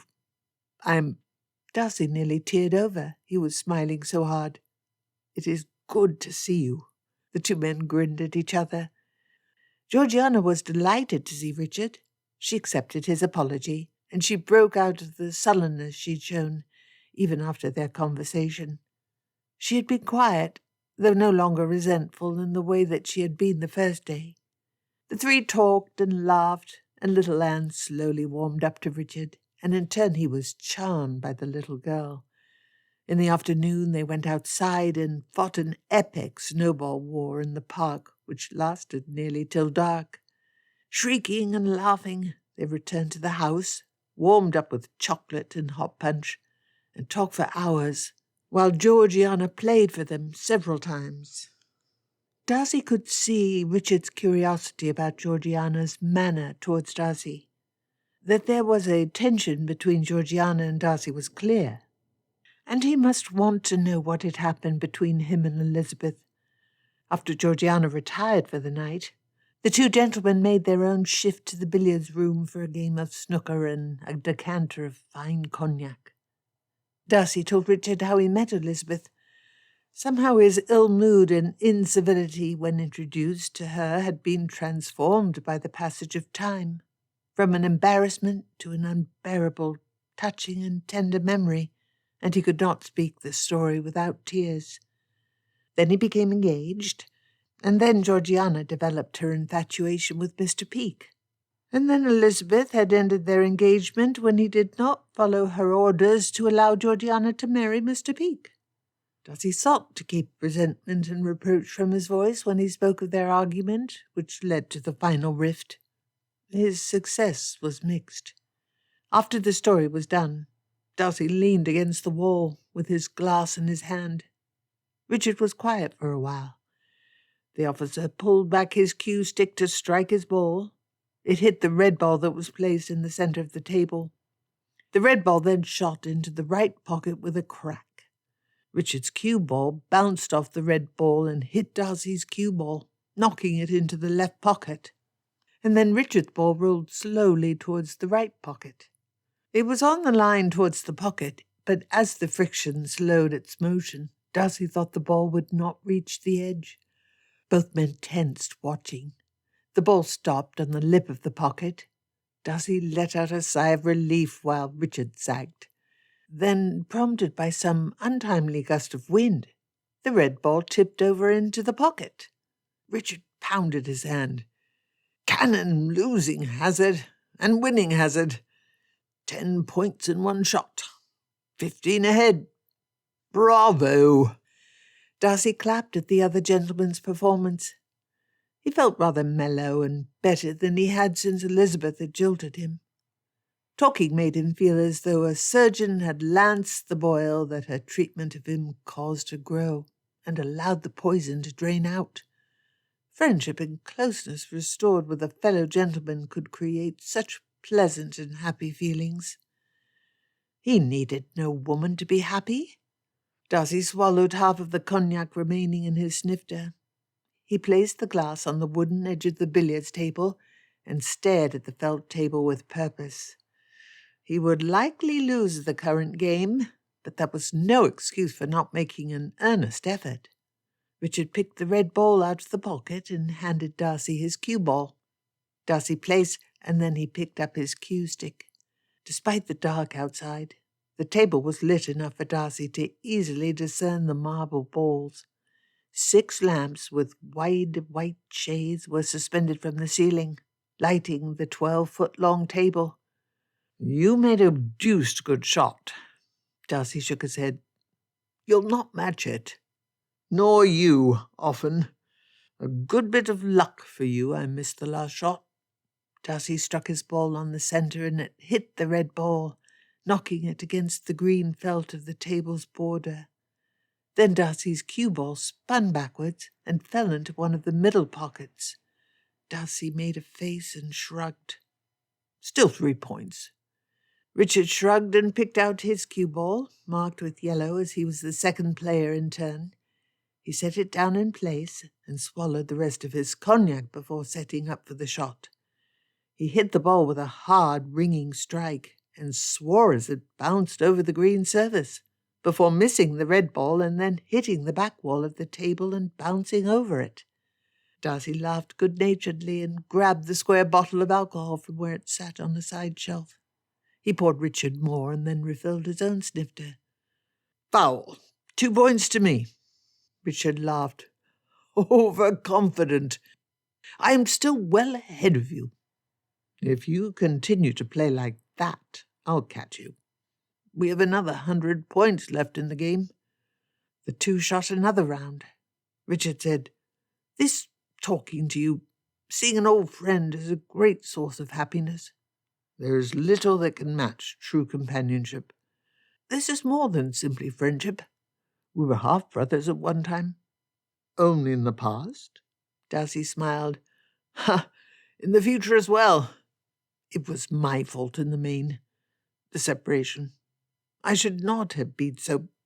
My treatment of you was not prompted primarily by Georgiana. The war. You had not been there. I needed to finish fighting our battles before I could come here and apologize or be your family once more. I should have said something before. I should have as well. I would not have replied with any friendship before. Oh, the middle of the year 1816. I was a wreck by the end. The war ended, but it took a great time for me to stop fighting it in my mind. I worried greatly when you were at Waterloo, even though it had been years." Richard struck the cue ball, which bounced the red ball into a pocket before following it into a different pocket. "Ha! Further ahead," Darcy hummed. Richard had just been present for him. He wanted to be present for Richard. "All soldiers have ghosts." Richard looked him in the eye. "I mean those who fight real battles. Maybe not every soldier, but many. I had ghosts, but they left me after a while.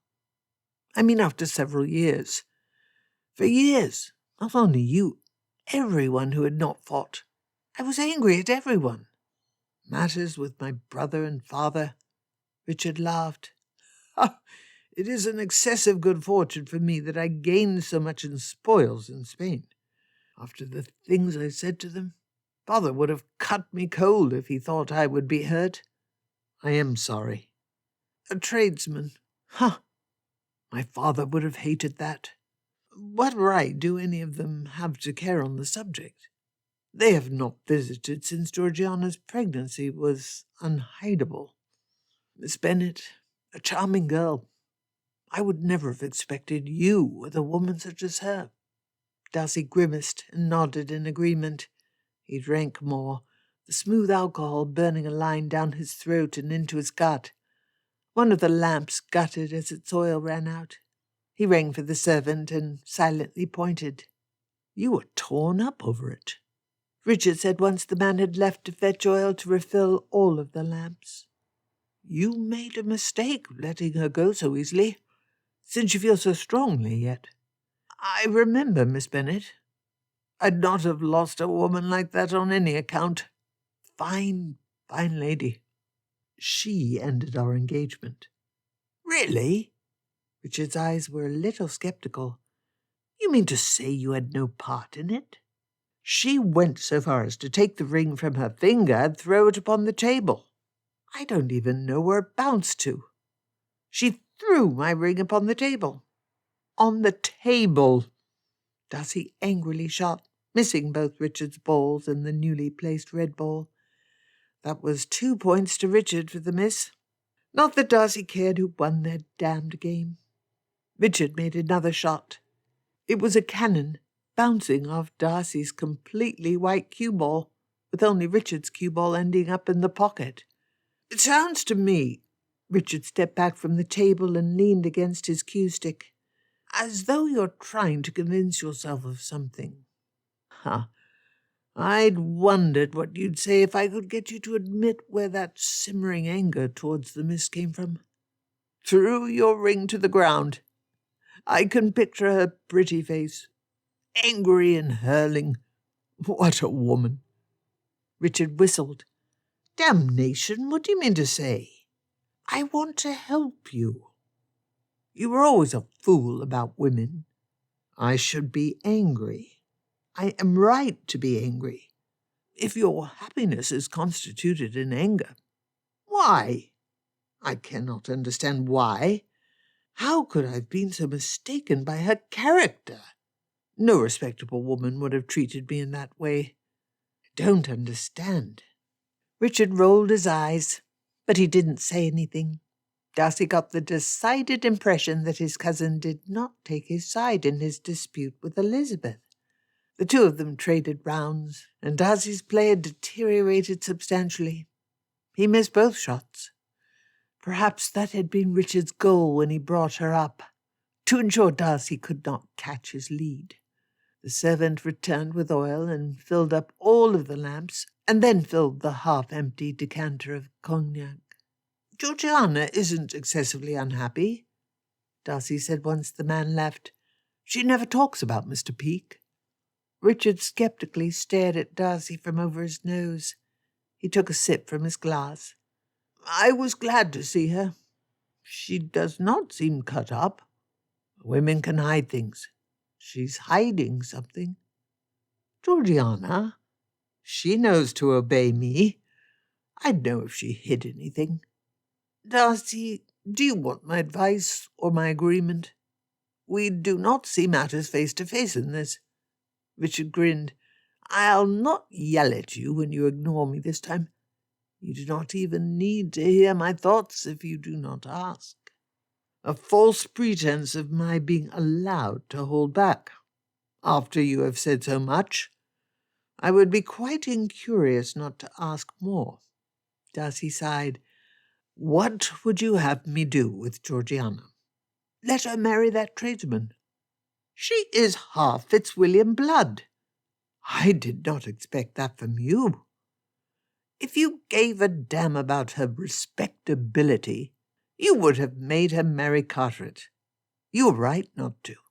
I have a perfect picture of that day. Georgiana sobbing and me angry. But I cannot recall what possibly made me think we should force her to marry him. I said earlier it was spite, because neither of you needed to return to Spain. Darcy grunted. Women are... Damnation, you don't try to control women. They do as they will. Pull together, life is well. Pull apart, life turns to hell. Women need protection. I protected her. I told you. She understands. Has Georgiana said that to you? That she thinks you were right? Darcy grimaced. He knew she did not. Just what did you do to make Miss Bennet so angry? Are you purposely trying to annoy me, so that I realize I had nothing to miss during those years? Richard laughed and made another high-scoring shot. Little chance of you catching me now. I cannot care if I catch you. You said you do not understand. Try to remember. Try to think of matters how they would appear to your woman. Can you think as clearly as you used to? Make the attempt. The argument had been too painful to dwell on. He'd remember fragments and snatches of it, and twice Darcy woke in a cold sweat from a nightmare about the argument. He'd never really thought upon what had been said. Elizabeth treated him wrongly, and she ought to have accepted his authority over Georgiana, and she should have felt Darcy pride. That was all there was to it. Too much learning made her irrational, and a woman's emotions are intrinsically fickle. Richard laughed as though Darcy had made a joke. Ha, ha! Did you tell your lady that? Of course not. What had he told Elizabeth? The scene rose before his eyes in a jumbled heap. He told her she was mercenary. She apologized for her anger and passion when she said unkind words. But every time she asked for compromise or demanded he listen to her, he said there was no reason to talk. He was decided. She had tried to talk to him. Darcy had a sour frown. As he thought, they played through the final few rounds of the game, and Richard won by 29 points. He still loved her. Darcy had absolutely refused to let her speak her piece, or to consider seriously what she said. He, of course, would have rejected everything she could say about Georgiana and Mr. Peake. But would he have? Elizabeth could be persuasive. He owed his wife the honour of not being immovably convinced of his decision before he had heard her out. The two gentlemen leaned against the window-sill, looking out at the darkness and their own flickering reflections. Darcy said, "She trusted me far enough to agree to a marriage because when we argued, I argued with her as an equal. Whatever I said about distrusting female learning, I took her mind and words as seriously as I would any other combatant. I had no choice. Miss Bennet's mind is dazzling, radiant. She is as clever as I am. Too clever for a simple soldier like me." Darcy looked at Richard from the side of his eyes. "Had you been attracted to her?" Richard laughed. "How could any man not be? I'm not insensible. But no serious thoughts. I had not sufficient money then to please myself, and Papa would have been angry.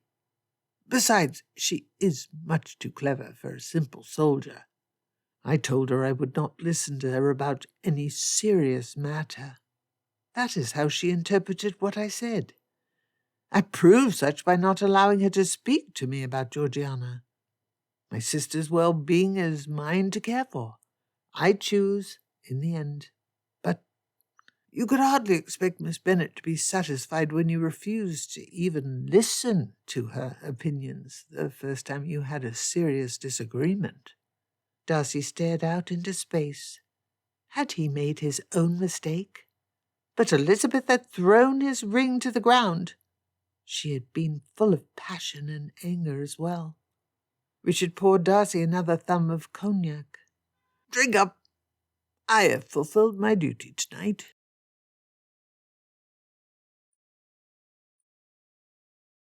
Chapter 23. Life continued at Pemberley. As Brigadier General Fitzwilliam had become a favourite of the military command, he only could stay at Pemberley for a week. But it was a good week. Darcy felt calmer and happier when he farewelled his cousin. Their days were much as they had always been. Georgiana walked and rode more, visiting different parts of the estate, and often taking Anne with her to show his niece parts of the estate she belonged to by her Darcy birth. When he could, Darcy went with them. Georgiana did not cease playing piano. Darcy had feared she would. His life would be entirely empty without her and Anne. Before, he expected it to be filled by Elizabeth and her society, and her laughter, and her interests. He had been mistaken in how he treated Elizabeth, and this gave him an ache, a sense that if he could repeat that horrible day once more, if he could simply speak that conversation with Elizabeth again, and keep his temper in good regulation, he would yet be happy. He just had needed to convince her he would listen to her, and never rule over her in a manner which principally affected her. Darcy had not been mistaken to deny Georgiana's wishes. There was sadness in his sister, but much less than Darcy had expected. Darcy spent a great deal of effort planning Georgiana's birthday party.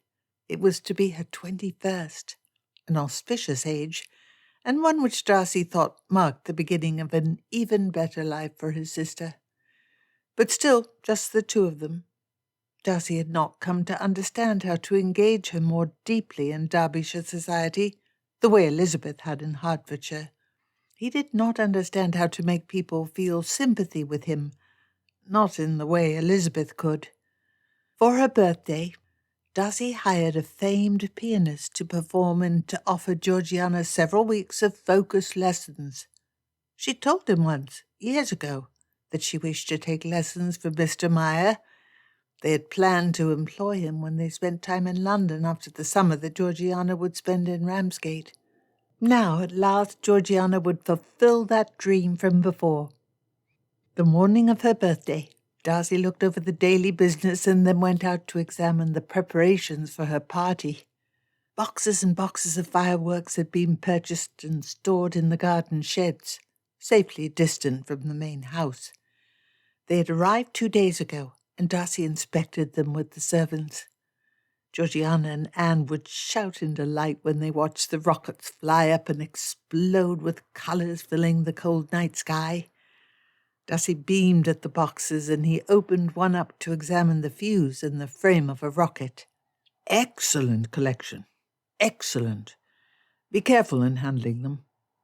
The chief gardener, who thoroughly enjoyed the chance to handle fireworks, bowed with a barely concealed grin. Darcy returned to the house and sighed in relief when he re-entered the warm air from the freezing outdoors. Such a good day. Such a day for his sister's happiness.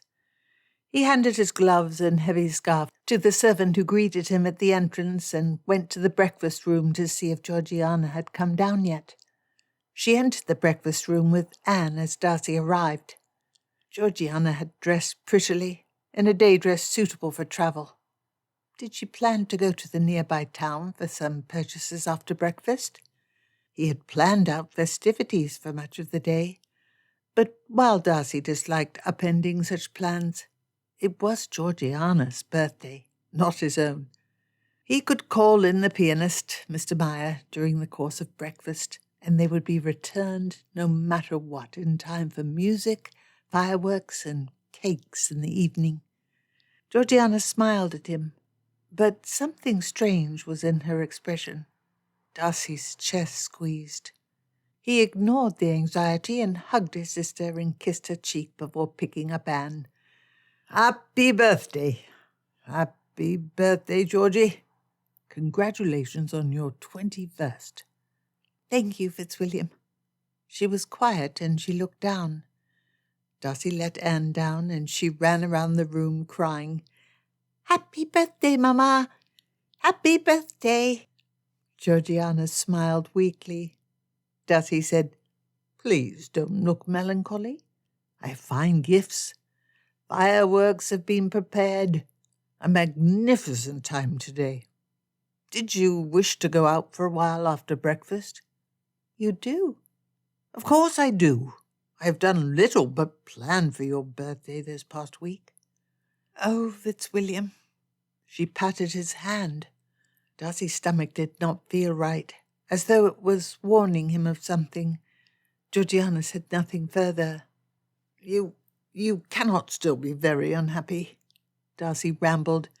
"You have been resilient and avoided the maudlin, or playing the ill-used girl. We have not spoken of the match you wish to make. Not often. But you have been dignified and calm. I expected you to be far unhappier. It is proof I was right." Georgiana looked at her hands. "It has been a painful time for us both, Elizabeth. Both our mistakes." Anne said, "I miss Aunt Lizzie. Go play with Uncle Will." Georgiana pushed her daughter, who grabbed Darcy's leg and pulled on his pants, grinning. "Don't do that." Darcy smiled at her, feeling still worried but happy. Anne giggled. "Mama told me to." Darcy picked her up and swung her around in a wide circle before he placed her on his lap. "You and her. It has always warmed my heart to see how happy you are with Anne." Georgiana smiled softly. "You are a wonderful uncle. You will be a wonderful father one day." Darcy harumphed. "Too much a bachelor. I am too much a bachelor. I have no interest in most women. It shall not happen." Oh, Fitzwilliam, you have not sent any letter to Bingley, have you? Jane sent you letters. I gave them to you. You know as much of them as I do. Lizzie, she is still... You could yet try? I would dearly like to see you happy. She would not accept me, and I am a proud man.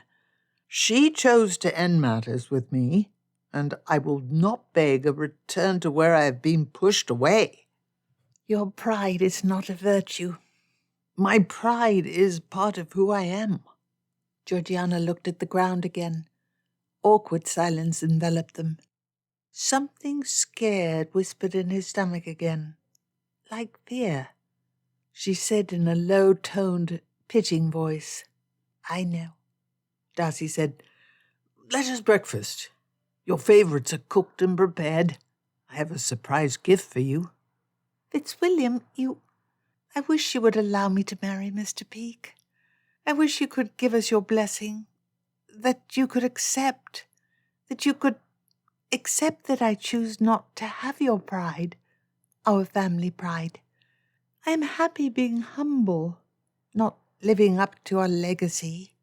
"What are you talking of? We have settled matters." She cried. "Oh, Georgie, I am sorry that I have hurt you, that you still hurt. Oh, my poor sister. But you will eventually learn to like him less and forget him, and "I will not forget Mr. Peake." you will. You forgot Mr. Wickham, and you—" "Do not compare them." Georgiana rose up and wiped off her eyes. "I shall not argue with you, but the men are entirely different, and you, Fitzwilliam, are too certain of yourself." You had accepted that your engagement to Mr. Peake had been a mistake, like you know Wickham had been a mistake. Georgiana looked at her hands again. This was not what Darcy had expected today. He wanted to see her happy. You have not been unhappy. Not very." "I stop blaming you," Georgiana replied. Her voice was tinny. "I do not blame you in any way. You are who you are." He is a tradesman, and he brings nothing to the family, and he was not educated in the way you were. "I know." We will have a wonderful time today. Let me call in your chief birthday present. He arrived yesterday morning." Georgiana smiled softly. "I heard horses and coming and going yesterday, but I was good and did not attempt to discover." The famed concert pianist, Mr. Meyer, was brought in, and Georgiana smiled when the man bowed to her. "Mr. Meyer." Georgiana smiled and said sweetly, "I am delighted to meet you." "I as well, to make acquaintance of such a talented girl. I care nothing for the silliness of those others. It is your love for the art. I heard you 5 years past play. Remarkable skill for a woman of your age, with the natural deficit of your position in society." "For a time I abandoned the craft. I believed it is not important. I was younger and more foolish." "You have the basis. If you had not played until you were 15, nothing could be done. Without steady application as a child, you cannot become truly great. But damage from an extended break, once full-grown, is remediable. Mr. Darcy said you wish to regain your past facility." "I do." "I am yours for the next 2 months, to learn from." "Oh!" Georgiana closed her eyes as though in pain. "This is your present? It is so thoughtful.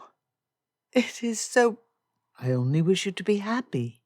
Darcy looked at her. "I perhaps have too much eagerness to see you play again. You had planned to take lessons from Mr. Meyer after the summer that year." "I remember." "Then you are happy?" Georgiana bit her lips. "Mr. Meyer, forgive me, but I must have a conversation with my brother. I look forward to speaking with you at greater length. Yes, Miss Darcy. He bowed and, after quickly looking between the two, retired from the room. Georgiana was white-faced. Anne, come back. I want to hold you. Yes, Mamma. Darcy set her on the ground and watched the little girl run to her mother. Enough. I must tell you. Georgiana took Anne into her arms and gripped the child so tightly that she squirmed. Then Darcy's sister exhaled. She looked him in the eyes directly. We are leaving. The fire crackled in the hearth. Georgiana studied Darcy. She evidently expected him to say something. He was confused. What are you talking of? Where? Into Lambton? London. If Mr. Peake still cares for me, we shall marry. If not, I shall live with Jane, or perhaps at Longbourn with Lizzie. You cannot leave. I am 21. I know the terms of father's will. I now have control of my fortune. I now have control over my person. I now can marry as I choose. You cannot leave. Fitzwilliam, I hate that I shall leave you alone. No. No. I am leaving. Anne is coming with me. I am sorry that I shall leave you alone. But you chose this. You cannot leave. I can. I have already sent out letters to the family's lawyer to have control of my money turned over directly to me. The arrangements for a post-carriage to come to pick me up a little after noon have been made. My clothes, those which I wish to take, have been packed. I am leaving. No. No. It was as if he was moving sluggishly, more shocked than when Elizabeth jilted him. Not Georgiana. She never rebelled. Elizabeth wrote you. Those letters. In Jane's. You will not listen to me. I know it, but I still care for you. Why must you be so much yourself, so proud? Beg Elizabeth for forgiveness. Threw the ring in my vase. She threw it. You are not happy this way. I want you to be happy. But even more, I want to be happy. I want Anne to be happy. Why hadn't Papa done like many other families and required that the money remain under the control of the guardians until she had reached 25? That would not have helped. She still could have married Mr. Peake. He no longer was her guardian. She was of age. Must I lose you too?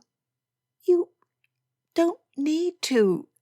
Don't come with me, Fitzwilliam. Be gone. The shock was now pain. Darcy stood and swallowed. If you intend to throw yourself away, to throw away the pride of the Darcy name, do it. I only curse the day we met the Bennets. Georgiana Darcy left with her daughter. Fitzwilliam Darcy stared at the flickering flames of the fire, eating away the substance of a tree that had grown for decades before being chopped up to be burnt in a petty conflagration.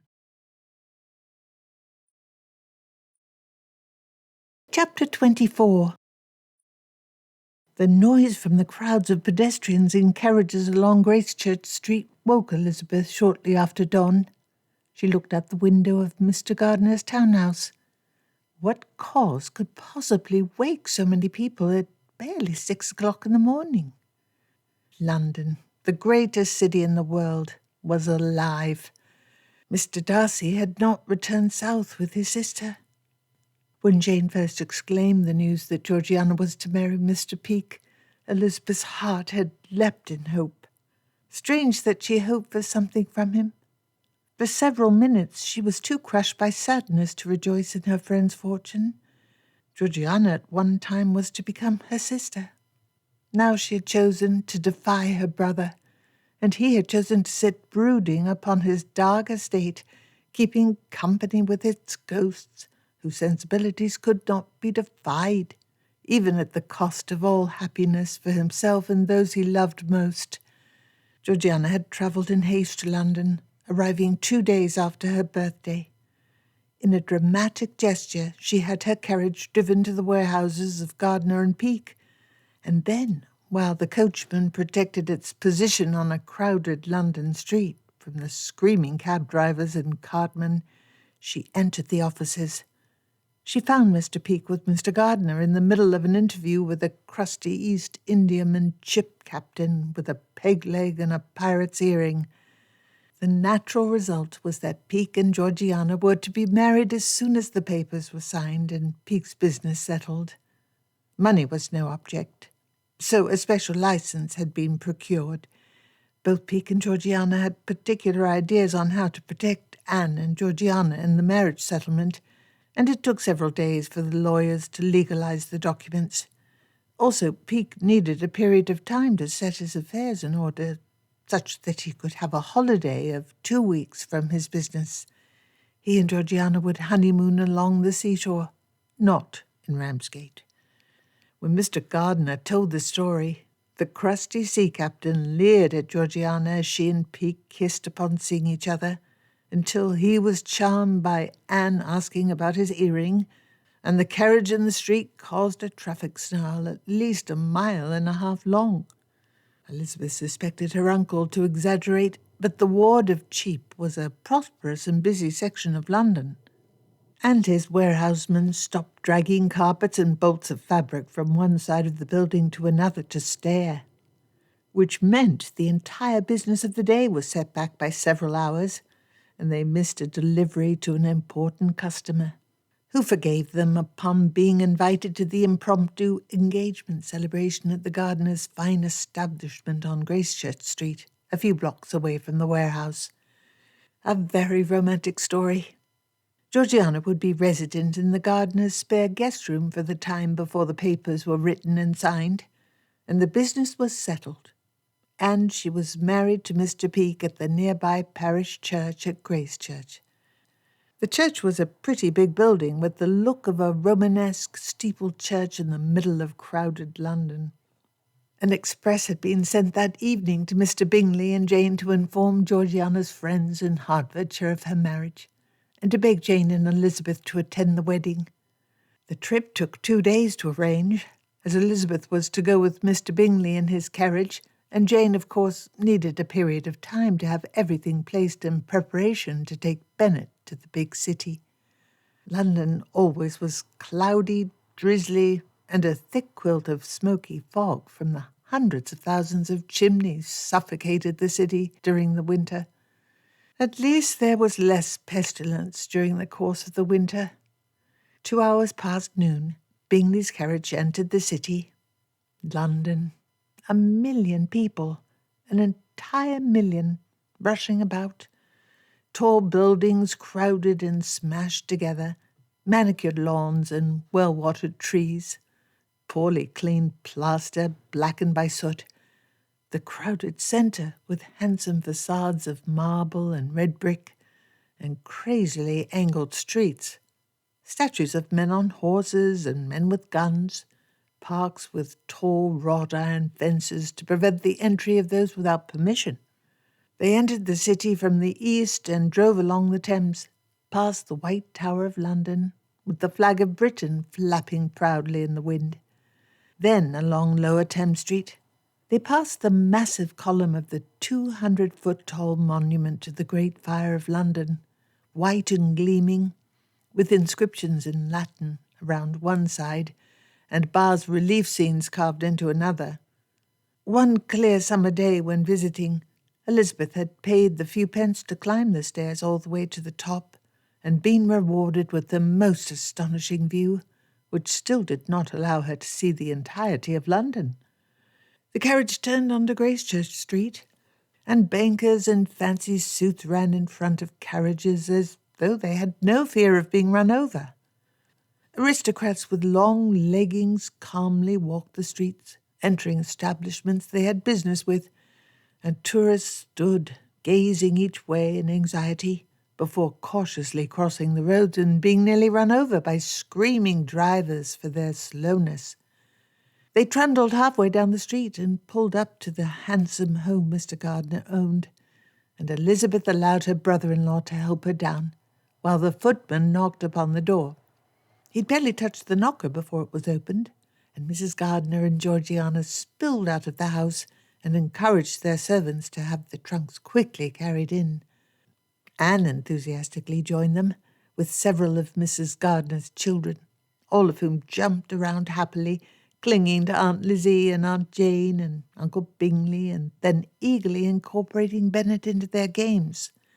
The young boy was quite social and happily followed along in their play. They were all pushed into the house by Mrs. Gardiner to keep the young ones from catching their death of cold in the grey weather. Not that Mrs. Gardiner worried. It would only be a frustration to nurse the children through a harmless illness when everyone ought to be full of celebration. Jane and Bingley planned to go on to the fashionable outer borough 2 miles away where they had rented a house for the month. But the two were persuaded to send their carriage round to a nearby stables and yard to wait for them. They entered the house with Bennet. Everyone sat in the drawing-room, and crackers and tea were provided. Georgiana glowed. Elizabeth wanted to talk to her in private to ask about Mr. Darcy. She cared, even though she had given up the right to concern herself with his well-being. But in this crowd it was only a chance for everyone to speak at once about joint topics. Georgiana was made to repeat the story Mrs. Gardiner had given in her letter of how she had found Mr. Peake and told him she still wished to marry him, and Jane begged every detail, and they spent an hour in rapid conversation, by which time Mr. Gardiner was to arrive in just another hour or two from the offices with Mr. Peake. One of the servants had been sent to the office to tell them that they had arrived, and of course Jane and Bingley were convinced to stay for dinner. And then for the evening, it was decided they would go to a play a mile away at Haymarket Theatre. A messenger was sent to the stables where the carriage had been sent, telling it to go without Jane and Bingley to the house they had taken so the carriage could be unpacked, and then the vehicle would return to wait for them to call later tonight. Mr. Gardiner arrived, and Mr. Peake and Georgiana snuck a kiss in the entry-room, but Elizabeth saw them. They were like she and Darcy had been. Everyone laughed, and they were all happy, and after dinner they watched As You Like It from a box with red velvet seats. No opportunity to speak in private to Georgiana occurred. Waking up now, Elizabeth decided to convince Georgiana to take a morning walk with her. She always enjoyed seeing the sights of the city during the first day or two in London. Elizabeth went down to the breakfast room to wait for her friend, and she tried to read a book. Georgiana entered the breakfast room in a simple day dress that made her bloom. She smiled upon seeing Elizabeth. "My dear Lizzie, I so desired to speak with you last night." "And I had the same desire. But we now can before the others breakfast. Will you walk with me? I wish to reacquaint myself with the city." Of course. To St. Paul's? I've spent most of my mornings walking in other directions, or taking the carriage to Hyde Park where the weather is kind." Elizabeth laughed. "That is not today." They both looked out the window. "It is not promising," Georgiana said. "The Moor need to set out promptly in case of rains." The two walked out arm in arm, bundled up in their winter coats so they could survive a mild drizzle, and followed by the gardener's footman. At last, Elizabeth clapped. "Alone with you." Georgiana grinned at Elizabeth's enthusiasm. "I as well looked particularly forward to your conversation. Yesterday was a good evening. Still that endless talk, and then the theatre, and then the children. Do not forget that excellent late-night meal of melted cheese and toast." Georgiana shuddered with pleasure. "Your aunt and uncle have such a baker. That bread! It was an excellent night, except we could not speak, and that gave it a lack.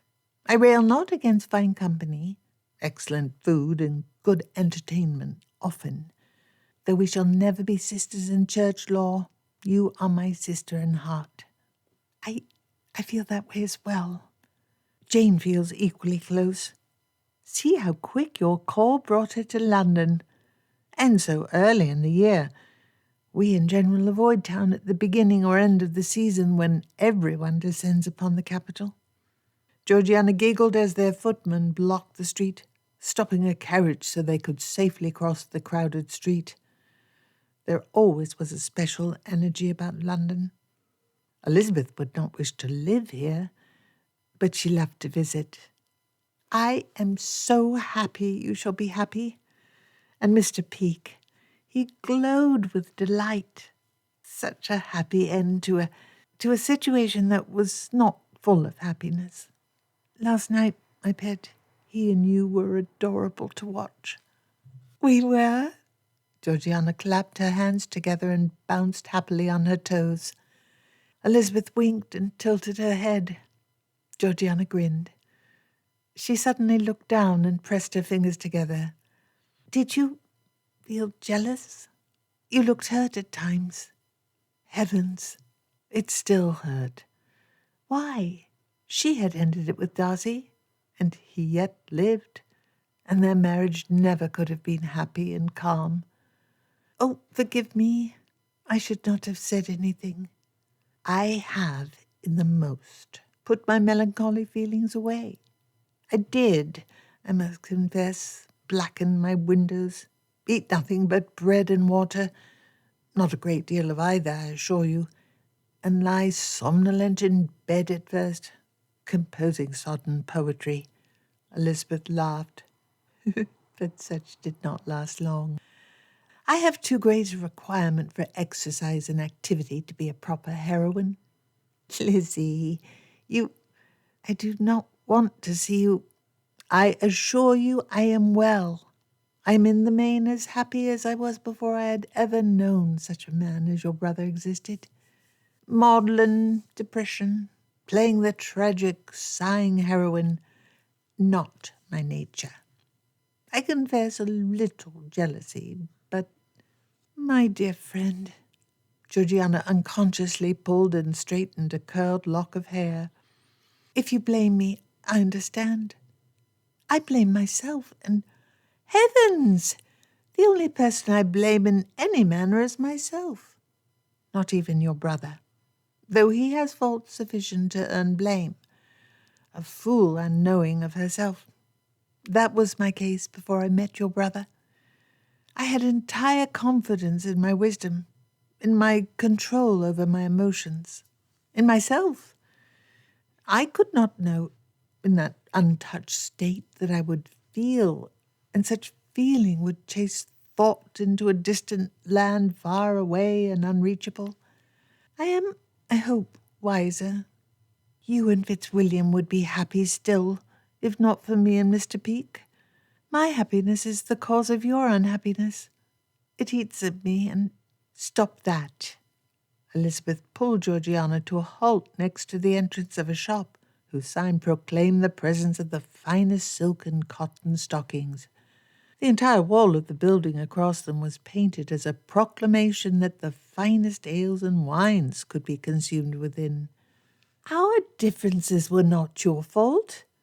There was a fissure betwixt us, such that we should never have ended our engagement.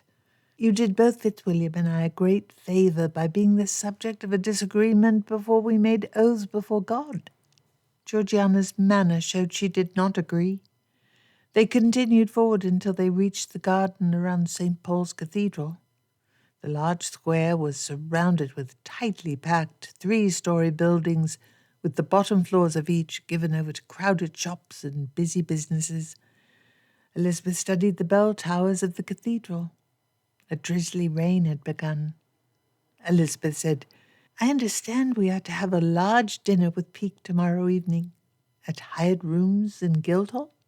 You are to be contaminated by mingling with your future husbands and my uncles, many acquaintances in trade. Yes, Georgiana nodded eagerly. I am so eager to meet them all and learn about what they do. and to see Mr. Peake amongst his friends and everything. A good sort, most of them. I have met them.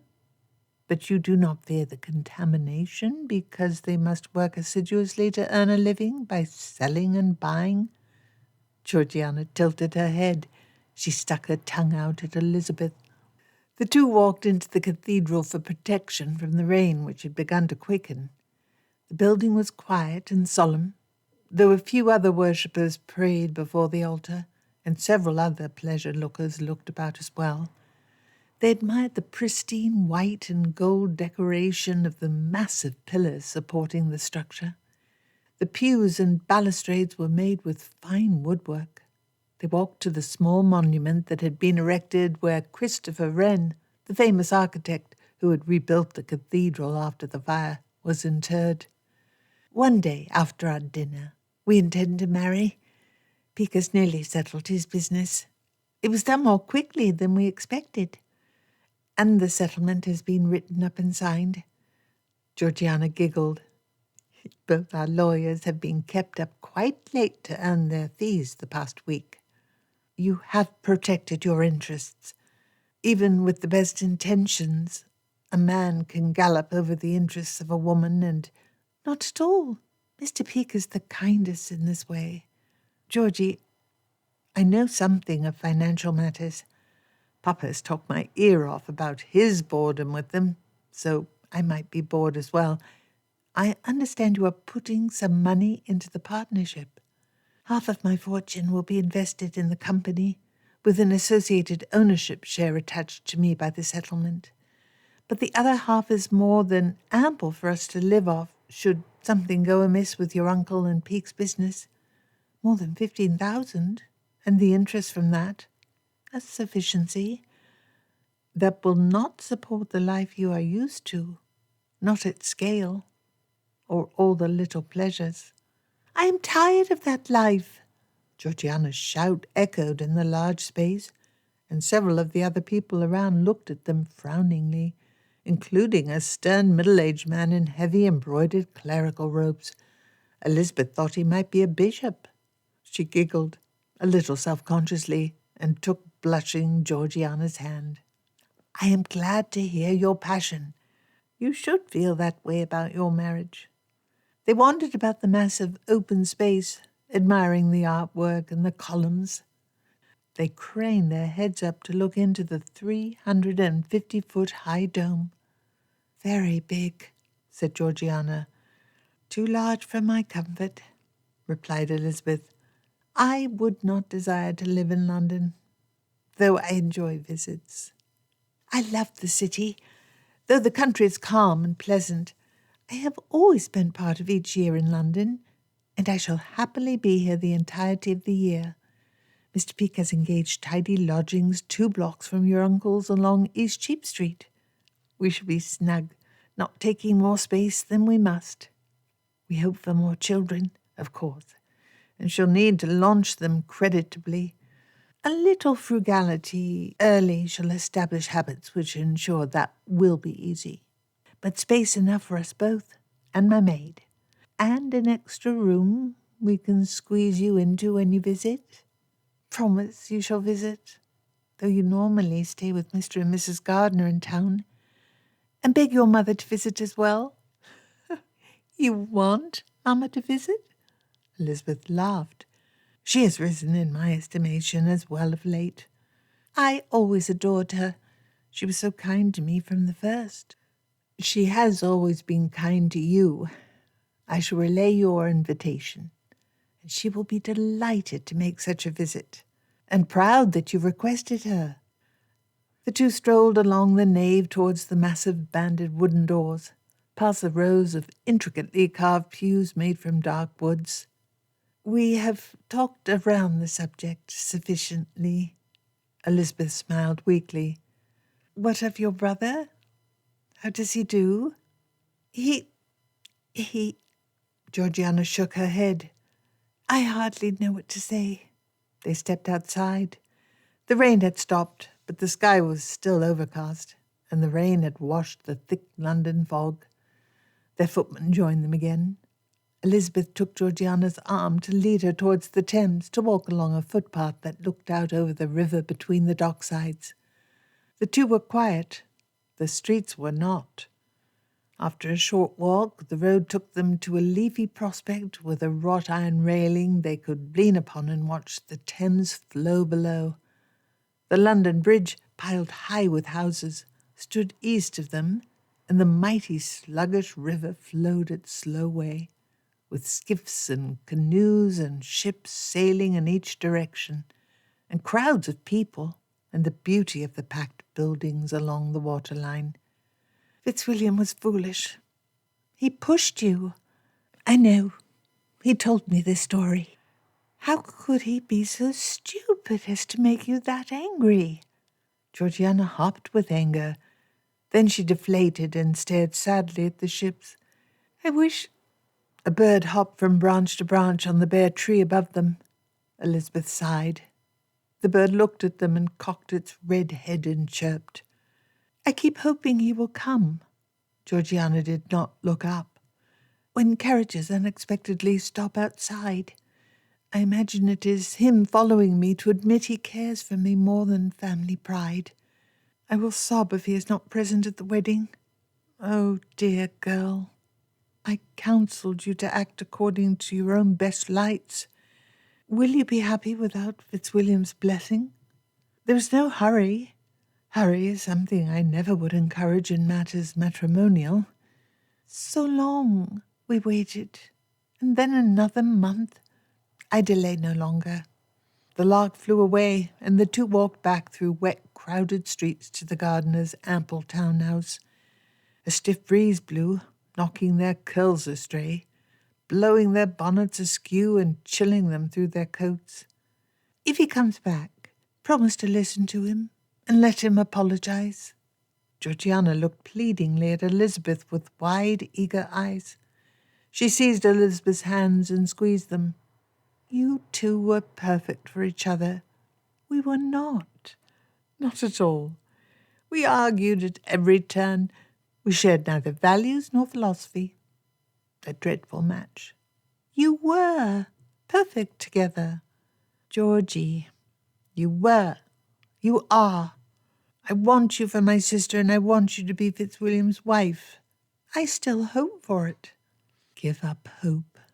Instead of a harsh reply, Elizabeth shrugged. Georgiana wanted what Georgiana wanted. It was not likely to happen. Promise you will listen to him when he returns? I promise that in the utterly unlikely case your haughty brother condescends to speak to me about our past connection, I promise that I will sincerely listen to any apology he makes, and that I will then ask my reason if an intimate connection betwixt us would have any likelihood of success. But my reason will speak nay once again. They re-entered the house, and after their coats were hung and their walking shoes removed, the housekeeper left the two alone again. Georgiana looked at Elizabeth with hurt, soulful eyes. I do not desire reconciliation. I ended matters between us for excellent reasons. Fitzwilliam cannot wish a reconciliation either. Not now that he has had chance for his passions to cool. And further, now that he has further example of my pernicious influence. He loves you. He cried. Elizabeth closed her eyes. She did not wish to recall their happiness. Lizzie, love is the most important thing in the world. You love each other still. Love is not the only important matter. It is, when it is true love, and when you and Mr. Peake are in a different situation than me and Fitzwilliam, and I would kindly ask you to leave off discussing this matter. Georgiana cried. She smiled through her tears. There is hope, if you do not wish to talk about your love. You must still feel much. You must love him still, as he loves you still. Elizabeth rolled her eyes. Why did she think that Georgiana was qualified to make her own decisions about marriage? Lizzie, Darcy is a proud man. One who will not support a woman in her foolishness. We are best off without him. Are you very angry at him? You should be. He can be infuriating. You feel that worse than I. But anger is not... Your love matters more. I shouldn't have had to do it. What? Elizabeth slumped. She would not have been able to throw off the ring in a calm manner. The posy ring was stored safely in the bottom of her trunk, awaiting the proper time to return it to Fitzwilliam. One of Bingley's housemaids had found it the day after, rolled in a corner under the tiled stove. Some part of her hoped what Georgiana had hoped, and like a fool she had brought the ring with her to London, instead of leaving it stagnant in the bottom of her jewellery case in Longbourn. Stuffing the love ring into an envelope and mailing his ring by post. Too cold. Georgiana shook her head. You both will realize the mistake you are making. It would be irrational. I have determined to never let my passions misguide me again. They stood next to the drawing-room door, but Elizabeth stopped Georgiana from opening it. I am happy for you, Georgie. I am happy that you shall marry. You shall be happy. But I confess the truth you have guessed. Though I pretend otherwise, I am not wholly happy at present. Elizabeth left Georgiana by the drawing-room door and walked to her own room. She felt Fitzwilliam's memory, like a physical presence. He could kiss her so well. They had been happy. Elizabeth stared out her window. Carriages rushed past. Men wore top hats and workmen's caps. Women wore bonnets and fashionable small hats. The clouds had begun to weep once more, and a hawk circled high in the mournful sky. Damned old maid. We can discuss nothing. You have no voice. She had not made a mistake.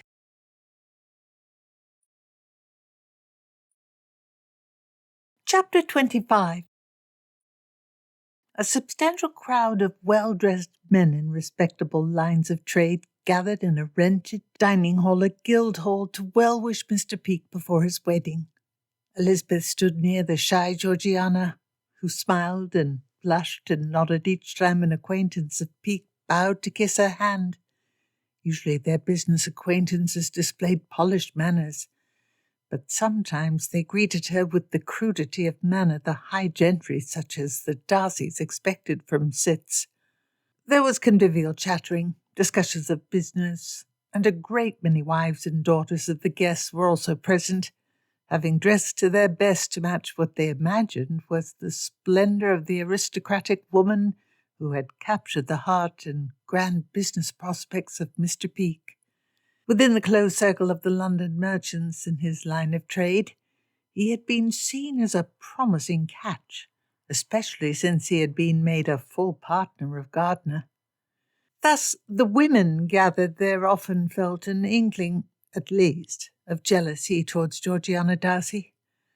There certainly was conversation of the scandal, and some of the women were determined to be a little rude only on that account. But the soon-to-be former Miss Darcy was too sweet, too shy, and too much the elegant blushing bride to let people disdain her for long. She talked at length to several of the vicars of local parishes, and they all could speak for her speaking morality, and that she was repentant. The tradesmen present all wished to remain on the good side of Peake, especially as it was expected that the money his marriage would bring to Peake would lead his firm to make substantial purchases, and that he would either become a more formidable competitor, a more valuable customer, or supplier of greater importance. The women studied Georgiana, but her dress was elegant simplicity itself. Modest, unassuming, lacking flash, yet made of the finest materials, and with the best lines. She neither outshone those who must shine, nor did she sink beneath the notice of those who looked with critical eyes. In sum, Georgiana was a success amongst this group of London merchants. just as she had been in the Rural Society of Hertfordshire. 2 hours after the crowd gathered, and a little before the large dinner was to be served and everyone was to sit down, Mr. Darcy's cousin, who Elizabeth had met at Rosings Park, was ushered into the building to give his greetings to Georgiana. "Good day and congratulations, Georgiana, if your cousin might give you such." Colonel Fitzwilliam, no, Elizabeth had heard from Darcy that he had been made a brigadier, stood grinning and pleased. Georgiana allowed General Fitzwilliam to embrace her. Then she studied him. "Did Fitzwilliam send you? What does he want me to know? Why could he not come himself?" "Fitzwilliam? No, not him. I am present to deliver my father's message that you ought to abandon your plan to debase the noble Fitzwilliam blood.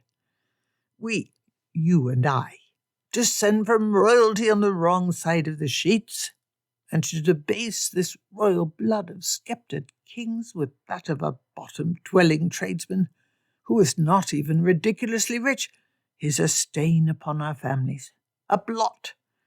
Your marriage is the inky darkness which will be used to obscure your name in the family tree. Your choice, he ordered me to inform you, will bring you nothing but deepest unhappiness and the universal despite." And so on, and so on, and so on for a deuced long time. Aunt Catty was present, and the two topped one another for a great length in this vein. I took no notes, so I cannot do their rant justice. But if he should visit the old Earl, he might repeat the choicest bits before having you thrown out upon your ear. Georgiana laughed. "I thought they finished with me long ago." General Fitzwilliam grinned and exchanged a knowing look with Georgiana. "Congratulations, Georgie. Congratulations. Deuce glad to see you show some spirit. You were too nice to Darcy for my taste when I visited Pemberley. But you had this sly plan in your mind already, did you not?" Georgiana blushed. "I did." "Sly girl. I hope the man is worthwhile. But if Miss Bennet jilted my cousin over the matter, he cannot be a bad sort." General Fitzwilliam bowed and took Elizabeth's hand and kissed it easily. "Lovelier than ever. Pity my cousin's pride in your temper-ended matters. I would have delighted to call you cousin." "I thank you," Elizabeth replied with a little stiffness. "Did he tell you the manner I ended it with? I would not have thought he would speak of it."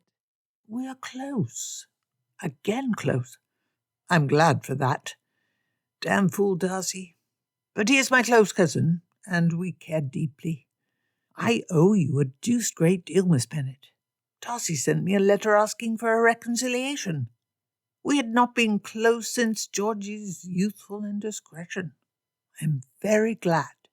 I hope for him to have friends." "He will not be alone, though he has lost you." General Fitzwilliam lowered his voice so those around them could not hear, and he said with a sly smirk of approval, "Throwing the ring." "Not on this matter, I pray. Laugh upon another subject. No laughter here. This still hurts." "I apologize." General Fitzwilliam bowed his head. "I might say I am a crude military man, unused to the society of proper women after so many years. But you would know that to be a lie. I sympathize too much with Darcy, having seen his pain." "My uncle and your brother, how did they do?" Georgiana touched General Fitzwilliam's arm to gain his full attention.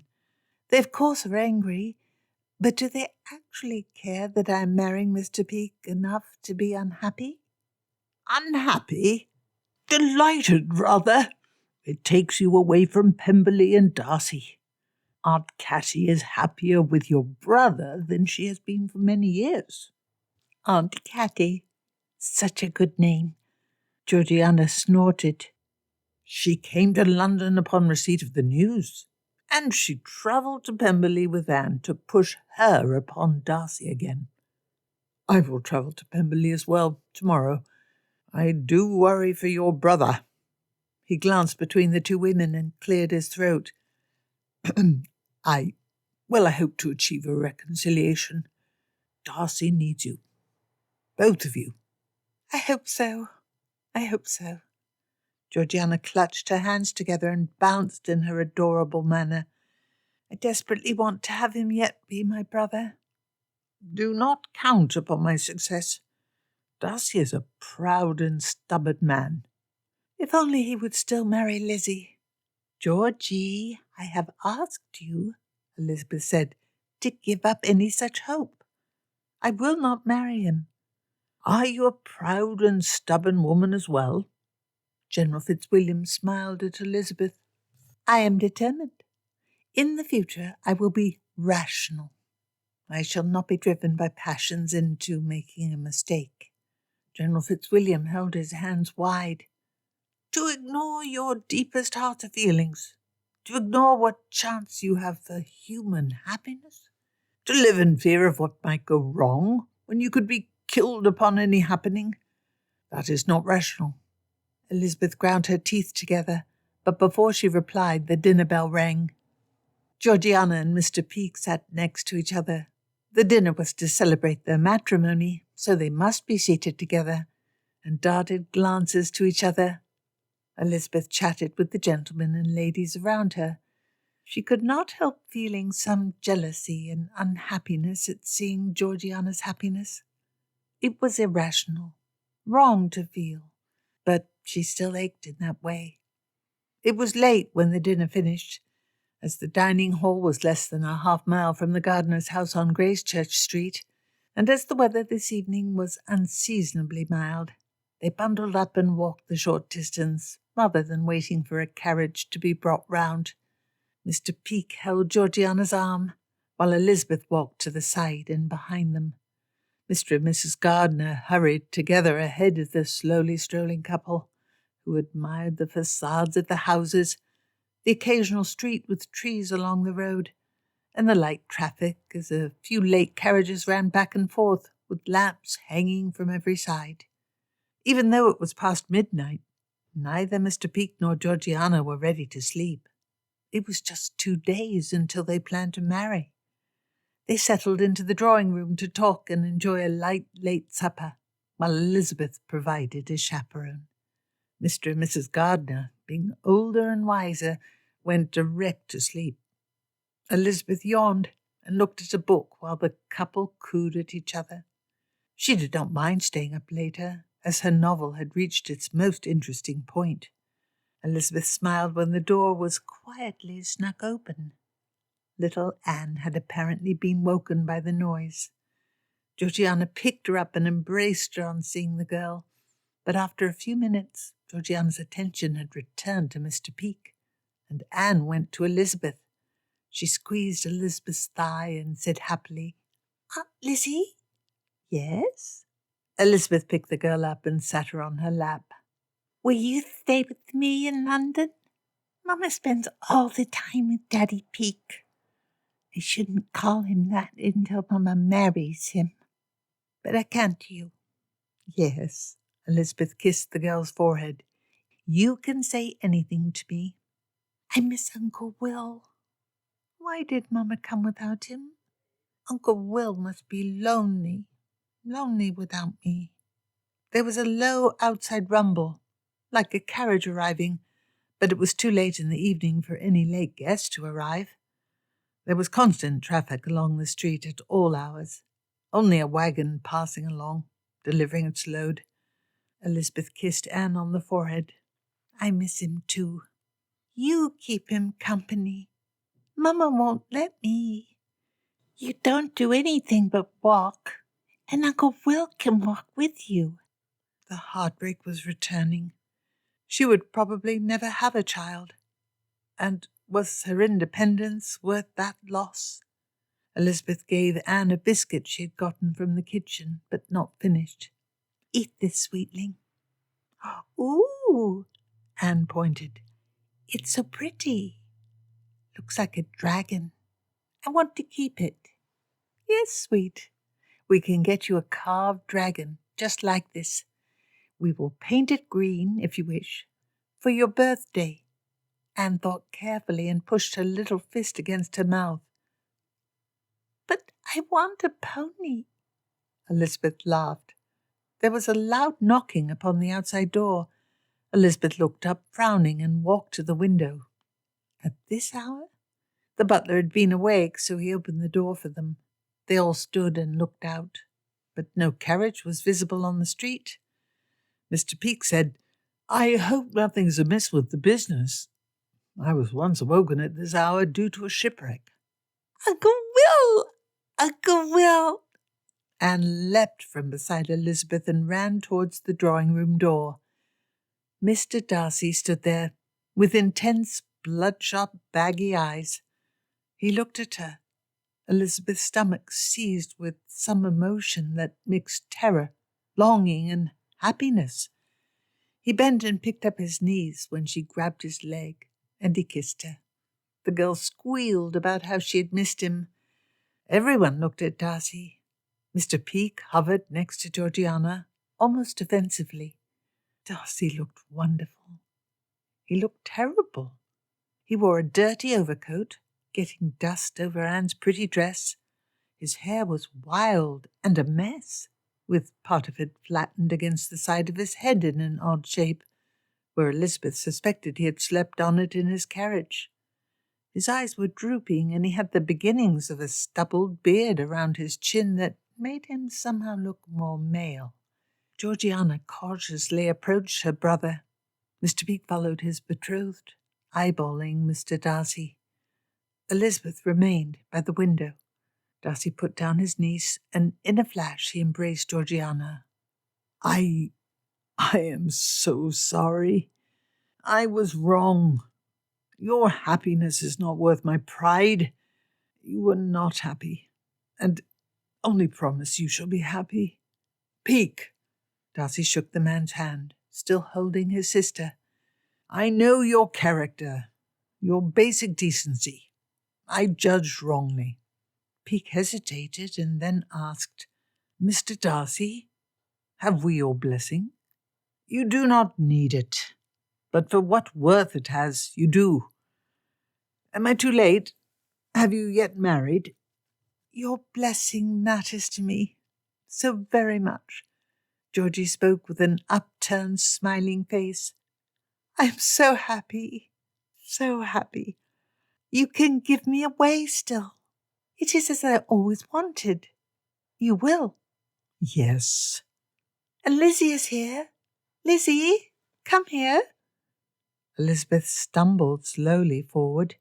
She was terrified. His magnetic eyes held her. He looked so handsome, but she was too scared. "Elizabeth, He pressed his hand over his mouth. "I had not expected to see you so soon." "I had not expected to see you. Not ever." "I can imagine well you did not." "Why are you here? What changed? Why?" Darcy blinked. He smiled. "You are like always. My frankness is not alone." "Why?" "I no longer hold such a high value upon the pride of the Darcy family." He yawned and rubbed his eyes. "It is also quite useless to pretend I can control my sister, when I cannot." "Really?" Elizabeth's voice sounded thin in her ears. "Does this not reduce you as a gentleman?" "Lizzie, you promised," Georgiana exclaimed, pushing Elizabeth's arm. "What did she promise?"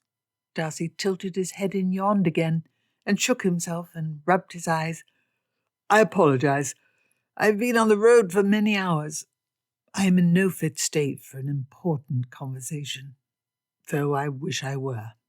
"She promised," Georgiana said, "to listen to what you said, if you were to apologize." "Ah." Darcy looked at Elizabeth with his candle-lit eyes. He had a serious expression, but he softened as she looked at him. Elizabeth felt a terror in her stomach. What if he wasn't going to offer for her again? Elizabeth said with a squeak, "Are you really here, only to bless Georgiana's marriage? At last? Darcy tilted his head. He looked at her as though he'd not heard the question. Then he shook his head. I ought to return to the Darcy house soon. You had been vague on when the wedding would occur. When business was settled? That is not a date, Georgie. Not at all. I apologize. The young woman blushed. But we did not know for sure. We discovered yesterday that we can have it be the day after tomorrow, even sooner than planned. I am glad I shall be there. Lizzie, I did have a burning extra motive, one of greatest import, which drove me from Pemberley as fast as I could order my carriage prepared. She looked at him, both annoyed and with her heart fluttering. I had a desperate hope to avoid my aunt, who has encamped herself at Pemberley. I think at worst it will be another day before she can catch me in London. Aunt Catty! Richard told me that she was to attend you. He did not warn me. Darcy grinned. Georgie, might you come to stay at Darcy House one last time as only my sister and under my roof? Our Aunt Catty cannot cross the threshold when you are present. After a laugh, Georgiana scrutinized Darcy. You do not... Are you really accommodated to the marriage? Give credit to Aunt Catty. Darcy chuckled. Was it you or Richard who gave her that name? Richard. She repeated to me, almost down to the very words, the argument I made to explain why you ought not marry Mr. Peake. The question of honour and the family history and, all that nonsense about the blood of kings and everything else. Hearing my own words and her voice. Darcy shrugged. I was uncertain inside from the first, but her words had a salutary effect. I only hoped I might reach her before the wedding. Heavens! Georgiana whistled after her uncharacteristic outburst. To think I must be grateful to Lady Catherine. Darcy laughed and then yawned again. And with one more searching look at Elizabeth, he and Georgiana woke her maid to have a change of clothes packed. They called for a hackney cab. Darcy had sent his exhausted carriage driver home immediately to convey them to the Darcys' residence in a fashionable square in the aristocratic section of London near St. James's Palace. Chapter 26. The morning Georgiana was to wed dawned with a fog that, as they said in London, was thick as pea soup. Darcy's cousin, Bingley, and Mrs. Bingley had all joined him at Darcy's townhouse along with Georgiana, and during the day yesterday the house buzzed and boomed with comings and goings. Since Georgiana was to marry a cit, the omen of the weather was good. London was welcoming her without changing its habits. Darcy was still thrown by his long carriage journey, and rather than waking before everyone else, he entered the baths at the same time Bingley did, while Richard had already lounged in a large tub, with the hot water being periodically refilled by the attending servant for some time. The three men, old friends now, splashed water at each other, made a mess of the floor, their valets, 2 of the 3 dressing robes brought out, and everyone's dignity. With their hair towelled off and combed by their valets and stuffed into fine coats, the gentlemen descended in a dignified manner from the bath to the breakfast room for coffee and light food before the wedding. Georgiana was still dressing with Jane attending her, so the 3 men stood around, holding their cups of coffee. Darcy smelled the scent from his. The scent was divine, and he knew fine coffee, though he drank tea more often. Richard asked, "Where the deuce did you get this coffee? In my regimental mess we would have killed, I joke not, to gain a supply such as this." Darcy laughed and tapped his forehead. "Ha ha, secrets. Hardly expensive, I warn." Richard shook his head. "Only time I've had the equal was Spain after we drove off Napoleon's brother and gained his kitchen and silver chamber pot. Promptly mixed a good punch in the bowl after giving the silver a good cleaning. Chamber pot? Bingley coughed and spewed the coffee from his mouth. You drank out of that? Darcy had heard the story several times before, and this time kept his composure. The tale still sounded unhygienic. We cleaned it well. I still would not. Pusillanimous creature. What? I mean lily-livered. True men drink from some receptacle of their conquered foes. I had thought the typical practice of soldiers, Bingley replied, was to drink ale from their enemies' skulls. We did not capture King Joseph, only his toiletries, so the opportunity to remove his skull did not come. Besides, a large punch bowl is required for an entire regiment. The Bonapartes have small heads. Did the men know they were drinking from what the King of Spain had relieved himself in? Richard laughed gaily. Ha ha! My boys! Zounds, they did. Darcy grinned at the interplay. He took another swallow of the hot coffee. A perfect brew. I no longer hold such a high value upon the pride of the Darcy family. He yawned and... Hello. Georgiana and Jane entered the breakfast room, both dressed for the wedding. His sister wore a lovely pale yellow dress with pearls around her neck that Darcy recognized had once belonged to his mother. There was an old sapphire-encrusted hairpin which had always been a favourite of Georgie's because their father had given it to her. The Earl's daughter would have disapproved. Her husband, too. Georgiana smiled, but when her eyes met his, there was uncertainty. The previous day had been busy, and Darcy had talked for more than 2 hours with Mr. Peake. But he and Georgiana had little chance to speak, and she was to marry before noon. Bingley coughed and said to Richard and Jane, Well, we all have matters to attend to. Out! There will be food enough to feed us later. The two were left alone in the room. There was an awkwardness between them. Darcy did not know what to say, but he knew it was his duty to say something. He looked between Georgiana and the oaken door frame. Very different. She tilted her head at his cryptic statement. You wanted me to marry a different sort of man. But I have loved Peake for years and... Not that. Then Darcy shook his head. Though I should not interrupt a lady in the midst of her speech. You do not despise me secretly. I hoped you would come. I desperately hoped it.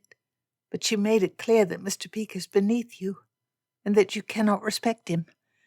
And even though you said, I'm afraid you don't really accept my choice, and... I respect him a great deal, Georgie. I had it wrong. My pride is not worth your happiness. Do you really mean that? Truly? Darcy nodded. She embraced him again. I shall miss you and Anne, said Darcy. You shall always be my brother. But we will be so different. I hope it is something Lizzie said. Friends must be equals. Perhaps now that you no longer must guard and care for me, we can be truer friends. I would like that. You must ask Lizzie again. She still loves you. She does. She does not like to admit it, and she says that love is not enough. But you can convince her that you will not dictate her behaviour, and that you respect her, and everything. That you love her. Georgie, I will try. You must. I expect you to try very hard. I shall help you. Let me tell you everything Elizabeth said about you. What did she say? Darcy flushed. Georgiana laughed. You will need to ask her. But remember, she loves you, and even if she pretends she does not, she does. Did she say that she still loves me? When? Begging for information told to me in confidence. You have changed. That is ungentlemanlike. Darcy rolled his eyes. Ah, Georgiana frowned. Never mind what she said. She just needs to be convinced you love and respect her. This was not entirely encouraging. Georgie, confessing your friend's secrets to a gentleman admirer, if you are to do so, at least do a creditable job of betraying her trust." Georgie snickered. "If Lizzie didn't want me to tell you, she had asked me not to. She claimed to be quite convinced you would never relent in your opposition, and we would never see your form again. I always believed in you. Why did Lady Catherine visit?" "Now that the pollution provided by you has been thrown from Pemberley, time has arrived for Anne and I to contract our long-foreseen nuptials." "Gah!" Georgiana jumped back with a disgusted expression. "You couldn't ever." "On the contrary, nothing would have proven easier. Lady Catherine had acquired a special license before she set off from London." "How did you disclose that you shall never marry her to Lady Catherine?" "My other inducement to London I left in secret by my carriage and gave orders to my servants and the locals to tell her I'd gone north to Scotland." Georgiana's mouth fell open. She clapped her hand over her mouth. "Not you! You did not." Darcy tilted his head. He tried to channel how Elizabeth would tease Georgiana. Clearly the effort was a failure, as Georgiana giggled. "I ne'er believed you." "I am trying to be less proud." "Do not change too greatly." Georgiana embraced him. "I would have cried. I was so scared you would not come." "Time is here for you to marry." Darcy embraced her tightly. "Since Papa died, I have always tried." "Fitzwilliam, you have been the best, the kindest, the sweetest brother in the whole of the land. You've cared for both me and Anne, and I always depended upon you, and your judgment and your affection." "I made mistakes. You know I have. And I allowed you to leave without following you. I have not..." "You followed me." "I have not always been the best guardian, but I always tried. And I am so proud of you, and so happy that you have done so well for yourself despite my failings. Georgie, I am proud. Deeply and completely proud you are my sister." "And I am proud you are my brother." "Then let us see you married to Peake. I will be happy now to meet him as a brother." 2 hours later the ceremony was done. The vows said, the rings exchanged, the register signed. Georgiana and Peake shook hands with the vicar while Bingley and Elizabeth talked quietly next to a statue of the Virgin that dated to before the Reformation and which apparently had survived Cromwell and the fire by hiding. Darcy's eyes met Elizabeth's. Elizabeth stared at him. She frowned consideringly. Then she walked towards him, pulling something small out of her reticule. Darcy's stomach leaped as she came close, but her expression did not encourage him. She stared at his face with her fist gripping some small object.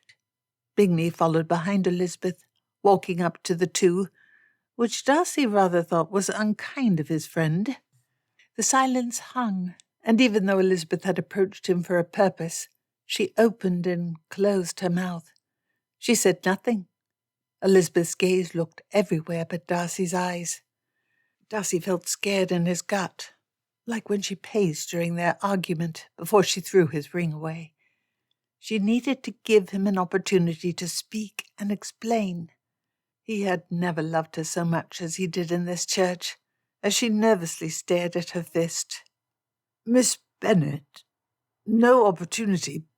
Darcy's voice cracked, and he squeaked. Why did Bingley need to watch? He loved Elizabeth, and he would tell her. Darcy began, now confidently.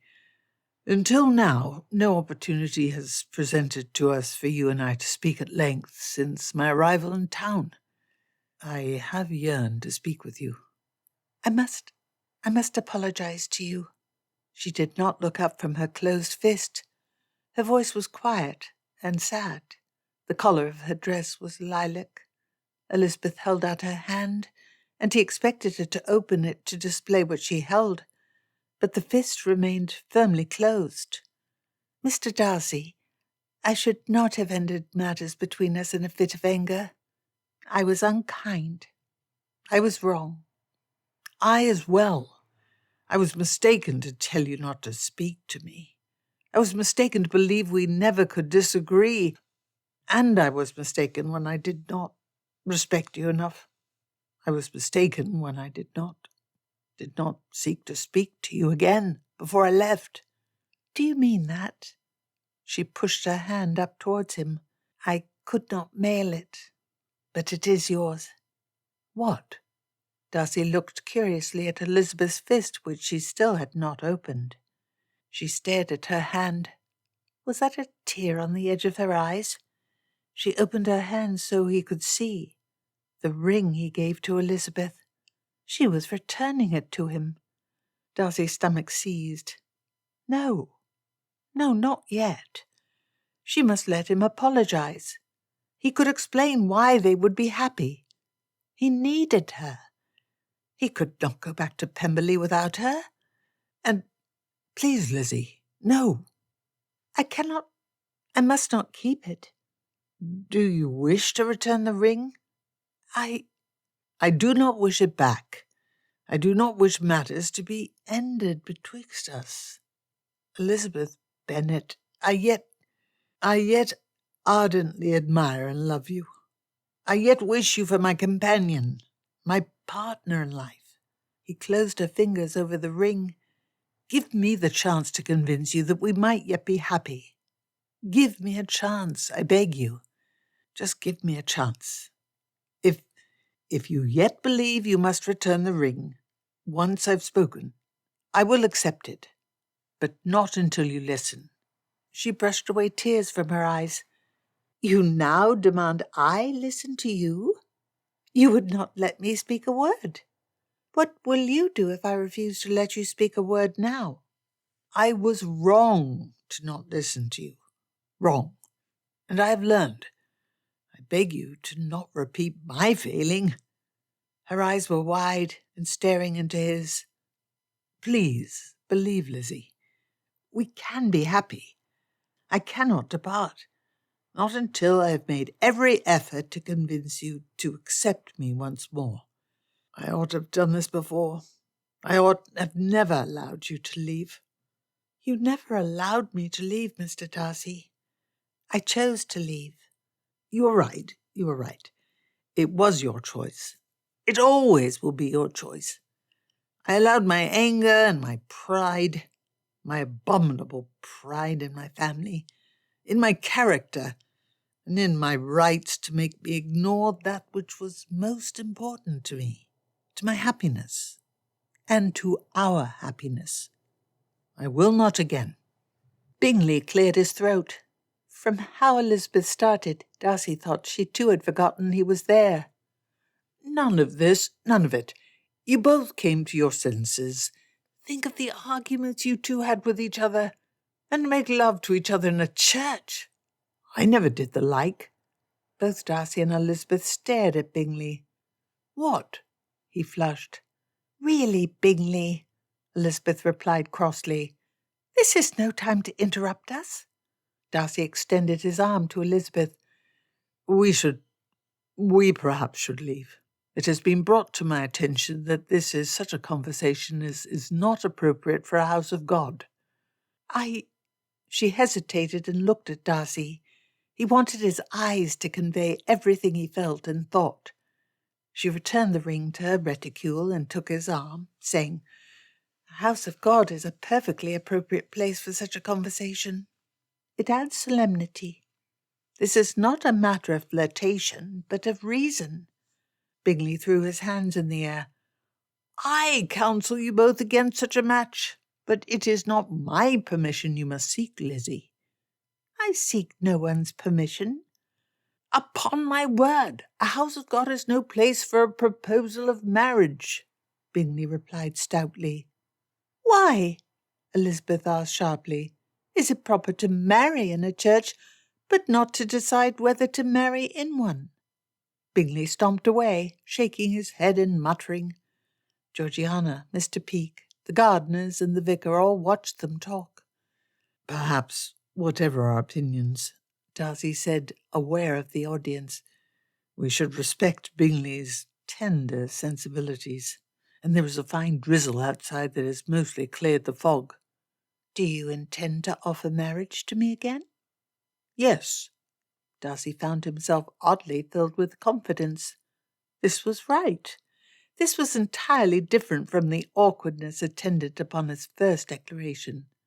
"Do you intend to accept me?" "I do not know yet. How can I? How can I trust myself? Or you? I will not unless I am convinced my reason supports such a match." "You shall be convinced, for we are a reasonable pair."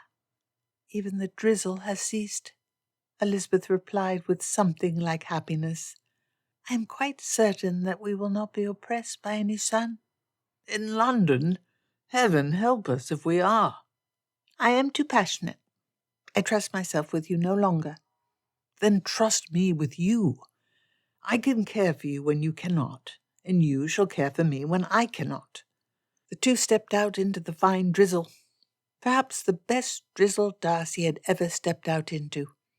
He waved for his footman, who was waiting with his carriage, to hand him an umbrella, and he opened it and held it so that Elizabeth was sheltered from the rain. The line of Gracechurch Street stretched to the north and south, shadowed by long blocks of buildings with dozens of windows facing out to the street. The two set off south along the street towards the Thames. Elizabeth's arm nestled against his. "Why?" "That," Darcy replied, "is an enigmatic question." "You know what I mean. Why do you think we can choose to marry without expecting disaster? You are a gentleman. You are proud, and you always believe you know best. You care so deeply for those within your scope, you cannot bear to see us make mistakes. And when you are certain, entirely certain, you cease to listen." Darcy contemplated with what words to reply. Elizabeth pulled her arm away from him and looked through her reticule. "Take it. Take the ring. We are not meant for one another." "Elizabeth, you are frightened." "Of myself? Of my feelings? Of you?" "Me?" "I ended matters between us. You'll not seduce me again." "I seduce you? I'd believe my attempts at rakish behaviour to be failures. You, madam, seduced me." "Again! Cease it." "Cease what?" "You are here to convince me you've changed, and that you mean to tell me I can entrust myself to you, because you were willing to shake Mr. Peake's hand as a brother. Cease looking at me like that. That smirk." "Do you admire this smirk? A quite fetching smirk." "You are as much a gentleman as ever. You still have the same belief that all should bend to your will." "Too gentlemanly.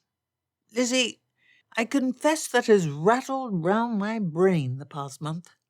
What manner of insult is that? A striking expression. Originality, I give you.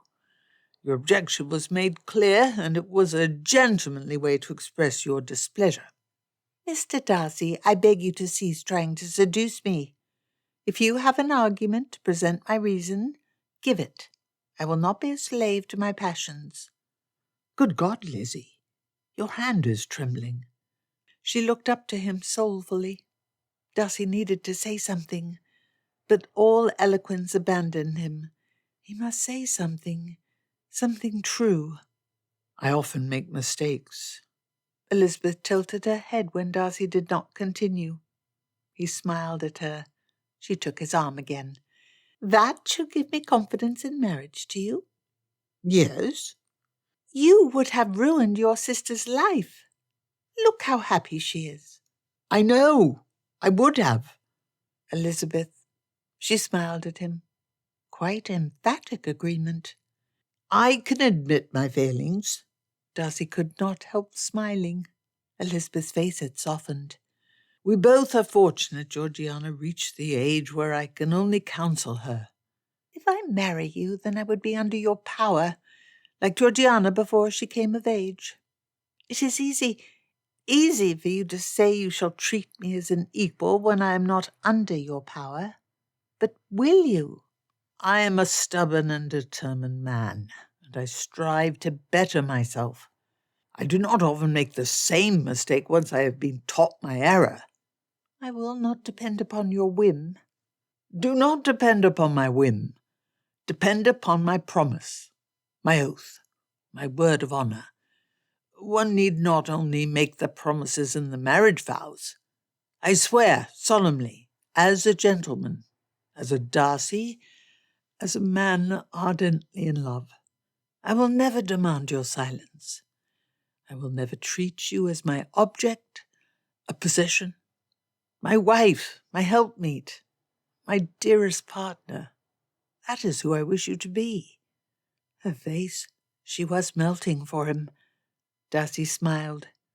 You can trust my oath because I am too gentlemanly. Elizabeth giggled. I told you to cease seducing me. I want to make you laugh. I adore that sound above all others. If you find that seductive, it is your matter. When we disagree, Elizabeth swallowed. She paused for a long time.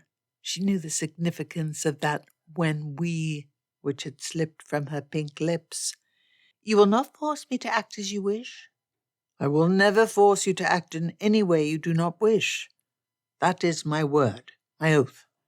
I am terrified. She placed her hand on her stomach. Fear is a passion as much as love. Perhaps your passion and not your head is what makes you hesitate. Elizabeth smiled softly. My philosophy is that the passions and the reason must be united, not opposed. Do not fear. We will be happy. She shook her head, inclining her body closer to his. Have you certainty? A magnetism existed between him and Elizabeth. Darcy smiled into her eyes. I shall despise you forever if you are lying to me. I expect equality. In our marriage, in our lives, when we raise our children, always. Except when we argue philosophy. Then I shall crush you with my excellent reason. Ha! You have lost often enough to know that is an empty boast. She laughed. Their eyes held. She kissed him, full on the lips on the open city street. When they separated, as other pedestrians passed them with disapproving looks, Elizabeth said, I trust your word, and I will marry you. Trust a rake's word? Elizabeth laughed. You still hope to be seen as rakish. Darcy kissed her again. There was an exaltation and a release of tension, as though he'd nearly been run over by a careening carriage. You enjoyed being called dangerous. My rakish lover, I am incapable of resisting your charm. But I insist we start the banns anew and are married by a clergyman whose character I know. I've heard too many stories of fictitious clergymen used by rakes to seduce honourable maidens into mortal sin. Ah, I am so rakish that you cannot trust that I will not give a false license and clergyman. Darcy grinned at her happily. Is your name truly Darcy? She frowned, but her eyes smiled. Several persons of undoubted reputation must attest to it. Bingley and my cousin are present? No, I must hear it from your aunt, Lady Catherine. She is not one of your male cronies. Darcy's expression was aghast. Will she attend our wedding? Faith, I hope not. Their walk had carried them through the centre of London and out to the river. They stood next to the famed white-walled Tower of London and looked out at the river which flowed through the greatest city in the world. I am not the only one. Elizabeth smirked at him. You must gain my father's blessing again. Darcy's stomach swooped with a new anxiety, but he then shook his head and laughed. I can convince him that we shall be happy. You shall see.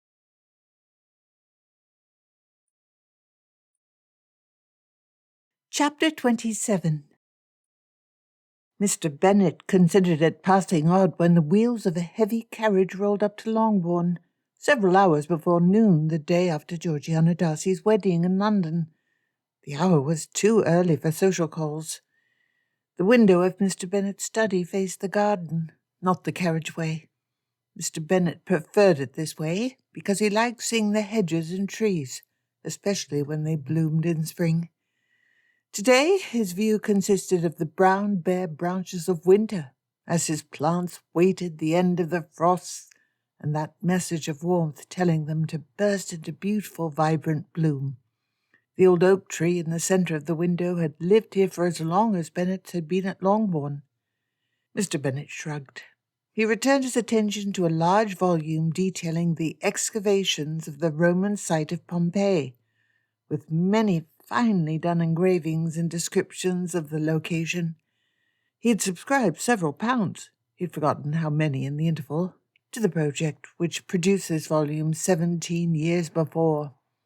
This was a better outcome than many such subscriptions, where the money disappeared, but the scholar died or absconded to foreign climes, and the promised production of science never emerged.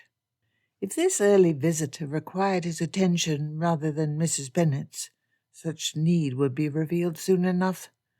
So it was while Mr. Bennet studied the fascinating paintings found on the walls of houses in Pompeii that his daughter Elizabeth burst into the room. Mr. Bennet blinked at her and stood smiling.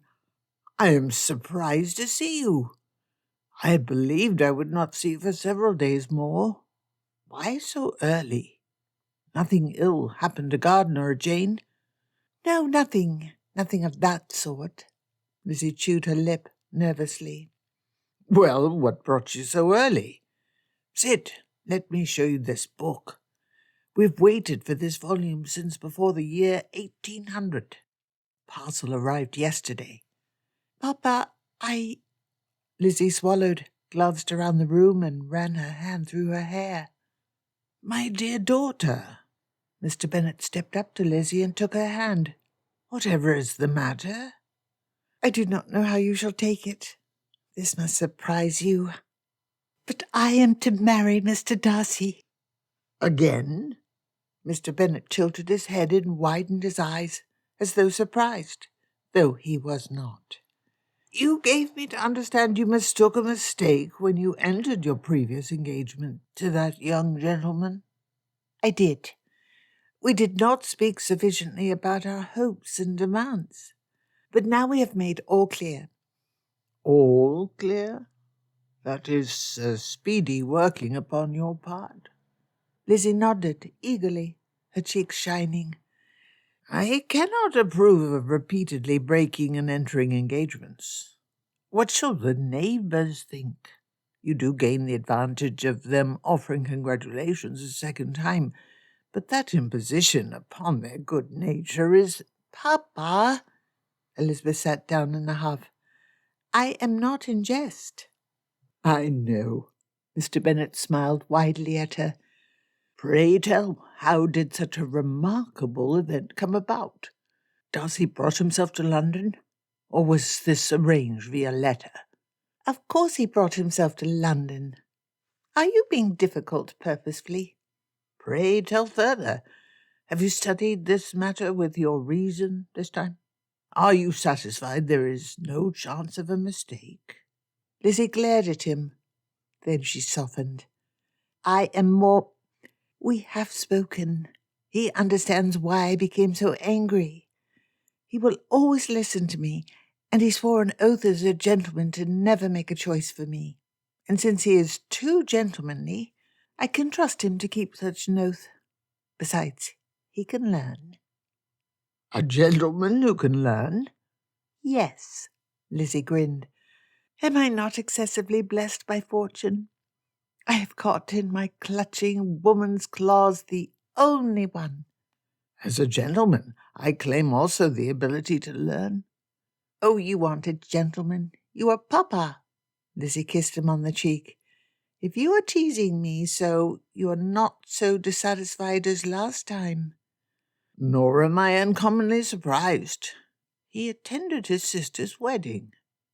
At Lizzie's nod, Mr. Bennet added, It speaks well for his family, feeling that he did not let pride stand betwixt them, and that he could accept such a choice as she made.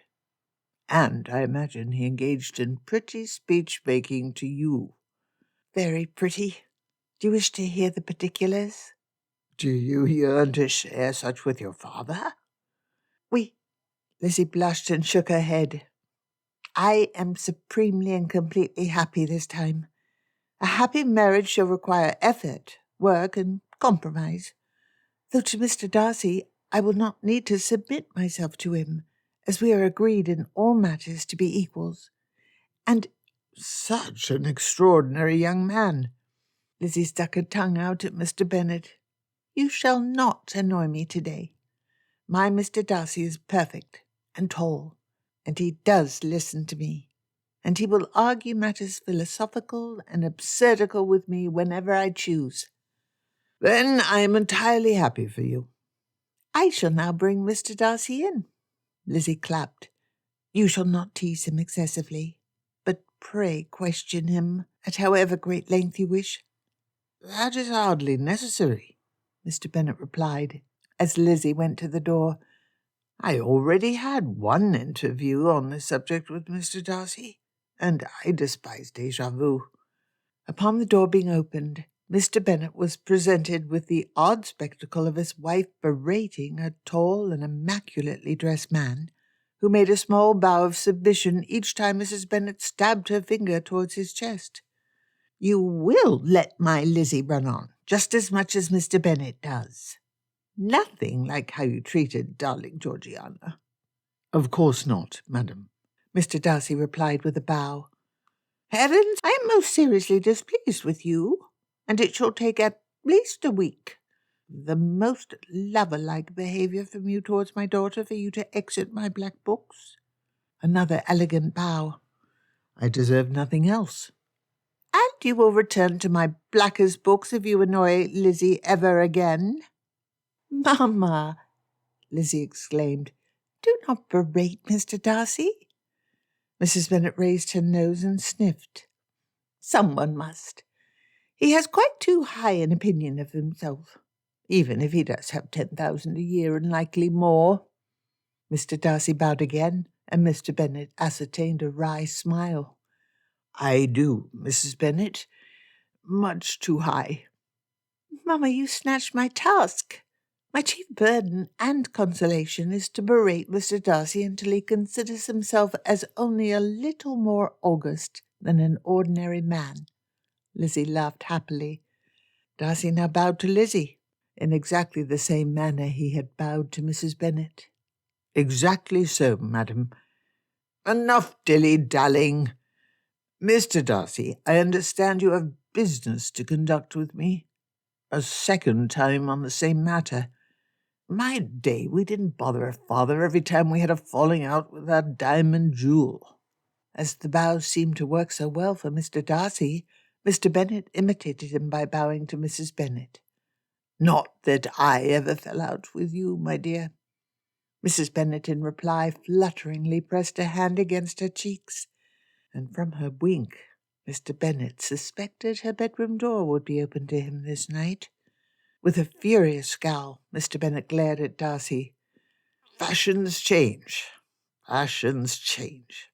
So saying, Mr. Bennet waved Darcy into the room and waved Lizzie and Mrs. Bennet away. "You both may order the gentleman around at your leisure once I have done with him." They entered the book-lined study, and Mr. Bennet closed and locked his door behind Mr. Darcy. "That is an ominous sound," the gentleman said, walking to the desk. He put his hand on Lizzie's chair to move it around. "Not that chair. It is Lizzie's." Darcy studied the brown gentleman's leather chair levelly. "The chair is much like her. At the least, you see that. Draw that one by the window up. You ought to have seen Lizzie's face when she entered the room on the previous occasion, and she saw that you'd moved her chair. I think she had not quite realized her chair could leave her spot next to me. She promptly picked up and placed the chair back where it belonged. You ought to have told me this was her chair, so I could have known to leave it in place. Rather than settling the chair he had picked up across the desk for Mr. Bennet, Darcy placed it next to Lizzie's. The symbolism is now appropriate. You next to her, and she between you and me? Darcy scratched his cheek and shrugged. Should I expect this interview to be more involved than the previous one? Mr. Bennet pulled out the fine cognac and 2 crystal glasses he kept hidden in his desk for such occasions.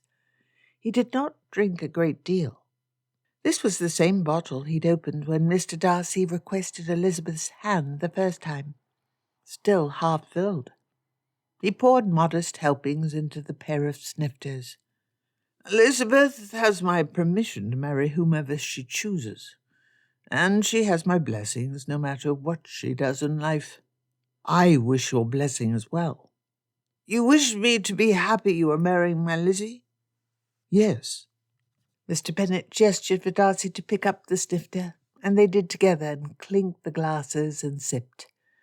Mr. Bennet paused to savour the aroma, as he knew he was supposed to with fine brandy. She said you swore an oath as a gentleman to listen to her in the future when you argue, and to let her make her own decisions. Darcy inclined his head. Not enough. What do you wish me to do?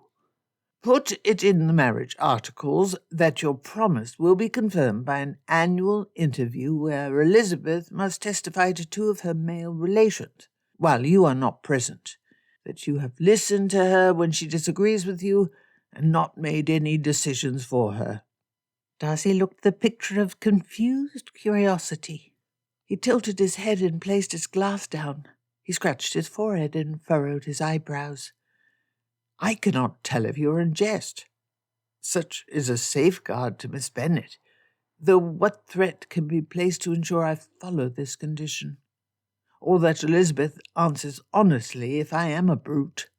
It strikes my pride as a gentleman to have it suggested such an expedient is necessary once I have given my word. Her objection was that I was too gentlemanly. Would you prefer me to jest or be in earnest? I accept such a condition, if you consider it a necessary safeguard for Elizabeth. Nonsense. Settlements can only enforce financial matters, and we both know you are not a brute. I wonder instead at your intention to let Elizabeth disagree and choose for herself. What about your children? If you and she disagree about a matter of education, or of who a child might marry, or how they may be entertained, who will decide? Your son shall either gain permission to marry the dairymaid who has caught his fancy at 16, or he shall not. I consider it unlikely Elizabeth would approve of such a match either. Her? She would never approve of a boy rushing off to marriage at such a tender age. You would argue for that match. Darcy slowly smiled, and he picked up the brandy again and sipped it. Mr. Bennet, you ought to submit a list of such conundrums for me and Elizabeth to debate together ahead of time. Then we might be prepared for such occasions. But who would choose? Mr. Bennet lifted his glass and sipped. The child, in the end. Mr. Bennet laughed. Well answered. Well answered. No matter what you and Lizzie choose, children are like that. Darcy continued to sip from the cognac, and when he finished savouring the glass, Mr. Bennet poured more for him. From his manner, Mr. Bennet thought Darcy had the sophistication to enjoy such a fine spirit properly. Mr. Bennet did not. Darcy said, I have been informed you disapproved of my match to Elizabeth before. You ought to have said so. I do not wish to marry Elizabeth until I have assuaged your worries, not until you can give me your blessing wholeheartedly. If I never could, would you delay marriage until my death, like many young couples faced with the determined opposition of their relatives? Your permission I possess already. I only wish your happiness. Elizabeth adores you, but we do not need it. My sister, she was right to choose the future she wished over following my desires in her choice, and I was wrong to make her choose. Elizabeth had the wrong of it. I was not unhappy. I was concerned. The two of you were precipitate. You had not tested yourselves well enough, and I worried greatly how you would act together when you disagreed. I never disapproved. I was anxious. You mean to say that the manner of my return and what I have said of my intentions removes your anxiety? I do not cease to worry. I shall always worry for my girl. Always. She will not cease to be mine solely because she becomes yours as well. And I care not the slightest what the law says on that matter. You recall that day I threatened you with a rifle. If I hurt Elizabeth, the next time your weapon will not be unloaded? That approximately is what I mean. I worry for Georgiana, though she is happy, and I am happy for her, but not for the reason I oppose the match, simply because life is long, full of uncertainty, and marriage is an irrevocable step. Darcy agreed and finished his glass, and Mr. Bennet finished his own glass of cognac, unforgivably simply swallowing the end of the burning liquid without sloshing it to each part of his mouth to taste all the shades of the flavour, as he'd been told to when Gardiner gave him the bottle. He refilled both their glasses. Mr. Bennet said after he took another sip, I worry in the fashion I worry when she goes to London that I might hear of a carriage accident. You both are of age and well matured. You both have experience with each other's sharp edges, and despite that experience you desire to marry. I expect Lizzie to be happy with you. I cannot ask for more. Well, I can. I have one condition before you might have my permission. What decisive consideration must I meet? Darcy replied dryly. A standing invitation to your library. I thought you wished that. You may live among the shelves if you so choose. That is unkind, to not offer your father-in-law a bed to sleep in. One would be dragged to the library from one of the bedrooms.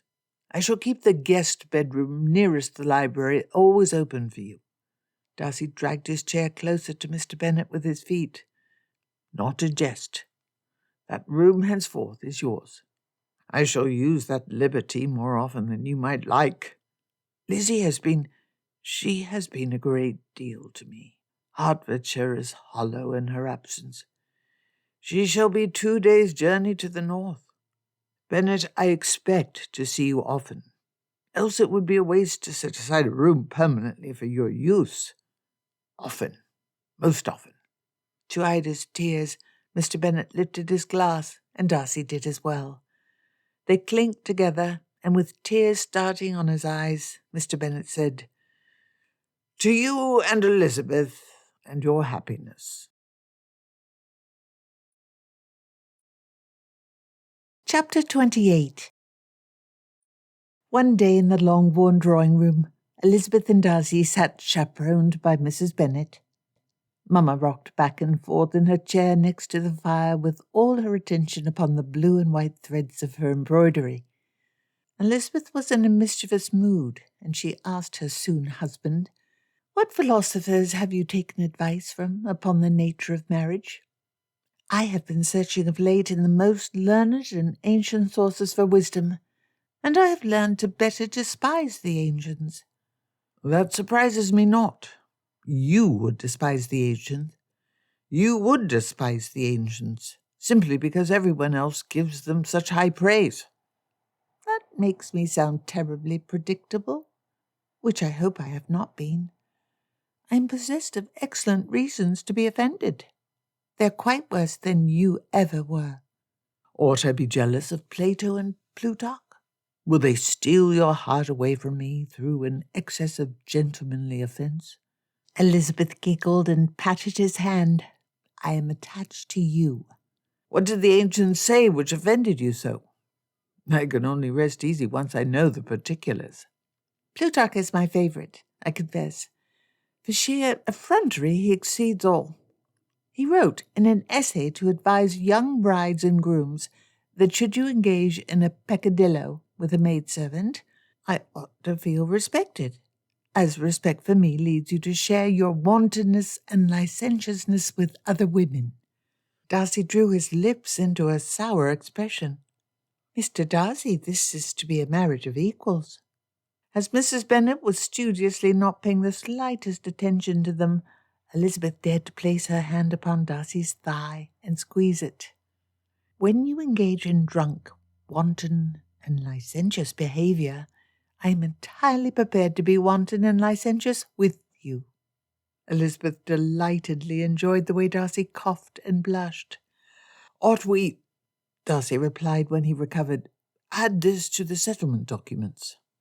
An image popped into Elizabeth's mind, her dressed in a light, billowy dress, explaining to their barrister, dressed in a dark, heavy wool coat, how Darcy must absolutely include her in all his licentious activities. I can see from your smile, Darcy said, that we ought. If only I could rewrite the Church of England services. I would have you to swear it as part of the marriage vows. Along with my promise to always listen to you, and to give you rein to make the final decision in any matter which principally affects you. Every occasion and situation specified, in sickness and in health, for richer, for poorer, etc., etc. Not exhaustive. I believe that till death do us part is intended to cover your etc.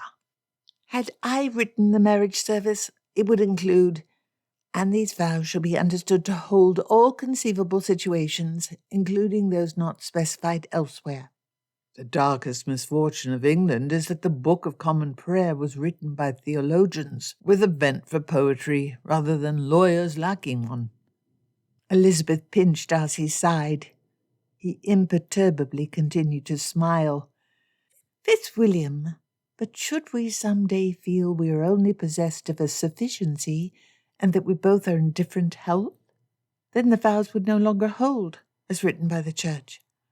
I, Darcy replied in a gallant manner, would continue to hold you close to me as my wife in such a case, motivated solely by the deep affection I hold for you.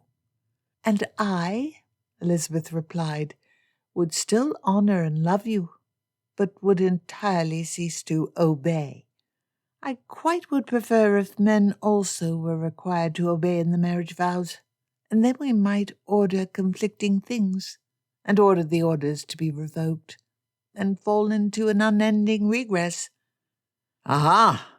And we return to philosophy. Darcy dared a kiss upon Elizabeth's cheek, in spite of her unattending mother. Might I answer your question about how I have been counselled by philosophy upon marriage? You might, Elizabeth replied primly, sitting up stiffer. You, Lizzie, are not the only one of us who has been thinking upon this subject of late.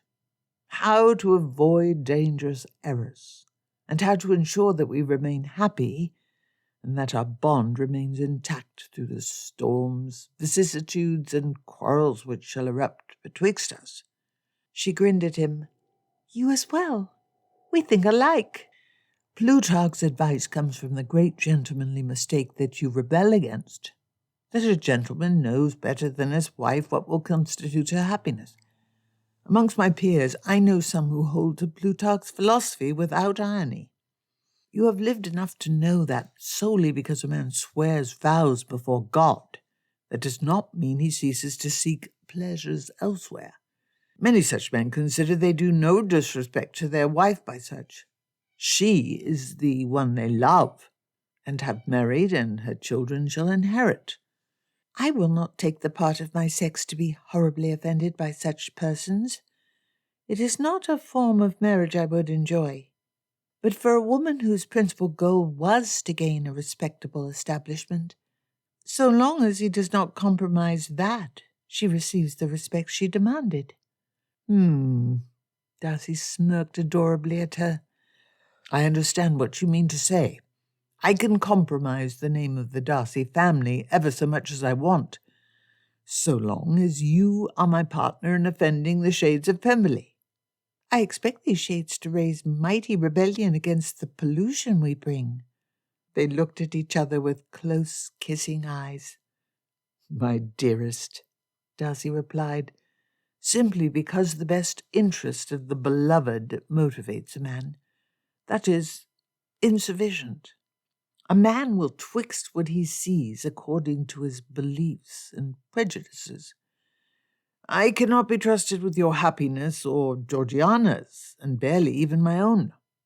You know more about yourself and your own happiness than I ever could. Quite a different tune to which you dance now. When the music changes, only the worst dullard continues to step to the old rhythm. Elizabeth laughed. You are a fine dancer. She sat up and raised a finger. Another person can often see us more clearly than we can ourselves. A single overheard conversation might grant more knowledge of the self than the greatest exertion to examine one's own soul. Perhaps a wise person would allow someone who can see better than they themselves to choose in such a case for them. Darcy rolled his eyes. You delight in being contrary. You adore me for such. The solution to your conundrum is what you preach to me. We must have the liberty between us to converse upon any subject, but the person principally involved makes their own decision after due consideration of their mate's opinions. The danger of the opposite is greater. Conversation prior to decision. That is a plan to reduce the deleterious effects of passion upon the reason, which I wholly approve of. Mrs. Bennet stood, the multicolored threads from her embroidery dangling down. You make love in such a roundabout manner, both of you. Not nearly lover-like enough for my taste. Passion, Lord! I showed more passion as a girl, she added in a sly voice, with a wink at the two of them. I must look in on the cook. An important matter I just recalled, and which cannot wait, and which will keep me away for at least half of an hour. Mrs. Bennet left the drawing-room, securely shutting the door behind her. The two looked at each other, bright shining eyes flickering between each other's eyes and lips. In a moment, Elizabeth was on Darcy's lap, passionately kissing him. They clearly had her mother's support for these liberties, though Elizabeth had no intention of allowing matters to progress so far as her parents had before their marriage. Darcy's hand gripped her hips, holding her body against him, and she played her fingers over his neck, his cheeks, and stroked them through his thick hair. He moaned in appreciation. I had thought, Elizabeth murmured into Darcy's vest once they slowed their impassioned kisses, that I was a lax chaperone before Jane and Bingley married. I would quite happily look the other direction.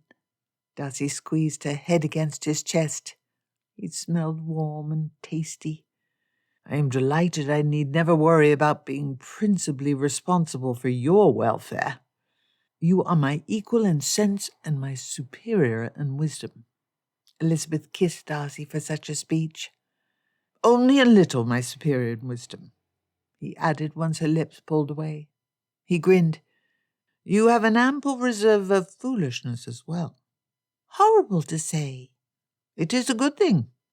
If you would always be the wise one, you would grow frustrated with my fallibility in time, and I would not enjoy always being the foolish one. This way we both have ample opportunities to tease the other. That reasoning is much to my own liking. Darcy inclined his head to hers, and they pressed their lips together again. Darcy said, I was too arrogant. I did not even consider that Georgiana might choose for herself as soon as she reached her majority. Elizabeth pushed Darcy's shoulder. Arrogant nitwit, she said fondly. I am your arrogant nitwit. Mine. They kissed softly. Darcy squeezed an arm around Elizabeth and pulled her close. Maybe Peake is right that I should focus on investments in businesses and paper instead of additional land. That was what was on your mind as we kissed? Elizabeth giggled as Darcy protested. Has he been seeking to convince you to also invest in Gardner and Peake? Naughty boy. Darcy shook his head laughingly. Quite the opposite, in fact. He thinks I ought to make investments in companies that have nothing to do with him. and in government paper. He argues that there is less risk involved when your wealth is spread among a wider set of sources and income. Land prices and rents can rise shockingly and then fall with suddenness. But so long as the government can be trusted, income from consols will remain. You plan for us to have perpetual bonds? A pun. From you. Elizabeth blushed. I shall enjoy consolations of married life. I shall enjoy consolations of married life. No. Elizabeth pushed away from him and, still grinning widely, sat on the opposite side of their plump stuffed sofa. Darcy waggled his eyebrows. In our happiness in connection, I put much stock. Mark it. Fie. That reminds me, you are not an adherent, I hope, to St. Augustine's philosophy? I do not believe so. I read something of him. The Confessions. Elizabeth interrupted him, giggling. He wrote a book titled The Excellence of Marriage. In a marriage-minded mindset, I picked it from the bookstore shelf and brought it home. I had not yet given up my study of ancient wisdom. You do not intend to follow St. Augustine's advice either. Abstinence, Elizabeth said, her voice taking on a lilt. From all sexual union is better even than marital intercourse performed for the sake of procreating. However, marital intercourse solely to satisfy lust is a venial sin, but pardonable, and it has value as a fence against temptation to fornication. The marriage service says that as well, Darcy added, as Elizabeth took a breath. You simply enjoy being able to say sexual union without being more than markedly crude as you quote an ancient saint. Elizabeth giggled. As an unmarried old maid, I lived in the most superior manner. You should be shamed, Mr. Darcy, tempting a celibate such as myself into the lustfulness I feel towards you. I should, Darcy replied dazedly. He smiled seductively. I told you I am dangerous, rakish and naughty. It was shameful to seduce you wickedly into holy matrimony. And while I look forward to children, marital intercourse solely to satisfy, how did you put it, my lusts, I would convince you into such. Ooh, your lusts. Elizabeth shivered and grinned happily. This is what female learning does. It brings us to discuss our lust, one for the other. The two kissed passionately. Mrs. Bennet was a convenient chaperone. The two separated, pressing their hot bodies against each other, breathing heavily. My beloved Elizabeth, you have convinced me to value female learning. Alas, before she could kiss him for saying so, the at least a half-hour Mrs. Bennet had promised ended, and with great rattling of the doorknob and muttering to herself outside, and other forms of warning them of her presence, Mrs. Bennet entered the room. Grinning at each other, Elizabeth and Darcy began to discuss learned topics once more, in the dullest manner they could manage, with the intention of giving Mrs. Bennet an entirely incorrect notion of what the past half-hour had involved. However, Darcy's cravat had been thoroughly disordered in a manner quite distinctive, and which Elizabeth trusted the eye of Mamma to understand the meaning of.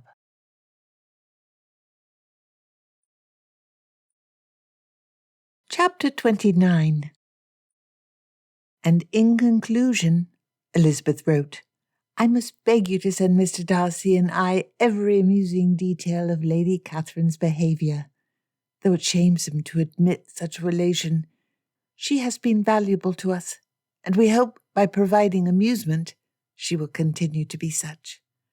I now sign, my dear Charlotte, my name one last time as yours affectionately, E. Bennet. Elizabeth put her quill down beside her ceramic ink pot and dried off the end on her blotting paper. She closed the little lid to her inkwell. Elizabeth then put the inkwell and quill in a box that sat in the corner of the room, waiting to be packed up to go to Pemberley with her.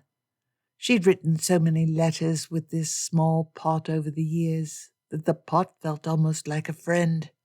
She loved Darcy.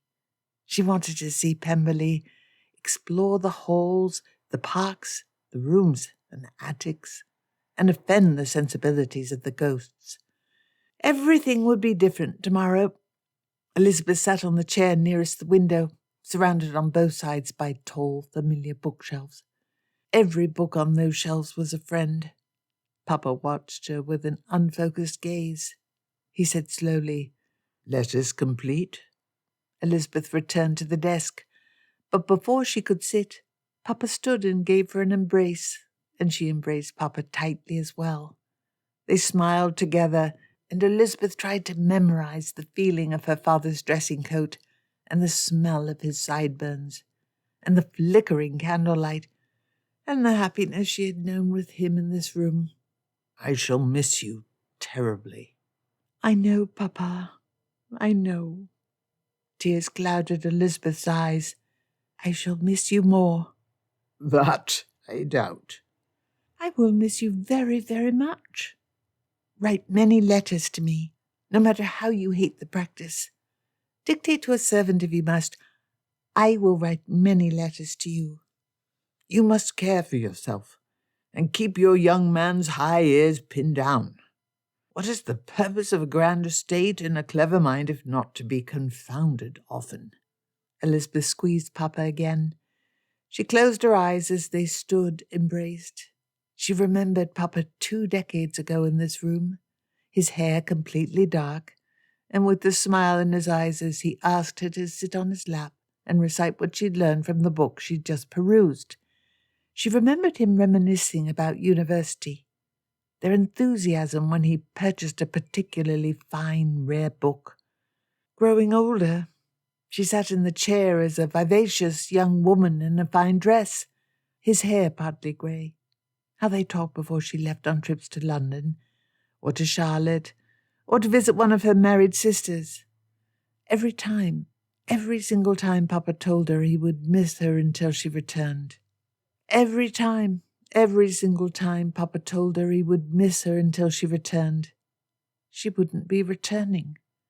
Not like before. "How can I ever leave? So happy here." Papa patted her head. "I shall keep your chair exactly as you ordered it. Do recall, you were most insistent, and you shall discover in a few years how insistent a child of 5 can be, that your chair be exactly like mine." Elizabeth giggled wetly. "I had no choice except to obey, even though you could not fit in the chair. You curled up in it with your feet on the seat.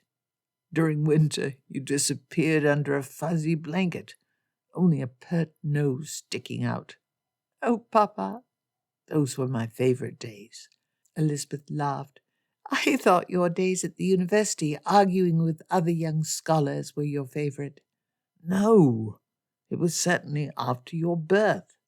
I loved those years, when you were old enough to cease crying to get your way. You had me wrapped round your finger. I fulfilled your every reasonable demand. At a certain age, you could be talked round to agree unreasonable ones need not be filled." "I was a good daughter?" "Do not expect your own children to be like that. I expect them to have something of the Darcy spirit and manners. I cannot imagine him being talked out of a tantrum." "I know how. Now." "And he knows how to put you into a tantrum. High-strung girl. I have loved you so." They sat together as they had for many years. Papa looked distant, sad. Elizabeth did not like to see it. "I wish he moved to live with us, rather than I leaving to live with him. Another unfairness women must endure." "Have you asked Mr. Darcy if he would take up residence in Hertfordshire? Ideally in the guest room, but another building in the neighbourhood might do almost as nicely. I hear High Court is vacant." "You have not seen Pemberley, if you can suggest such an exchange." Papa smiled, and then he tapped his fingers on the desk and mumbled something to himself. "What dearest father, are you thinking? I merely calculate the earliest date I might visit this vast estate and its remarkable library. I wrote letters when it first became clear in what direction matters were headed, asking what my acquaintance knew about Mr. Darcy. I believe many believed I desired to learn about his library. You did. Of course you did. You have always done what you must to care for me. I have tried. If you wish to live with us, you have my permission, and so long as you do not bother us overmuch, I'm quite sure I can convince Darcy not to object. He has already invited me to have a bed dragged into the library so I might sleep in it. The best man, except you, for you are both my best men. Papa laughed. I shall only visit. Someone must keep your mother company now that she is bereft of children to worry over. The two smiled at each other. You are happy this time, I can see. Elizabeth smiled. I am, this time. Elizabeth crumpled up and flicked a piece of blotting paper that sat on the desk from when she had been writing at his nose. You did not stop me from entering the engagement last time. He flicked the ball of paper back. I did the closest I could with such a daughter as you. Mr. Darcy and I will be the happiest couple in the world. You see how I laugh. I do, but I still worry. You need not worry. You have raised me well. Elizabeth embraced her father. I hope Darcy and I raise our children as well as you raised me. Better than I raised some of my children. But, Lizzie, children choose for themselves much of who they are. A parent can only help or harm so far. You mean Lydia chose for herself, even if you were negligent in sending her to Brighton? My word itself. Papa took out a pair of glasses and a decanter from their desk. A celebratory toast. I do worry. Any marriage might progress poorly. Elizabeth groaned. A useless statement. It neither reassures nor worries me. When you are a parent, even when you expect the best, you will always worry for your child. Lizzie, I will always worry for you. Papa, I shall miss your presence so much. Papa poured the cognac into the glasses. You already travel from home on occasion. You and Darcy shall come south with frequency, and I shall make the expedition north oftener. We shall spend ample time together, though this room will no longer be our special place. Elizabeth nodded, teary-eyed. I am so entirely happy, but I could not be happy without your happiness. Papa handed her a glass, and he raised his. To my Elizabeth and her Mr. Darcy, to your future and to your happiness.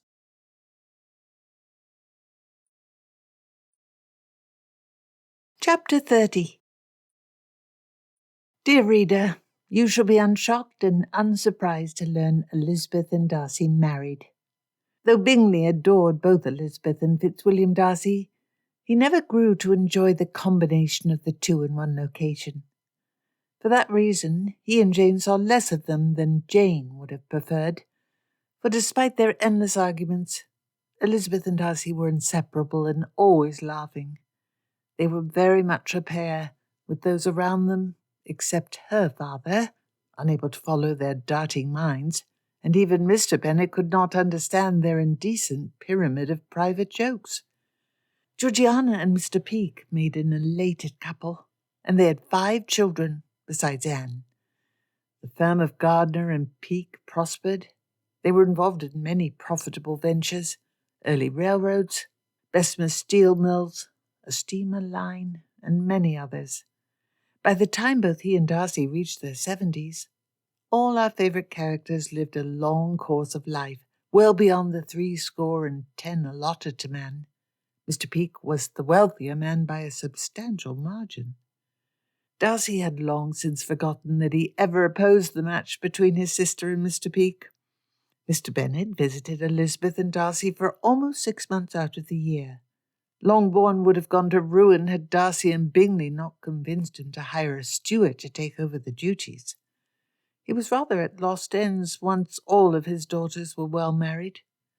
Mrs. Bennet always was an adoring grandmother who delighted in providing the children with an excess of sweets and then returning them to their parents to energetically run about from the sugar. To the day Mrs. Bennet died, she retained an iron grip over the community, leading the Assembly Committee, the Committee for the Relief of the African Orphans, and the Committee for the Promotion of Crinoline Hoops and Ladies' Dresses. Never again did any foolish lady whose husband gained a knighthood on the account of a speech made to the king upon his visit to Meryton question who the true leader of Hertfordshire society was. Mr. Bennet loosened the drawstrings round his money box, thus making a metaphor and allowing his wife to spend close to her delight. Now that his beloved Elizabeth was married to a man with a vast pile, and none of his other children needed support, he began to spend most of his income. A grand part went to the books, but Mr. Bennet had free and full access to the Pemberley Library. That superb specimen of the family library was a work of generations of vastly wealthy bibliophiles.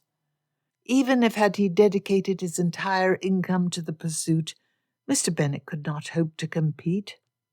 He instead contented himself with finding opportunities to acquire particular rare and odd editions which Darcy did not possess.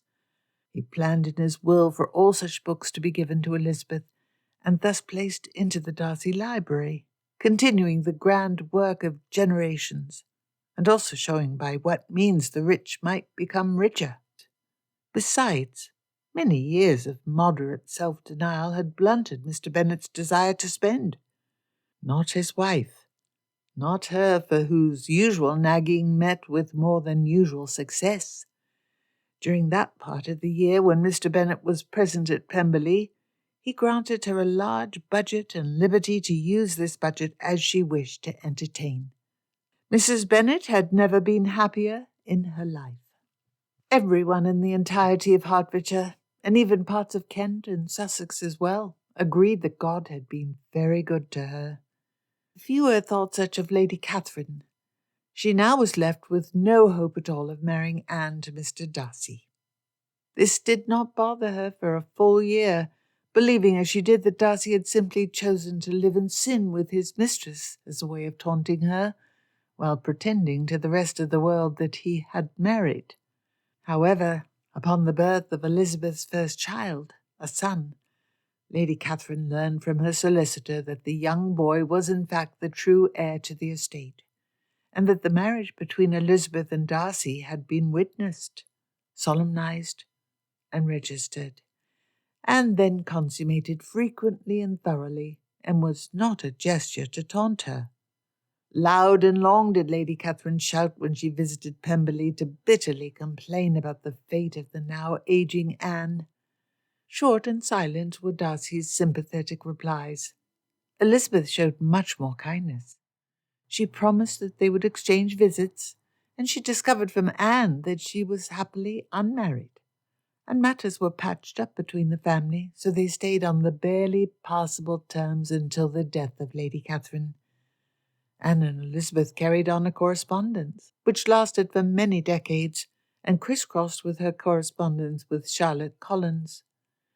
Some decades later, Elizabeth's second son inherited Rosings Park upon Anne's death, after he added the last name of de Burgh. As for the question you have read this entire epilogue to discover the answer to, Jane's son Bennet and Georgiana's daughter Anne married as adults. They too lived a happy and prosperous life, and they owned many cats, many ponies, many rocking horses, and many of all the things they loved most as children. Neither, alas, were great readers, despite the best efforts of their Uncle Will and Aunt Lizzie. The end.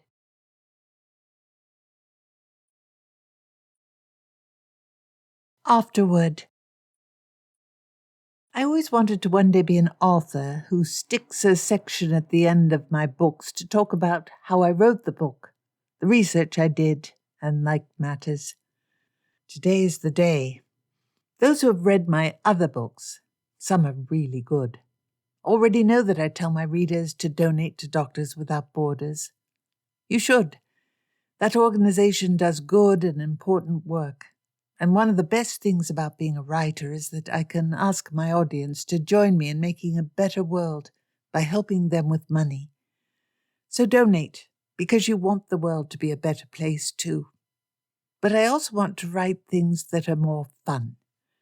The genesis of this book was a combination of two ideas, a more mature Elizabeth and a good Mr. Bennet.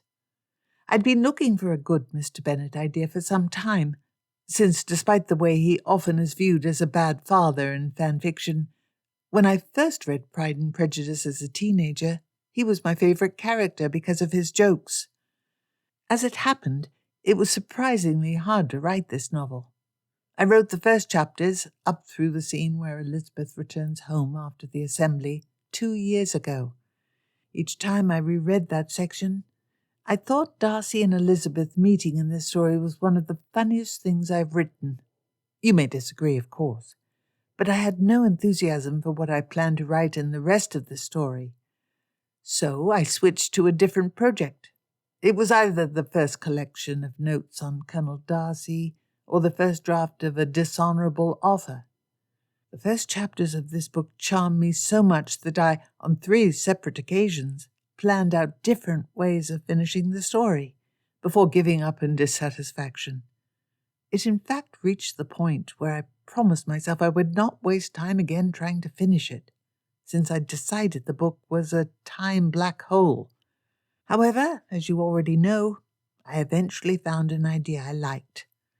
I was able to produce the remainder of the first draft for this book during June and July of 2017. One final thing about the writing of the book is while doing the drafting of the new scenes, I often would do a round of editing the new material the day after I wrote it, and before trying to write new scenes. Before, my usual policy had been to wait to look at my first draft until I started work on the second draft. The immediate editing helped me capture the characters' voices better. Royston Cave is a real place which was discovered in the middle of the 18th century while someone was doing some digging for some purpose, which I do not recall, but which either the Wikipedia page or the Cave's webpage will tell you. I discovered its existence when I Googled date ideas in Hertfordshire as part of my highly sophisticated research strategy. I did shift the geography somewhat. The location of the caves is in the far north of Hertfordshire, 50 miles from the centre of London, while we are told that Longbourn is 24 miles from Gracechurch Street. This means there are at least 25 miles between Netherfield and Royston Cave, which would likely take 3 hours to travel, making the caves rather distant for an easy day trip.